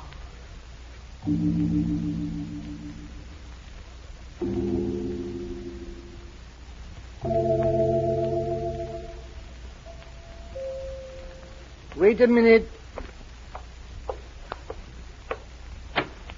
Yes? John Bell? Yes. I'm Tony Folletti. I got to talk to you. Step back. Wait a minute. What's the meaning? That's a good boy. What's the meaning of this? Don't be in such a hurry to find out. Nice place you got here. What's that? Suit of armor? What else could it possibly be? You got something here, Bill, old boy. How about this battle axe on the wall? Where'd you get it? Are you going to tell me what you want here? Sure. Let's see. I'll start from the beginning. You knocked off a guy named Sammy Meade, a farmer from the Midwest. Go on. Let me tell you how I know so you won't think I'm bluffing. A friend of mine saw you meet this Sammy Meade on the street the other morning and heard you make an appointment with him for up here later that day. Well? So when you leave Sammy, he talks to him. Finds out who he is and where he's from. Then I send him back to check on you some more. And he does. He sees you kill Sammy. And he finds out what kind of a swindle you're swinging. Now I'm here to cut myself in. Oh, is that what it is? Yes. You were admiring this battle axe a moment ago. Let me show it. Don't try to get coy, Bell. Oh, I won't. I want to show you why I can get away with what I'm doing. You elected yourself my partner. You're entitled to know what's going on. That makes sense. Only I got a little friend in my pocket that's going to keep its eye on you. An automatic friend. You'll never get it out of your pocket. Oh, no, one sock doesn't. That ought to. A little tougher than you think, Bell. I'm getting up. This time you're going down. Oh, no. You see, I have a friend, too. This battle axe.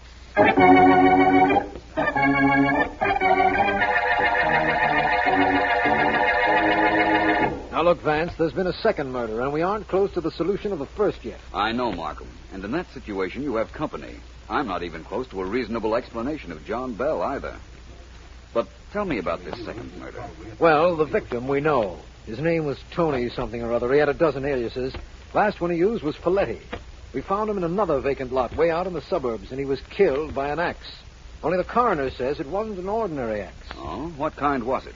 We don't have the murder weapon, of course, but according to my information, it was a very unusual sort of axe, quite long, we believe, with a curved blade. I see. The axe that was actually used is probably at the bottom of the ocean by now. But, Markham, there is just a possibility that the case you're working on and mine are allied. Really? How do we find out? You mean, how do we find your murderer? Yes, of course. We advertise for him. Stop joking, man. Oh, I'm not at all. You're not? Of course, the murderer won't answer my ad, but somebody who might lead me to him will. There are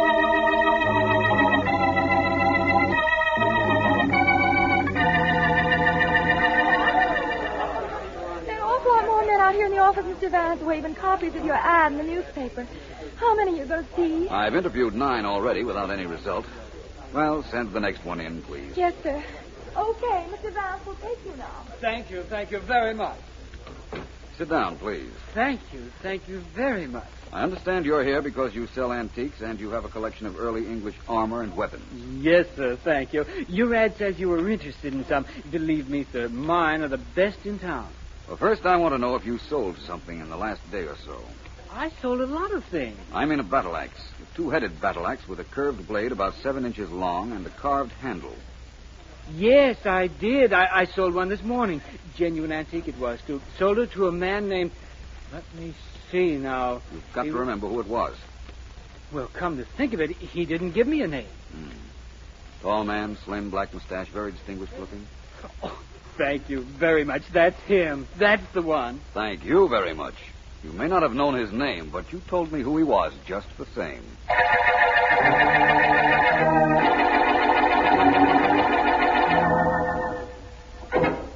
Well, Vance, it's nice to have you back here. Thank you. I understand your client, Mrs. Wayne, instructed you to either prove I was phony by tonight, or she was willing to accept my offer to preserve her age at 31 forever. Yes, that's so, Bell. Say, isn't that a different battle axe on that wall over there? Different? How do you mean, different? It isn't the same one that was on the wall the last time I was here. You're mistaken, Vance. Am I? Yes. I think not. But it'll be pretty easy to tell. When I was here before, I left a little scratch on the handle with my thumbnail. Mind if I look at that one on the wall? Not at all. I'll get it for you. You know, Vance, I rather liked your being called in by Mrs. Wayne. I want no better testimonial to my authenticity to influence my other prospects than your verification. Here's the axe. Thank you. Now, I left a little scratch just about... There it is, all right. Of course it is. If you left it there, it's still there. That's the point, Mr. Bell. I left no scratch on the axe. You just duplicated with your fingernail a scratch you thought I made because you knew this was not the same axe. You're very clever, Vance. I didn't think so up till now. You used the other axe to kill Tony Folletti. And why? Because he knew you were a phony the same as I do, and I can prove it the same way that he could. Well, his friend came to see you, too, Vance.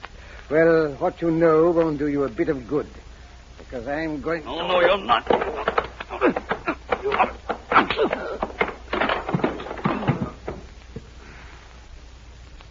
Well, that settles you, Mr. Bell. All 400 years of you.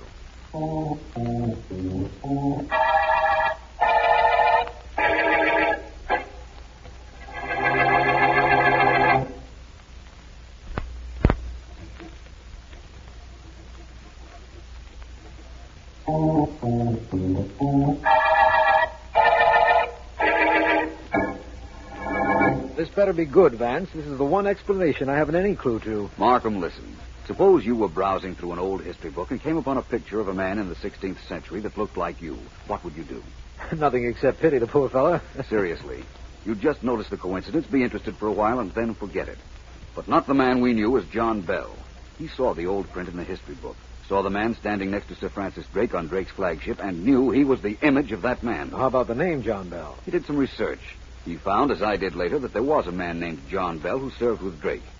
He was very thorough, though. He got all the names of the men who fought with the English commander and then went through the Revolutionary War records. Until he found a duplicate name. Right. He found the name John Bell in both places. Now, that's not too coincidental, Markham. It's a very ordinary name. It was even more ordinary in those days. Well, now Bell was almost ready for his great fraud. He must have spent months studying every detail of early English and American history. Probably, but he had excellent incentive. $500,000 that he knew 5 women would gladly pay him if he could show them how to live to be 400. The beautiful part of his racket, of course, was that as soon as he collected, he'd vanish. And there'd be no finding him when one of his victims noticed herself growing older. It was a very well thought-out stunt, believe me. Bell's first bad break was meeting Sammy Meade, his first murder victim, Markham.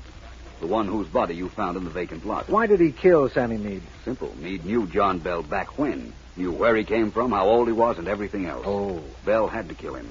But in killing Meade, Bell got Tony Folletti on his trail. And Tony's friend Pete, whom you found after Tony's death. Whom I found and who talked. But remember, Markham, that was after I reasoned out that if Bell had used a battle axe from his wall to kill Folletti, he'd buy another one immediately so that he could dispose of the murder weapon which might possibly incriminate him. Well, you broke the case all right, Vance. Then I knew you would, you know. Thanks.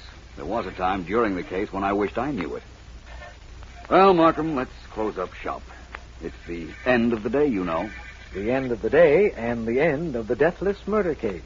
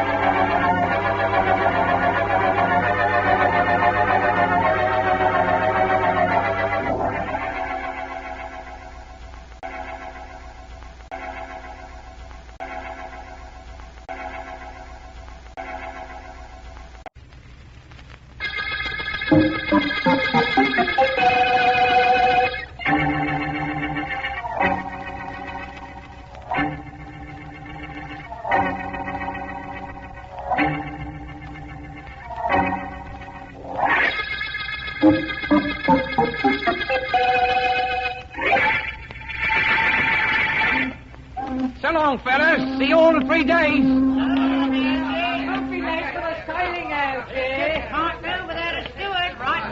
I'll be back, you blooming idiots. Okay, don't take no wooden shillings, Algy. All that Algy's up my funky. Wait a minute, Algy. Wait right here. Hi, Johnny. Nice of you to come down to welcome me. Don't give me that welcome talk. You know what I'm here for. Did you bring it with you? Shh. Somebody'll hear. Nobody around to hear me. Did you bring it? That's what I want to know. I've got it all right, Johnny. Be at my room at 9 o'clock tonight. I'll let you look at it. Only there are 2 other gentlemen who'll be bidding for it, too. So they'll be bidden. Yeah. One thing I'm guaranteeing, Algy. I'm the guy that's going to get it.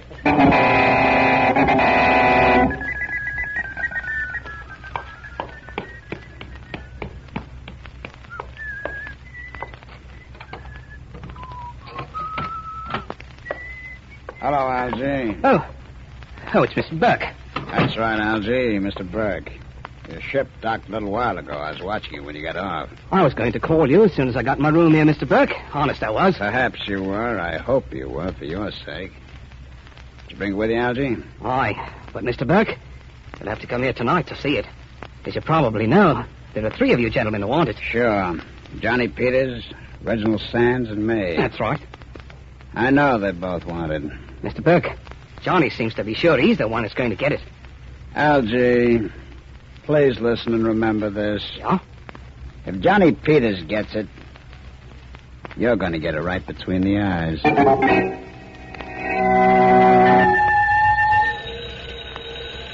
Hello. Algy? Speaking. Ah, Reginald Sands, Algy, old boy. Oh, hello. Well, I see you've arrived on schedule. Oh, we docked a couple of hours ago. Very good, old fellow. And, you brought it ashore safely? I've got it. And it's safe enough right here with me. Well, really, old bean, then stop hold. Better keep it with you until I have a chance to get down there, Algy. I want to see it. More than that, I want to buy it. You'll have to get online, Mr. Sands. You're not the only one who wants the diamond, you know. Yes, I know. That stone is very much in demand. That's right. But, Algy, old top, it had better be me who gets it, because if I don't, you'll have another kind of stone for your very own. A tombstone.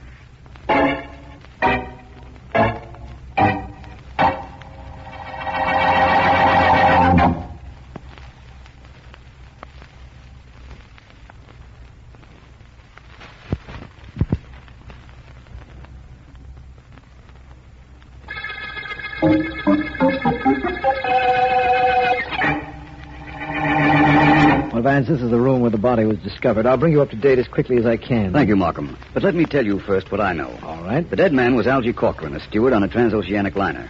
He'd been suspected of smuggling, but nothing was ever proven. Right. Now, smuggling doesn't come under my authority as district attorney, but some of Algy's playmates are pretty rough characters, I understand. He was found shot to death right here last night.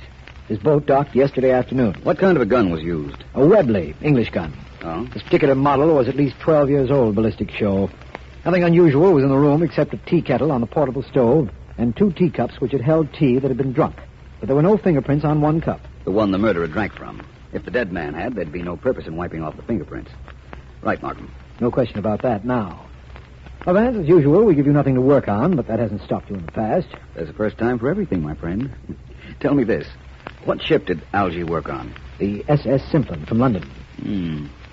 There was a jewel robbery in London about 2 weeks ago in which the famous 40-carat Elton diamond was stolen. Algy is a suspected smuggler. I see what you mean. For a case that seemingly has no clues, Markham, I'd say we have rather a clear picture of what happened. Now let's see what progress we can make.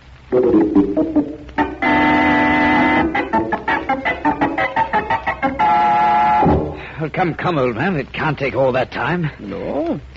You ever try to cut a 40-carat diamond, Mr. Sands? I steal them. Cutting them is your department. I've got to be very careful.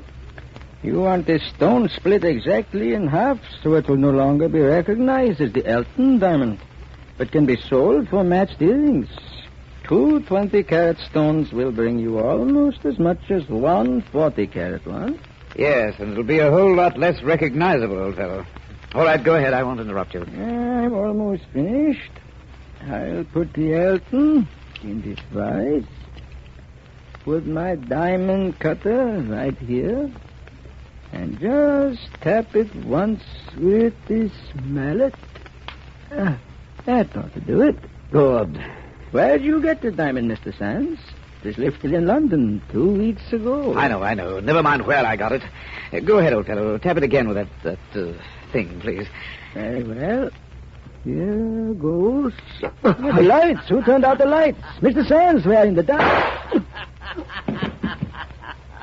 And it seems as if I'm in a bit of a predicament. I can't see you, but look, whoever you are in this room, let's make a bargain. I'll give you half of everything.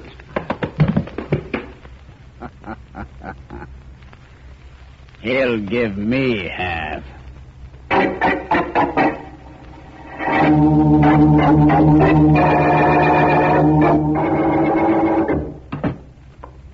That you, Joe?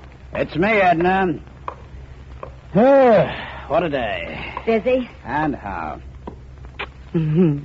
What's for dinner? I won't tell you. It's a surprise. All right? Sure, then. I have a surprise for you, too. Oh, let me see. Later. Honey, no teasing. Honey, no begging. Oh, please, if it's a surprise, let me see it. Please, Joe. What's for dinner? Roast beef. Now, what's your surprise? These. Oh, Joe. Pretty, aren't they, Edna? Yeah. 2 perfectly matched 20-carat stones.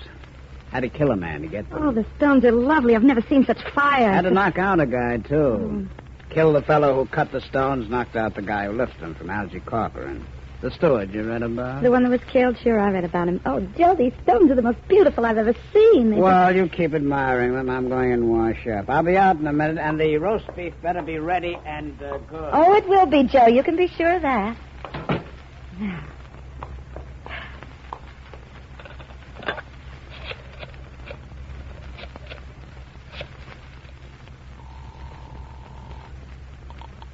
Philo Vance speaking. Vance, my name is Endon Burke. My husband is Joe Burke. He just killed a man. What did you say? I said my husband killed a man, a diamond cutter, he said. Where is he now? He's washing up. He can't hear me with the water running. Vance, I've been saving your telephone number, waiting for something like this. You've got to catch Joe, and then I'll be rid of him once and for all. Where are you? Harris Apartments. Hurry up, Vance. I'll be there with the District Attorney Markham inside half an hour. Goodbye.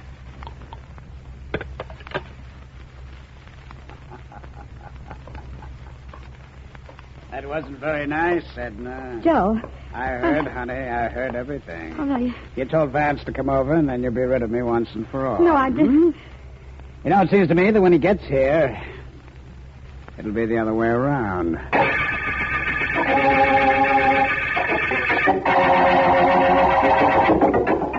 There's the apartment door, Markham. Yes. I only hope that Joe Burke didn't overhear his wife talking to me on the telephone. We'll know in a minute, Vance. That we will. If he did hear her, he'd think nothing of killing her. I'm sure of that. Hear anything, Vance? Not yet. Vance, thank goodness you've come. Where is he, Mrs. Burke? In here. Come in, please. This is District Attorney Markham, Mrs. Burke. How do you do? How do you do? Where's your husband? There he is, lying on the floor over there. He's dead. I shot him. What is this, Mrs. Burke? He heard me phoning Vance. He tried to kill me. We struggled, and his gun went off, and he dropped. I know I should be hysterical and all that, but I'm not the type. He tried to kill me. He got killed. That's all there is to it. I wouldn't say that. There's a whole lot more to it than that. You said he told you he killed a diamond cutter. Yeah. Well, a diamond cutter was found dead this afternoon. We suspected he may have been used to cut up the Elton diamond and then was killed. I don't know anything about that. Your husband didn't mention anything about any diamond? Not a thing. Oh, here's my husband's gun. I took it from him after he fell. I think you'll find it's the one used to kill the diamond cutter, Markham, but not the one that killed the British steward. You're right, Vance. This is an American-made automatic. However, Burke might have used another gun to murder Algie Corcoran. Perhaps.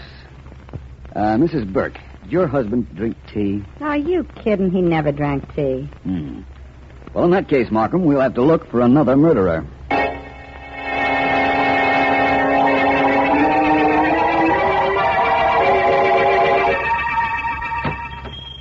Good afternoon. How do you do? What can I do for you, please? I'd like to know if you'd be interested in buying a pair of perfectly matched diamonds. Diamonds? How big, please? 20 carats each. 20 carats? Uh-huh. That's a lot. Stolen, of course. Does that make any difference? Not to me. You would want a lot of money for them. Oh, they're worth a lot. Here, take a look for yourself. Very beautiful. It would take some time for me to get rid of these. Put them away. Somebody's coming in. Somebody is in, Mrs. Burke. Somebody named me. Vance, you followed me. That's a logical conclusion. Yes, I did. And I'll take those stones if nobody minds. Mister, if you're the police, take them. I know nothing about them. This lady brought them in. She asked me to buy them. All right, I have nothing against you. Well, Mrs. Burke, apparently you left out part of your story, didn't you? Vance, I told you the honest truth. Joe did try to kill me, and the gun did go off while we were struggling. Afterwards, I got the idea of taking these 2 stones, but the rest of the story was the truth. I swear it was. Take it easy, I never Mrs. Burke. You weren't the hysterical type. Remember, that's what you told Markham and me. Just relax. And the 5 of us will take a trip to Mr. Markham's office. The 5 of us? Yes, this gentleman and the 2 stones and myself. I imagine he'll be glad to see us all. I beg your pardon, old boy, but I'll have to deny the district attorney that pleasure. I'll take the stones. Who are you? But it wouldn't matter if I told you my name, because to be perfectly frank, old man, I change it almost as often as I change my shirt. But I'll take those stones, old fellow. Now. Please, Mr. Vance, give them to me. He'll start to shoot if you don't. Oh, there's no question about that. Well, then? Well, I don't have any choice in the matter. Here they are. Oh, no, don't throw them. I know all the tricks. Just leave them on the counter and walk away 3 steps with your back toward me. That's it. Now, all of you, walk. Well, I should say we ought to walk, Mrs. Burke. Okay. Oh, quite the gentleman, aren't you, Vance, old boy? Quite a smart gentleman, too. And now I'll just take these diamonds. Actually, they belong to me, by the way. There's a family in London that might dispute that statement. Oh, I don't doubt it. Let us just say that I'm the American owner. It was I who had them when we, the diamond cutter and I, were hijacked by this lady's husband, Joe Burke. I knew he was after the stones. And I was watching his house and followed Mrs. Burke when she left with you after her. We made quite a parade, I imagine. Yes, all we needed was a banner and a band. You say those stones belong to you, that you're the American owner? Yes. Does that mean you killed Algie Corcoran to get them? The resourceful, redoubtable Philo Vance asks as leading a question as that. Why, it's hard to believe you'd be that obvious, Vance. I apologize. I accept your apologies. I promise not to ask any more questions. And I promise you this. Within 24 hours, I'll have all the answers to this case, including knowing who you are and proving you killed Algie, if you did.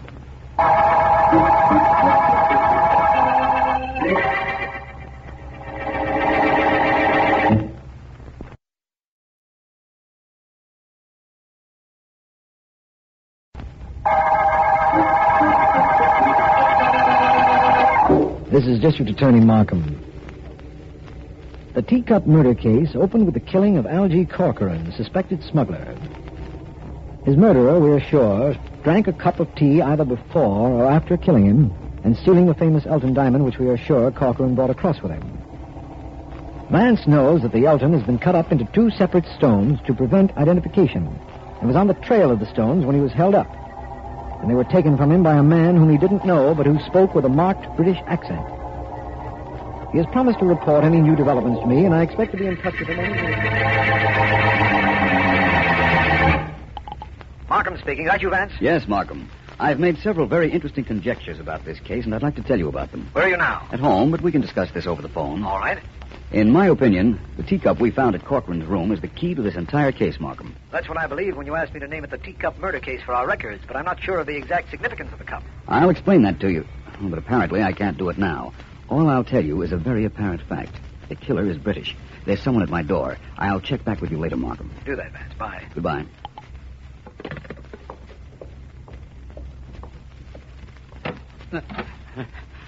Vance, let me in, please. Well, come in, my friend. Sorry to see you so badly beaten up, but it's nice to see you without a gun in your hand. Here, sit down right there.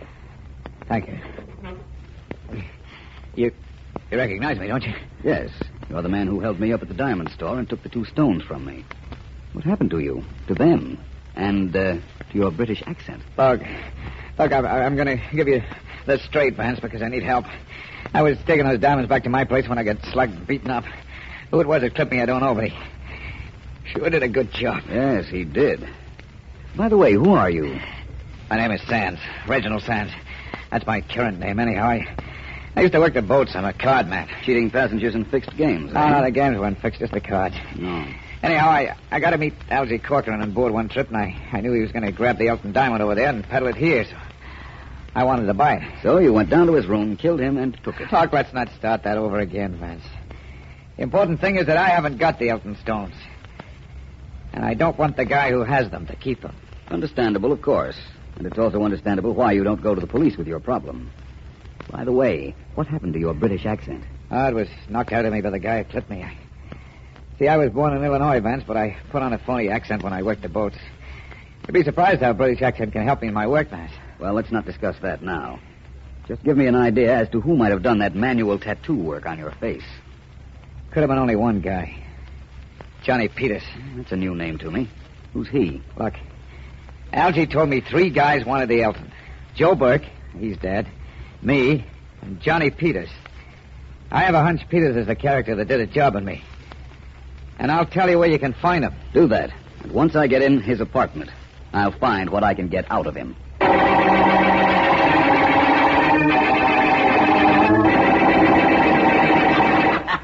Hey, let's see you do that dance you do at the club, baby. Okay. Only this time, nobody's going to be watching except me. Here, I'll turn on the phonograph.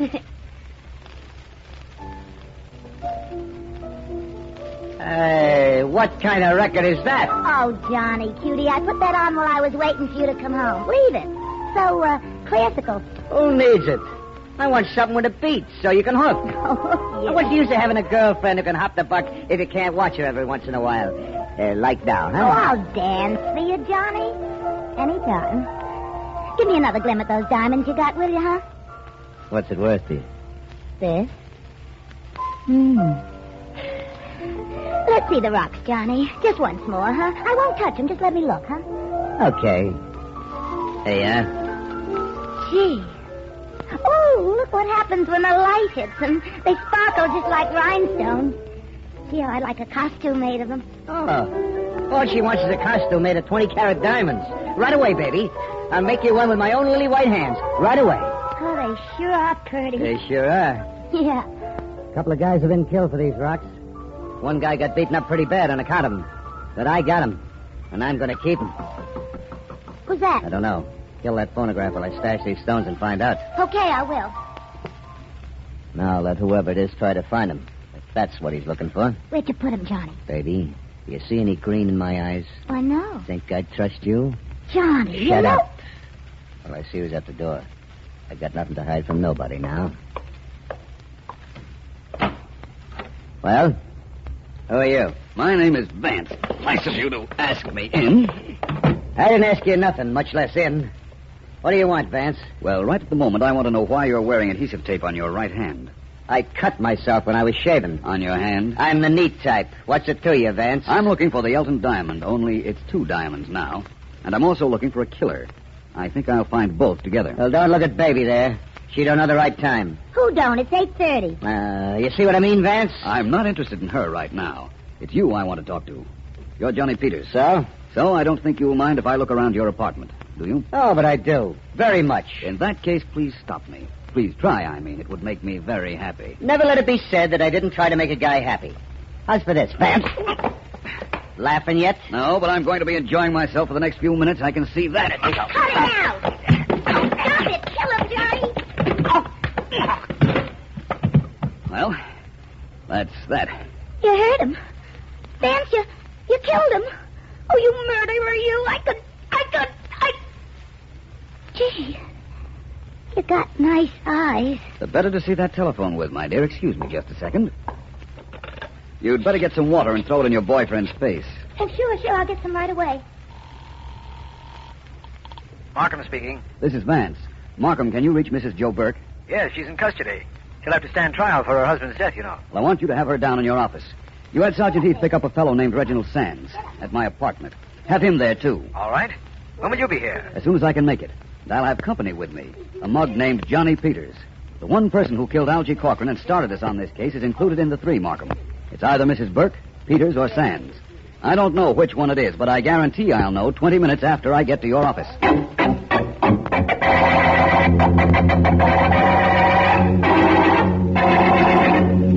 Come on, Peters. Don't make me drag you in. You're too heavy. You hit awful hard, Vance.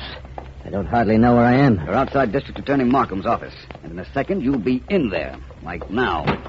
Here's Vance. Sit over there, Johnny. That seat right there. Okay, what can I lose? Hi, Sands. Hi. You look like you ran into a truck. What happened to you? You look like you met the same truck. Hello, Mrs. Burke. What did you want me here for, Vance? You'll find out. Thank you, Markham, for the trouble I put you to. No trouble, Vance. Well, what happens now? A little experiment. I have 3 lists of girls' names on these sheets of paper in my pocket. One goes to each of my suspects. Here you are, Mrs. Burke. What do I do with it? I'll tell you later. Yours, Peters. Gee, this is what I've always wanted. A piece of paper. Your list, Mr. Sands. Thanks so much. Mrs. Burke, read me the names on that paper. Keep Yeah. going till I stop you. Okay. Alice, Beatrice, Clarice, Dorothy, Evelyn, Frances, Grace. That's enough. Okay. Mr. Peters? How do you know I can read? Can you? Sure. Alice, Beatrice, Clarice, Evelyn, Frances, Grace, Hold it. Harriet. It's a pleasure. Mr. Sands? My turn, huh? That's right. All right. Alice, Beatrice, Clarice, Dorothy, Evelyn, Frances, Grace, Harriet, more, Vance? No, thank you, Mr. Sands. You've gone far enough. Markham, you can make your arrest now. I don't doubt it. But which one is the killer we're looking for? Couldn't you tell, Markham? Why, the murderer is Johnny Peters, of course.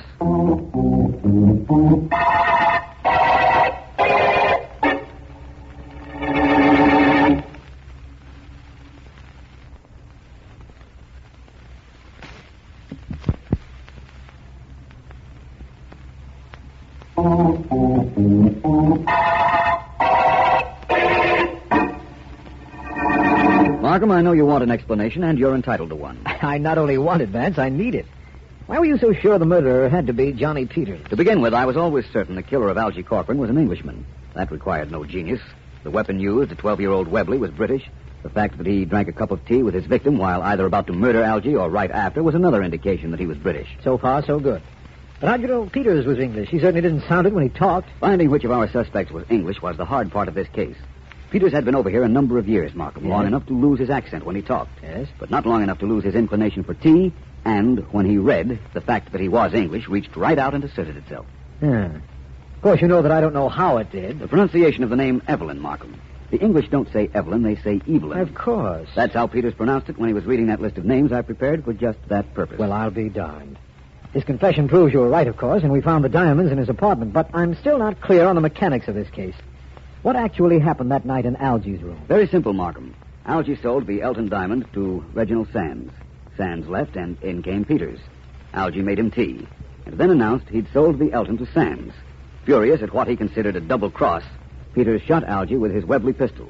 A gun he carried because he'd had it for so long he knew it couldn't be traced. Then he wiped his fingerprints from the teacup he used and left. Yes. Now, before he'd reached Algie's, Joe Burke, who was later killed by his wife, called Algie, and Algie told him he'd sold the Elton diamond to Sands.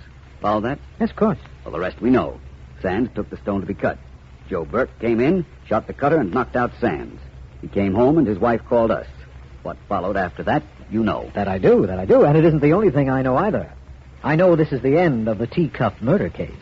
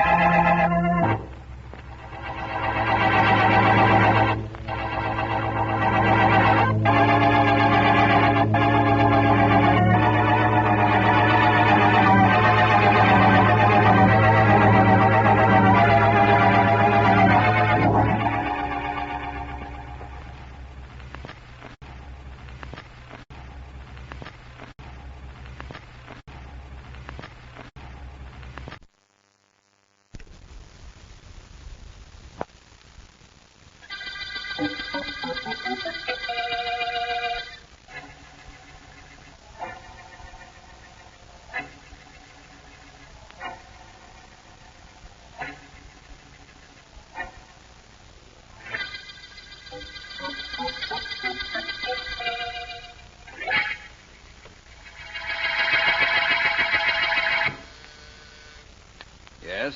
Mr. Vance, there's a man here to see you. He hasn't an appointment, but he says it's important. Thank you, Miss Bentley. Miss Deering there? No, sir, she's out to lunch. Well, tell her I'd like to see her when she returns, please. And ask the gentleman to come in, will you? Yes, sir. Go right in, please. Yes, thank you. Mr. Vance? Sit down, please. I'd rather stand. Mr. Vance, what I'm going to tell you is perhaps the most unusual thing you've ever heard in your life. It's only fair to warn you there have been a lot of unusual things in my life. I know. That's why I came to you. You're supposed to be the best private investigator in the country. Now, look at this.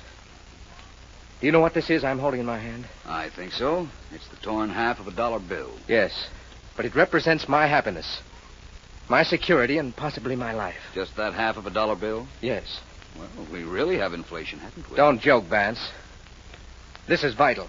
This half isn't important. But the other half is. How important? It's important enough for me to pay $10,000 for the other half of this dollar bill.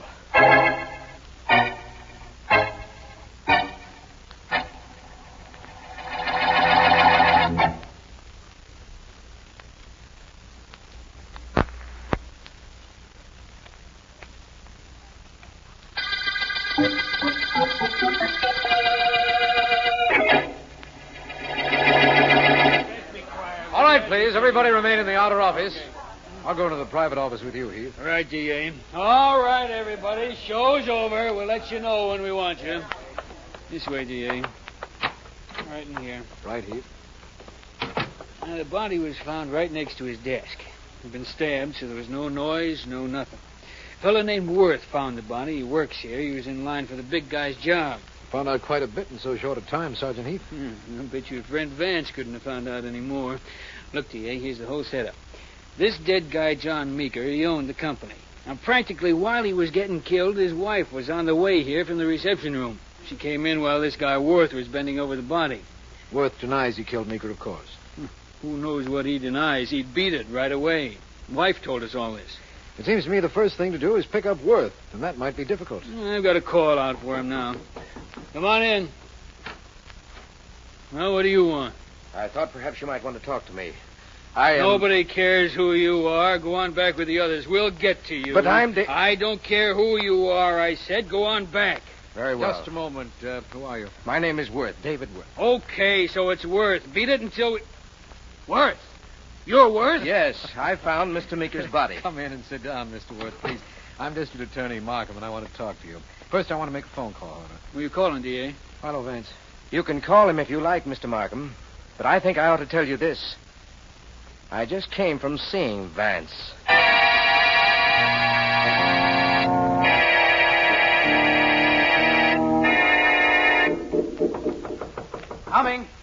Coming. Helen. What Come in quick before anyone sees you here. What was the hurry, Jeff? You practically dragged me through the door. Do you realize what would happen if the police found you, the widow of my boss, at my door? Oh, stop getting dramatic. They might think some things they knew, but they don't know. And I made sure I wasn't followed. Now, be a nice boy. Invite me to sit down and act as if you're glad I came. I am glad, you know that. But with your husband dead, murdered... Oh, that isn't going to make any difference to us. You and I will wait a respectable amount of time, and then we'll get married.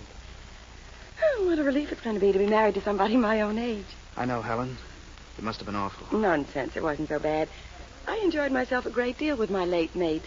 I was just a little too old, that's all. Now, what I want to know is this, Jeff. Did you see Worth before you left the office tonight? The district attorney and Sergeant Heath were questioning him when I left. He's it for sure, Helen. They'll get him for killing your husband. Maybe they will. What does that mean? It means that he's a logical suspect. When I came into John's office, I found Worth bending over the body. He had a motive. He takes over the business. His fingerprints might even be on the knife. He probably handled it. And we have nothing to worry about. I have nothing to worry about. Helen. Oh, you haven't either, as long as you behave yourself. And remember that I have the other half of that $1 bill. What are you talking about? I'm talking about the possibility of my sending you to the electric chair anytime I feel like it. Now stop that talk and give me that bill. Now give it to me, all right? Oh, stop that, you fool! Jeff, you're choking the me. torn half of the bill, I want it, and you're going to give it to me. Tell me where it is, or I'll... Jeff, darling, stop. Please stop, you're hurting me. Sorry. I didn't realize what I was doing. Don't, Jeff. Jeff, kiss me. Oh, when I was a kid and I hurt my hand, my mother used to kiss it and make it well. Jeff, kiss me. I must have been out of my mind. Helen, darling. Again, Jeff. Doesn't hurt anymore, but kiss me again.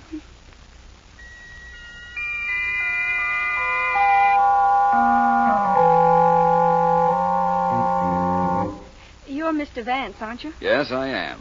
And you are the Meeker Company receptionist. Yes, I am. Mr. Markham said he was sorry, but he couldn't wait for you here.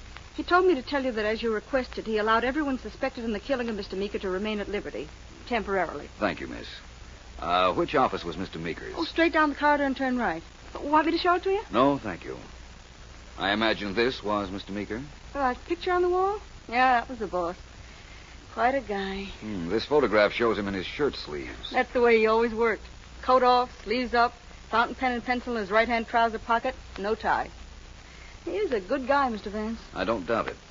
Tell me a little about this place. Who worked here? Well, it was just the boss and his two assistants. One was Mr. Worth and the other Jeff Hallahan. Those are their pictures. I know Mr. Worth. He's been down to see me. He takes over the firm, I understand. I guess, yes. He was Mr. Meeker's right hand. I wonder whose right hand it was that held the murder knife.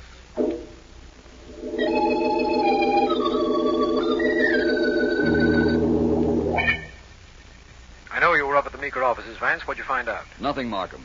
Nothing that would make me understand why a half of a $1 bill should be valued at $10,000 by our Mr. Worth. Sergeant Heath is certain he's the killer. Claims that Worth had just finished killing Meeker when Mrs. Meeker came into the office. She practically caught him at it. So I understand. But it doesn't explain why the missing half of the torn bill is so valuable. No, it doesn't. Have you seen Mrs. Meeker yet, Vance? No, I want to see my client first. You know, there's an old expression that money talks. I wonder what that torn half of a dollar bill has to say.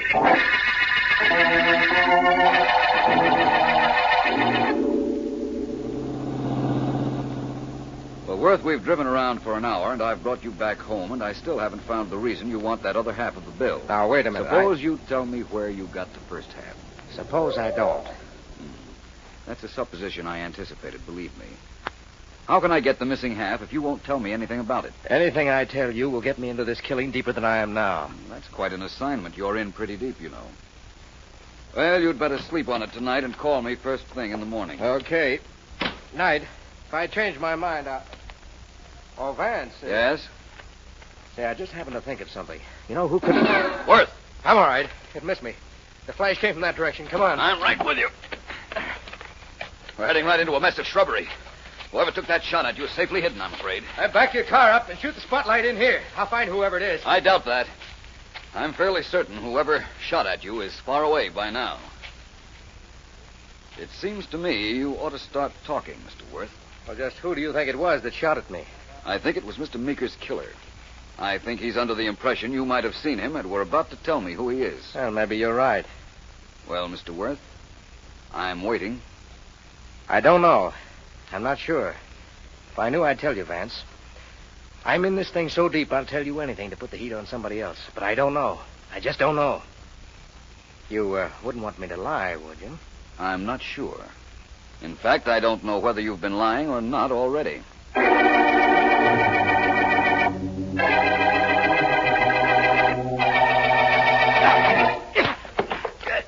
up! You, Callahan. You're not hurt. Come on. See how you're breaking in here and smacking me around, Worth. What's gotten into you? On your feet. Gone crazy or something? You walk in here and start slugging without saying a word. You took a shot at me while I was talking to Vance an hour ago. Well, didn't you? I don't know what you're trying. Cut it out, will you? Let's have some straight answers then. You did try to kill me, didn't you? I didn't try to kill you. I just tried to scare you off. From what? From telling Vance anything that he might turn upside down. Now we're getting somewhere. You killed the boss, didn't you, Callahan? Don't be silly.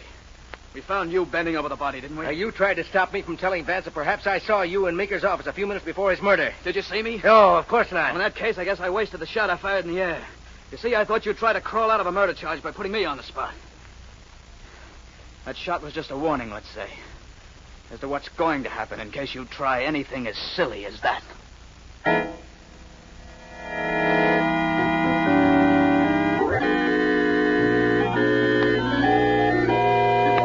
Now, here's where Mr. Meeker should have been sitting, Markham. I imagine that's right, Vance. He's working in his shirt sleeves, as usual, when all of a sudden... Vance, look out. Okay, this time I got you, Vance. This fight! You didn't have to be that realistic, Sergeant Heath. It's all right, Markham. I'm not hurt. Heath was carrying out orders. I wanted to see how Mr. Meeker might have been killed. Only it didn't happen that way. This little demonstration proves he wasn't stabbed by anybody coming up in back of him. That's fine. That's fine. There are so many things we don't know on this case.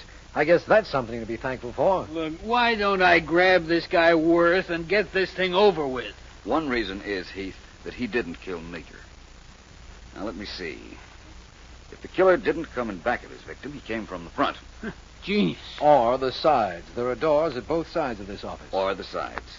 In either event, front or sides, Meeker saw him, guessed his purpose, and... Markham, I've got it. What have you got? The reason for the torn bill. I know why it's valuable now, and I think I know who has it. Do you also know why your client, Mr. Worth, wouldn't tell you anything about it? Not yet, but I will in a minute. Ring that buzzer in front of you, please, Markham. You want the girl from outside? Yes. Very well. Gentlemen, I'm nowhere nearer to finding out who our murderer is than I was. But I guarantee I have the rest of this case solved. What rest, Vance? See, in a murder case, all you gotta do is find the murderer. Or maybe I'm wrong. You're right, Heath. But knowing the reason for murder sometimes helps. Somebody want me in here? Yes, I do. Please come in. Okay, here I am. What's going on that I should know about? Miss, see if I have this situation correct. Both Jeff Hallahan and David Worth were in these offices somewhere when Mrs. Meeker came to call on her husband. That's right. You didn't buzz Mr. Meeker or call him. You just let her walk on through. Right again. She found Worth bending over the body. He claims he heard Mr. Meeker fall and came running in. Jeff Hallahan came in here later. Now, that was the picture, wasn't it? Sure was. Good. Now, tell me one thing more. What was Mr. Worth's job? Job? Yes. He took care of everything inside. Had charge of the books, the money, everything. That's all I wanted to know. Markham, get an auditor to work on the books of this company at once. You think you'll find something wrong? Definitely. That means that Worth was stealing. His boss caught him, so he killed his boss, right, Vance? No, Heath, it isn't right. Not entirely right, that is. I think Worth was stealing.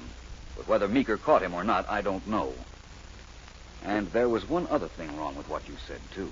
Yeah? What was that? Worth didn't kill Mr. Meeker. I told you that before. Whoever the killer is shot at my client last night when I was with him. We're narrowing down our suspects, Markham. But we have a very difficult situation to unravel. No question about that. That half of $1 bill, that should provide the solution.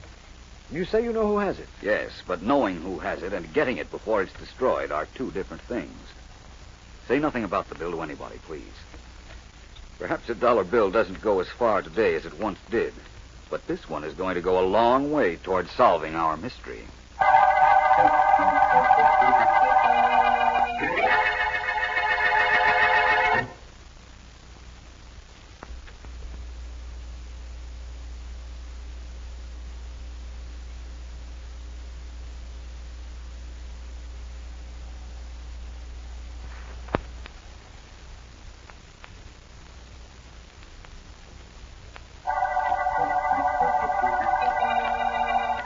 This is District Attorney Markham. The Meeker murder case opened with the finding of the body of John Meeker, business executive, knifed in his office. Suspects include his wife, his assistant, David Worth, and an office worker, Jeff Hallahan, who we suspect was friendly with Meeker's young wife. Philo Vance entered the case when Worth came to him to urge him to find the other half of a torn dollar bill. But while Vance says he knows why the half is valuable, we do not. At the moment, Sergeant Heath is in my office giving me a report on the books of the Meeker Company, and Vance... Here it is, D.A. Lowdown on the Meeker Company books. Somebody's been systematically robbing them for months. And according to everything we could find, it could only be one man doing it. That must mean David Worth. Right. Vance said he suspected that was what Worth was doing. And I said that old man Meeker must have caught him at it. So Worth killed him. You remember that? Yes. But Vance is sure that Worth isn't the killer. Well, so what? I'm sure that he is. I'm going to lock him up. No, not yet, Heath. Vance told me there would be a development on the case tonight. We'll just wait till we see what that development is before we make an arrest.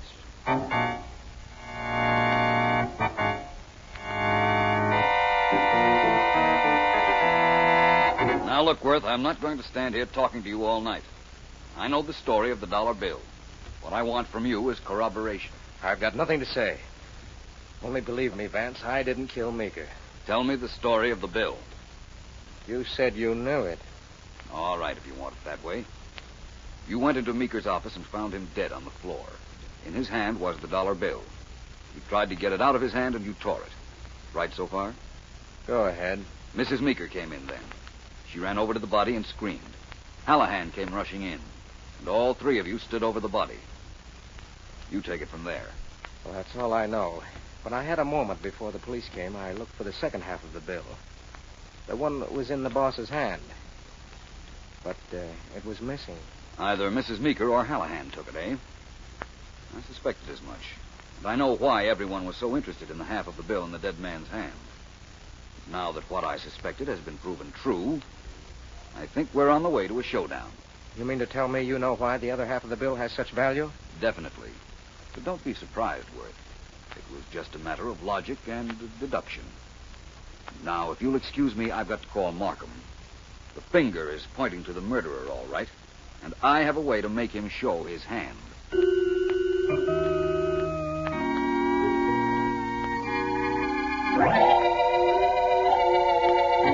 I think I understand, Vance. They're not to know who's calling, but I'm to phone Worth and Hallahan and Mrs. Meeker and give them that message. Give it to them just this way, Markham. Say that the police know where the missing half of the dollar bill is. That it's in the home of one of them, and that I have promised to have it by nightfall. I've got that, and I'll do it. Then what? Then I want you to have men following each of the three suspects. It's very important I know where they spent the hour after you give them my message.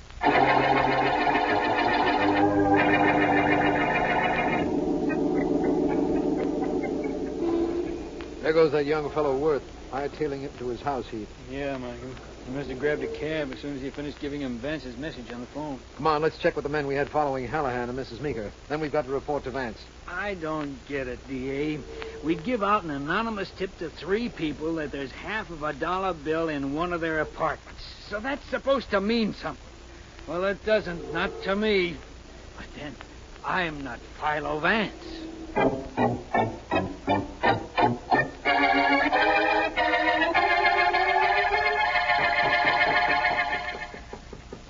Come in.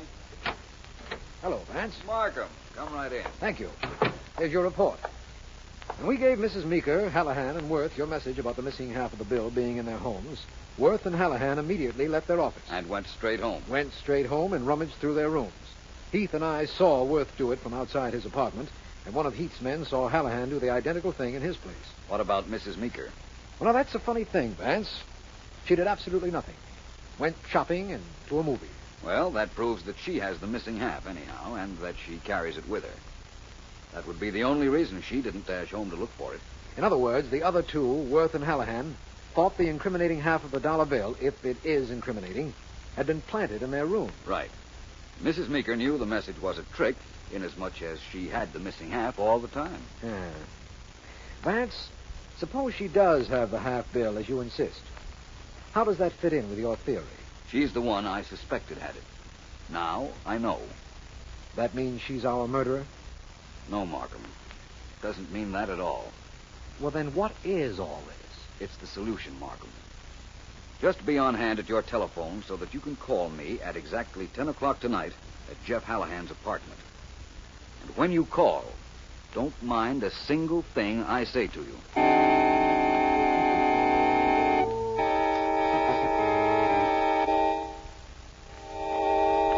Well, Vance, which one of us talks first?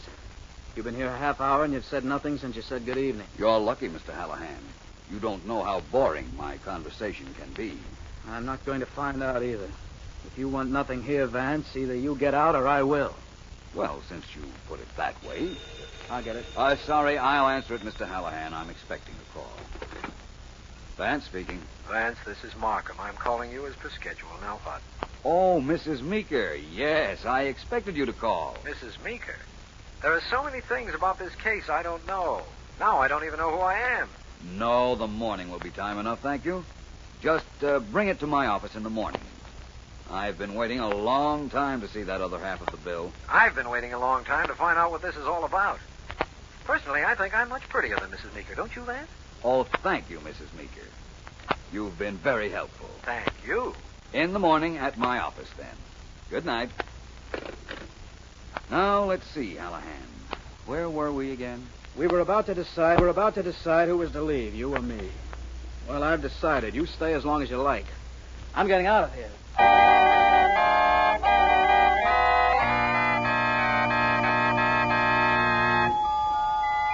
I tell you, Jeff, you're crazy. I never called Vance at any time, much less half an hour ago. Oh, don't give me that. I heard what he said, and I know why you called him. You intend to give him that half of the dollar bill. Oh, Jeff. The half you took out of your husband's hand after he was dead. Will you listen to reason? I tell you, I didn't call him. I'm listening, but that's not reason. You figure you'll crawl out of this by blaming the whole thing on me. And you have the proof that I killed your husband on that torn bill. But you're not giving it to Vance in the morning. You're giving it to me right now. Jeff, let go of me. Let go. Give me the bill. Give it to me so I can destroy it. I'm not going to let you have that over my head all my life. If I give it to you, will you let go of me? Jeff, will you? Give me the bill, Helen, and stop stalling. Wait a minute. It's in my purse. I've been carrying it with me ever since I took it. Right over here, I'll get it. Oh, no, you don't. If it's in the purse, I'll get it. People have been known to keep guns in purses, you know. Now, whereabouts are... Oh, I got it.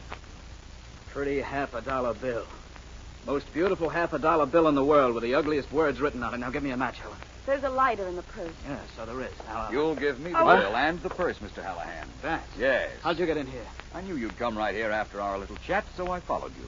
I anticipated your coming here as early as this afternoon when I obtained a pass key to this apartment. Let me have the bill, please. Use the lighter, you fool. Yes, the lighter. Sorry, but you don't have money to burn, Hallahan. Oh, no, we'll see. Well, Mrs. Meeker, there's your boyfriend. In his hand is the half of the dollar bill. The answer to this entire case. What about it? So you'll find that Jeff killed my husband. That doesn't concern me at all. I wouldn't say that. I think it does. I think you planned it all. But that's for a jury to decide. Vance, how did you know there was something on the other half of that dollar bill? How did you know it was Jeff who killed my husband? You had to know that, or you wouldn't have staged the phone call Jeff told me about. I knew, believe me. But how I knew will have to remain with me until I tell it to District Attorney Markham.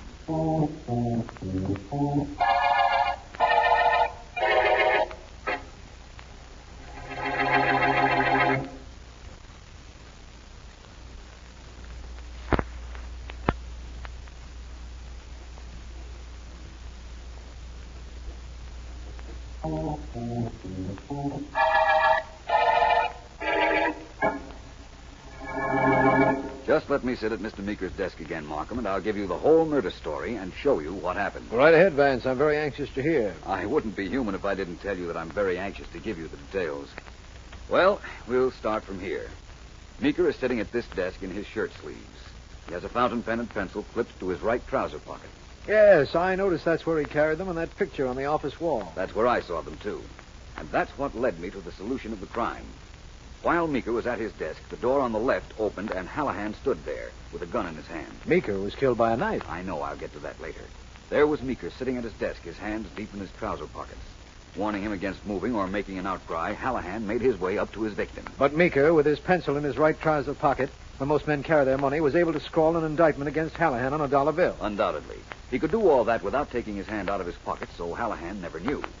Now the killer shifted the gun to his left hand and drew a knife, which was just as deadly and a whole lot quieter than a gun. I see now. Meeker had time to write the word killer and Jeff on the dollar bill then. Yes. He then tried to get up to defend himself, but Hallahan was too quick. He killed Meeker and left the room with Meeker's body on the floor. As the dead man fell, his hand came out of his pocket with the dollar bill clenched in it. Then we know what happened. Worth came in, saw the bill, tried to get it out of the dead man's hand, but tore it. He had seen some writing on the part still in Meeker's hand, but couldn't make it out. What he thought it might be, of course, was a statement by Meeker that he, Worth, had been stealing. Anyhow, Mrs. Meeker came in, and it was she who managed to get the missing hat. And kept it as a weapon to get young Hallahan to do whatever she liked. Quite involved, wasn't it, Vance? A bit, but it's all very simple now that we have our confessions. And I think that's the end of our work in this office, Markham. The end of our work in this office and on the Meeker murder case.